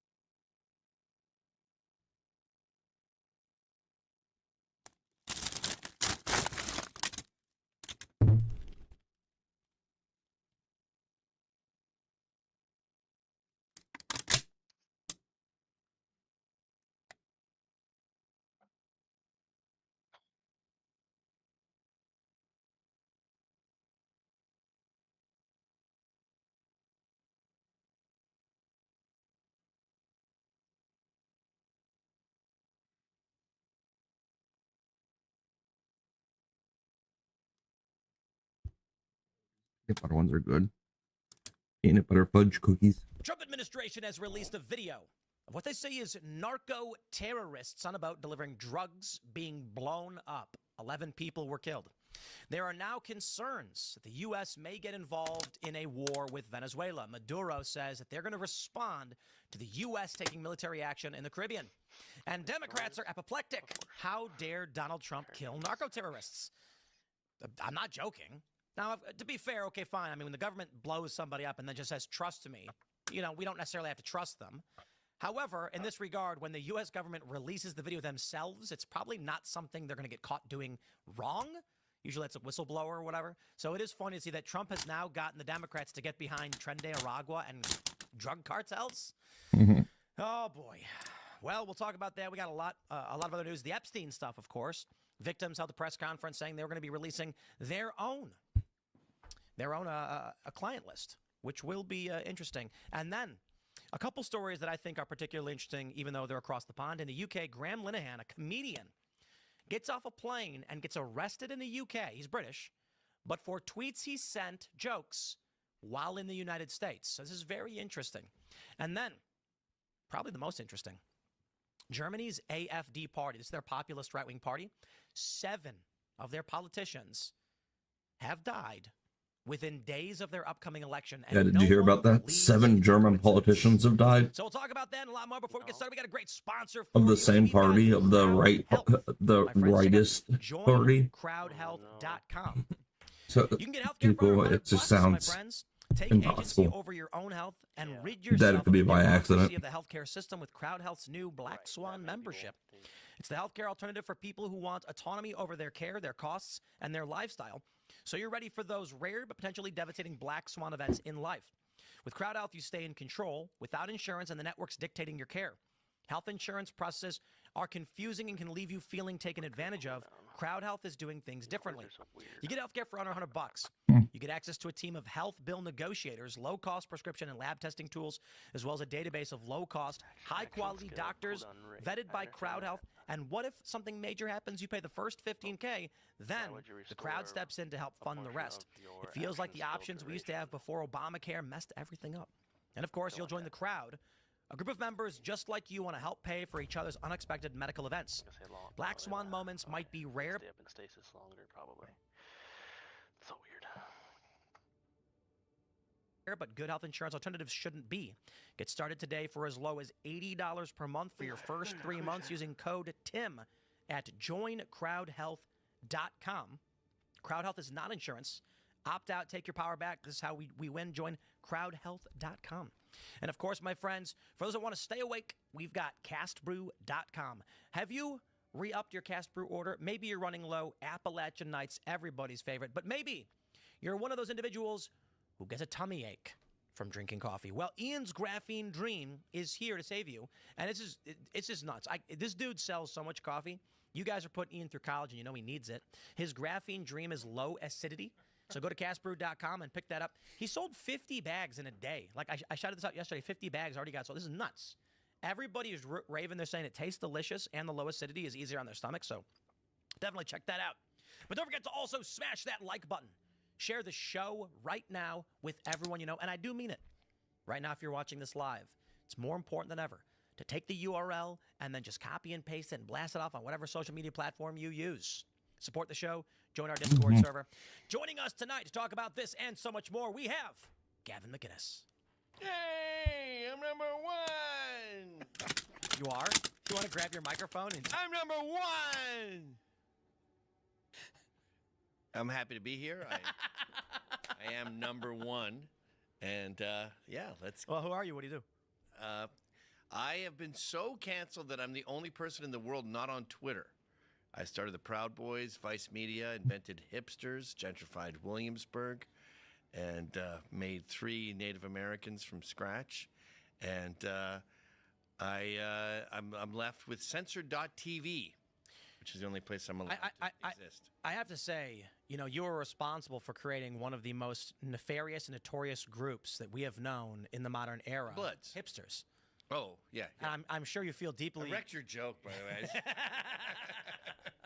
I stepped on it. It is true, though. People don't know that you made hipsters.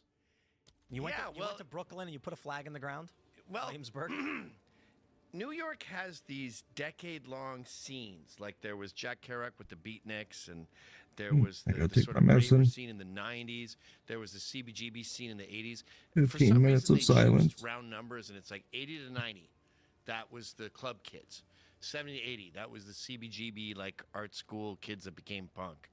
And we owned 2000 and 2010. And that was like army jackets and track bikes and MP3s. I liked it. It got sort of putrefied by metrosexuals. It branched out into sort of like fake bikers and metrosexuals. But yeah, it was a great little scene, and I'm happy that it existed, like the Beatniks and the Raver Kids and all that other. Early Vice as well. Early Vice. Yeah. Early Vice. Early Vice, dude, is 1994.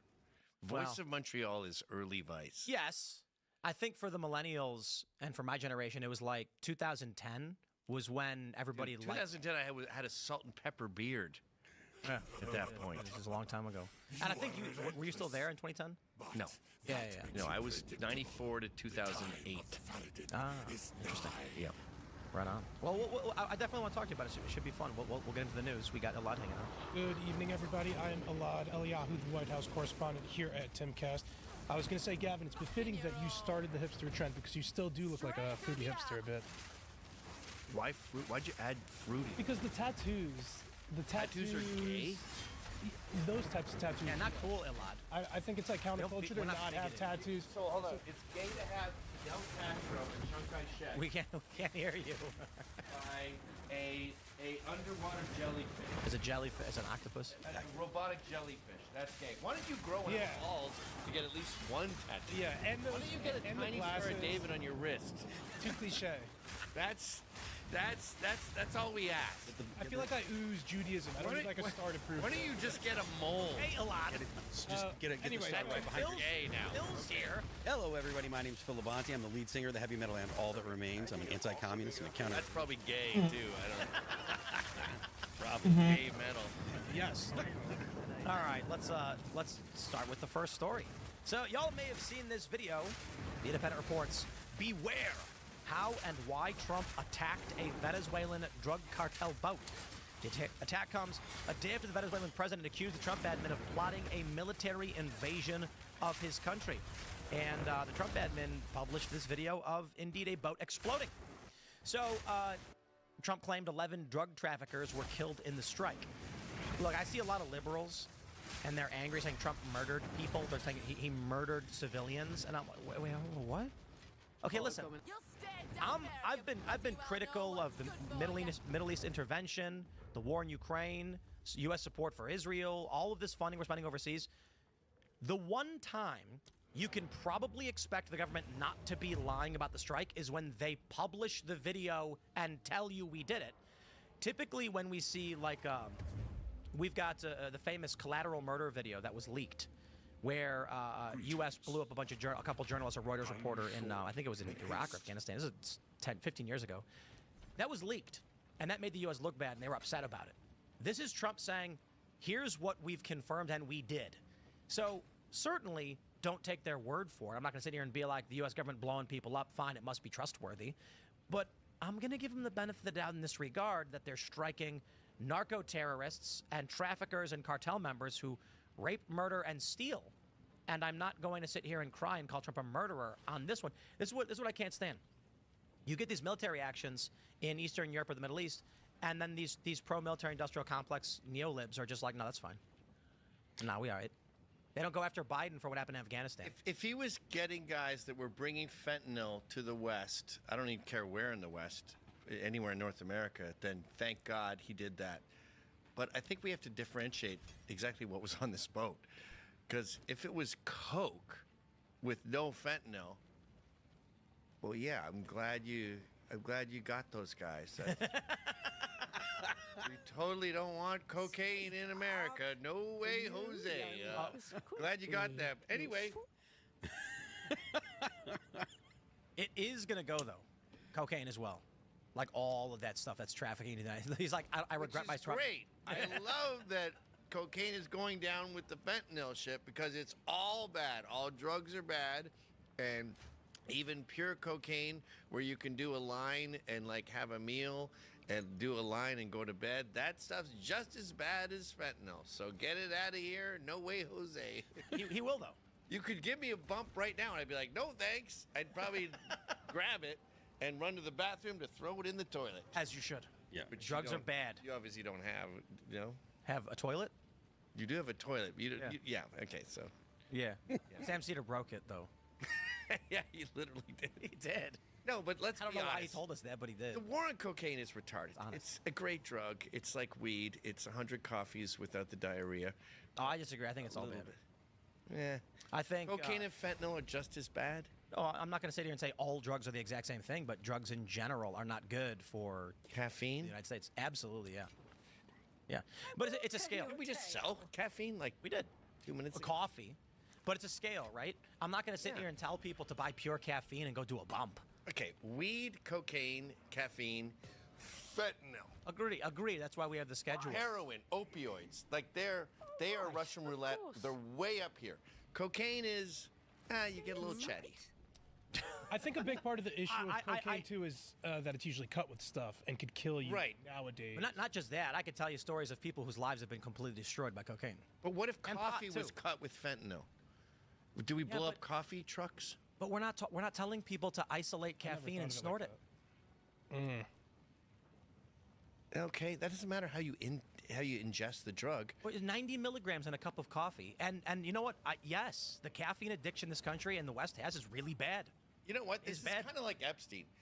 I don't give a crap if guys are effing post-pubescent girls. Jimmy Page was with the 14-year-old. It's not my cup of tea. But Sexy and 17, Stray Cats, she was just 17, if you know what I mean. Like, if Epstein Island is pubescent and post-pubescent, and same with P. Diddy, I don't care. I want to focus on actual molestation of prepubescent children. That's where I want to, like, start lynching people. But is it... Similarly with drugs, cocaine, weed, no. I want to focus on fentanyl and opioids. But isn't Let's split Isn't it a scale? It's like triage. Like it's all bad. I see it more as Moses splitting the sea. Like 17-year-olds having sex with rock stars. I'm falling asleep right now. 12-year-olds having sex with rock stars. I'm wide awake. But grabbing my guns. I think. Mm-hmm. Mm-hmm. Mm-hmm.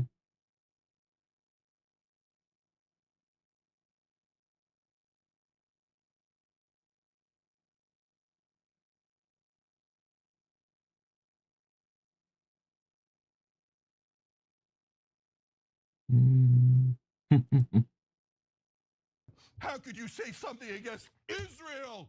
Israel is the Jewish state, the greatest state of all, the greatest state of all. How could you say something against Israel? How could you say something against Israel? How could you say something against Israel?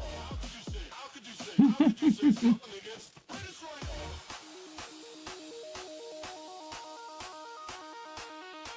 The greatest state of all. Israel is the Jewish state, the greatest state of all. Israel is the Jewish state, the greatest state of all. Israel is the Jewish state, the greatest state of all. Israel is the Jewish state, the greatest state of all.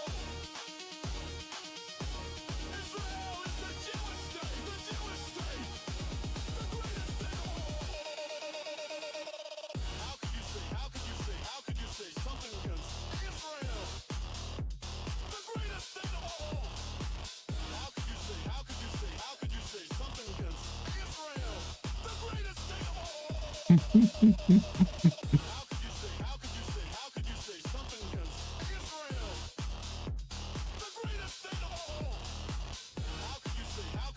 How could you say something against Israel? The greatest state of all. How could you say something against Israel? The greatest state of all.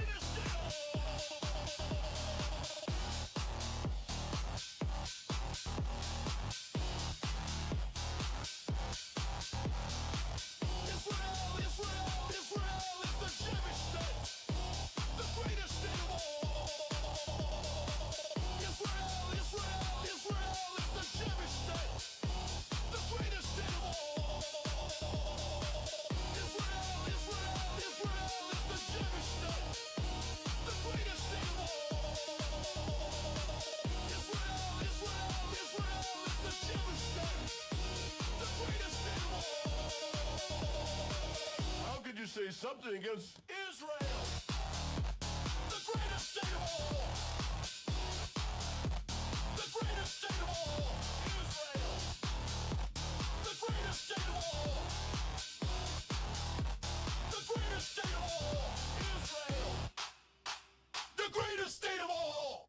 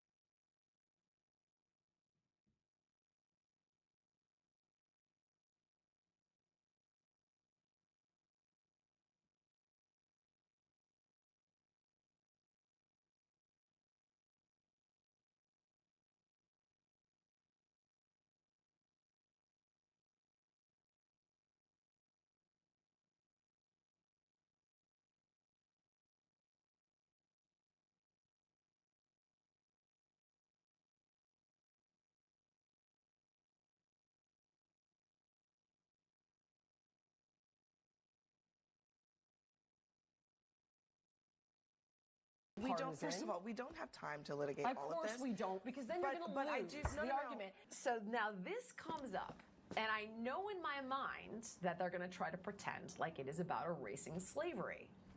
And I know that there is not one installation that the administration has taken umbrage with that is about slavery. Now, Trump has subsequently gone on to say, look, it's all about like bad guys, white bad guys, and slavery, but why don't we have some good stuff in there too? So that kind of came out later.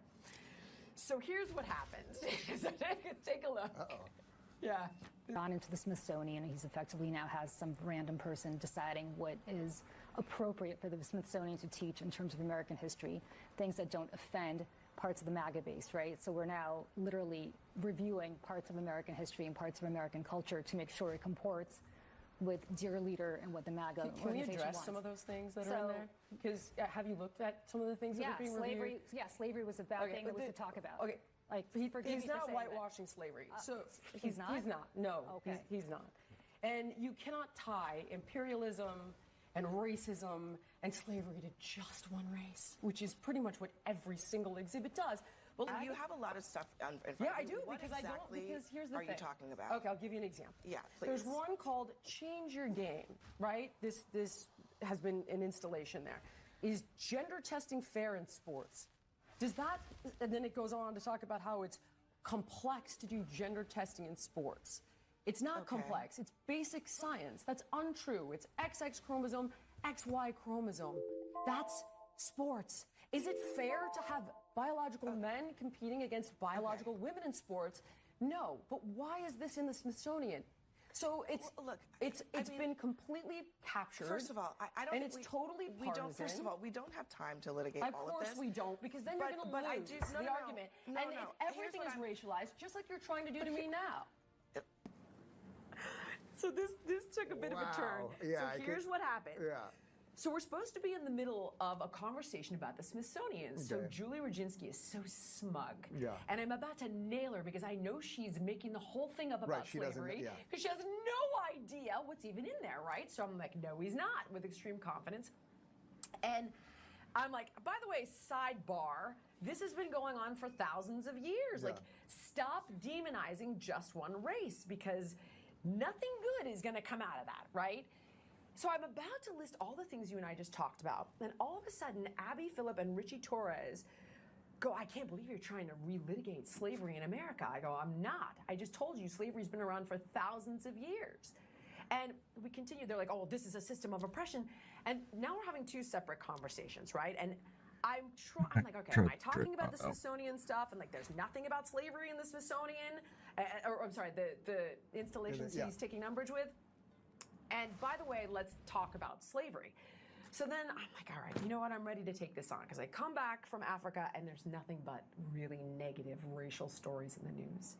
And it's bad. It's like a white woman who had a 5-year-old black kid go through her back and she calls him the N-word and then raises like almost $1 million online, like in defense of herself and to try to relocate. And then simultaneously you've got the thing in the movie theater where arguably children of an unknown race beat up this professor. Then you've got like two white people who get the crap beat out of them by a black mob. And that happened right before I went off. Okay, so you saw that. Okay, that was right.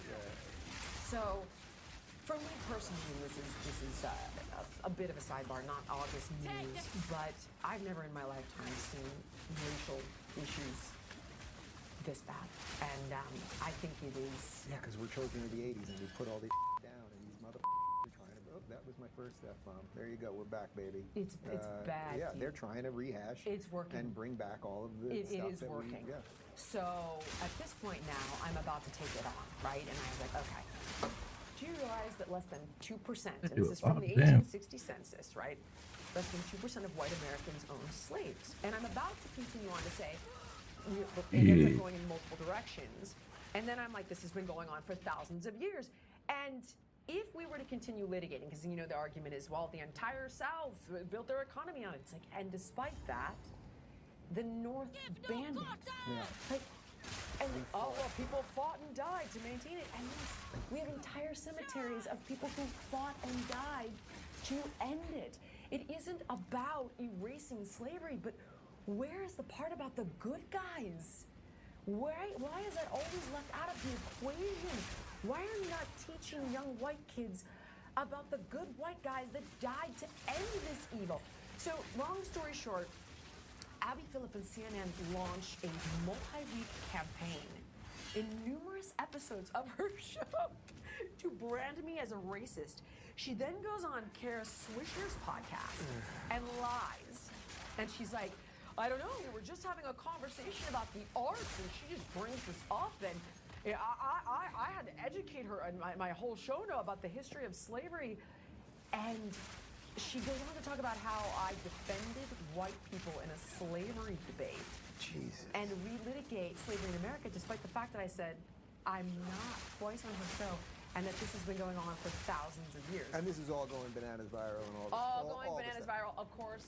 Like, everybody on the right comes out, you know, and like, thank God you said something. It's about time we said something. Everybody on the left, oh, she's a racist, and somebody should call DCFS because she has a black kid. And I'm like, this is insane. And D is so bad right now in the country, and I've got some other clips for you of it, but it's... Let me just give you one take on Abby Phillips. I don't know if you've heard me talk about her before, but I don't know, I must have said this to you because I was warning you about going on the show. You did warn me. She is, without question, the dumbest person on television. There is nothing behind her eyes. She's an idiot who can read off a teleprompter somewhat appropriately, and then then she looks like a deer in headlights the entire time until either someone tells her to say something or she throws a commercial. She is we talked about, we started with cogs in the system. She is a cog in the system. They gave her that chair, and they will take away that chair as quickly as they gave it to her one day, and then she'll sue them for being racist.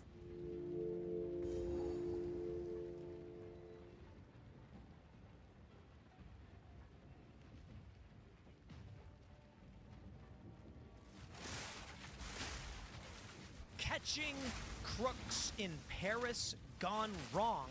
I don't know if I'd recommend this. The police. No, they were throwing bottles. Yo.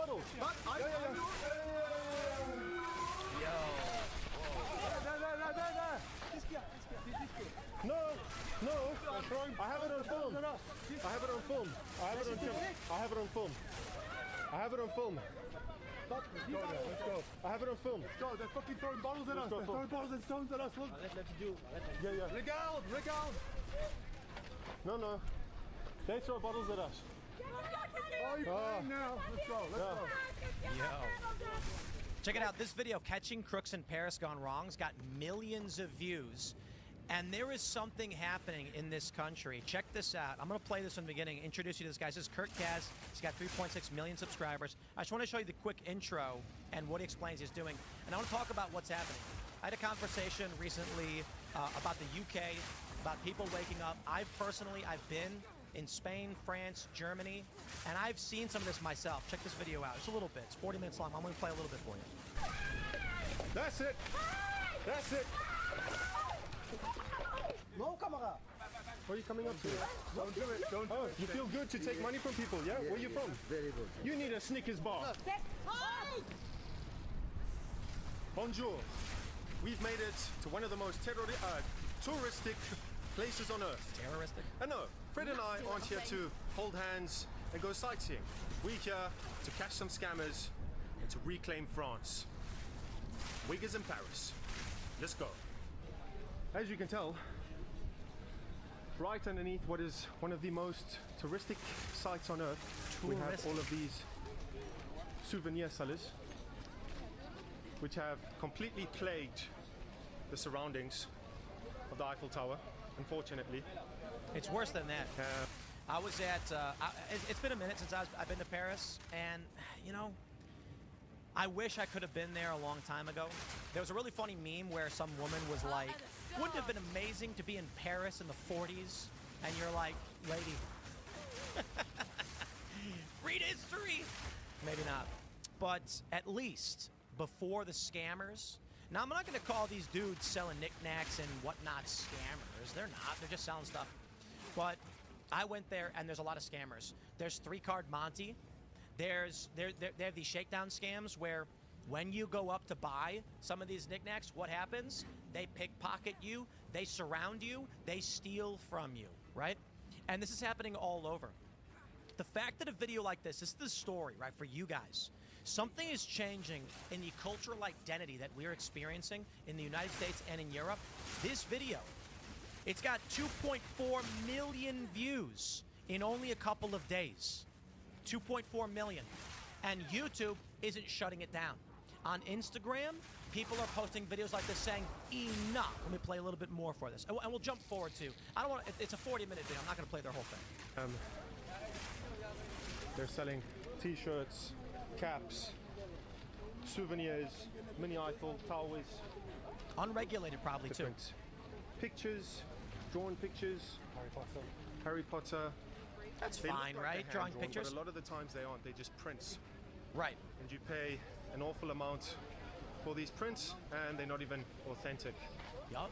And they're not supposed to be there. They displace the French people who do normally sell, and now you've got migrants coming in, knowing they're breaking the law. One of the sellers will try and sell the souvenir to an unsuspecting tourist and charge him an extremely high price. So for something very small and unimportant, they will charge $20, $30, $40, $50 and completely rip off the tourists. Now, officially it's not a scam, but in my opinion, they shouldn't be here in the first place. Where are the officials? And so while there could be French people selling French cultural items and souvenirs that you actually want to buy from your visit to Paris, instead, what you're getting is refugees, migrants, asylum seekers, economic migrants, whatever you want to call them, selling generic products to people at a high price And that's fine if people want to buy them. They're not forcing you to do it. The issue is it displaces the locals, and they're not supposed to be doing it in many circumstances. So, yeah, it ends up plaguing the area, and it's not what you get when you want to go to France. Play a little bit more. I got more to say. Here we go. Right in front of us, we have a scam. What is it? What is this? What? Hold on. But what is this? One moment. One moment. Name or from? Germany. But name for what? Kinder. Name or from? But what is it? You want him to sign a petition? You deaf? Baby. Which baby? Name or from? Is this a charity? What happens when you sign? Name or from? Money? But where's the baby? Immediately, within 2 minutes of walking around the area, we were approached by two Roma ladies trying to get us to donate to a fake charity. Obviously, there's the charity name and organization on top of the page, and they get you to sign and donate some money, and it doesn't go to the children like they say, it just goes into their pockets. You know what they do in Chicago, and I assume they do this in most places? You get some kids that'll come up to you, and they'll say, I'm raising money for my basketball team. We're getting new jerseys. Here, buy this pack of Starbursts for $5. Now, it doesn't need to be a scam, but nobody's going to buy a pack of Starburst or a candy bar for $5. They can jack the price up. Normally it's like $1 or $2. Reasonably, if you're on a train and someone walks by, and I don't got a big problem with this. You'll be like sitting on the train in Chicago or whatever, and someone will walk up with a big old tray of candy and drinks and snacks, and they'll be like, it's $2, and you're like, okay, you know, you brought it to me. I know it's normally $1.40, it'll make 50 cents. I respect it. Better than them going out, joining gangs and doing whatever.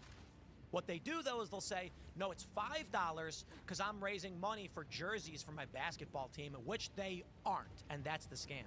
Into their little mafia ring. So, let's see if we can bait some more. Bait some scammers. Don't fall for it, man. It's a scam. It's a scam. It's a scam. Get out of here. You're scamming people. Yeah, that's a scam. It's a scam. Yeah, fuck you too. It's fake. Get out of here. Get out of here. Your charity is not real. Go home. Don't give them money. It's fake, man. They pocket it. Go home. Go home. No. You go. Oh, you go. Whoa. You go. You gonna assault me? You gonna assault me? You gonna assault me? You gonna assault me? You gonna assault me? Oh, nice. That's assault. That's assault. Rock that him. You're Jeez. getting arrested. You're getting arrested. Nice one, Fred. Scammer, go home. Wow, man. You know, I actually did this stuff. I used to do the on the street fundraising. We were real nonprofits though, but you know, I'll call them scammers. Let me tell you guys. Let me tell you the truth. Now I don't know about these people. They got their fake clipboards. Well, I shouldn't say fake. I don't know who these people are. I trust these guys as Kurt, dude. Probably scammers. I think he knows what he's talking about. Because they don't actually have a clipboard. It's like, hey, come sign the petition, give me money for my charity, because they know street canvassing makes money. But let me tell you this. You guys want to know a secret about those street canvassers? You're walking down the street, and you'll see somebody, and they'll be holding a clipboard, and they'll say, hey, you got a minute to talk about insert charity? Why don't you come and give me money? Tricks. They do two things. There are two different nonprofits. They'll have a 501c3 and a 501c4. What they do is, one organization, let me try and simplify it. Sometimes it's a for-profit company fundraising on behalf of a charity. You think you're donating to charity, but you're giving money to a for-profit, and they pay a license fee to the charity. So what happens is the charity will say, last year we made $10 million, but we employ a large amount of people. And so you'll go, okay, that's not enough. And they'll say, we're a large charity, we need your money. What they don't tell you is the 501c4, which doesn't, I know it's complicated. There's two charities. One doesn't disclose their revenue. When you donate to a shadow company. And you think you're giving to the charity, but you're not. You're giving to the fundraising charity. The fundraising charity then donates a fraction of the money you give them to the principal charity. So they can say, you know, our animal shelter only made $100,000 last year, and we lost money because of it. Why don't you donate to me? 90% of the charitable donations to the animal shelter go towards the animals. And you go, wow, what do you think? If I give you $10, $9 goes to the animals. Wrong. Here's what actually happens. You give $10 to the fundraising organization, you think you're giving it to a shelter. The fundraising organization then gives $1 as a fee, a donation to the animal shelter, and 90 cents will actually go. There's so many manipulation tactics, it's all scams. Goodbye. Getting the police on you. You see, guys, when you expose them, they get aggressive. Indeed. Same every single time. You know what's really crazy with this? Is that this has got 2.4 million views. We're gonna get the police on you. Remember their faces, guys. This Yo. is them. Look, come try. Come. You Yo, think this Sam is scares crazy. me? They're You think attacking. He's Sam got an scares me? umbrella. You fucking scumbags, you dirt bags. Why don't you go get a real job? Huh? But you're too useless and stupid. She's gonna throw a bottle. Come, throw the bottle. Throw the bottle. And get done. Yeah, come. Come. Come through it. Yeah. You're gonna get arrested. Go! Let me fuck you! Yeah, fuck you, bitch, you mother! They're not Throw the bottle French. and see They're what not from happens. France. This is what's happening now. Trust me, you do not want. Try. Try. Try. Try. See what happens, I'll smash your face in. She's threatening us to throw us with a beer bottle. Look at this. Let's jump forward. Look. Oh, he's got, is Look that at an her. advertisement? Remember her face, guys? The lovely charity people collecting charity for little children, right? Ugly. They hate you. Bottles, bottles. Wait. Hey. Hey, yeah, call the police. Call the police. Nah, they were throwing bottles. Yeah.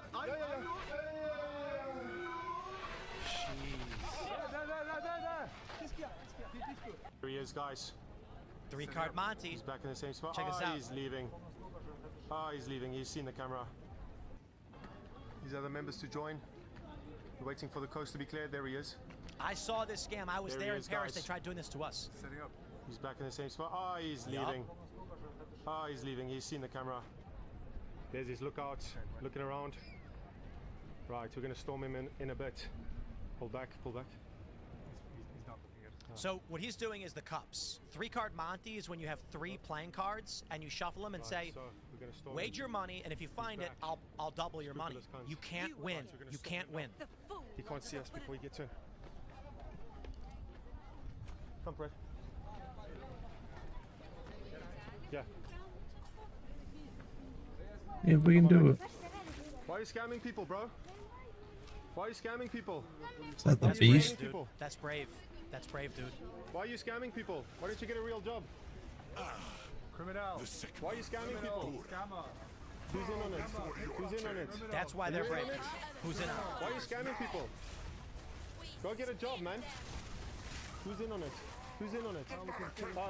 You're in it? Yup. Holy cow. Come. They're gonna follow us. Look, it's them. Yeah. Try it again. I'll probably call it a night. Why are you scamming people? Streaming in Why don't this. you go back to where you're from and work a normal job? There's not your business. You're stealing from people. Might have to buff up to get better Dude, items. I'm sick of this, man. You know, I went to Paris. A block from the Eiffel Tower, there's a 3-card Monty. You know how this game works? I know most of you do, but let me break it down.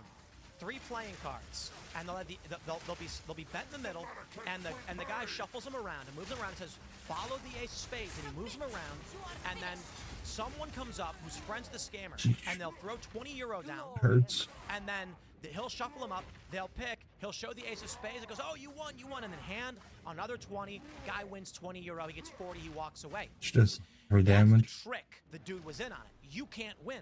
Here's what happens. Alright. That's enough They use tonight. sleight of hand.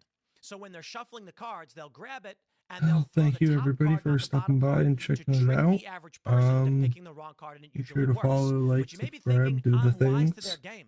I know And how the 3-card have a Monty good works. This night.